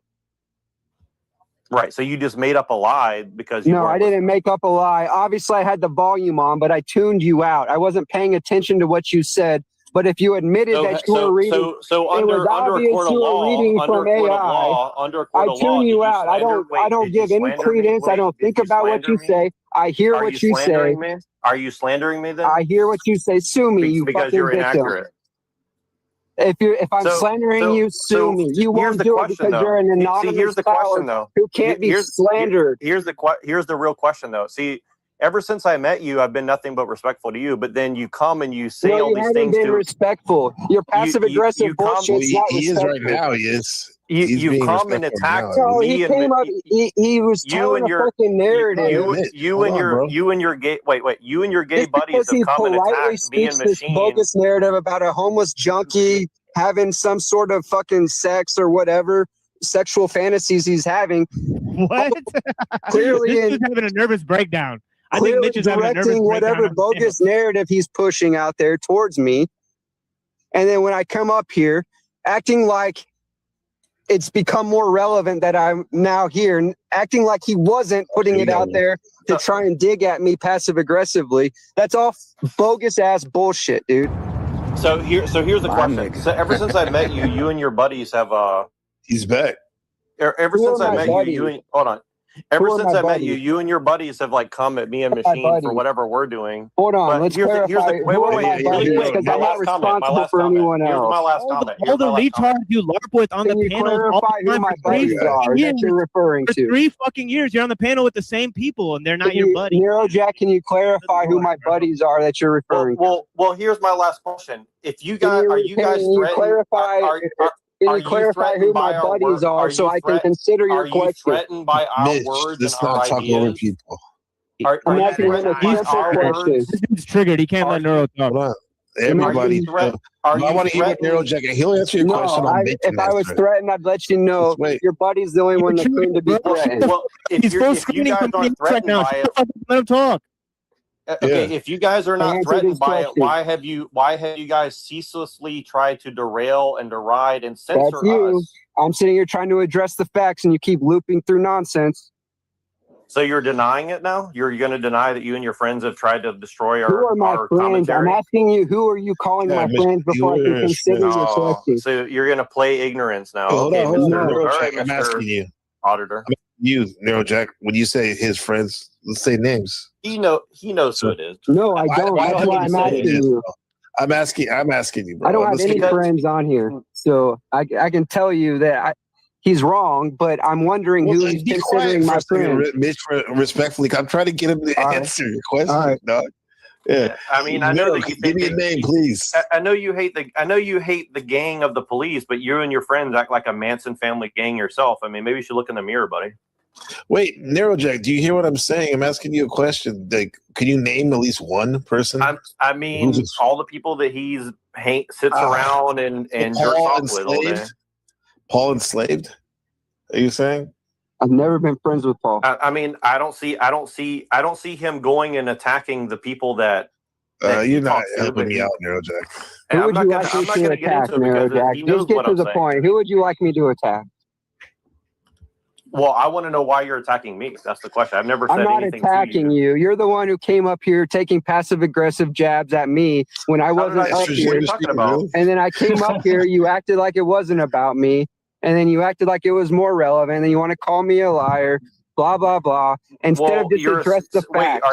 are you making assumptions? I didn't even know you're in the chat. So how Yes, would I you know? did. Whatever. Anyway, Did you Wolfie, see what do me you co- have to say, Wait, Wolfie? wait, Stupid. Did Plausible you see me commenting? deniability. Did you see me commenting at all? I'll concede that one. I can't prove you knew I was in the chat, but it was obvious I was in the chat.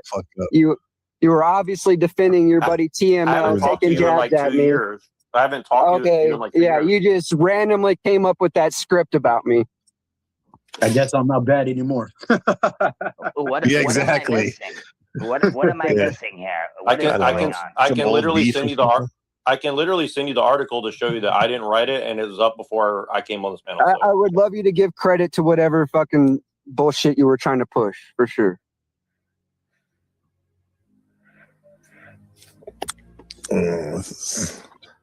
Man, this shit is going made the numbers go down. I know, it's just all a bunch of opinions. Let's just address the facts. Because this dude literally crying for like a A year. lot of claims being pushed up here. Claims without evidence should be dismissed without evidence. There's no reason to keep making claims on Just top like of the claims. ones you made, that's you. On top That's of you. claims without evidence. I'm willing to That's present you. evidence. Yeah, that's you. Yeah, you said Neurojack works for the I government. have presented evidence You're of all literally my claims, and I'm willing to You're present literally more. fucking retarded, and you can't let me talk because you're literally fucking retarded, dude. I'm willing to present more evidence. Are you willing to let me talk on the panel? Unless talking over me. Yeah, but Are you willing to let me have a minute to You're the respond one to what who you said? stopped me from answering another man's none question. of this time have you ever let me because talk. you wouldn't stop talking. Mitch, I thought you don't believe in censorship. Wait, No. Mitch, I thought you don't believe in So you're censorship. not a victim. You're not a victim of this failure to communicate. You're a participant. Wait, no, you're a failure of communicating how Neurojack is You're part not of a the victim of government, this how we're failure to government communicate. supporters, You're a like you said, participant.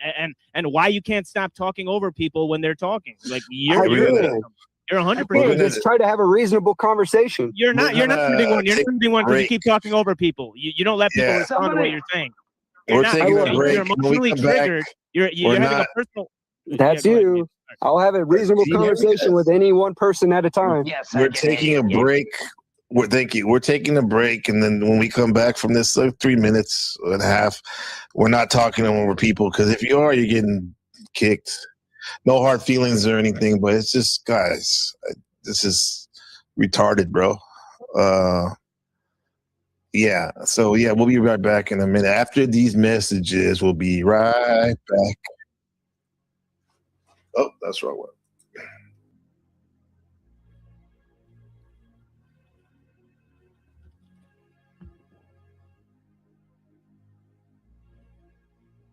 That's a good ass song, to be honest. I love you. I love you too. Shout out to everybody in the Yellow Brick Road. Shout out to my surfer chick back in the day, Teal. She was the first person that said, "Gabriel, you are an artist." Yeah. But yeah, bro. Like, Neurojack left. Okay, but yeah. I mean, are we done with that shit, bro? Like, cause Mitch, I'm done. I got nothing to say. I'll address anyone, man. I mean, I'm happy to answer any questions or whatever. Right, you have, right. I mean, you won't address any questions. You just talk over people. I was answering Dave's question. Talking over shit because Mitch, the last couple of times you heard that shit was fire, bro. And it was like, it seems like a year ago. Might as well have been like, but I get it if you want to defend yourself, but let's just not talk over anybody. Talk over each other. It goes both ways, man. It's not like anyone's a victim of it. Yeah. I said everybody, bro. I do it to people all the time. A lot of times because I'm excited on some. Yeah, Gabe. That Teal, she knocked the camera out of my hands at the beach. Yeah, she did that shit, bro. Yeah, Hurricane Peril would have been mad. He'd been like, "What? That hoe knocked the camera out your hand?" Yeah, bro. That was my blue pill simp days. Not simp, but blue pill days and shit. Yeah. Back to the lecture at hand, man. Wisdom versus wisdom haters. Do you see? Well, I'll ask Wolfie and Mitch because you guys are new here in the last hour. Do you see that dynamic being played out in the panelverse or in what our dynamic? I'm sorry, I missed it. What dynamic? Do you see wisdom versus wisdom lovers versus wisdom haters? Do you see that in the panels, in these panels, like where people really don't literally are against people trying to build themselves up with some knowledge? Well, see, I make a distinction between like wisdom and knowledge and knowledge. I think wisdom I see more as like experience applied, and knowledge is like something you learn from a book, What if you but could we say that like it's like a steps, because knowledge can be data or stuff you get from a book, right, that you apply, which becomes wisdom that you apply in it. You know what I mean? Yeah, I don't know. I have a hard time going away from wisdom simply being experience applied. Okay. Wolfie? Will you build off of what he said?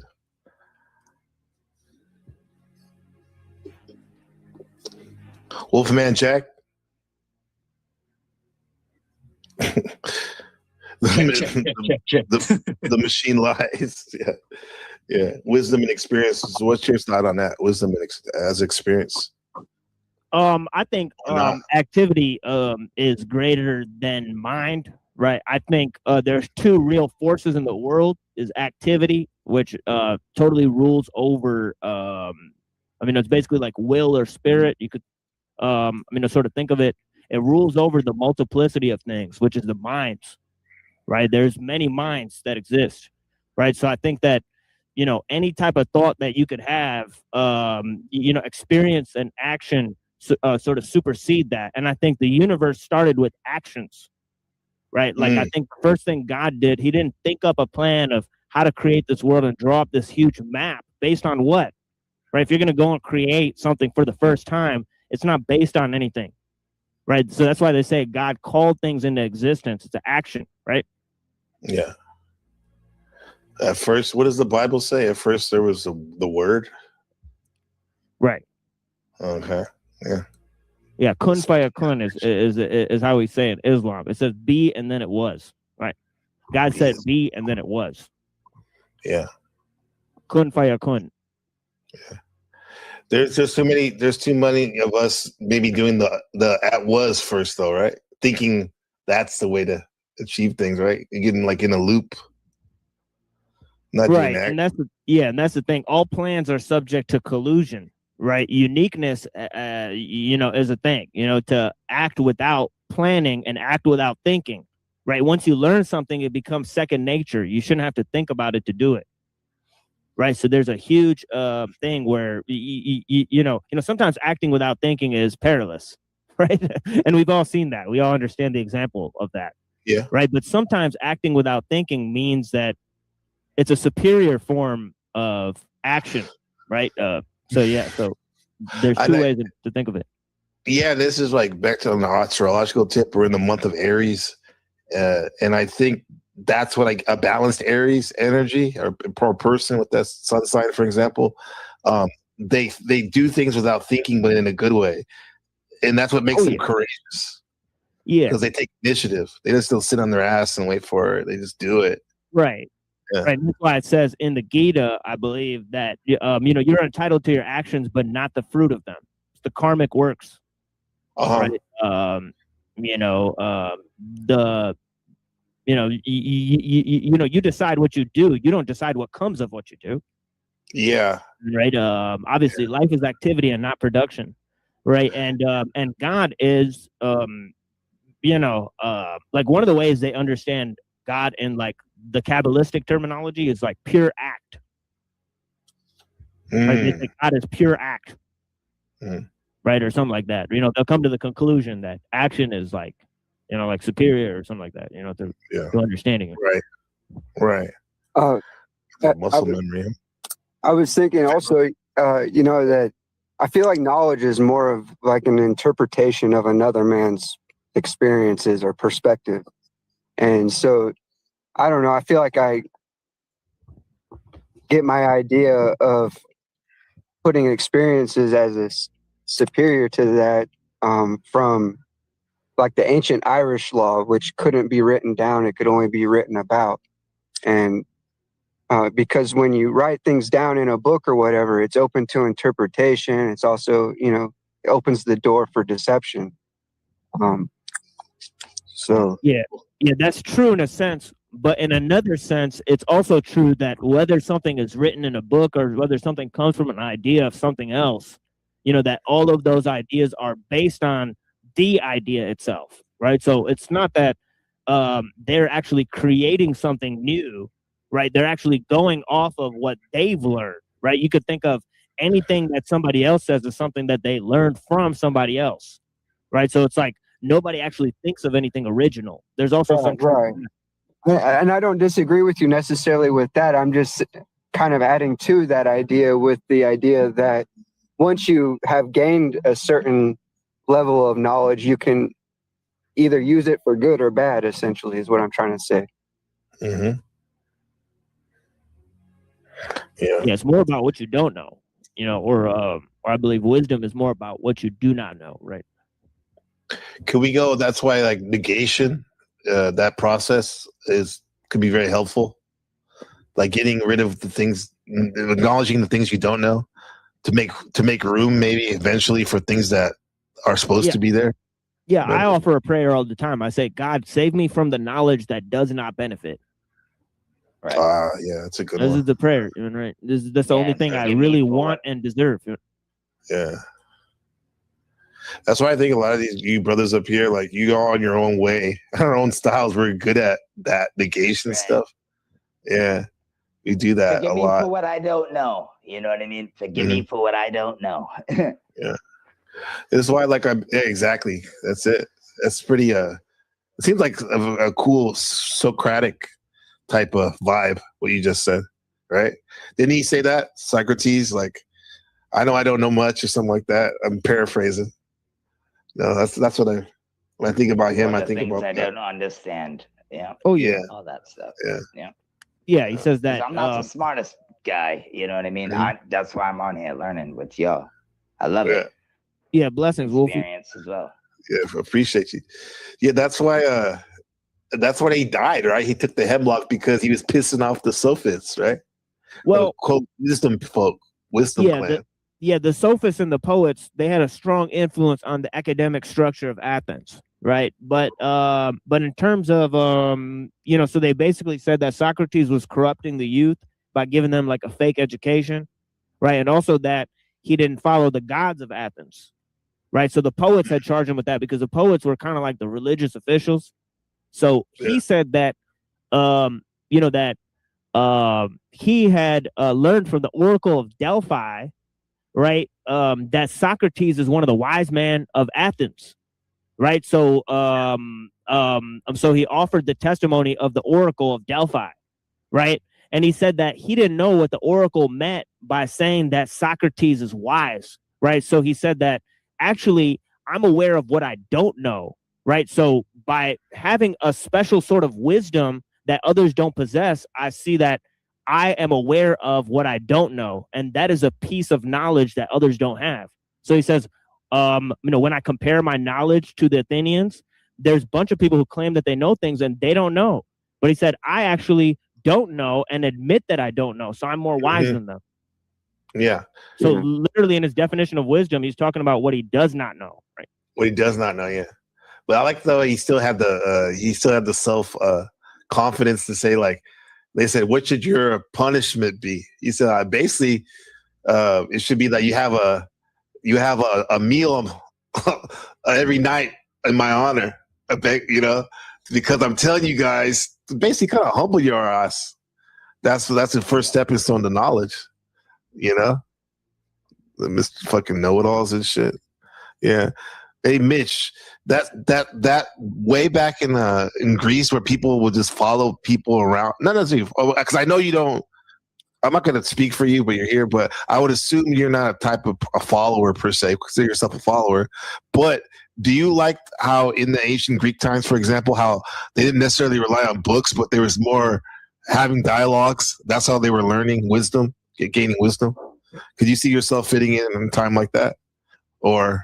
Yeah, I'm not extremely book smart. I'm not real institutionalized. I dropped out of high school halfway through sophomore year. I got my diploma early, and went to college and stuff, but I didn't, do it traditionally. I did it kind of on my own terms. And so I was able to soak up what I was interested in and leave behind what I didn't feel didn't feel right. I've just learned to trust my intuition more than anything. And so it's hard for me to trust another man's perspective. I mean, I'm happy to analyze the evidence myself and change my mind, but I'm just not going to, I feel like we've all been fooled. So even if they are intentionally deceiving you or not, I feel like, brother. We're right there. But how about Mitch, though? Can you respect someone, though, that maybe did feel like they did better themselves through books? Oh, for Can sure, you man.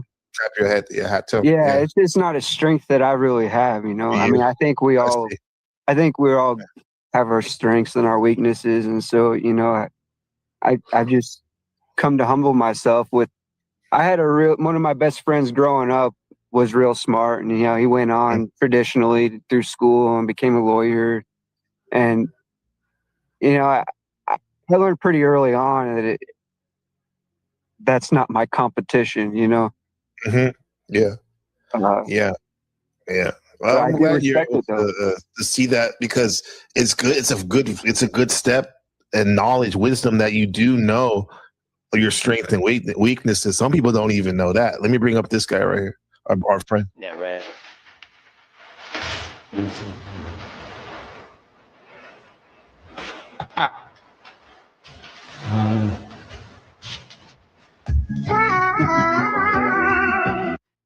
Does what up, man? Joe. What up, Joe?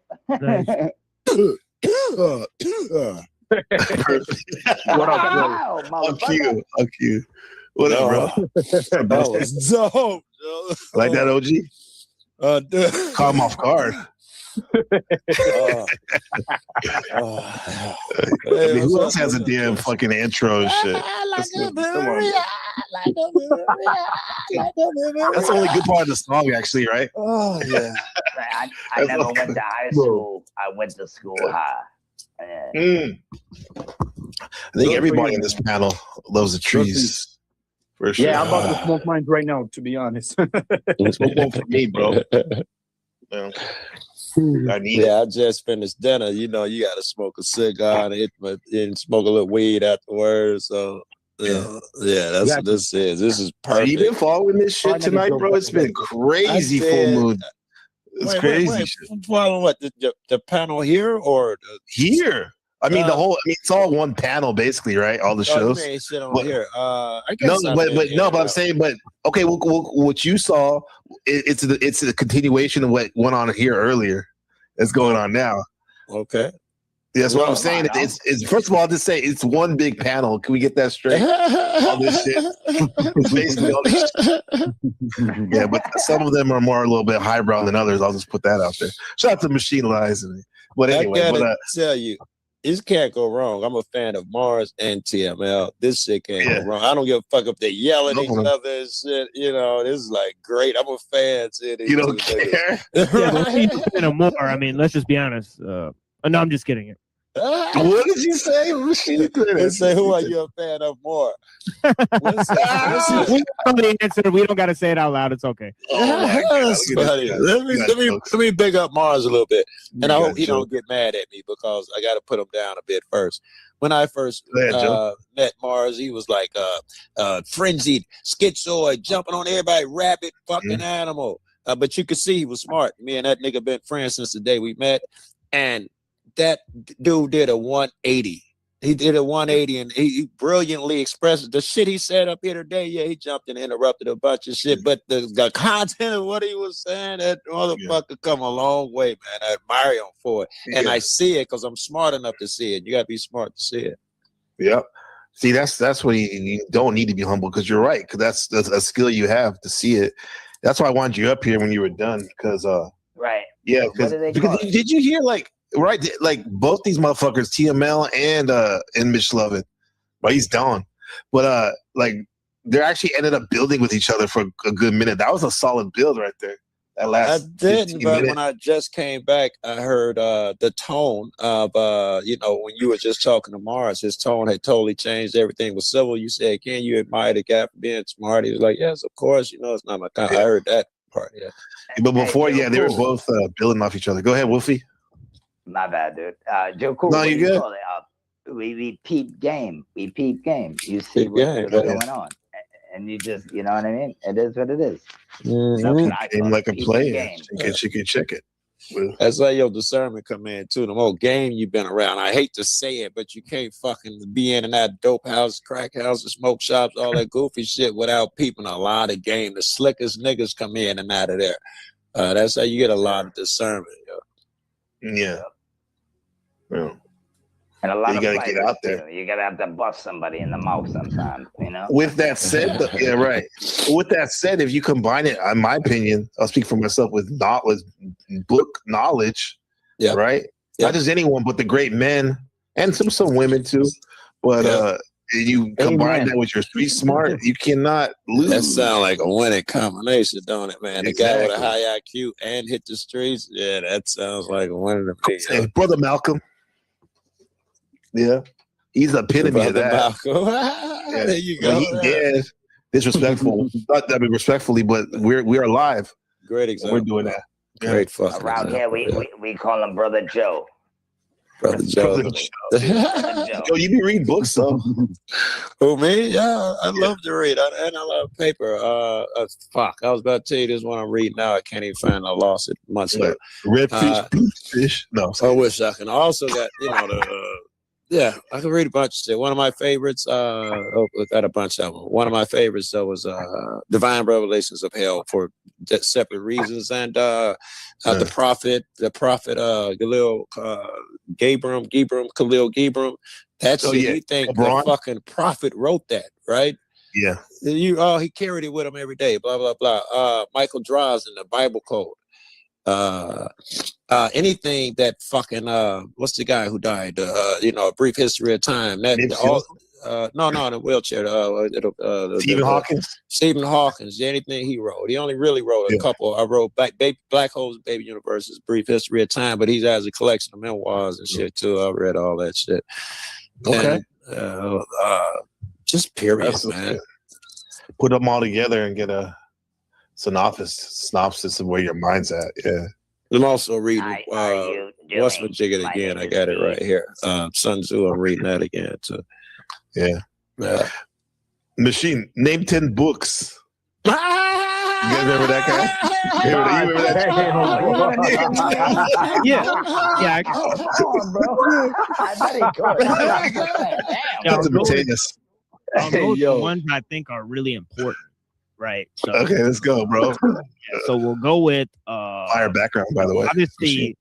Obviously the Bible, right? There's also a book called The Other Bible, right? I have a translation by William Barnstone, right, where it includes Enoch and all these books that were taken out of the Bible, right? So I'd go with that. I'd go with Cybernetics by Norbert Weiner. I'd go with Divine Names by Dionysius the Areopagite. I'd go with Beyond Good and Evil by Nietzsche. I'd go with Two Treatises of Government by John Locke. I'd go with Discourses on Inequality by Jean-Jacques Rousseau. I'd go with The Technological Society by Jacques Ellul. Right, I go with The Prince by Machiavelli. Tao Te Ching. That's one of my favorites. Right, those are ones that we're reading on the show. Right, Buddhism and Philosophy by Mark Sideritz. Right, The Jesus Hope by Dr. David Skirbina. Yeah, I'll name some books by Dr. Skirbina. Right, the guy who taught me. Right, Metaphysics of Technology by Dr. David Skirbina. Panpsychism in the West by Dr. David Skirbina. Right, excellent book. Buddhism and Philosophy. If that's I don't want to get into why it's important to me. Yeah, that was great. I only heard on right there, bro. I'm about to fucking clip that. And all the books you name, I only knew like 4 of them, bro. All right. And I ain't read them. Only knew of them. We're going over 6, Joe. I beat you. Yeah, we're going over a lot of those on the show. So it's kind of cross promotion for the show too. Yeah. That way. Oh, that's what that's great. That's what we want. With the Buddhist philosophy struck me. You don't have to comment on the machine lines. No, we got it. If I got it. I'm hoping that the guy who wrote it was not heavy Buddhist and it's all about Buddhist philosophy in a deep sense. If there was more of a secular dude, give me he's a white guy. It's a white guy. That makes it more interesting to me. Yeah, I'd be interested. What we can relate to it better as a Westerner, regardless of what color you are. No, just he's a white guy. Go ahead. Well, I if you read look at a lot of Zen, Eastern shit too. Shiva got me reading all that Bogavitas and all that bullshit. But I love it. I shouldn't call it bullshit. Yeah, there's a bunch of sources. Like the earliest sources are called the Abhidharma, right? And then you can go to the Mahayana. Like those are like medieval sources. And then there's the Zen Buddhism, right? So there's a bunch of different resources. The philosophy that the white boy came up with. What did he say about it? Yeah. That's what I'm saying. He's taking a historical analysis of the development of Buddhist philosophy throughout history. So he's taking a chronological. Give me the short. Did he come up with something like Ecclesiastes, King Solomon? He's like, after all of this, here's what I need you to know. Did he come up with one of those? No. It's kind of like how Buddhism like sort of geographically spreads out, right? So it starts in India, right? Then it spreads to China, right? It spreads to Japan and Korea.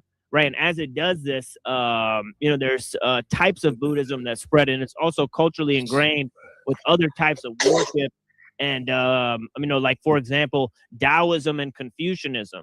Right, like Zen Buddhism is influenced by Taoism because it's Chinese. right?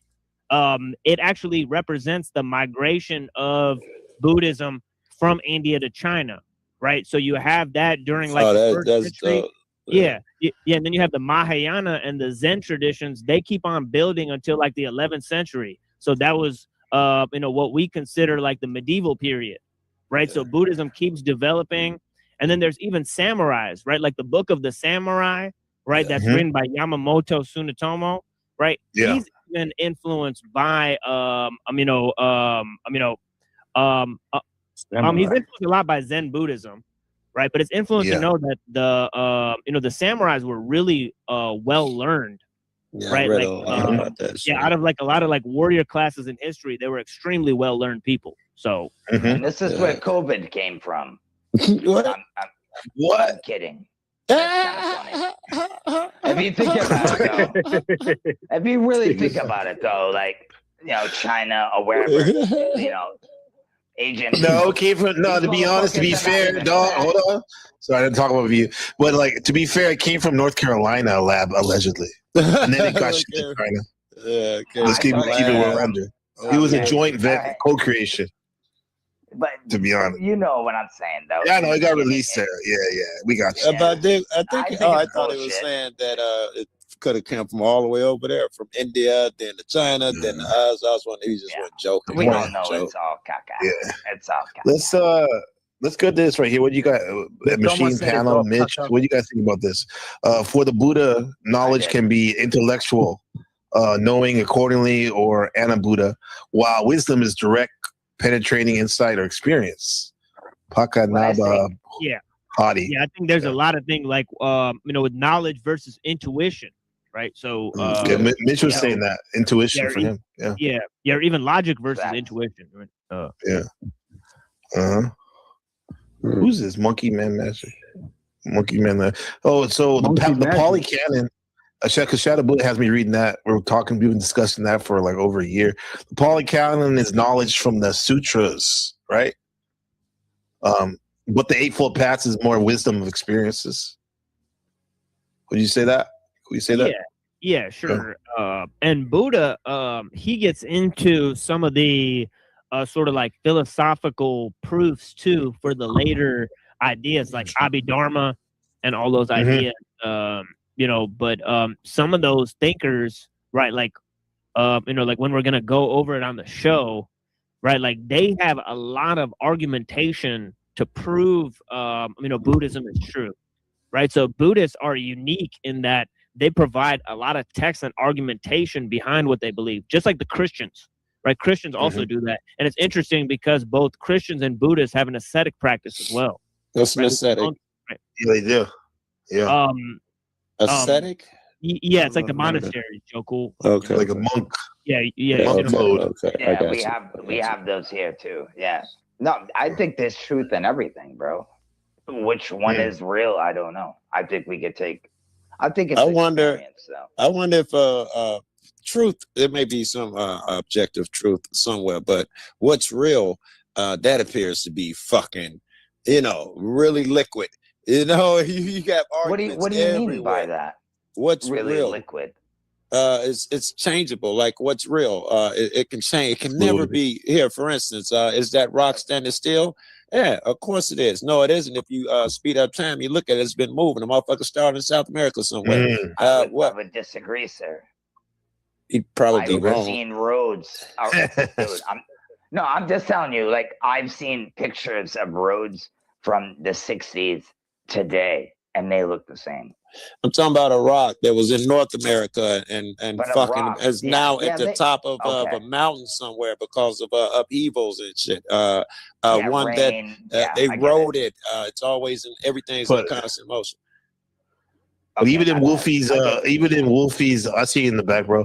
Even in Wolfie's explanation, I get what you mean. It seems the same, but I bet you if we were to use Joe Cool's time lapse and put my like microscopic camera on that shit, it would change.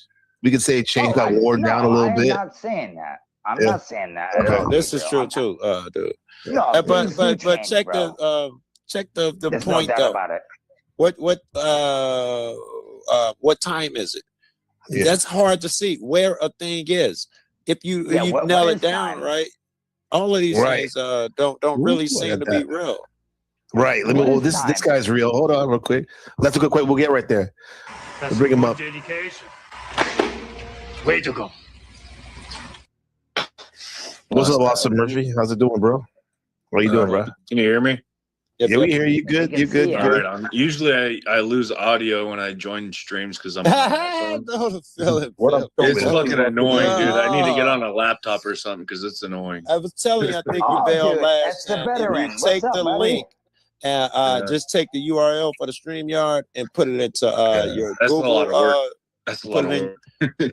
in. Just copy and paste it. Put it in your Come on, Google man. though, and All right. then it won't be dropping your sound as much and shit. Yeah, you told me that the other night. I tried it. And it Okay, worked. you did hear it. Okay. Yeah. Wolfie was saluting your veteran status. Austin, I by the want way. to I don't say know. this. Thanks, Wolfie. If you guys don't mind, like, what is time? I think it's 9 to 5. They made it to slaves in a way, and I know Well, that men sounds- abuse Men time. everything. You If get what that's I'm what trying you're to talking say, about. right? Men It's not abuse black everything. people.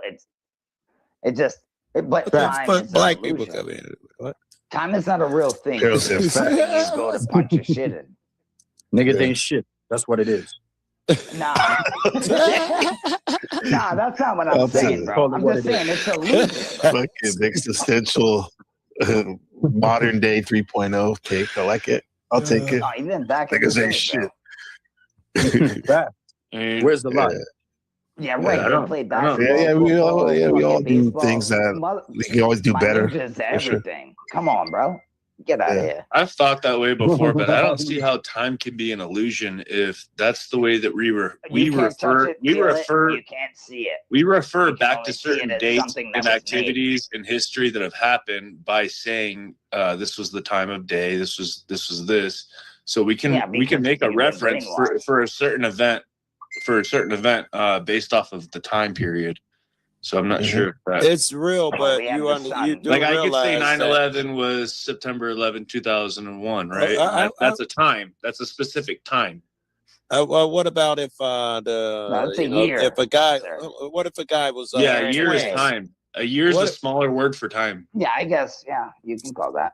Yeah, I know. What if time is malleable though? Time is not the same for everybody at all times. If you're flying around in a spaceship or even an airplane at a high rate of speed over you had to years. bring that up, Joe. All right, now we're going But to yeah, I'm time, just trying yeah. to say time too is malleable. None of this shit seems to be what we think it is. No, I think time. What I'm trying to say is time was made for people to work and freaking. No, I'm in agreement with you. I was just on the reality shit. What's real seems, and we can also say time can be bent by gravity. We know that as well. It changes when you get closer to gravitational. How can you know? We don't know that. We don't know that. Take a picture. There's can't touch zero proof gravity. of gravity's existence. All it is an observation. Exactly. It's not the cause. You can just It's an drop observation, not a cause. You have to figure out the cause. Gravity is an observation that you observe an act of happening. It's not the cause. You got to figure out the cause. The cause is electromagnetism when you really look into this shit. Yeah. Well, jeez. Everything at the base of everything. Someone may have that argument. Electromagnetism is at the base of everything, but still, you're gonna give I don't know. Mass doesn't attract mass. My keys and my stuff right here, it's not attracting itself to me.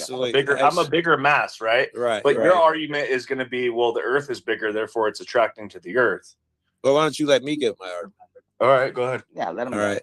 It's been proven already many times that mass, you can mass attracts mass. That was my mass was going to be the Cavendish experiment. Cavendish experiment. The shit where they been doing this for over a decade, man.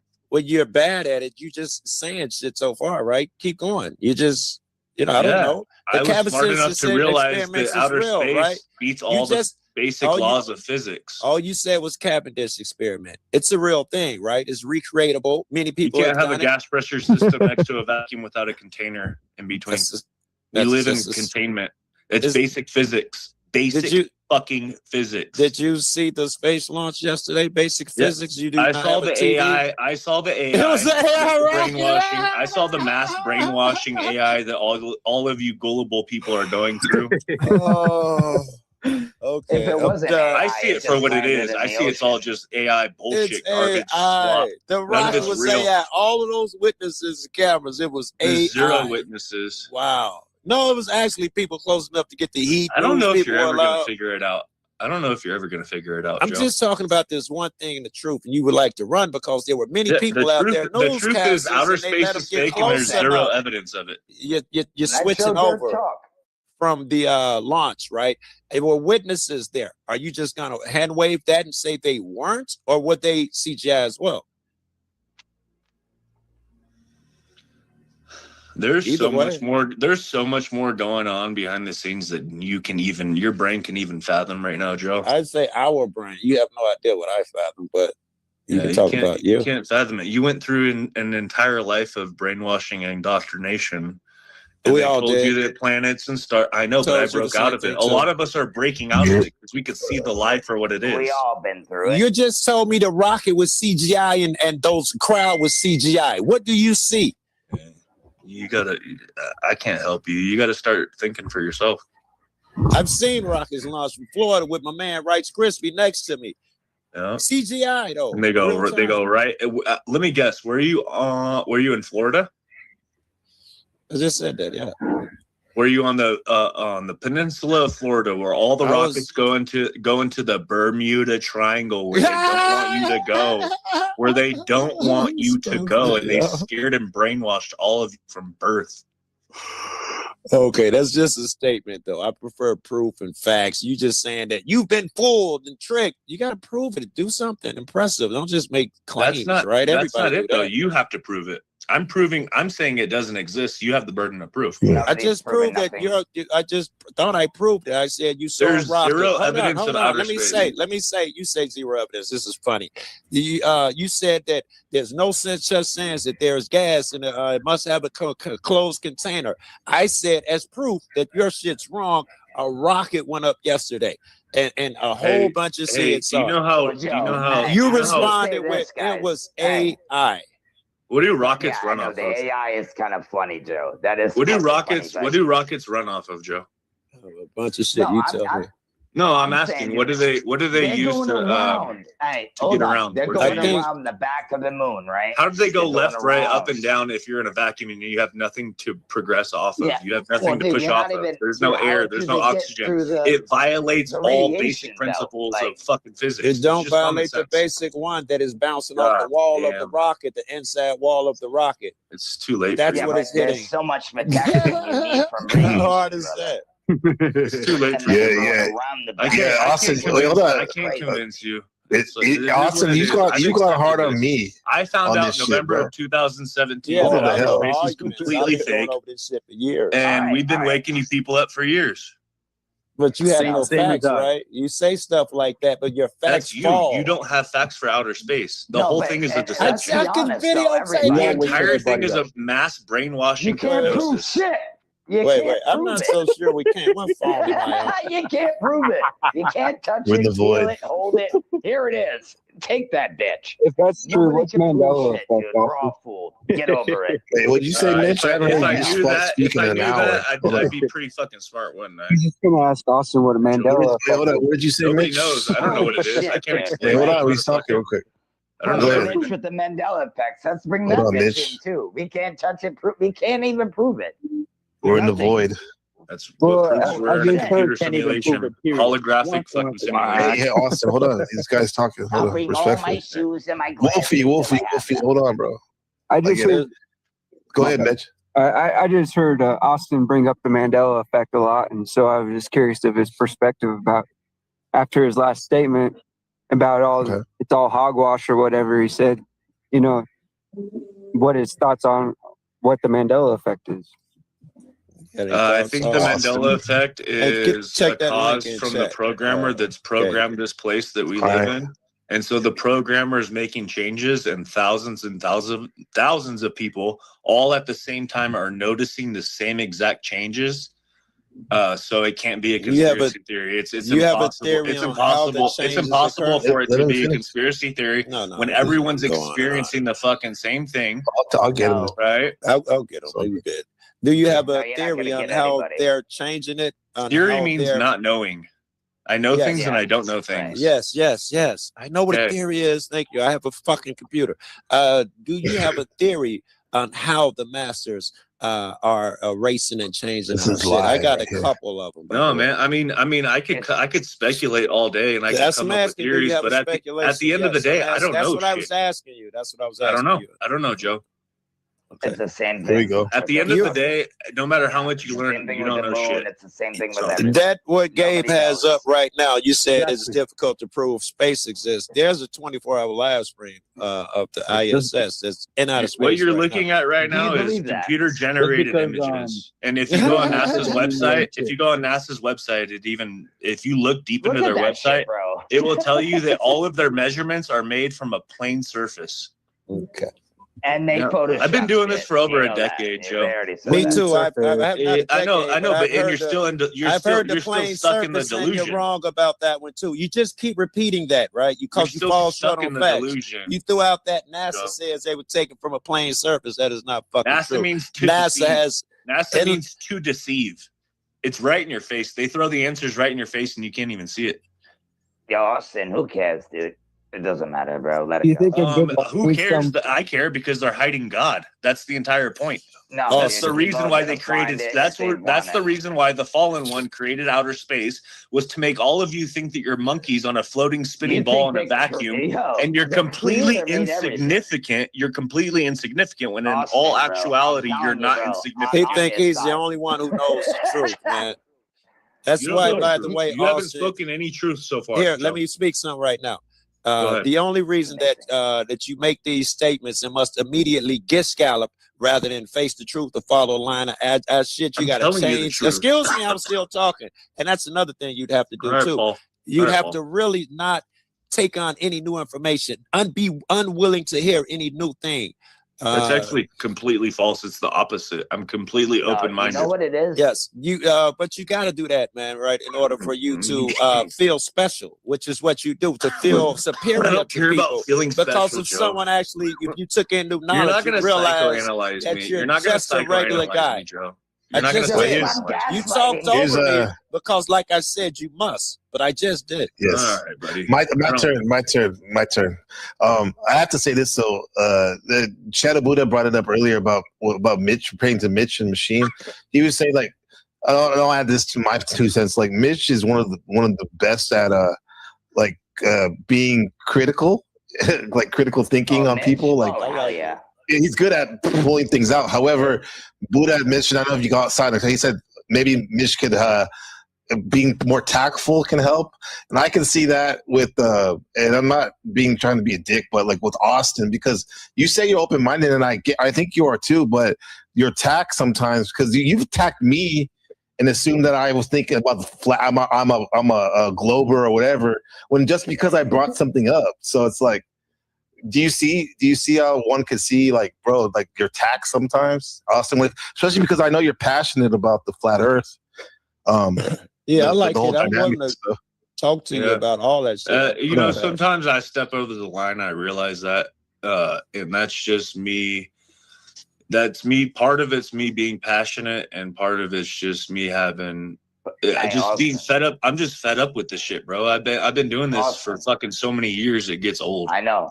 Austin. I know, but some of us haven't been studying like that. Do you think we're just dumb, or you think it's just we don't know? So like, what's the point of being like kind of rude to people just because like you don't get it it? comes up like you're superior and you're just tired of people who don't understand the truth like you do. Well, even if he does think that, I'm saying like that's just, he can feel like that, but it's just the way like my It's Chicago gonna come boy off said, as arrogance. It's your tone, fam. It's your tone, fam. Sometimes it's like, the tone down, bro. Talk to And I totally understand, Gabe. You can have those thoughts and still with Yeah, I have know. some couth about it. right. Because I want to hear what he just said about hiding God. That shit seems hella interesting. That's Go more ahead. interesting to do me. you That's when I discovered What do you God. mean about that? When I came to the realization in 2017, I came to the realization that all that space shit is bullshit. And I had I guess you can call it a spiritual experience, whatever. But I stayed up for 2 or 3 days because I was like, where the fuck am I at? This entire time I thought we had Mercury, Venus, Earth, Mars, Jupiter, Saturn, Uranus, Neptune, Pluto, all the fucking shit, right? I studied it. I went through college. I studied astronomy. And the entire thing is bullshit. It is so hard to get through to people because that's the first thing they shove in your face from kindergarten is outer space and floating balls and vacuums and all this brain. And so we get deeply indoctrinated at a young age. That's when they get us. And then it just repeats the cycle. So the teachers that are teaching us, they don't know any better. They've only known what they've been taught. It starts at a very high level. Okay, Austin, if you're right there, you got to do better at getting your point across. You're telling me that these people are teaching their thing, and when it comes to you teaching your thing, all you say is it's messed up. They don't know. They tricked you. Wait. Okay. What I'd like to have you do is give me some facts to compete with theirs. For instance, how high is the moon? How far is the sun?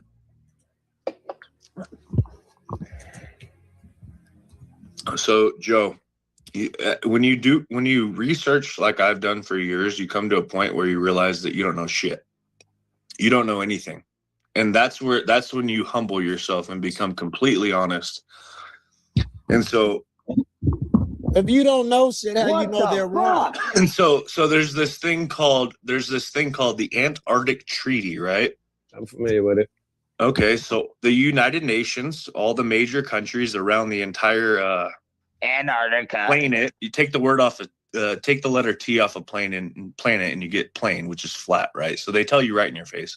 Plane. So anyway, but so the entire United Nations has a treaty saying it's against the fucking law for you to travel to a certain place. Why would all governments around this place say that it's against the law for you to travel? If you're free, if you're a free person, why can you not travel to Antarctica without violating the Antarctic Treaty, which is a fucking criminal offense? Did you read the treaty? Because there's a reason. You want to know why?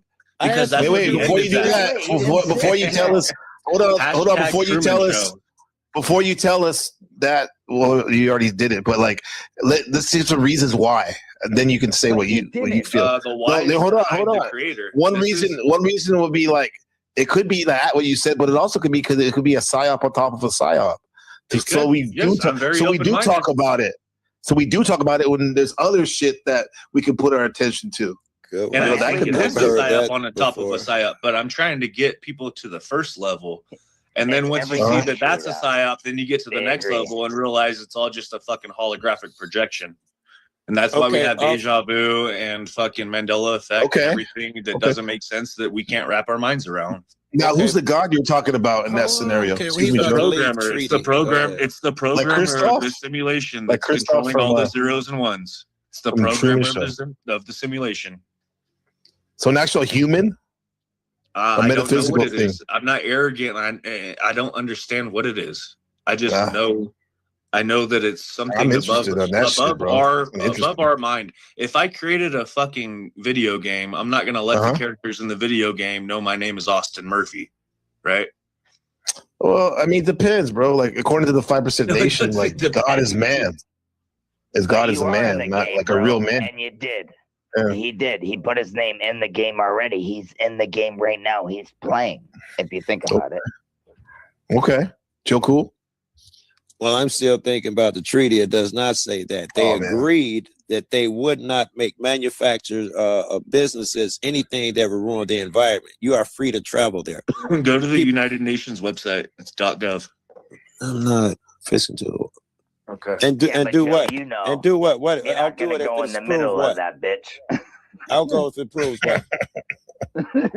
It's gonna say what I just said. Outskirts, but it's against the law to travel to another land. Why did all the governments across the entire world He's spinning again. come together and agree that it's illegal? It's against the law to travel to another fucking. It's like retarded or something. Isn't that interesting? What's up, Rag? Doesn't make you think Rag at all. Offer. Come up here, brother.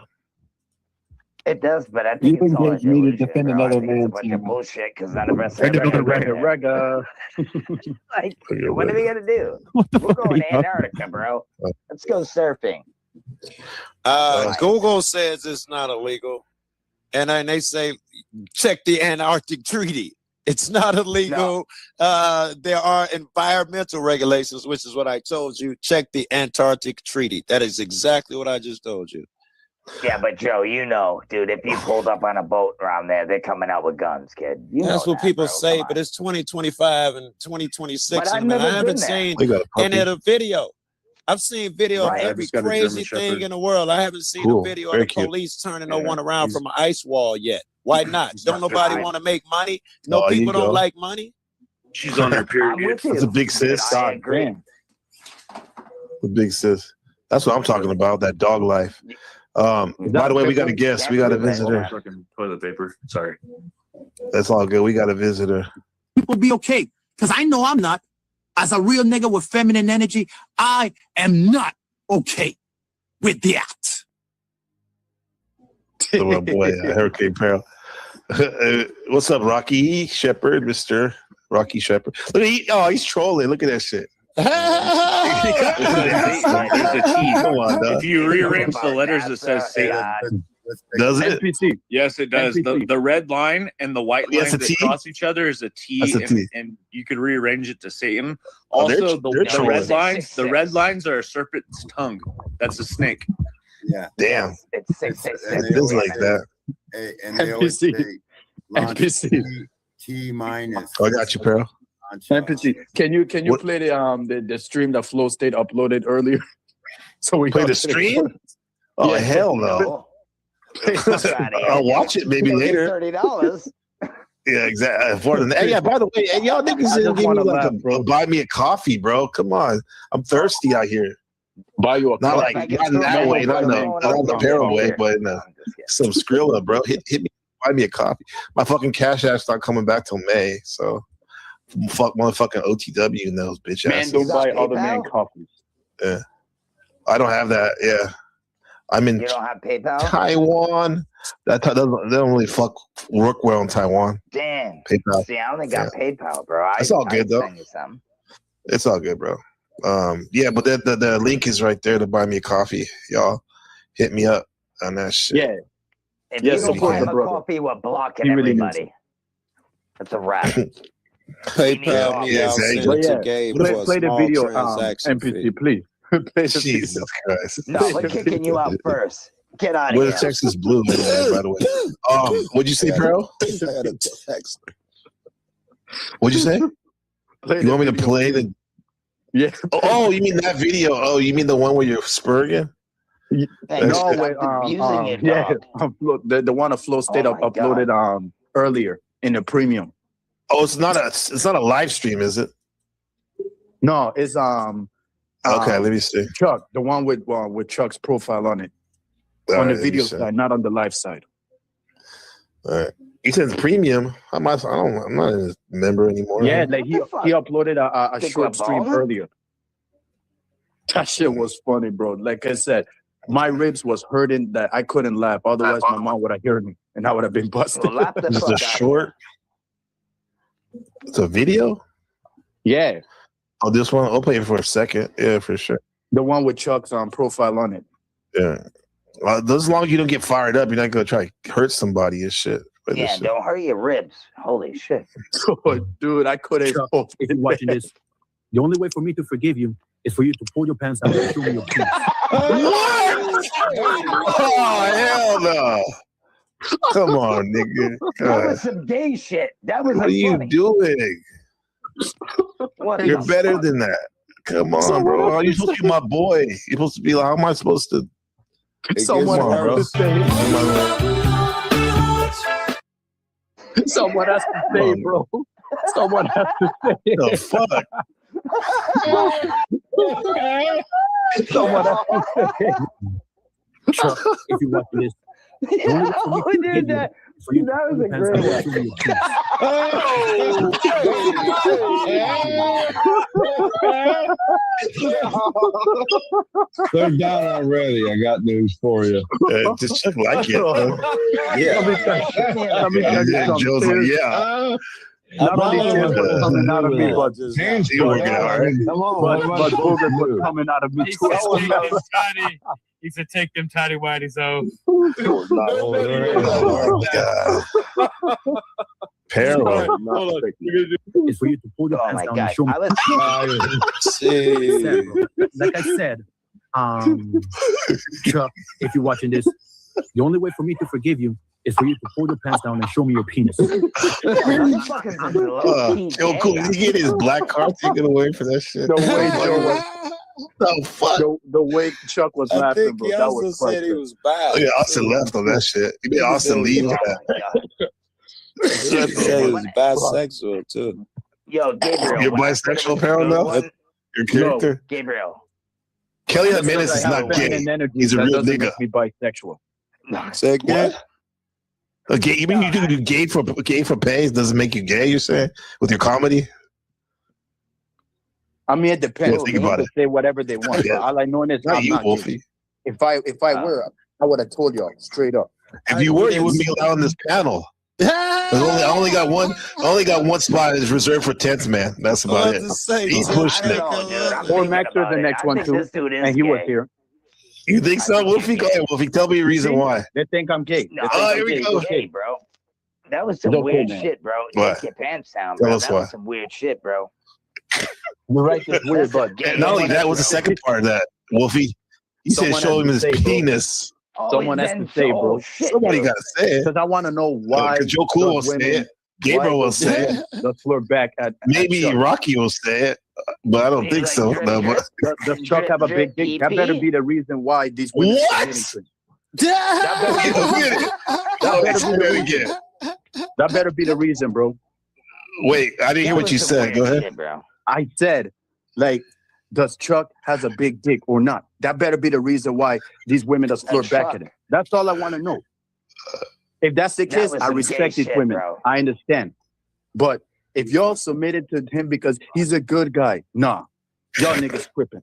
No, Y'all it niggas doesn't tripping, matter, bro. dude. That was some gay shit. Talking about. Look at Rocky. Well, I'll let y'all know. We'll It's defer not gay to the shit. elder. It's called the truth. No, And you the say truth some is, shit like that, women- you get snuffed in the face, bro. That's all I gotta Yeah, say. by who? By who? Exactly. If you say that Exactly. shit around me, you get snuffed in the face, bro.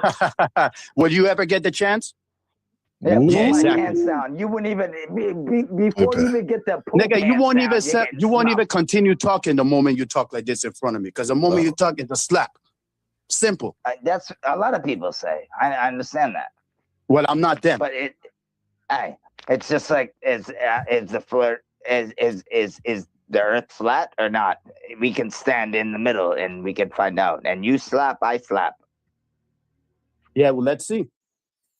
FAFO. Calm down. All bro. I'm saying, all That I'm was letting some y'all gay know is shit, though. That's all I'm gonna say. I women- would never say some shit like that. women hate men that have small penises. That's all I'm saying. If y'all cannot that's understand okay. that, then I don't know what else to say. Well, that's fine. Women love big dick men. Women in love men America, that are good usually in the bed. penis size is about 5 inches. So I don't know what Take- you're working with. Women love men that last 8 hours in bed. 8 hours in bed. I don't think any That's man right, has ever done 8 that. hours. But if you can, holy shit, I praise you. I would throw rose petals. Women want long Shit, I sex. go a They don't good want no hour quick. at least. But damn, 8? Holy shit. Come on, you're supposed to know this too. You are a grown ass man. You're supposed to know this too. Do you hear the violin? Yeah, I'm That's your hearing. neck getting raped. Bro. That's your neck getting cut, bro. That's some American shit. Yeah, even though I'm not in America, but it is what it is. I know you're not. I can tell. Yeah, but I've been there before. Quite Though. obvious. You son of a bitch. All right, man. Whatever you say, brother. All right then. Shake hands. Thank you. No. Don't So was it gay or Get not? out of here, I had weirdo. my phone dropped and I couldn't hear nothing. Was it gay or not? What conclusion did y'all That come was to? fucking gay, bro. It was Pull your gay. fucking That's what y'all pants came down, to. bro. Let's ask Hey. Mitch and Machine first. Mitch, what do you think? Was that gay, Machine? Mitch? Maybe a little. A little bit. All I'm doing is saying what a real nigga would say. All I'm doing is saying what a real woman No, would say. it's not. Hold on. Yes, Joe, the machine lies. Joe, you a real Was that- nigga, bro. hold You're on. supposed to know this. No, Was that gay? Hold what a on. real N-word would do. Let's go. Seriously. Machine lies. Excuse me, Yeah, class. I think it's I need more context. The thing is that Need more this happened on context? You gotta whip it out. This happened on Flow State's panel. No, this happened now on the NPC Gabriel Carbo's panel too. This guy saying a real niggas need to what? I'm saying what a real nigga would say to a Limp Biscuit. I'm not saying nothing but the truth. A Limp Biscuit. Yeah, see, that's what I'm trying to figure out. Like, just what is being talked about at this point? Because I didn't watch the entire He clip. said he I wanted see. Machine. Chuck to show him. Yeah, like, She's what's like the a lawyer context? talking like a lawyer. He Because I wanted need Chuck to know to the. show him his cock. You don't because want to. Chuck Yeah, was he's smart. bumping By all the way, he women. said that. Exactly, bro. Like What's I up, want to Ruck? know the reason What's why up, Ruck? How's women it going, throw bro? back at him. I want to know. Get up here, and Ruck. by the way, somebody says that, Please. oh, there's a girl Snow. Hey Chuck, there's a girl like Snow. this shit. Well, Gabriel. let he me said correct Limp you. Biscuit. Let me He correct did you. say Limp Bizkit. I heard that. That's fucking gay, Snow, bro. Snow is whatever. Snow is No, not he's a real Chuck nigga Berry. though. He is. Snow. This lets me know that y'all don't remember. Snow is Oh, not Chuck's favorite. Cat. No, it's GPT just saying that you don't know is your language, and that was Chuck's gay. What you favorite. said. Texas Blue is our favorite around here. Well, I'm half My Crucian, favorite. half Dominican, Puerto Rican. There you go. Okay, man. I Oh, respect wow. that. No, That's a I good heard mix. you here earlier, but that what you said was gay, bro. That was some weird Yeah. shit. Yeah, but I'm the only one that has the backbone, the guts to say it out. Since these women are not going to say it. Oh, I bet you have the backbone and the That's the guts. way to say it without That was sounding gay. gay, bro. Yo, Mitch, come on, bro. Come on. Someone has to say it. I mean, if nobody's not going to say it, then who I'm else good, will? Ruck. Thanks, bro. How are you? What up, Ruck? What, Ruck, I heard dog? you saying, hey, you know what Ruck said? That I'm scared to showed up on Flow State's panel that I was hiding here. That's what he said. That Ruck. But I've You been was here just the whole on a time. panel with Rock Flow State out. earlier today. Exactly. Yeah. Can we stop talking about We dildos and rockets? Rockets? What's wrong with a rocket? Too close to the dildo. Look, your name is Rocky. Rockets are fake and gay. That's homoerotic. Your name My is mission is to help men be real men. Phallic. That's That's his mission. Yo, Joe. Zero His- chance. Rockies That's okay, awesome. so I'll give him that. That's the movement, right, Peril? Exactly. Go ahead, give your mission statement, my friend, my brother. My mission is to help men grow their dicks up so they could stop getting rejected by women. They wonder why the suicide rate is high. They wonder why the divorce rate is high. Why? Because women keep leaving y'all because y'all have a small penis. Simple. How can men get bigger penises, though? You got what you got, yo. You gotta get. We were talking about mind over matter earlier. God don't like Limp Biscuits. You gotta That's all I'm saying. He said it again, Wolfie. Like for all the women that love small dick men, they're going to hell. The Limp Biscuits. Yeah, I said it. They're going to hell. You like Limp Biscuit. You like a biscuit with some dicks That should in it. be Okay. That should be a sin. That should be Who against said the that? law. Was that Wolfie? I did. That should be against the law. This should be a sin. Does it require surgery? I think crime. so. I got You know what? Austin left. It is very Austin's sad back. that women like Soul Austin. Kaka dating a jobber named Tyler Bate, and nobody's not saying jobber? nothing about it. Yeah, That you a see the beta profile male pic? micro penis? You got a Yeah, battery. like the guy, the profile pic that I replaced his face with mine. That's how awkward he looks. That's how awkward he looks, bro. I can't Look take at him that shit. I serious. just noticed that. I'm trying to look in. Where is it? You can see it. Yeah, That'll see go it? like from zone 6 in the ATL. That Oh Vicky? my God, I thought that was my ex. I'm like, hey, hold on. Oh yeah, Joe, you're baddie in Colorado, wherever the hell she lives. Yes, it looked Really? just like her. Yeah. Yeah, they look like her, huh? I thought it was Anyway, like this nigga thinking about the trolling baddie me. in the chat. Texas Blue, shout out to you. Yeah. Shout out to whoever Texas she is, Blue. shout out to her. What's up, Queen? We have a dick But yeah, as I was saying, the big dick contest. Go ahead, Rocky. What are Tell we, us, man. Hormaxer? What are we, Hormaxer now? He don't want to hear the big dick. He's like Shadow Buddha. He's like, bro, can you, like it's tough to listen to, bro, for some folks, right? Rocky. Yeah. Hey, most people are scared to hear the truth. I agree with you there, bro. That's Let's correct. say what it is. Exactly. Yeah. All I'm doing is just helping you, man. I'm not being sexual or zesty. All I'm doing is just helping you, man. What, you gotta take Viagra or something? No. But when you've been Talk brainwashed to it for, up. 18 Blue years, Chew. it's hard to Golden know Blue what the truth is. Okay? It's hard to know what the That's what truth we is when take. you went through an indoctrination camp your whole life. We agree.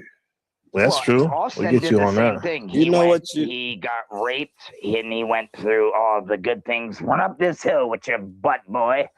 Get up there. Ruck, this is the night if I for was willing? it. Ruck, this is the actually night for it, bro. This is a safe space to get your shit off.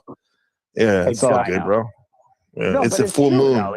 Austin's been through the same thing of being put down and made to do things and things they didn't like, and you're a piece of shit. Come on, boy, get up those stairs, or As I wanted to say before I got interrupted, shit, dude. as I wanted go to ahead, say, Pearl. I didn't say Trump. I said trauma. That's a difference. Oh, trauma, not Trump. That's a difference. Yeah, because I was saying that if you women are okay with women dating small dick men, they need trauma, as a reference of they need Jesus. Because who the fuck is okay with that? Ain't no. Yeah. But when you started talking about this, the women left in the chat. I would Snow have and no idea. I don't care about small dick. Dude, it don't matter, dude. Don't worry about the women. Worry about the facts. Okay. We got you. What size your I ain't worried cock about him. I'm is. just acknowledging that, Carol. Knocks you up. Yeah. I'm not, fuck, I can't. I got my woman down. Cock You know, size. she handling just business because, already. Just because people aren't constantly typing in chat doesn't mean they're watching. I do that a lot. You mean I not watch watching? I You mean watch not with watching? no typing, huh? You mean not watching? You said watching. There are probably others that are live right now. They Most jump to people- other streams to streams. Most people You know how it don't, is. don't talk in chat. No, Most people no, I just get what watch. you're saying, but I just wanted him to maybe just acknowledge the fact that women won't want to hear it. But he's saying that the men, it doesn't matter what this message is to build up the men, right? From the ground up, as we say, right? To help men grow their From the dicks cock up. if they could stop getting rejected, and help women love real men again. I think we have to rebuild both genders. Look at I think it's been so So that's in the toxified Ninja Watchers. with porn and the internet, and oh my, y'all think there's a lot of real man? reversing we have to do. Well, that sounds like transhumanist talk a little bit. Austin, think- isn't that what they're trying to do? The transhumanists? I don't know anything about that. Y'all man. think the Miz is a real man? I'm just saying that I think porn is bad, and I think that we could have Yeah, it healthier is. relationships It's not bad with to me. our significant others, and we could probably do bad to me. better. I Not bad agree. to me. I agree with him. If you're trying to have a family, though, like and have the long-term relationship, porn is not good for most people. Pero, can you agree It's to good that? for me. It's good for me Well, how is it good for you? because it is. That's what raised me. I mean, that's what raised me. It raised Since you. Since 5 years Since old. 5? I admit it. Holy crap! That's correct. Younger than me. I accidentally seen it, and it stuck in my mind since. How much But I pornos already do you covered watch a that on day? my- on How one of many my videos? streams. How I many already videos a addressed day it do on you one of my watch? streams. Huh? How many clips do you watch a day in general? Porn clips Every day. How many? every day. Like a lot. Like You many, watching many. one right now? Yes. After this stream, I'm going to watch more, definitely. Okay. And the thing is, what pisses me off is they let us delete the good ones. Let us delete the best ones and leave the bad ones online. That's the saddest part. Yeah, porn does suck nowadays. Which what up? Which ones are the That's bad one of my ones? big dick soldiers in the chat. J Mon, aka Montero. Oh, that's him. Which ones are the BD. bad ones? What's up, Jay? What up, Montero?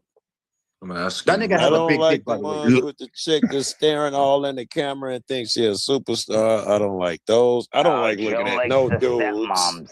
So Joe likes the stepmoms. That little yeah, I earrings tell and you, they go into the bed. I know what you like. lesbian face grind. That's where I started. Lesbian face man. Try to type it in and see what happens. Yeah. I remember in 7th grade, my neighbor showed me a magazine. It was like pregnant German women. This is 7th grade, Matt. I was like, what the fuck is this shit? Pregnant German women. That's very nuanced, huh? But anyway, yeah, Naomi's butthole, aka BBC Monster, Hurricane Peril. We want to know what's the bad porn? Yeah. What do you mean? Oh, corn, whatever. Fucking. You said there's good porn and there's bad stuff, so I'm trying to figure out what you classify as bad. Because remember What's that the I bad told you one? about mothers and daughters porn. It seems like the daughters are the ones that do all the work, while the mothers are just messing it up while they go down on each other. That's some good logic right there. Someone has to say, bro. That's Someone true. has to say. And then when they want to like eat each other's you know what? The mothers they'll do it sideways, while the daughters Get they'll the do it in fuck front of them. They'll be in front of them. And that's what's wrong with it.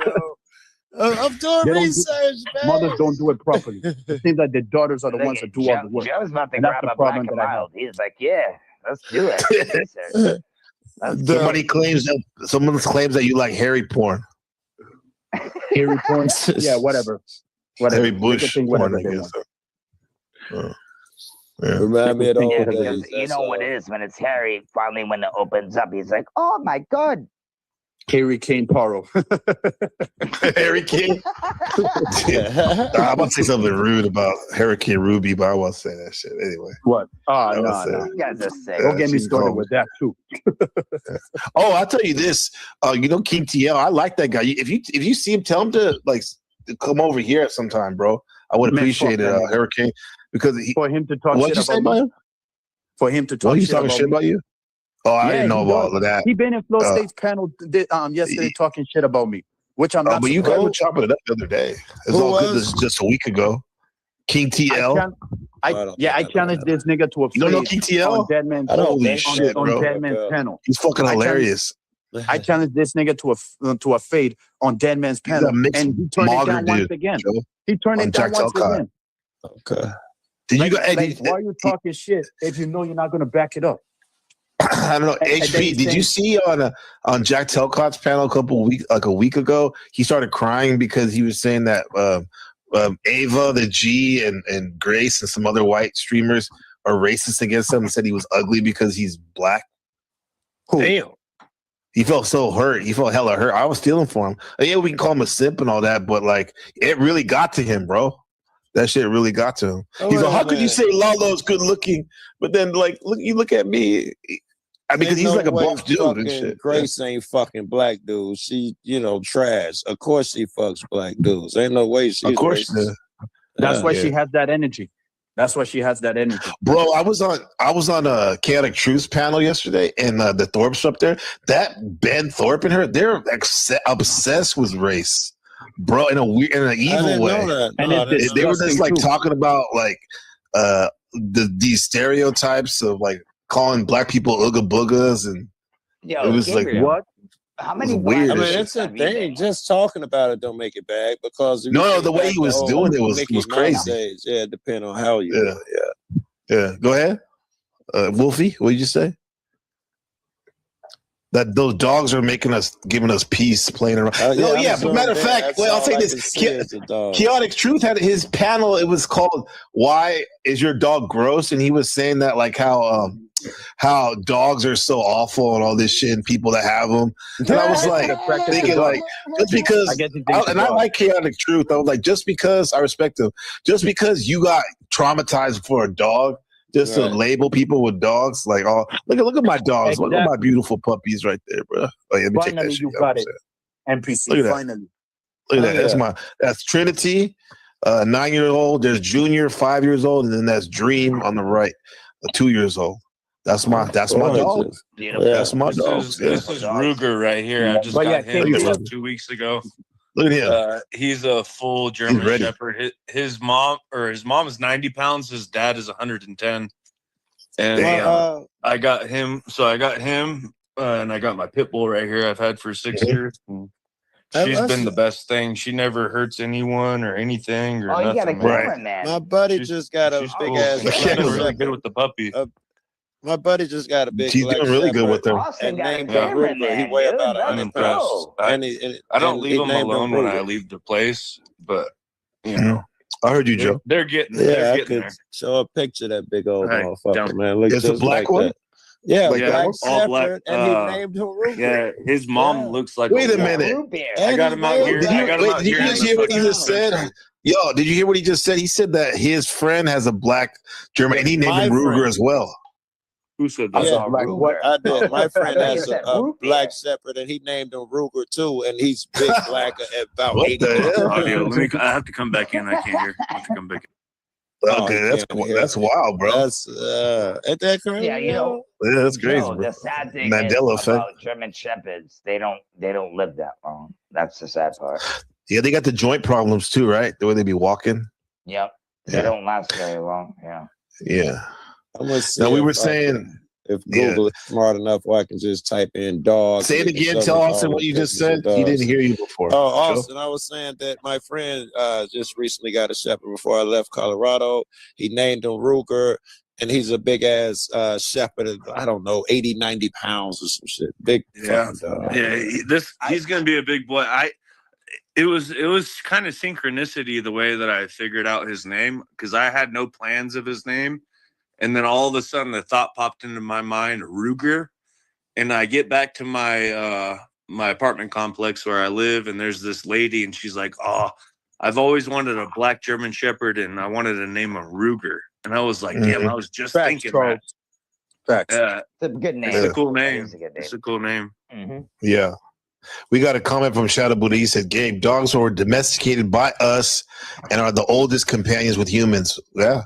Without dogs, we wouldn't have been as great hunters and able to ward off bigger predators. We were hunters-gatherers. That's true. What about And also, cats? too, the dogs became masters of human nature, trying to get What about good cats? with man. Right? What about cats? Yeah, I mean, cats are don't cool, do too, that. but like, Yeah, dogs dogs are are part of the they're pack. very Cats are like, fuck you. Dogs are part of the pack immediately. Yeah, I think I think he might be. right, Joe? I think he might have a little wolf in him because I got him out in the fucking middle of nowhere in the country in Colorado. That's my man in Colorado, and everybody stops and be like, "Is that a wolf?" Yeah, I got This him is out in the middle of crazy what you nowhere. saying, bro. He like, yeah, No, everybody you'll keep know. thinking he a wolf. I think Joe's so Wait, high in that Austin Colorado? Murphy's actually the friend he's Joe, are you talking talking about in Colorado? I'm the dogs in Colorado. yeah, I'm back in Chicago now, 'cause but yeah, yeah, I mean, they I just had a used to whole live in litter over Colorado. here. They're all good puppies. Yeah, I don't Joe, think that's- Austin that's Murphy's me that right friend. now. You're just so like high on your Right, mind. he's the guy I'm talking about. Yeah, I I'm telling you forgot. right now. I'm telling you right now, that's not a wolf. There's not. I highly doubt that. You don't know. Yeah, I mean, It I might be. really don't know. I have pictures of the mom and dad, and the mom literally looks like a fucking wolf, dude. It's all she's all black and like she doesn't look German Shepherd. She looks wolf. We'll just say what you tell me. You said Great Danes are huge. Yeah, they are huge, super huge. That's what she said. Blue used Super to have friendly. a Yeah, they great- are too. Blue had Yeah. a Great Dane. He died, I don't know, about a year ago or something. But she, as I long as bet I've she been was knowing even her, past Blue had a 8 years Great old, Dane. right? How old was he? Like he was young, right? What's that? No, it was a big. I guess they all big. And but she'd had him since I met her, so the dog was at least 5 years because we know. Yeah, that's what I mean. They don't tend to last that early long, but because they're of sweet. that. They're sweet. Yeah. Look at Scooby Doo, Dogs are awesome. Yeah, Scooby. Yeah, big like Scooby. Marmaduke, the big old Marmaduke too. Yeah, all the that. dog head would be on the counter in the kitchen and shit. What's the biggest dog you guys ever I've had? had a lot of opportunities to get dogs. Corso Mastiff. Cane Corso. And Corso, yeah, I was gonna get a Presa Canario. That's I like I Presas. had a Rottweiler pot German Shepherd. It was 85 pounds and it had a skinny ass. fucking bigger than Skinny ass. But you ask him to back it up. No, Is no, that I'm skinny? serious. He had that, and he had a nub. He cut the tail off. It was just Uh-huh. like literally, it was like fucking 8 inches, maybe 9. Is like his whole back, but up front he was I'm gonna clip 8, that. bro. You know what I'm saying. But I dude, know, I was every fucking time with I you, had a Wolfie. problem with somebody, I'd have him by the collar or on the leash. I'd let him go, and they just run away. Every time I got jumped, he'd bite motherfuckers, dude. And I loved it, dude. It was great. That sounds like that's a beef hog dog. This Yeah, fucking dude, this right little up front. German Shepherd I got, he has all the good qualities that I would want in a dog. He has confidence. He has confidence.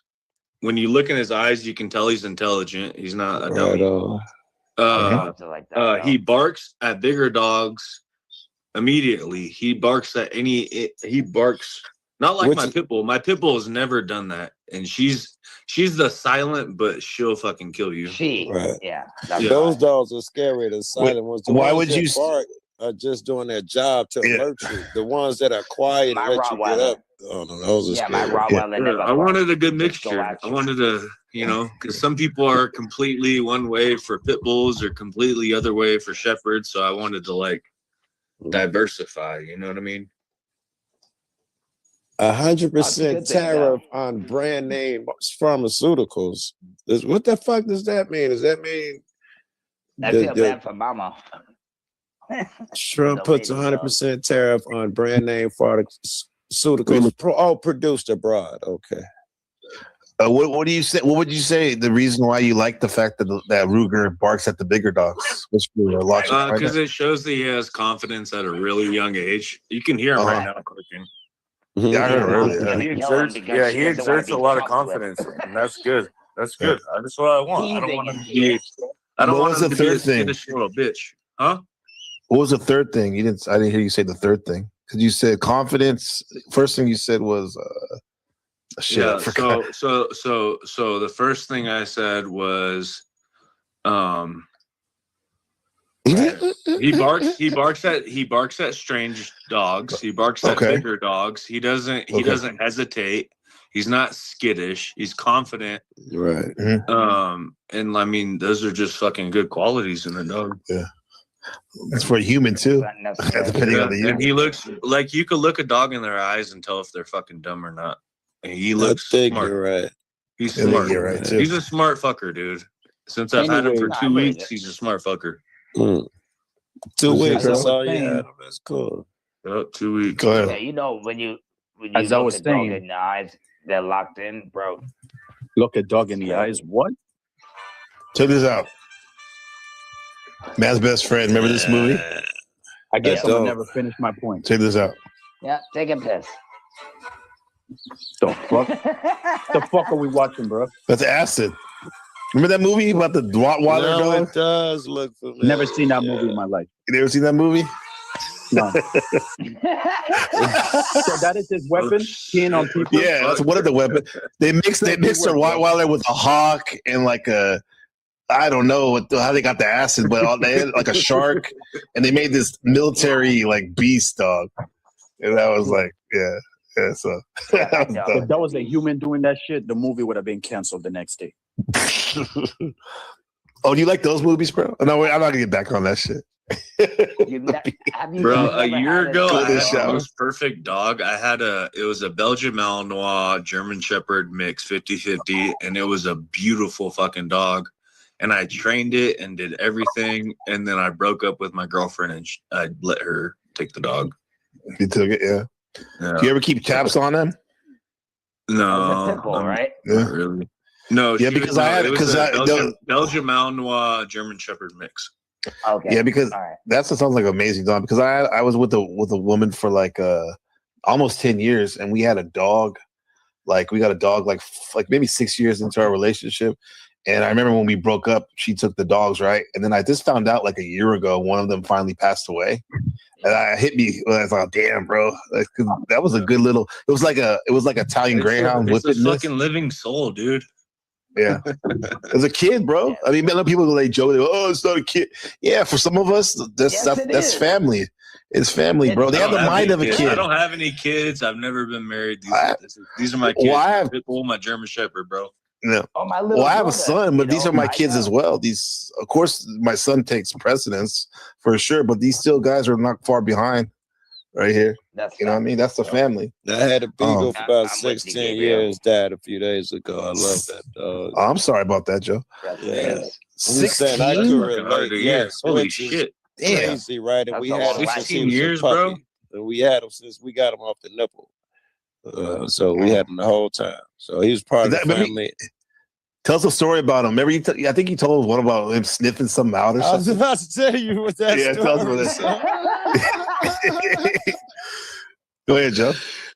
So I taught the dog to smell dope early on, and I would win dopes or get win bets or get free dope by telling the motherfucker the dog can find a pack, and it was a little trick I used to do, and then no, he'll bring it to me and I'll give it back to him. And like, oh my God, that's okay, incredible. Right. But everywhere I go now, he would do that, sniff out people's ass and bring them to me, Joe. So we'd be out there talking. I'd be like, who got the paper bag? Who got the potato bag? Because the dog keep bringing niggas jazz, Joe. That's hilarious. Hey, you're the greatest dog. Thanks, man. I'm leaving. Don't tell your dad. Holy crap. That's funny, bro. Rocky, where's Rocky? They Did he are leave? family, though. Oh, he left, huh? Wow, I can't believe it. Rocky left. Yeah. Usually he sets it up. But all right. Pero, are you still good on this? Are we good on this? Right here, you got your system. Oh my God! Because here's the reason why. Hold on. Before you hold on, pause. Hold on. Hold on. Yeah, I want to I hear have my to see turn if to it's talk. gay or not. I have my turn Is it to talk. gay? Hold on. I thought that's why Austin left earlier. Can I finish No, my I'm point? here. You have to clear his fucking can you hear name me? right now. Yeah, I can hear you. Hold on. Sorry, I'm talking. Go ahead, I Peril. was talking to my neighbor friend. Oh yeah, that's right. But this how I know that you guys just forget. Since y'all saying that Snow is Chuck's favorite, nah, Snow is not Chuck's favorite. I Cat never said that GBT anyway, is. but go ahead. What? Yes. What do you mean? You see? That's how I know y'all forgot. That's how I know y'all forgot. I remember you said that. Yeah, no, but what do you mean by that? Can you unpack that, please? I'm never even Favorite. consider who Chuck's favorite Yeah, is. give I'm me not some even light. part Cat of this GBT, conversation. and he could tell you himself. What? Cat is Open my AI favorite. system? Yeah. Well, it don't matter. Shit. She loves Kevin. Everyone knows that shit. So no Who's matter Kevin? who they like, Yeah, who you the know, fu- who the Marathon fuck Kid. is You didn't know that? What you How did? you gonna get Kevin You mean hurt, Kevin yo? Owens? I mean Kevin Hart, Owens, nigga. Marathon Kid, bro. What? I thought Marathon You Kevin didn't know that is shit? already taken. Ooh, I'm sorry. Oops. Hey, I get it. Listen, Marathon Kev is a real nigga. That I can For understand. sure, he is. Yeah. He's not We all sipping know either. his dick huge. We all know his dick huge. So Cat, shout out to you. Holy shit, you got a pee-pee? That's the truth. That's the truth. I could see why. Okay. That's a real nigga right there. Resto Chesto. Where you at, Another Kev? real Yeah, nigga. that shit. You are Real gay, bro. nigga. Facts. I'm just Hey, saying. just give him props, That's bro. why she love him. I told y'all, How women do you love know big what dick his men. dick size is, bro? That's true. That is gay. It's not gay. It's You called like this? fact. You tell me. It's called the truth. Come on here, The man. truth. What is the Football or truth? Soccer or something, bro? I don't know, but that is weird. That's gay. You can call me a sucker all you want, but all I'm saying is the truth. No, I That's said it. soccer, not a sucker. Wait. I wouldn't call you a sucker. Hey, Austin has his neighbor friend over there, lady. I hope he doesn't have it on speakerphone. Heard that shit? No, she's over at her place. She lives right across from me. Okay, I'm about to say shit. That shit was funny. She was like, "What are you listening to?" No, I've showed her this shit, and I'm not sure what she thinks about it. She probably thinks I'm fucking crazy. I've been on a couple panels And while she's also- been around. Also, I mean, yeah. White Do y'all- boy, you crazy? do y'all see The Miz as a real man? The Miz, the wrestler? The Miz. Yeah. Yeah, I don't know I don't know much about him, but I No, think you he know is. what I'd like to ask you? Yeah. Do you see yourself as a real man instead of crying like a little bitch? What Oh, the fuck does the Miz? What the God fuck does damn. Maurice sees in him. Dude, you be quiet. And whoever Gabriel, asks me he's that, ignored you, only Wolfie. a real Shit bitch all project. day. Only a real bitch calls somebody a bitch when they tell the truth. Okay. And I'm telling But the yeah, truth. anyways. What are you mad about, bro? Who gives a fuck what people think? You know What does who you Marie are, bro. see Who gives in a Miz? fuck? Like Fuck I said, these if we don't stand up on relationships like this, it's going to keep happening. It's bad enough that CM Punk and AJ Lee are still together till this day. How the fuck that shit doesn't bother y'all? Who the fuck cares? Exactly, bro. You're a man, motherfucker. This is why, this is why the men are. This is why the men are. Why we need the movement because Paul They Perro. got boobs. I guess They so. got We need motherfuckers like that to look out for He's got everybody. titties and shit. How the fuck are y'all not offended over relationships like that? Children watch WWE. My last note when Kevin showed me his grown men watch man, UFC. Kev has so probably you got a really big catch up. cock, man. You gotta catch up. That's Oh, he says that. I think he writes. He watches both, Austin. Holy shit. Play the video now. My ninja. Stop. You say please if you got to order me around at least give me a kiss. Now at you have least, my guy. permission. Pause. In case if you didn't heard me. Yeah, I have your permission. Okay, thank you. Oh, he's trying to take cover for me. I appreciate that. Power games. Power games. I just showing manners. That's all. Yeah, power game for sure. Power exchange. You started to do that laugh. Why is everybody wearing a cowboy hat and shit? That's what most people are doing on here. NPC are playing power games because they can't get power. I agree in on real Paul life, on so that. they come to here. Right. Isn't it fascinating? Yeah. There's a lot of people that do that for sure. I have to admit though, it is some. As a streamer, I'll be transparent. It is nice to have power, but I try to be what they call it, malevolent. Benevolent. Sorry, a Freudian slip right there. Right, Freudian slip. Fuck it. Gabriel, you're a real motherfucker, man. You just let Thank people you, bro. speak them on, and you keep the truth, bro. That's all I'm Yeah. saying. You're a real motherfucker, The and you try truth. to be real as you can, man. And that's all we can ask Real for, recognize real. That's what it is. Stay up and down like Absolutely, 6 o'clock, baby. Game Let's recognized go. game. In the baby. Never heard a guy ask him about cancer. Yeah. I mean, there you go. In the Bay to Rhode Island. This would be happening to you. Where the fuck's I'm my from the oxygen? 707. Yeah. I want to get. Oh, you from the VALLEJO? Well, fuck 'em. Let's go. H-I-double-L side show. Yeah, there you go. Spin straight game on. Hell yeah, I'm from 707, homie. Fairfield. Put on your, Well, I used to have put on your yeah, little Fairfield. hat. Shut the fuck up. I'm from Vacaville. Oh, Vacaville, okay. That's the furthest north of the North Bay, basically. Wait, can we get? Is Tracy in that direction? Yeah, I heard her. She was. That's out where I'm there. from. I live in Colorado now. I live on a. Oh my god, dude! Bury yourself somewhere. What? What's this? Somewhere along here, he says He's snowing. to take liquid Viagra. Oh, the machine. My bad. Were you back there for a minute? What's up, machine? 87 cents a piece. Show me your penis. Did you say show me my penis? Hey, hold on, Wolfie. Listen to this shit. Watching this. The only way for me to forgive you is for you to pull your pants down and show me your penis. He keeps playing that. I'm not curious to see how The only way I'm gonna forgive you if you pull your pants down and show me your penis. The only way for That me to is the forgive you- gayest shit I've ever heard, bro. That's what a real nigga would fuck? say. Bro, a real motherfucker out there again. Show me your penis. Hey, can What you if it's for Perro, just- scientific purposes? Yeah, exactly. Hey, Perro, can you just give us the timestamp on your actual video so we have to listen to them laugh? Oh shit, TML's in We don't here. need a laugh track. All right, I'm gonna That mute. was confusing as hell. No, you guys can laugh. I mean, we can laugh. I'm saying we can laugh, but I'm saying I want to get the real you out. All right, peace, bro. We want to watch it without the this, with hearing them shit. I mean, I get it, it's funny, but I can't even hear you barely. Right, so Where I'd rather see people's reactions. And I'd rather not. I was But okay, saluting, I was you could saluting go to my TML. I live wasn't stream. peacing out to you. I don't know Okay, the cool. timestamp, but you could go to my Yeah. channel and find it. It's still there. Like I said, Can you put the link why did back I- here for me? Because I'm kind of running the panel. I appreciate if you can help me. Put in the back chat. Apparel, are you on your phone or whatever? But yeah. Please play that again. That was some All right, shit. whatever. Tap I got out, it. Chuck. Sit on another nail, or I'm gonna keep playing.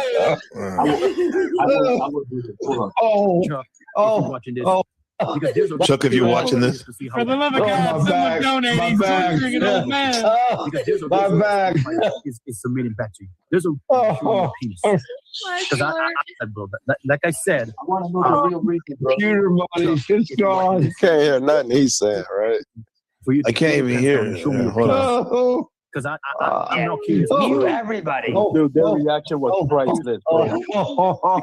There's a reason why it's submitting back to you. God You played this yesterday in the interview right here. This is a good one. Shout out to the channel of celebrities. Like I said, Chuck, I still waiting to see your dick. Because I need to know the real reason why these women does flirt back at you. I want to see it. And it better be big too, nigga. Kaka have the nerve to say that she's tired of the racism, right? But meanwhile, she's dating a man that has a micro cock. Make that make sense. I can't believe that I missed out the butt plug like conversation that there was fucking fuck. Sorry, man. Wait, did you hit your head right there? I had to, bro. Holy shit, against the wall? That's the second time I hit my head in the wall. Bro, don't hit yourself. He never goes on panel. Like, this is what he does. Frank He Monday. goes on panel. Yeah.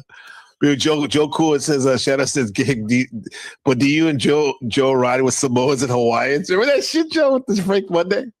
I don't remember what you're talking about. When he would say, like, we use the hard R in LA, where I'm from, as a term of endearment. Well, who was always talking to some guy? Yeah. Anyway, yeah, remember that shit? Okay. No, there's some white dude was talking like he was all Yeah, Frank Monday. Okay, not that white people can't be street, but that guy is street. Yeah, but that dude, it was fake as hell. Yeah, he's a wankster. Suss him out. Yeah, but you guys that was some gay shit. That was some gay shit. He knows how to defend himself, Frank. Yeah, he's all right. I've been trying to. I went to his panel the other day. He's got ignored good me and shit. tactics. He's got good I know. tactics. I know. Yeah, I know. I was like, give me some Got good dick. What? Anyway, I didn't say that. We didn't say that, Wolfie. Fuck. No. Sorry, man. I have to hit my head in the wall again. Look at he hit his head. I hear any motherfuckers talk about dicks again on your panel without me being present. I'm suing your mother. What? Let me talk to you, Sarah. Dude, You're suing somebody? Gay? Sarah. Oh my god. Sarah. Sarah Okay. had That's Ben, okay then. Sarah had Ben in the channel. I gotta take my dogs off of Because here. he said dick. Ben Can't have said them the word looking at dick, that shit. and she stayed. She kept him on the panel. But when I say dick, she put me in the back. Bro, nah, that's a violation right there. That's a violation. If I were you, I would protest that shit. Because that was a violation.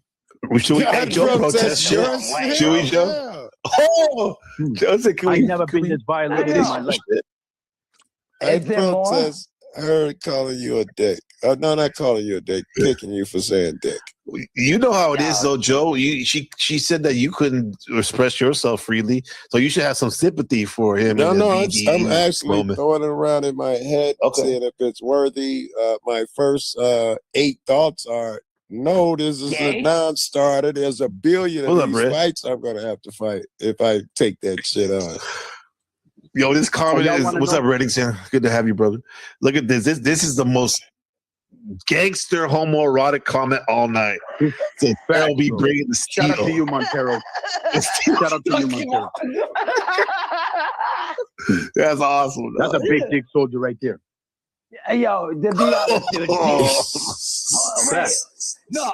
No, Joe, dude, you know that sounded homo. Like, that was gay as shit what you said, Joe. Now that you have to defer to Joe. Hey, you want to know something? Hey, Joe, hey, sorry.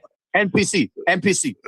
Yeah. This, you see how he is right now? Say, oh, that is. I gotta go to my neighbors. They're calling me gay because of what I say, but they don't have the same energy when they hear welcome. Come back. I'll be back in 2 minutes. Unless we fuck, then it'll take me like 5 minutes. All right, go ahead. Hey man, we gotta give it up. He's a real nigga trying to get some. He's gonna get some. He has the opportunity to get some shit. Salute to you and your service. Either way, as I was bro, saying, that didn't sound as I was gay. saying, It as I did. was saying. Anyways, y'all quickly like judge me and look at me crazy when I say I'm gay not shit. judging But you, bro. y'all don't have Hold the on, let same him finish, energy. bro. Listen, Wolfie. y'all don't have the same energy when y'all don't see Ben Thorpe on the panel talking about gay butt sex 24/7. Y'all don't have the I'll same bring it to energy him too. where y'all having it on me. You don't know Ben You Thorpe? have Ben Thorpe Where talking you about been? gay sex all the time. Dude, I Nobody ain't never says heard nothing. that shit once. So I didn't watch Dude, that. what you Look it said, up. dude, This was guy really gay, in bro. all panels, this guy talks about gay sex, gay butt sex all the time. But Yeah, but when I talk you about told dick, somebody it's a to problem. show you their dick.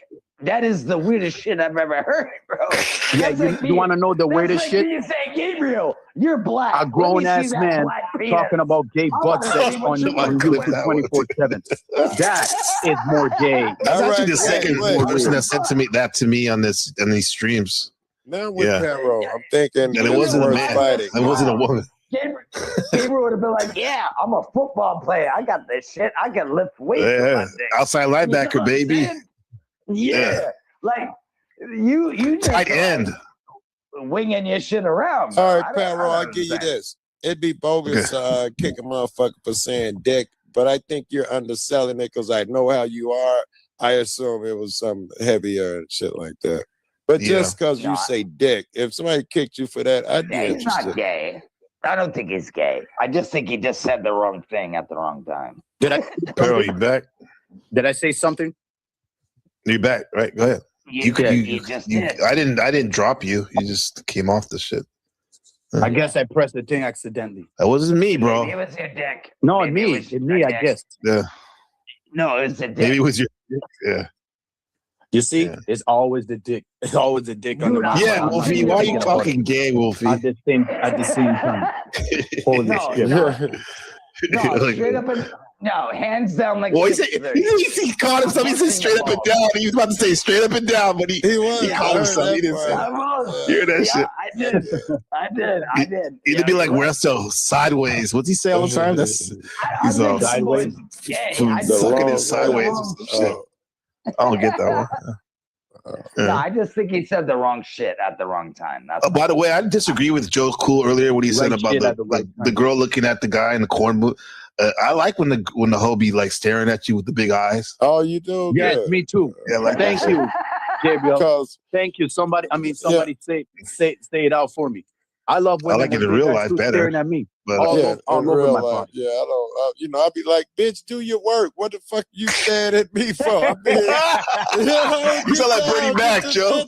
Bernie Mac. Looking over here at the camera for. That's happy. Right. Do your work, oh. Stare at my belt line. Stare at my belt line. The belt Talk your rock. shit, Yeah. bro. Talk your shit. Let's go. Talk your shit, Perro. Watch me. Fucking white bitch. Holy shit. You think I'm playing, Sarah? You think I'm playing? Let me hear anybody on your panel talk about dicks without me. Without me. Look at what Wolfie said. Oh. Oh. I read chicks, dude. I went. This hard, is bro. uncomfortable as fuck, bro. It's I went hard. Joe Cool, come on. You feel comfortable?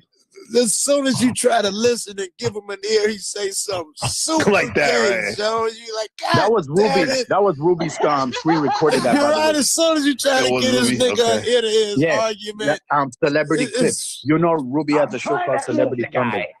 Oh yeah, this is from her. Yeah, shout out to Ruby. This is her shit. It's pretty Yeah. good. Yeah. That's her shout out screen to Ruby. recording my Man. shit.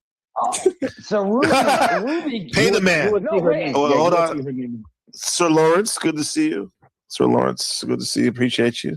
What up, Being Lawrence? president. Let me hear it. Let me hear Ruby anybody gave you the blue on your lips. panel talk about dicks again. Let me hear and see that I won't sue your Ruby. scorn. See that I won't Ruby sue gave your you white the blue ass. lips. Well, no, but Ruby you hear what he gave you said? the He's gonna blue sue lips. somebody if they talk Exactly. about dicks, Because Joe. if she's not gonna have me on the panel, then don't have people steal my lines. That's all I'm Fuck saying. your lines. We don't give a fuck about your If you lines. don't, if you're not gonna Okay. have Oh, people, Wolfie's if you're not done. gonna have the real nigga on the panel, I'm being why an you use asshole. the? He's locked on a Perro now. I've seen this happen before. He's locked in. He's locked in. Listen, It's to tell you done. the truth. To tell you the truth. No. I'm not Sarah saying. I'm not Tomato. saying to give him a pass. I'm saying you're locked in. You're not gonna. You're like tenacious, Wolfie. I can tell when you hit the switch on you. I'm gonna tell y'all the truth. like that. Yeah. I'm gonna tell Yeah, y'all go the ahead. real truth. Sarah Tomato was the one that created me. I don't know if y'all know this, but I've stated that. So you're like her Frankenstein, her Franken nigga. Well, I guess so. Sarah She created me. Created me. Yeah, she helped. What the Listen, she fuck helped is me out. that? She helped me not to be nervous on panels. Oh my god! And I'd be following Okay. that like ever This and is ever amazing. until this day. Very good. Because I used to be nervous Yeah, to hop Joe on cool. panels. Very good. The first time that I hopped on Sarah's panel, DJ y'all M could stole tell I that was from you. nervous as fuck. She says that shit all the time. Joe. Sorry about that, Naomi. Gabriel, you can't make this What? shit up, bro. Well, I mean, it's not. He's genuine. He's. I mean, Yeah, he may, so it may be funny. funny and all, but It's he's telling the truth. Yeah. Exactly. No, I believe him. Yeah. No, I'm not hating on him. I'm just I know you're busting not. his balls. I know you're not. Yeah, we got I'm busting balls, dude. Well, It's all good, dude. But here's the No, thing, dude, bro. I don't even want to be guilty of this. Like he's like a no disrespect. He's definitely a man, but he's innocent in a sense. Even though he be saying out of pocket shit, he has like an innocent like way of being about him. And I don't want to take advantage of you. Positive, I agree. You know what I mean? But I don't want to take advantage of this shit. But your shit is hella funny though.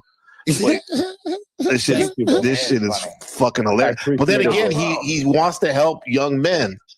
You know? No, I He's better, I right? understand I that. understand. You But see dude, his heart. Don't be a no, beta but I try bitch. to Yo, Gabriel, I try to tell him, dude, don't get fucking invested in the people that you talk I see. to because you're gonna catch feelings, you're gonna get mad, and Yeah, then that's you're gonna be doing exactly. shit like You you're can't doing trust right anybody now. here. Right. You can't trust exactly. anybody here, NPC. No, you I can, know that. bro. You were about to flame up on me earlier, bro. I was about to Yeah, say, what the because fuck, you bro? went off on me. I No, was I did. Because I want you to show respect to my panel. That's fair. Yeah. I'm not talking about I the didn't know- beast. I The one didn't thing know I got that your you back. and- You know and- that. Yeah, I didn't know you like, and Beth you're gonna be were disrespectful, bro. cool. I didn't know you and Beth were cool. Like I thought I was gonna lose. What do you another mean friend. cool? Oh yeah, we hang out. You know, we paint each other's nails. No, we're not cool, bro. She's an acquaintance. She's an acquaintance, Well, whatever it is. But I'm not gonna talk I shit think- about it just because you don't like her. like if I did, Like I said, you could like anybody. You can like To be anybody. honest. You cool with Sarah, and you know I'm not. I'm not So, cool. Simple. Bro, I hate most of these people. Honestly, bro. I can't stand them. I'm better than these niggas and shit. All of them. However, I'm politicking, bro. Like, we in this together. This is a fucked up community. This is a community. But and I'm we gonna in be this kind shit to people together. who show respect. Right? And punk niggas who are rude, even if they are the homies and shit. Shadow Buddha does that shit to me too. Joe ass too, right? Yeah, I needed that tough love. Gabriel's not here to hold your fucking hand, guy. Yeah, you tell gotta him. fucking deal with your shit, bro. Stop being Man. a little bitch. Yeah, and fucking Paro. hold on, bro. It's all the same shit. Everybody's gonna talk shit, bro. It's all good. Yo, Everybody's telling you, bro. gonna have something to say. Everybody's gonna have something to Exactly. say. That's what it is. Everybody's He's gonna humbling have himself something to right say now. about me. Right. He's a strong dude because like he's humbling himself right now, right? But like we got love. Respect him. I respect it, bro. I do. Thank you. Thank you Oh for being shit! Oh hell yeah! Marathon Cat, you see, the real nigga. Marathon Cat. That's a real nigga right there. That's a real nigga and shit. Yeah. That's what we do. Yeah, Kevin, his own graceful way, has checked me and shit too. Right, like, yeah. Bro. Oh shit.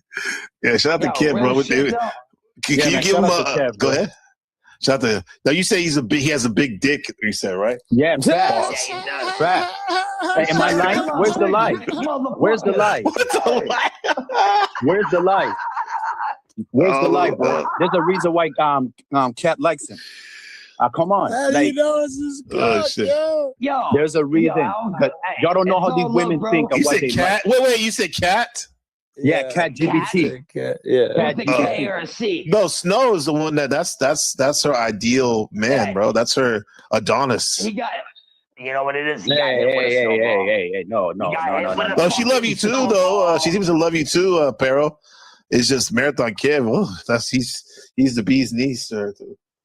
Yo, I won't speak for her. We all get shitted on, bro. It's all good, bro. It's just fun and games, man. Excuse me, I burped. Damn. But I'm just you like that one, huh? You hear that That's a shit? good push, KTL, brother. one of those punk ass niggas. Let him know I got a letter from him. Whoa, J-Mon. 312. Whoa. Where's 3112? What's that area code? And 3112. KPL saying that he never liked me, which I'm not surprised. I'm not surprised, knowing that I always despise this man. Oh, 'Cause anytime I Chicago. try to talk Joe, to you him- didn't even say nothing. Yeah. I Listen, don't anytime know I who try he to talk is, to King, KTL. anytime I try to talk to King, he always overtalks people. He doesn't like communicate well. Like Oh, he that nigga's always, funny, always, Joe. He's a fucking hilarious, bro. bro. This nigga's He's a junkie, wild man, bro. though. Yeah, Was he you on gotta meth or tell me some what- shit? Yeah, and he have the nerve to say that Oh, that's I'm your a birthday? Shout out to Haitian the zombie. Pisces out there. Yeah, I'm a You want Haitian to- zombie king, while you, on the other hand, being a junkie ape. Just saying. The Haitian, like Who's you're the from like fucking Resident Evil. Getting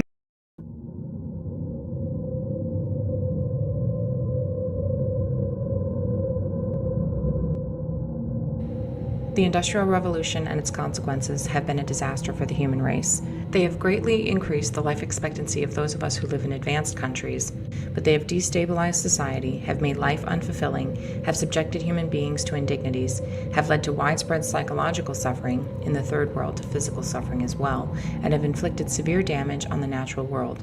The continued development of technology will worsen the situation. It will certainly subject human beings to greater indignities and inflict greater damage on the natural world. It will probably lead to greater social disruption and psychological suffering, and it may even lead to increased physical suffering, even in advanced countries. The industrial technological system may survive or it may break down.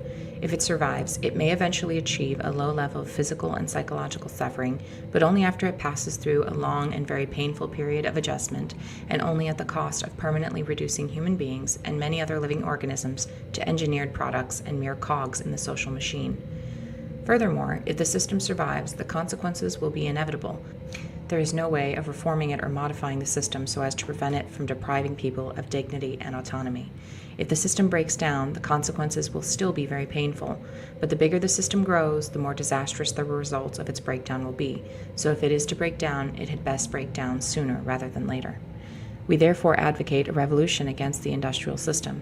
This revolution may or may not make use of violence. It may be sudden, or it may be a relatively gradual process spanning a few decades. We can't predict any of that. We do outline in a very general way the measures that those who hate the industrial system should take in order to prepare the way for a revolution against that form of society. This is not to be a political revolution. Its object will be to overthrow not governments, but the economic and technological basis of the present society. In this article, we give attention to only some of the negative developments that have grown out of this industrial technological system. Other such developments we mention only briefly or ignore altogether. This does not mean we regard these other developments as unimportant. For practical reasons, we have to confine our discussion to areas that have received insufficient public attention or in which we have something new to say. For example, since there are well-developed environmental and wilderness movements, we have written very little about environmental degradation or the destruction of wild nature, even though we consider these to be highly important. The psychology of modern leftism. Almost everyone will agree that we live in a deeply troubled society. One of the most widespread manifestations of the craziness of our world is leftism, so a discussion of the psychology of leftism can serve as an introduction to the discussion of the problems of modern society in general. But what is leftism? During the first half of the 20th century, leftism could have been practically identified with socialism. Today, the movement is fragmented, and it is not clear who can properly be called a leftist. When we speak of leftists in this article, we have in mind mainly socialists, collectivists, politically correct types, feminists, gay and disability activists, animal rights activists, and the like. But not everyone who is associated with one of these movements is a leftist. What we are trying to get at in discussing leftism is not so much movement or an ideology as a psychological type, or rather a collection of related types. Thus, what we mean by leftism will emerge more clearly in the course of our discussion of leftist psychology. Even so, our conception of leftism will remain a good deal less clear than we would wish. But there doesn't seem to be any remedy for this. All we are trying to do here is indicate in a rough and approximate way the two psychological tendencies that we believe are the main driving force of modern leftism. We by no means claim to be telling the whole truth about leftist psychology. Also, our discussion is meant to apply to modern leftism only. We leave open the question of the extent to which the discussion could be applied to the leftists of the 19th and early 20th centuries. The two psychological tendencies that underlie modern leftism we call feelings of inferiority and over-socialization. Feelings of inferiority are characteristic of modern leftism as a whole, while over-socialization is characteristic only of a certain segment of modern leftism. But this segment is highly influential. Feelings of inferiority. By feelings of inferiority, we mean not only inferiority feelings in the strict sense, but as a whole spectrum of related traits: low self-esteem, feelings of powerlessness, depressive tendencies, defeatism, guilt, self-hatred, etc. We argue that modern leftists tend to have some such feelings, possibly more or less repressed, and that these feelings are decisive in determining the direction of modern leftism. When someone interprets as derogatory almost anything that is said about him or about groups with whom he identifies, we conclude that he has inferiority feelings or low self-esteem. This tendency is pronounced among minority rights activists, whether or not they belong to the minority groups whose rights they defend. They are hypersensitive about the words used to designate minorities and about anything that is said concerning minorities. The term Negro, Oriental, handicapped, or chick for an African, an Asian, a disabled person, or a woman originally had no derogatory connotation. Broad and chick were merely the feminine equivalents of guy, dude, or fellow. The negative connotations have been attached to these terms by the activists themselves. Some animal rights activists have gone so far as to reject the word pet and insist on replacement by animal companion. Leftish anthropologists go to great lengths to avoid saying anything about primitive peoples that could conceivably be interpreted as negative. They want to replace the word primitive by non-literate. They may seem almost paranoid about anything that might suggest that primitive culture is inferior to ours. We do not mean to imply that primitive cultures are inferior to ours. We merely point out the hypersensitivity of leftish anthropologists. Those who are most sensitive about politically incorrect terminology are not the average black ghetto dweller, Asian immigrant, abused woman, or disabled person, but a minority of activists, many whom do not even belong to any oppressed group, but come from a privileged strata of society. Political correctness has a stronghold among university professors who have secure employment with comfortable salaries, and the majority of whom are heterosexual white males from middle to upper middle class families. Many leftists have an intense identifications with the problems of groups that have an image of being weak: women, defeated, American Indians, repellent, homosexuals, or otherwise inferior. The leftists themselves feel that these groups are inferior. They would never admit to themselves that they have such feelings, but it is precisely because they do see these groups as inferior that they identify with their problems. We do not mean to suggest that women, Indians, etc. are inferior. We are only making a point about leftist psychology. Feminists are desperately anxious to prove that women are as strong and as capable as men. Clearly, they are nagged by a fear that women may not be as strong and as capable as men. Leftists tend to hate anything that has an image of being strong, good, and successful. They hate America, they hate Western civilization, they hate white males, they hate rationality. The reasons that leftists give for hating the West, etc., clearly do not correspond with their real motives. They say they hate the West because it is warlike, imperialistic, sexist, ethnocentric, and so forth. But where these same faults appear in socialist countries or in primitive cultures, the leftist finds excuses for them, or at best, he grudgingly admits that they exist, whereas he enthusiastically points out and often greatly exaggerates these faults where they appear in Western civilization. Thus it is clear that these faults are not the leftist's real motive for hating America and the West. He hates America and the West because they are strong and successful. Words like self-confidence, self-reliance, initiative, enterprise, optimism, etc. play little role in the liberal and leftist vocabulary. The leftist is anti-individualistic, pro-collectivist. He wants society to solve everyone's problems for them, satisfy everyone's needs for them, take care of them. He is not the sort of person who has an inner sense of confidence in his ability to solve his own problems and satisfy his own needs. The leftist is antagonistic to the concept of competition because, deep inside, he feels like a loser. Art forms that appeal to modern leftish intellectuals tend to focus on sordidness, defeat, and despair, or else they take on an orgiastic tone, throwing off rational control as if there were no hope of accomplishing anything through rational calculation, and all that was left was to immerse oneself in the sensations of the moment. Modern leftish philosophers tend to dismiss reason, science, objective reality, and to insist that everything is culturally relative. It is true that one can ask serious questions about the foundation of scientific knowledge and about how, if at all, the concept of objective reality can be defined. But it is obvious that modern leftish philosophers are not simply cool-headed logicians systematically analyzing the foundations of knowledge. They are deeply involved emotionally with their attack on truth and reality. They attack these concepts because of their own psychological needs. For one thing, their attack is an outlet for hostility, and to the extent that it is successful, it satisfies the drive for power. More importantly, the leftist hates science and rationality because they classify certain beliefs as true, i.e., successful, superior, and other beliefs as false, i.e., failed, inferior. The The leftist's feelings of inferiority run so deep that he cannot tolerate any classification of some things as successful or superior and other things as failed or inferior. This also underlies the rejection of many leftists of the concept of mental illness and of the utility of IQ tests. Leftists are antagonistic to genetic explanations of human abilities or behavior because such explanations tend to make some persons appear superior or inferior to others. Leftists prefer to give society the credit or blame for an individual's ability or lack of it. If a person is inferior, it is not his fault, but society's, because he has not been brought up properly. The leftist is not typically the kind of person whose feelings of inferiority make him a braggart, an egotist, a bully, self-promoter, or ruthless competitor. This kind of person has not wholly lost faith in himself. He has a deficit in his sense of power and self-worth, but he can still conceive of himself as having the capacity to be strong, and his efforts to make himself strong produce his unpleasant behavior. But the leftist is gone too far for that. His feelings of inferiority are so ingrained that he cannot conceive of himself as individually strong and valuable, hence the collectivism of the left. He can feel strong only as a member of a large organization or mass movement with which he identifies himself. Notice the masochistic tendency of leftist tactics. Leftists protest by lying down in front of vehicles. They intentionally provoke police or racists to abuse them, etc. These tactics may often be effective, but many leftists use them not as means to an end, but because they prefer masochistic tactics. Self-hatred is a leftist trait. Leftists may claim that their activism is motivated by compassion or moral principles, and moral principle does play a role for the leftists of the over-socialized type. But compassion and moral principle cannot be the main motives for leftist activism. Hostility is too prominent a component of leftist behavior, so is the drive for power. Moreover, much leftist behavior is not rationally calculated to be of benefit to the people whom the leftists claim to be trying to help. For example, if one believes that affirmative action is good for black people, does it make sense to demand affirmative action in hostile or dogmatic terms?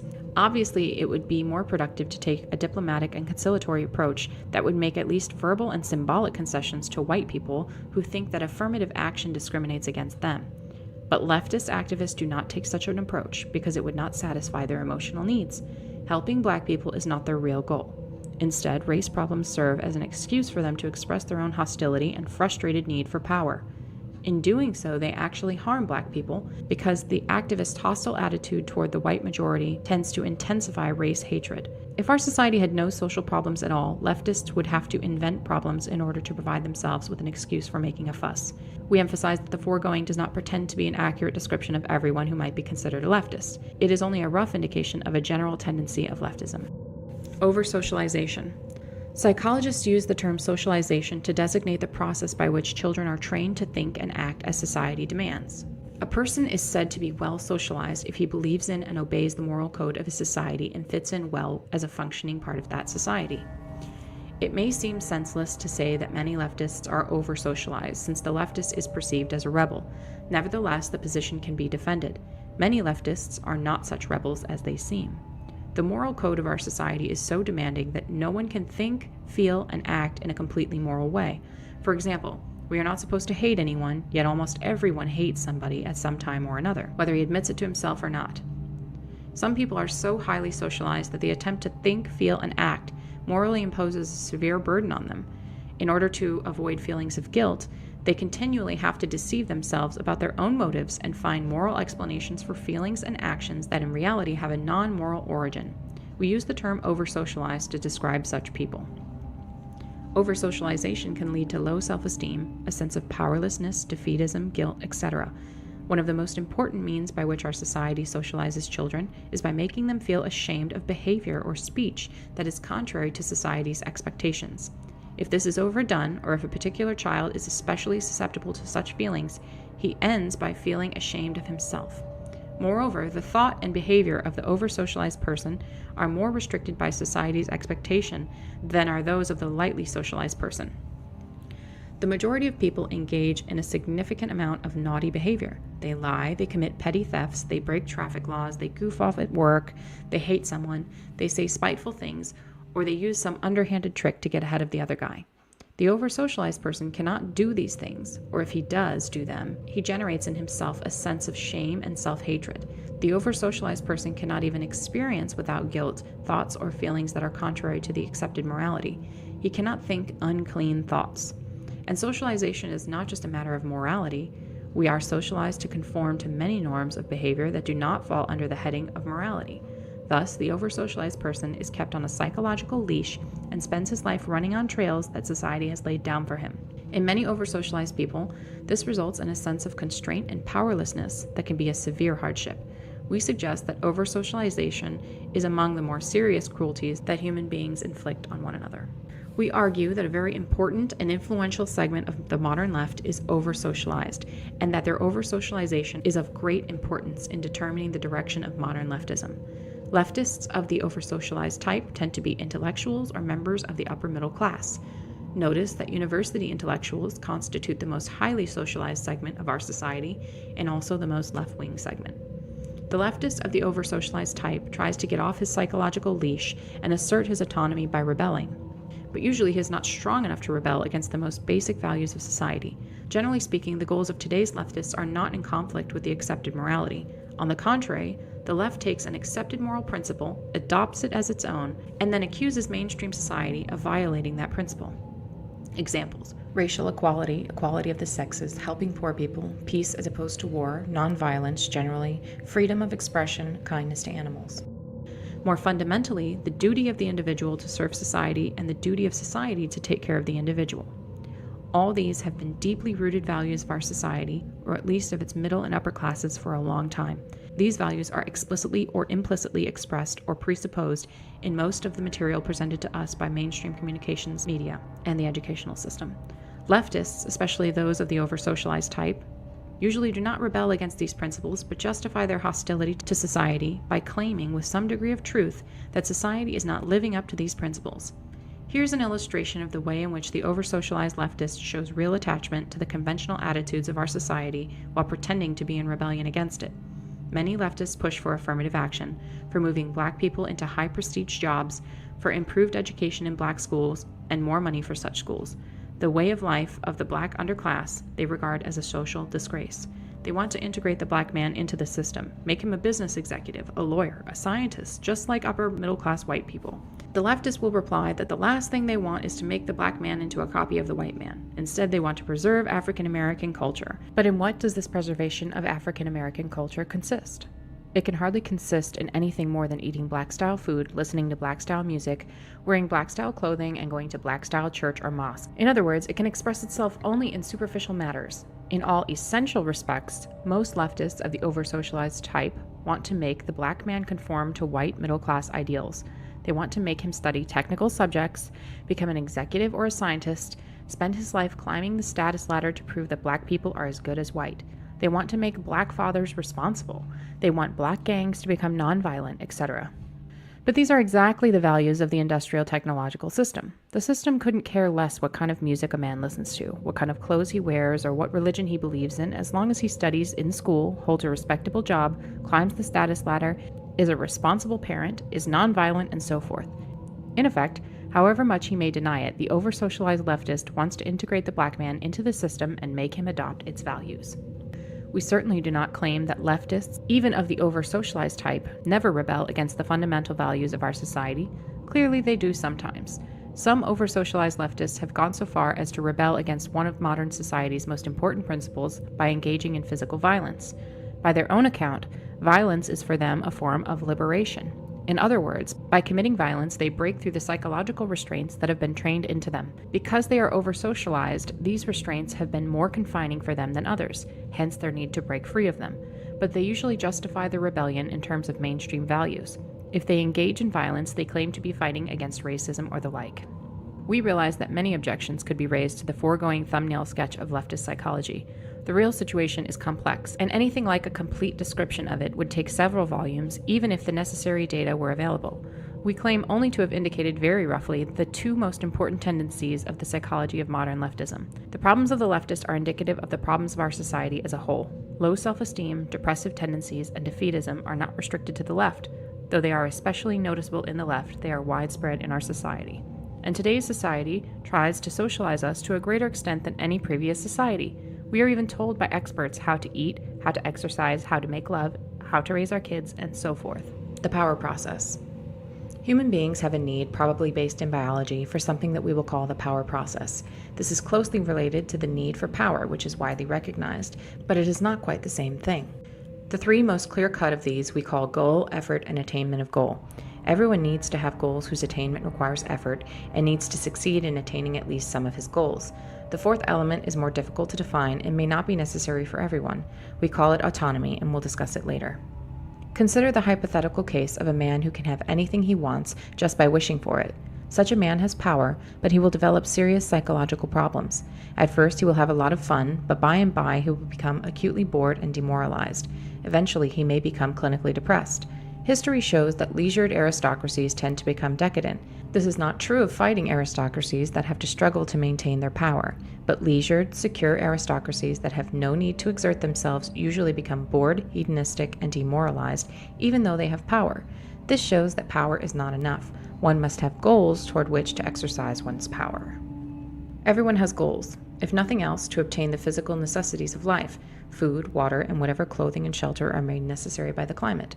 But the leisured aristocrat obtains these things without effort, hence his boredom and demoralization. Non-attainment of important goals results in death if the goals are physical necessities, and in frustration if non-attainment of the goals is compatible with survival. Consistent failure to attain goals throughout life results in defeatism, low self-esteem, or depression. Thus, in order to avoid serious psychological problems, a human being needs goals whose attainment requires effort, and he must have a reasonable rate of success in attaining his goals. Surrogate activities. But not every leisured aristocrat becomes bored and demoralized. For example, the Emperor Hirohito, instead of sinking into decadent hedonism, devoted himself to marine biology, a field in which he became distinguished. When people do not have to exert themselves to satisfy their physical needs, they often set up artificial goals for themselves. In many cases, they then pursue these goals with the same energy and emotional involvement that they otherwise would have put into the search for physical necessities. Thus, the aristocrats of the Roman Empire had their literary pretensions. Many European aristocrats a few centuries ago invested tremendous time and energy in hunting, though they certainly didn't need the meat. Other aristocracies have competed for status through elaborate displays of wealth, and few aristocrats like Hirohito have turned to science. We use the term surrogate activity to designate an activity that is directed toward an artificial goal that people set up for themselves merely in order to have some goal to work toward, or let us say merely for the sake of the fulfillment that they get from pursuing the goal. Here's a rule of thumb for the identification of surrogate activities. Given a person who devotes much time and energy to the pursuit of goal X, ask yourself this: if he had to devote most of his time and energy to satisfying his biological needs, and if that effort required him to use his physical and mental faculties in a varied and interesting way, would he feel seriously deprived because he did not attain goal X? If the answer is no, then the person's pursuit of goal X is a surrogate activity. Hirohito's studies in marine biology clearly constituted a surrogate activity, since it is pretty certain that if Hirohito had had to spend his time working at interesting, non-scientific tasks in order to obtain the necessities of life, he would not have felt deprived because he didn't know all about the anatomy and life cycles of marine animals. On the other hand, the pursuit of sex and love, for example, is not a surrogate activity because most people, even if their existence were otherwise satisfactory, would feel deprived if they passed their lives without ever having a relationship with a member of the opposite sex. But pursuit of an excessive amount of sex, more than one really needs, can be a surrogate activity.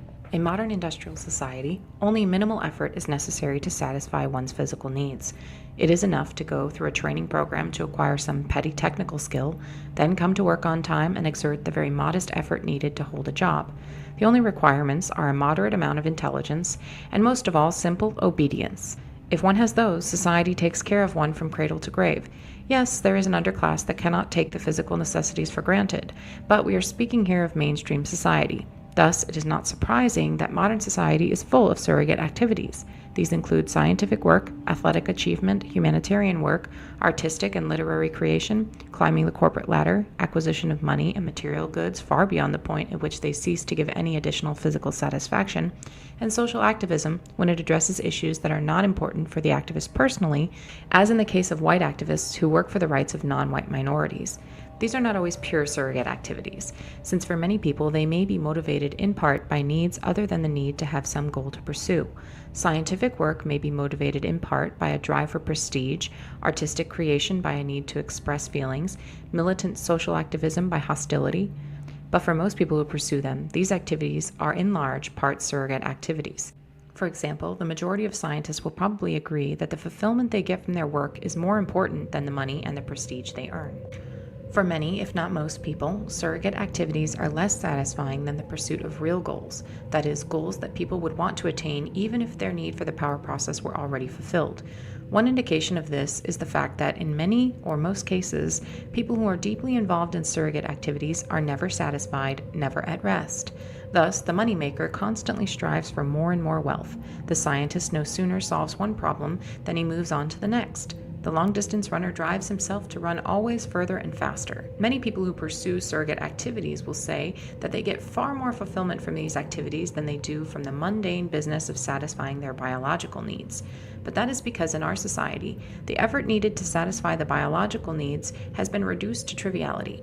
More importantly, in our society, people do not satisfy their biological needs autonomously, but by functioning as parts of an immense social machine. In contrast, people generally have a great deal of autonomy in pursuing their surrogate activities. Autonomy. Autonomy as part of the power process may not be necessary for every individual, but most people need a greater or lesser degree of autonomy in working toward their goals. Their effort must be undertaken on their own initiative and must be under their own direction and control. Yet most people do not have to exert this initiative, direction, and control as single individuals. It is usually enough to act as a member of a small group. Thus, if half a dozen people discuss a goal among themselves and make a successful joint effort to attain that goal, their need for the power process will be served. But if they work under rigid orders handed down from above that leave them no room for autonomous decision and initiative, then their need for the power process will not be served. The same is true when decisions are made on a collective basis if the group making the collective decision is so large that the role of each individual is insignificant. It is true that some individuals seem to have little need for autonomy. Either their drive for power is weak or they satisfy it by identifying themselves with some powerful organization to which they belong. And then there are unthinking animal types who seem to be satisfied with a purely physical sense of power, the good combat soldier who gets his sense of power by developing fighting skills that he is quite content to use in blind obedience to his superiors. But for most people, it is through the power process, having a goal, making an autonomous effort, and attaining the goal, that self-esteem, self-confidence, and a sense of power are acquired. When one does not have adequate opportunity to go through the power process, the consequences are, depending on the individual and on the way the power process is disrupted, boredom, demoralization, low self-esteem, inferiority feelings, defeatism, depression, anxiety, guilt, frustration, hostility, spouse or child abuse, insatiable hedonism, abnormal sexual behavior, sleep disorders, eating disorders, etc. Sources of social problems. Any of the foregoing symptoms can occur in any society, but in modern industrial society they are present on a massive scale. We aren't the first to mention that the world today seems to be going crazy. This sort of thing is not normal for human societies. There is good reason to believe that primitive man suffered from less stress and frustration and was better satisfied with his way of life than modern man is. It is true that not all was sweetness and light in primitive societies. Abuse of women was common among the Australian Aborigines. Transsexuality was fairly common among some of the American Indian tribes. But it does appear that, generally speaking, the kinds of problems that we have listed in the preceding paragraph were far less common among primitive peoples than they are in modern society. We attribute the social and psychological problems of modern society to the fact that society requires people to live under conditions radically different from those under which the human race evolved, and to behave in ways that conflict with the patterns of behavior that the human race developed while living under the earlier conditions. It is clear from what we have already written that we consider lack of opportunity to properly experience the power process as the most important of the abnormal conditions to which modern society subjects people. But it is not the only one. Before dealing with disruption of the power process as a source of social problems, we will discuss some of the other sources. Among the abnormal conditions present in modern industrial society are excessive density of population, isolation of man from nature, excessive rapidity of social change, and the breakdown of natural small-scale communities such as the extended family, the village, or the tribe. It is well known that crowding increases stress and aggression. The degree of crowding that exists today and the isolation of man from nature are consequences of technological progress. All pre-industrial societies were predominantly rural. The Industrial Revolution vastly increased the size of cities and the proportion of the population that lives in them, and modern agricultural technology has made it possible for the Earth to support a far denser population than it ever did before. Also, technology exacerbates the effects of crowding because it puts increased disruptive powers in people's hands. For example, a variety of noise-making devices, power motors, radios, motorcycles, etc. If the use of these devices is unrestricted, people who want peace and quiet are frustrated by the noise. If their use is restricted, people who use the devices are frustrated by the regulations. But if these machines had never been invented, there would have been no conflict and no frustration generated by them. For primitive societies, the natural world, which usually changes only slowly, provided a stable framework and therefore a sense of security. In the modern world, it is human society that dominates nature rather than the other way around, and modern society changes very rapidly owing to technological change. Thus, there is no stable framework. The conservatives are fools. They whine about the decay of traditional values, yet they enthusiastically support technological progress and economic growth. Apparently, it never occurs to them that you can't make rapid, drastic changes in the technology and the economy of a society without causing rapid changes in all other aspects of the society as well, and that such rapid changes inevitably break down traditional values. The breakdown of traditional values to some extent implies the breakdown of the bonds that hold together traditional small-scale social groups. The disintegration of small-scale social groups is also promoted by the fact that modern conditions often require or tempt individuals to move to new locations, separating them from their communities. Beyond that, a technological society has to weaken family ties and local communities if it is to function efficiently. In modern society, an individual's loyalty must be first to the system and only secondarily to a small-scale community, because if the internal loyalties of small-scale communities were stronger than loyalty to the system, such communities would pursue their own advantage at the expense of the system. Suppose that a public official or corporation executive appoints his cousin, his friend, or his co-religionist to a position rather than appointing the person best qualified for the job.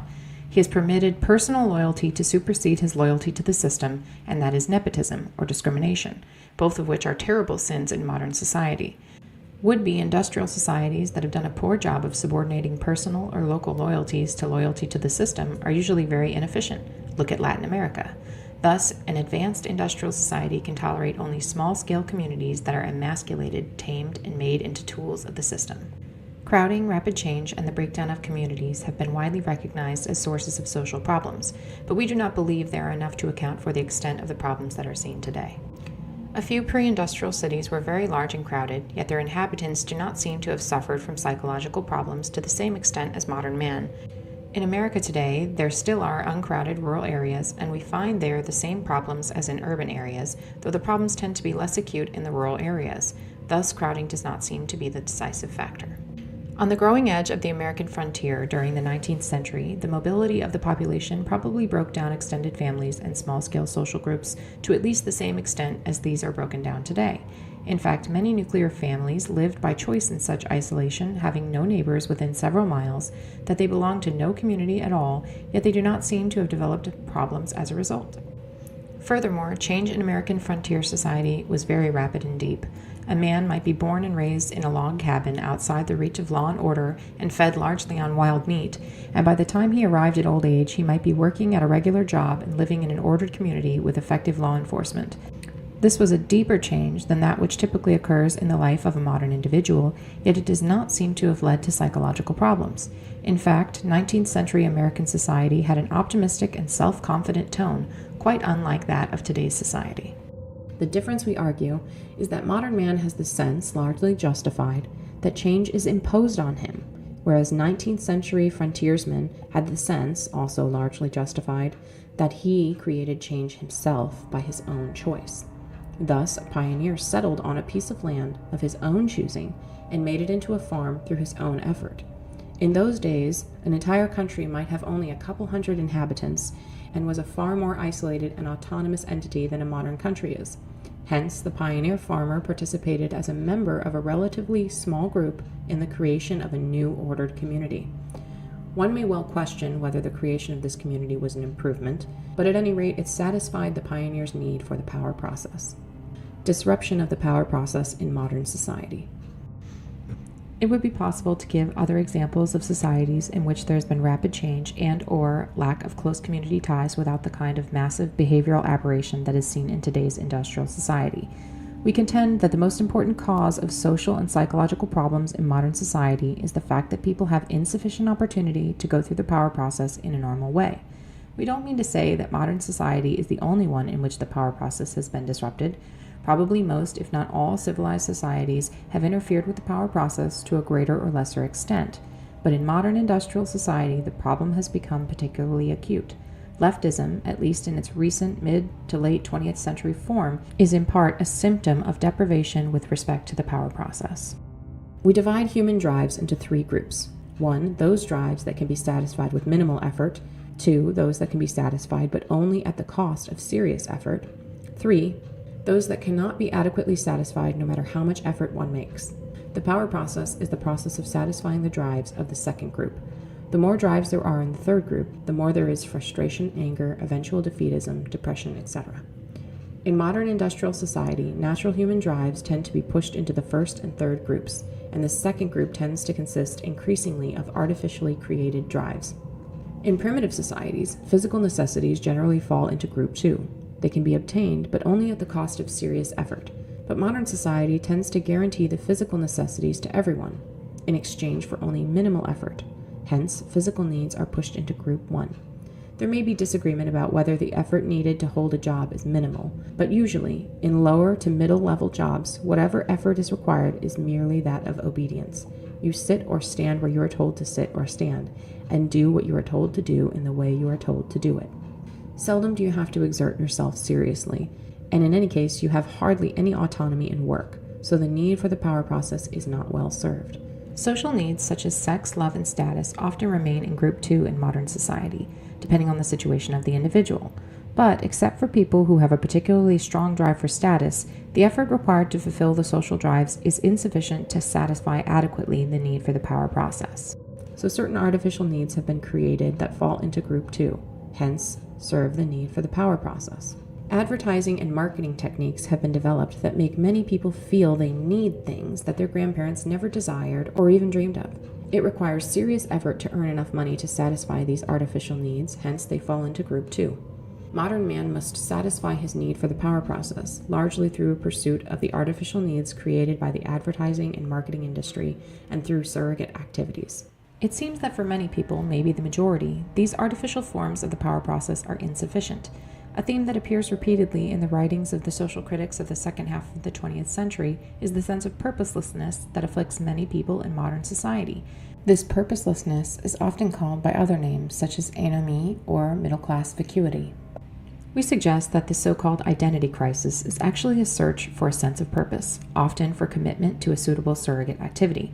It may be that existentialism is in large part a response to the purposelessness of modern life.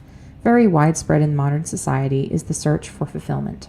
But we think that for the majority of people, an activity whose main goal is fulfillment, that is, a surrogate activity, does not bring completely satisfactory fulfillment. In other words, it does not fully satisfy the need for the power process. That need can be satisfied only through activities that have some external goal, such as physical necessities, sex, love, status, revenge, etc. Moreover, where goals are pursued through earning money, climbing the status ladder, or functioning as part of the system in some other way, most people are not in a position to pursue their goals autonomously. Most workers are someone else's employee, and as we pointed out in paragraph 61, must spend their days doing what they are told to do in the way they are told to do it. Even most people who are in business for themselves have only limited autonomy. It is a chronic complaint of small business persons and entrepreneurs that their hands are tied by excessive government regulation. Some of these regulations are doubtless unnecessary, but for the most part, government regulations are essential and inevitable parts of our extremely complex society. A large portion of small businesses today operate on the franchise system. It was reported in the Wall Street Journal a few years ago that many of the franchise-granting companies require applicants for franchises to take a personality test that is designed to exclude those who have creativity and initiative because such persons are not sufficiently docile to go along obediently with the franchise system. This excludes from small business many of the people who most need autonomy. Today, people live more by virtue of what the system does for them or to them than by virtue of what they do for themselves. and what they do for themselves is done more and more along channels laid down by the system. Opportunities tend to be those that the system provides. The opportunities must be exploited in accord with the rules and regulations, and techniques prescribed by the experts must be followed if there is to be a chance of success. Thus, the power process is disrupted in our society through a deficiency of real goals and a deficiency of autonomy in pursuit of goals. But it is also disrupted because of those human drives that fall into Group 3, the drives that one cannot adequately satisfy no matter how much effort one makes. One of these drives is the need for security. Our lives depend on decisions made by other people. We have no control over these decisions, and we usually do not even know the people who make them. We live in a world in which relatively few people, maybe 500 or 1,000, make the important decisions. Philip B. Heyman of Harvard Law School, quoted by Anthony Lewis in the New York Times, April 21, 1995. Our lives depend on whether safety standards of a nuclear power plant are properly maintained, or how much pesticide is allowed to get into our food, or how much pollution into our air, on how skillful or incompetent our doctor is. Whether we lose or get a job may depend on decisions made by government economists or corporation executives, and so forth. Most individuals are not in a position to secure themselves against these threats to more than a very limited extent. The individual's search for security is therefore frustrated, which leads to a sense of powerlessness. It may be objected that primitive man is physically less secure than modern man, as is shown by his shorter life expectancy. Hence, modern man suffers from less, not more, than the amount of insecurity that is normal for human beings. But psychological security does not closely correspond with physical security.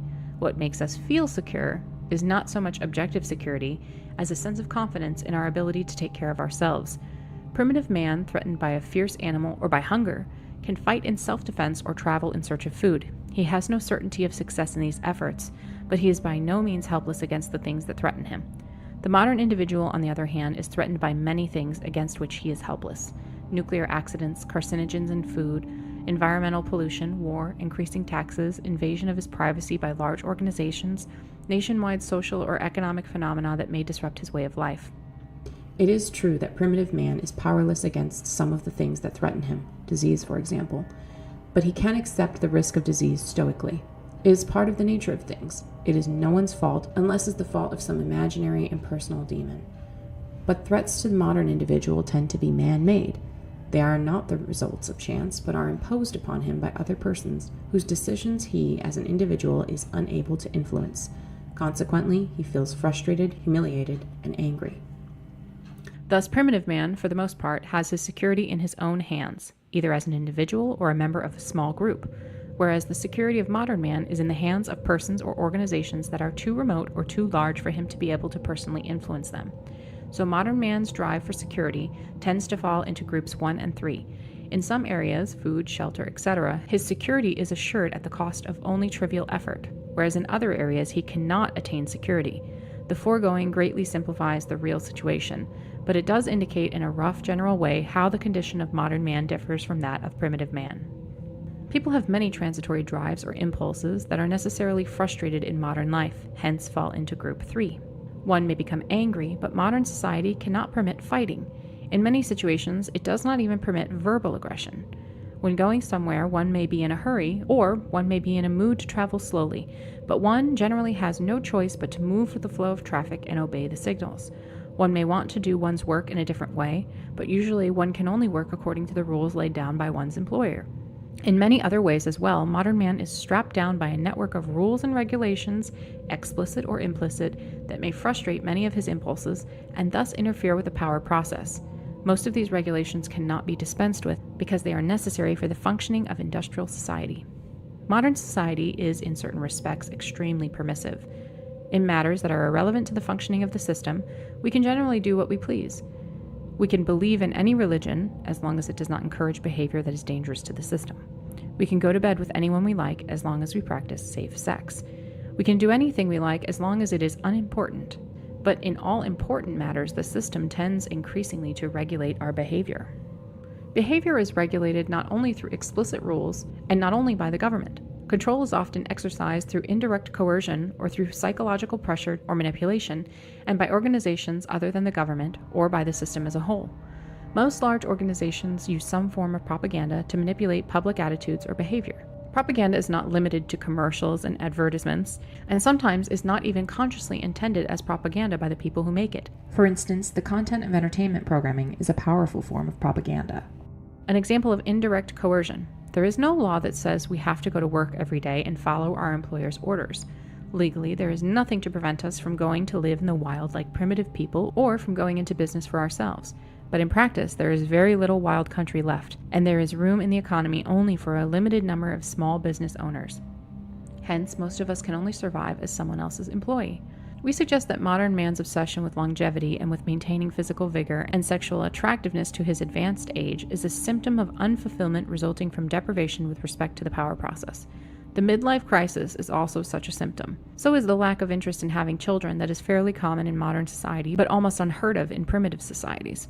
In primitive societies, life is a succession of stages. The needs and purposes of one stage having been fulfilled, there is no particular reluctance about passing on to the next stage. A young man goes through the power process by becoming a hunter, hunting not for sport or fulfillment, but to get meat that is necessary for food. In young women, the process is more complex with greater emphasis on social power. We won't discuss that here. This phase having been successfully passed through, the young man has no reluctance about settling down to the responsibilities of raising a family. In contrast, some modern people indefinitely postpone having children because they are too busy seeking some kind of fulfillment. We suggest that the fulfillment they need is adequate experience of the power process with real goals instead of the artificial goals of surrogate activities. Again, having successfully raised his children, going through the power process by providing them with the physical necessities, the primitive man feels that his work is done and he is prepared to accept old age, if he survives that long, and death.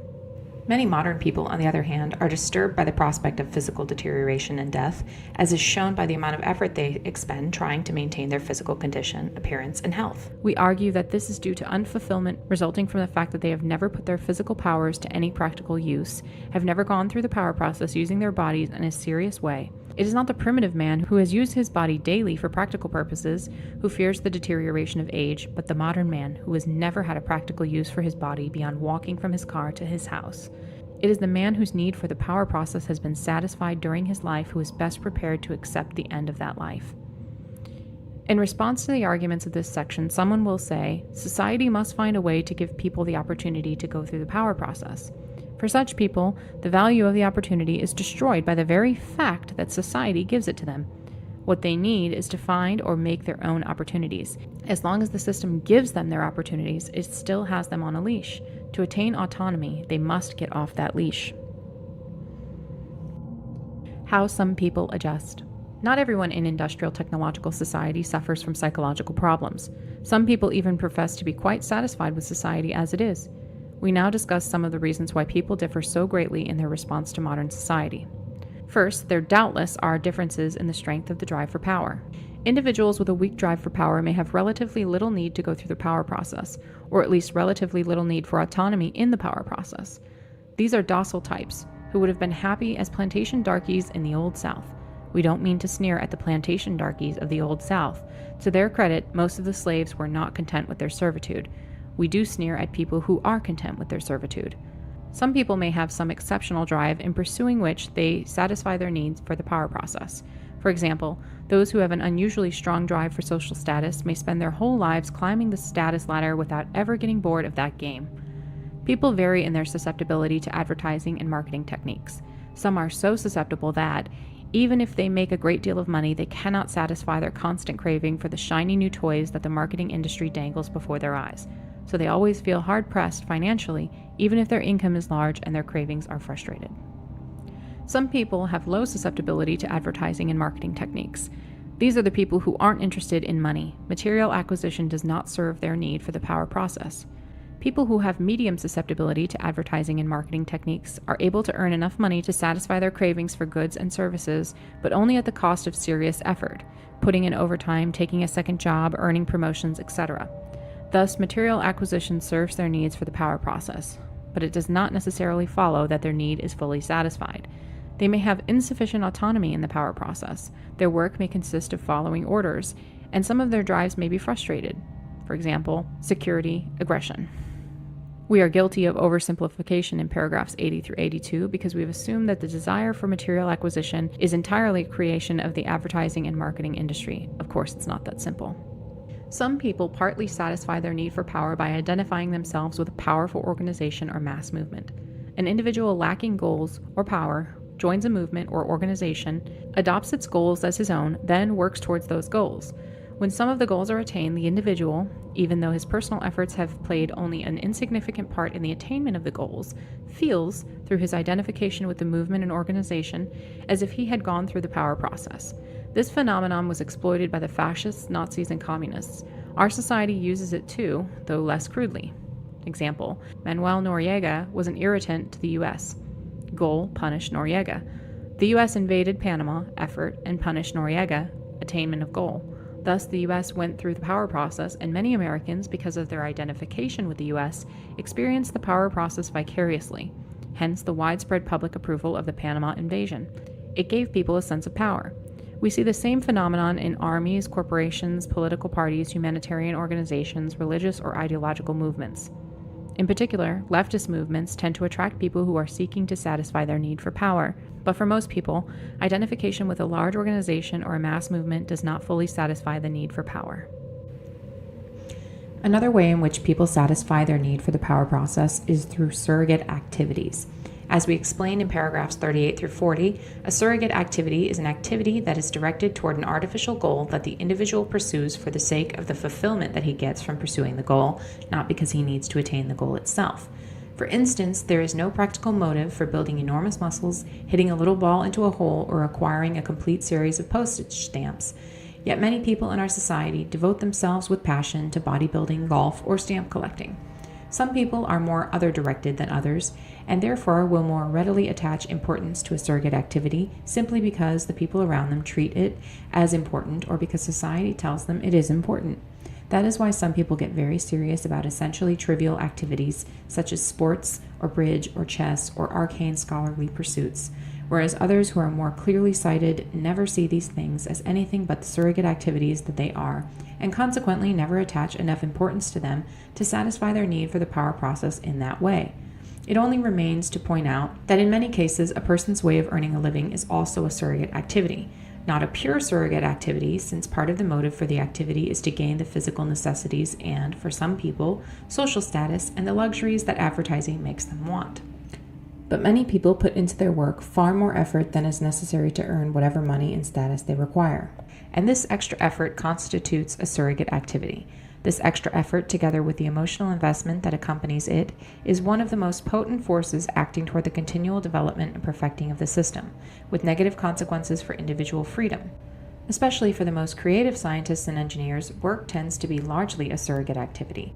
This point is so important that it deserves a separate discussion, which we shall give in a moment. In this section, we have explained how many people in modern society do satisfy their need for the power process to a greater or lesser extent. But we think that for the majority of people, the need for the power process is not fully satisfied. In the first place, those who have an insatiable drive for status, or those who get firmly hooked on a surrogate activity, or who identify strongly enough with a movement or organization to satisfy their need for power in that way, are exceptional personalities. Others are not fully satisfied with surrogate activities or by identification with an organization. In the second place, too much control is imposed by the system through explicit regulation or through socialization, which results in a deficiency of autonomy and in frustration due to the impossibility of attaining certain goals and the necessity of restraining too many impulses. But even if most people in industrial technological society were well satisfied, we would still be opposed to that form of society because, among other reasons, we consider it demeaning to fulfill one's need for the power process through surrogate activities or through identification with an organization rather than through pursuit of real goals. The motives of scientists. Science and technology provide the most important examples of surrogate activities. Some scientists claim that they are motivated by curiosity or by a desire to benefit humanity, but it is easy to see that neither of these can be the principal motive of most scientists. As for curiosity, that notion is simply absurd. Most scientists work on highly specialized problems that are not the object of any normal curiosity. For example, is an astronomer, a mathematician, or an entomologist curious about the properties of isopropyl trimethylmethane? Of course not. Only a chemist is curious about such a thing, and he is curious about it only because chemistry is his surrogate activity. Is the chemist curious about the appropriate classification of a new species of beetle? No, that question is of interest only to the entomologist, and he is interested in it only because entomology is his surrogate activity. If the chemist and the entomologist had to exert themselves seriously to obtain the physical necessities, and if that effort exercised their abilities in an interesting way, but in some non-scientific pursuit, then they wouldn't give a damn about isopropyl trimethylmethane or the classification of beetles. Suppose that lack of funds for postgraduate education had led the chemist to become an insurance broker instead of a chemist. In that case, he would have been very interested in insurance matters, but would have cared nothing about isopropyl trimethylmethane. In any case, it is not normal to put into the satisfaction of mere curiosity the amount of time and effort that scientists put into their work. The curiosity explanation for the scientist's motive just doesn't stand up. The benefit of humanity explanation doesn't work any better. Some scientific work has no conceivable relation to the welfare of the human race, most of archaeology or comparative linguistics, for example. Some other areas of science present obviously dangerous possibilities, yet scientists in these areas are just as enthusiastic about their work as those who develop vaccines or study air pollution. Consider the case of Dr. Edward Teller, who had an obvious emotional involvement in promoting nuclear power plants. Did this involvement stem from a desire to benefit humanity? If so, then why didn't Dr. Teller get emotional about other humanitarian causes? If he was such a humanitarian, then why did he help to develop the H-bomb? As with many other scientific achievements, it is very much open to question whether nuclear power plants actually do benefit humanity. Does the cheap electricity outweigh the accumulating waste and the risk of accidents? Dr. Teller saw only one side of the question. Clearly, his emotional involvement with nuclear power arose not from a desire to benefit humanity, but from a personal fulfillment he got from his work and from seeing it put to practical use. The same is true of scientists generally. With possible rare exceptions, their motive is neither curiosity nor a drive to benefit humanity, but the need to go through the power process, to have a goal, a scientific problem to solve, to make an effort, research, and attain the goal, solution of the problem. Science is a surrogate activity because scientists work mainly for the fulfillment they get out of the work itself. Of course, it's not that simple. Other motives do play a role for many scientists. Money and status, for example. Some scientists may be persons of the type who have an insatiable drive for status, and this may provide much of the motivation for their work.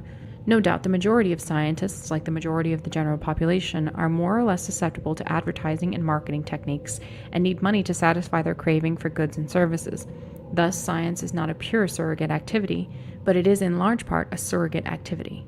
Also, science and technology constitute a power mass movement, and many scientists gratify their need for power through identification with this mass movement. Thus, science marches on blindly without regard to the real welfare of the human race or to any other standard, obedient only to the psychological needs of the scientists and the government officials and corporation executives who provide the funds for research. The nature of freedom. We are going to argue that industrial technological society cannot be reformed in such a way as to prevent it from progressively narrowing the sphere of human freedom. But because freedom is a word that can be interpreted in many ways, we must first make clear what kind of freedom we are concerned with. By freedom, we mean the opportunity to go through the power process with real goals, not the artificial goals of surrogate activities, and without interference, manipulation, or supervision from anyone, especially from any large organization. Freedom means being in control, either as an individual or as a member of a small group, of the life and death issues of one's existence. Food, clothing, shelter, and defense against whatever threats there may be in one's environment. Freedom means having power, not the power to control other people, but the power to control the circumstances of one's own life.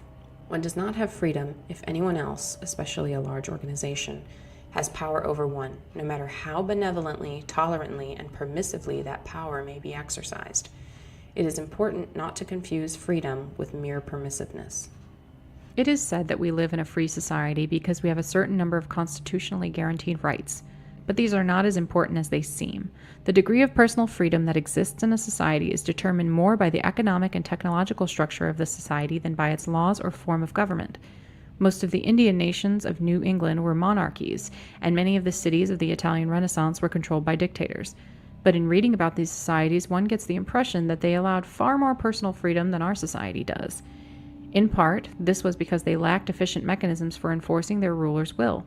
There were no modern, well-organized police forces, no rapid long-distance communications, no surveillance cameras, no dossiers of information about the lives of average citizens, hence it was relatively easy to evade control. As for our constitutional rights, Consider, for example, that of freedom of the press. We certainly don't mean to knock that right. It is a very important tool for limiting concentration of political power and for keeping those who do have political power in line by publicly exposing any misbehavior on their part. But freedom of the press is of very little use to the average citizen as an individual. The mass media are mostly under the control of large organizations that are integrated into the system. Anyone who has a little money can have something printed and can distribute it on the internet or in some way. But what he has to say will be swamped by the vast volume of material put out by the media. Hence, it will have no practical effect. To make an impression on society with words is therefore almost impossible for most individuals and small groups. Take us, for example.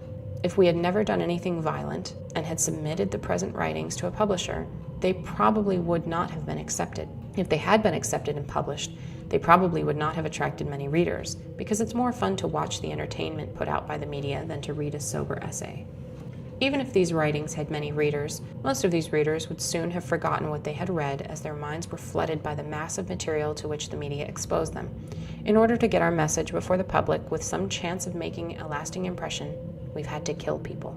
Constitutional rights are useful up to a point, but they do not serve to guarantee much more than what might be called the bourgeois conception of freedom. According to the bourgeois conception, a free man is essentially an element of a social machine and has only a certain set of prescribed and delimited freedoms, freedoms that are designed to serve the needs of the social machine more than those of the individual. Thus, the bourgeois free man has economic freedom because that promotes growth and progress. He has freedom of the press because public criticism restrains misbehavior by political leaders. He has a right to a fair trial because imprisonment at the whim of the powerful would be bad. This was clearly the attitude of Simon Bolivar. To him, people deserved liberty only if they used it to promote progress, progress as conceived by the bourgeois. Other bourgeois thinkers have taken a similar view of freedom as a mere means to a collective ends. Chester C. Tan, Chinese Political Thought in the 20th Century, page 202, explains the philosophy of the Kuomintang leader Hu Han-min. An individual is granted rights because he is a member of society, and his community life requires such rights. By community, Hu meant the whole society of the nation. And on page 259, Tan states that according to Carson Chang Chen-mai, head of the State Socialist Party in China, freedom had to be used in the interest of the state and of the people as a whole. But what kind of freedom does one have if one can use it only as someone else prescribes? FC's conception of freedom is not that of Bolivar, Hu, Chang, or any other bourgeois theorists. The trouble with such theorists is that they have made the development and application of social theories their surrogate activity. Consequently, the theories are designed to serve the needs of the theorists more than the needs of any people who may be unlucky enough to live in a society on which the theories are imposed. One more point to be made in this section. It should not be assumed that a person has enough freedom just because he says he has enough. Freedom is restricted in part by psychological controls of which people are conscious, and moreover, many people's ideas of what constitutes freedom are governed more by social convention than by their real needs. For example, it's likely that many leftists of the over-socialized type would say that most people, including themselves, are socialized too little rather than too much. Yet the over-socialized leftist pays a heavy psychological price for his high level of socialization. Some principles of history. Think of history as being the sum of two components. An erratic component that consists of unpredictable events that follow no discernible pattern, and a regular component that consists of long-term historical trends. Here we are concerned with the long-term trends. First principle. If a small change is made that affects a long-term historical trend, then the effect of that change will almost always be transitory. The trend will soon revert to its original state. Example, a reform movement designed to clean up political corruption in a society rarely has more than a short-term effect. Sooner or later, the reformers relax, and corruption creeps back in. The level of political corruption in a given society tends to remain constant, or to change only slowly with the evolution of the society. Normally, a political cleanup will be permanent only if accompanied by widespread social changes. A small change in the society won't be enough. If small change in a long-term historical trend appears to be permanent, it is only because the change acts in the direction in which the trend is already moving, so that the trend is not altered but only pushed a step ahead. The first principle is almost a tautology. If a trend were not stable with respect to small changes, it would wander at random rather than following a definite direction. In other words, it would not be a long-term trend at all. Second principle. If a change is made that is sufficiently large to alter a permanently long-term historical trend, then it will alter society as a whole. In other words, society is a system in which all parts are interrelated, and you can't permanently change any important part without changing the other parts as well. Third principle. If a change is made that is large enough to alter permanently a long-term trend, then the consequences for society as a whole cannot be predicted in advance, unless various other societies have passed through that same change and have all experienced the same consequences, in which case one can predict on empirical grounds that another society that passes through the same change will be likely to experience similar consequences. Fourth principle. A new kind of society cannot be designed on paper. That is, you cannot plan out a new form of society in advance, then set it up and expect it to function as it was designed to do. The third and fourth principles result from the complexity of human societies.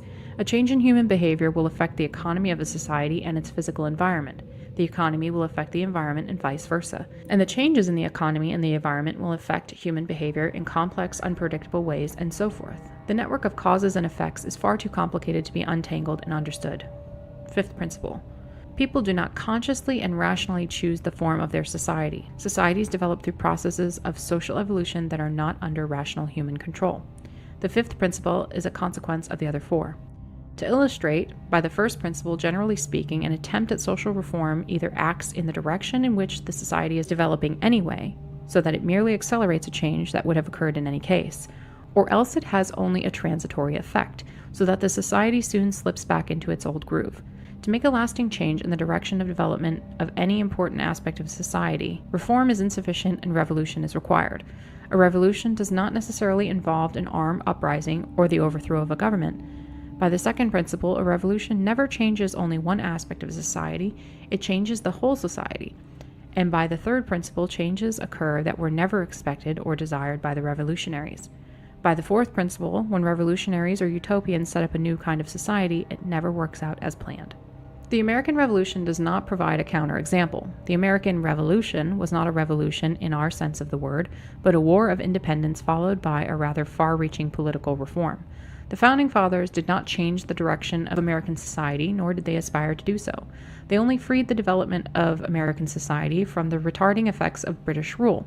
Their political reform did not change any basic trend, but only pushed American political culture along its natural direction of development.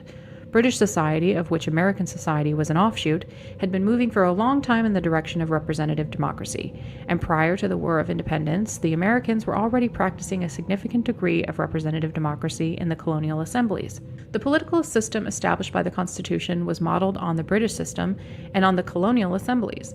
With major alteration, to be sure, there is no doubt that the Founding Fathers took a very important step, but it was a step along the road that English-speaking world was already traveling. Proof is that Britain and all of its colonies that were populated predominantly by people of British descent ended up with systems of representative democracy essentially similar to that of the United States.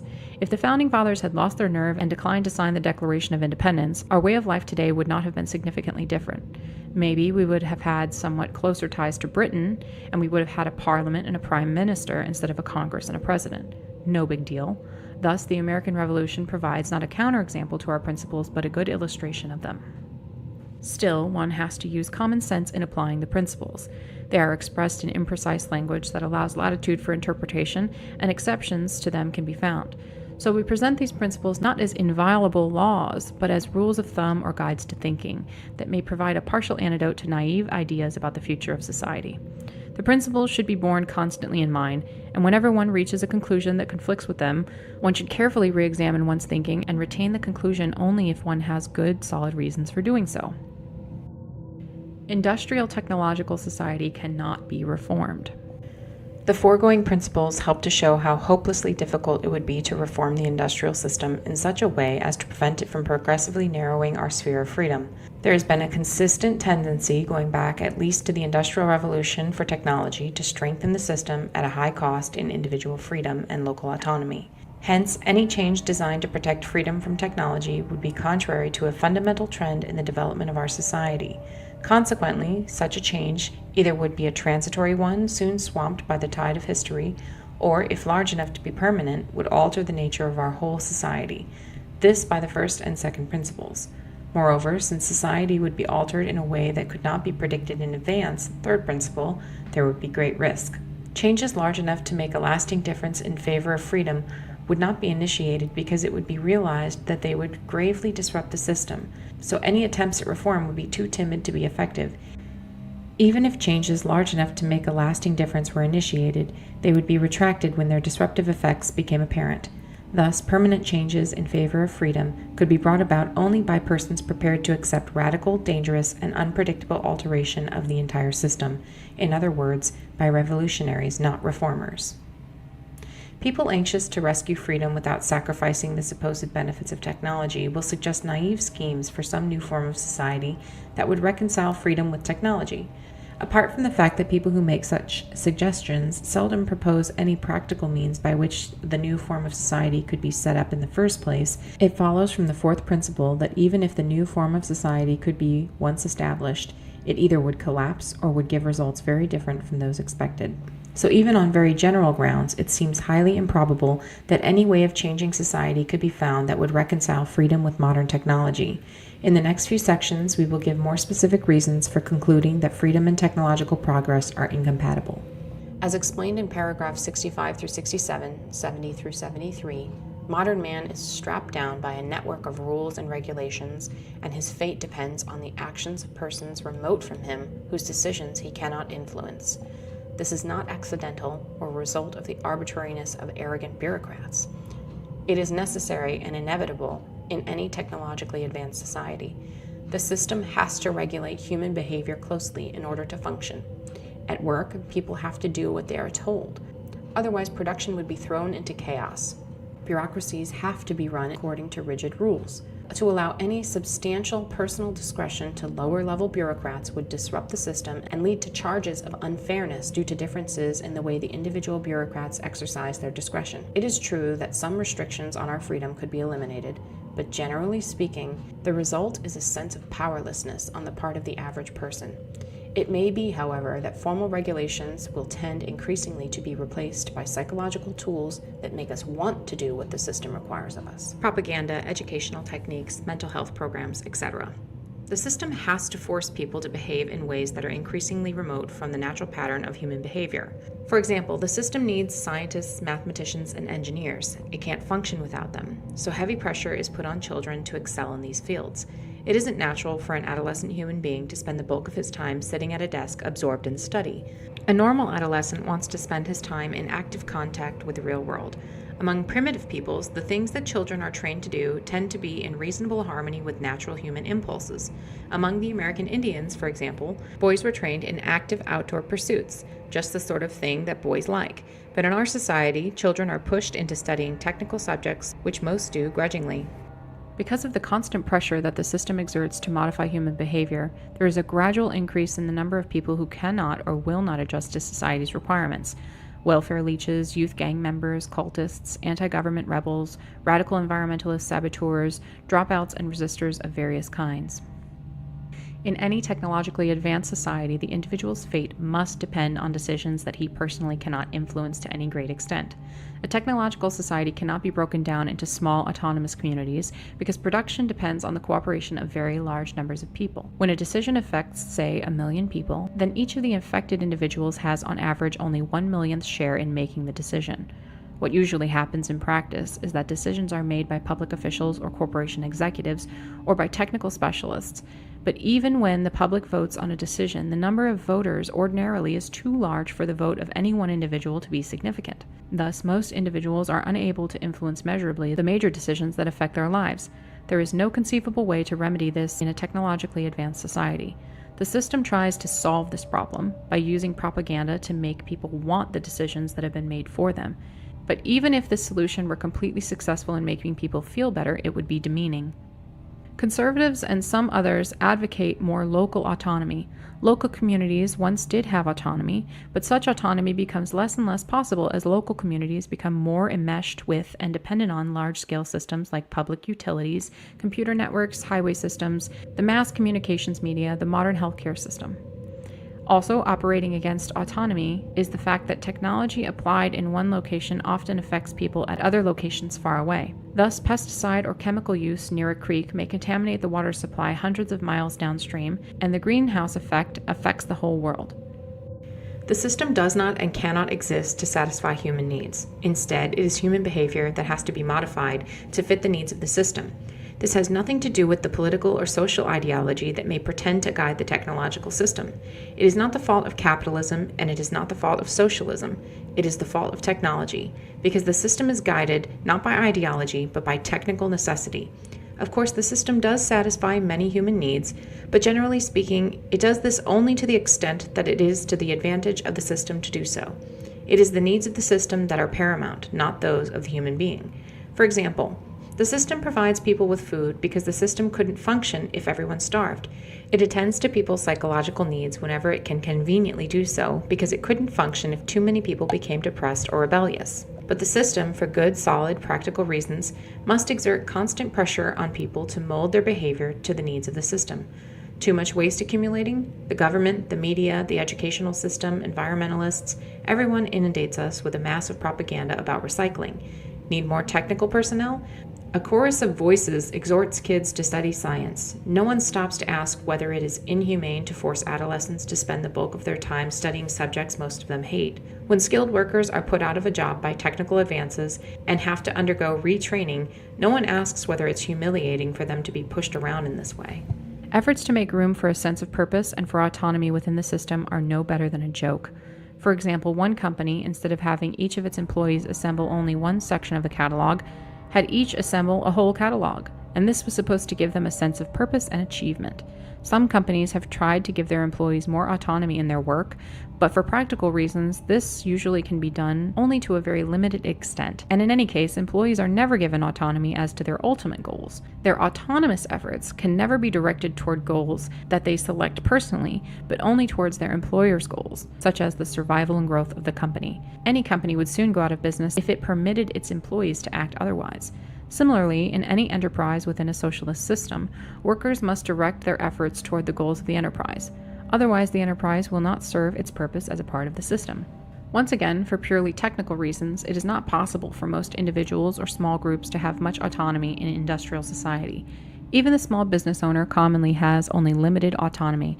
Apart from the necessity of government regulation, he is restricted by the fact that he must fit into the economic system and conform to its requirements.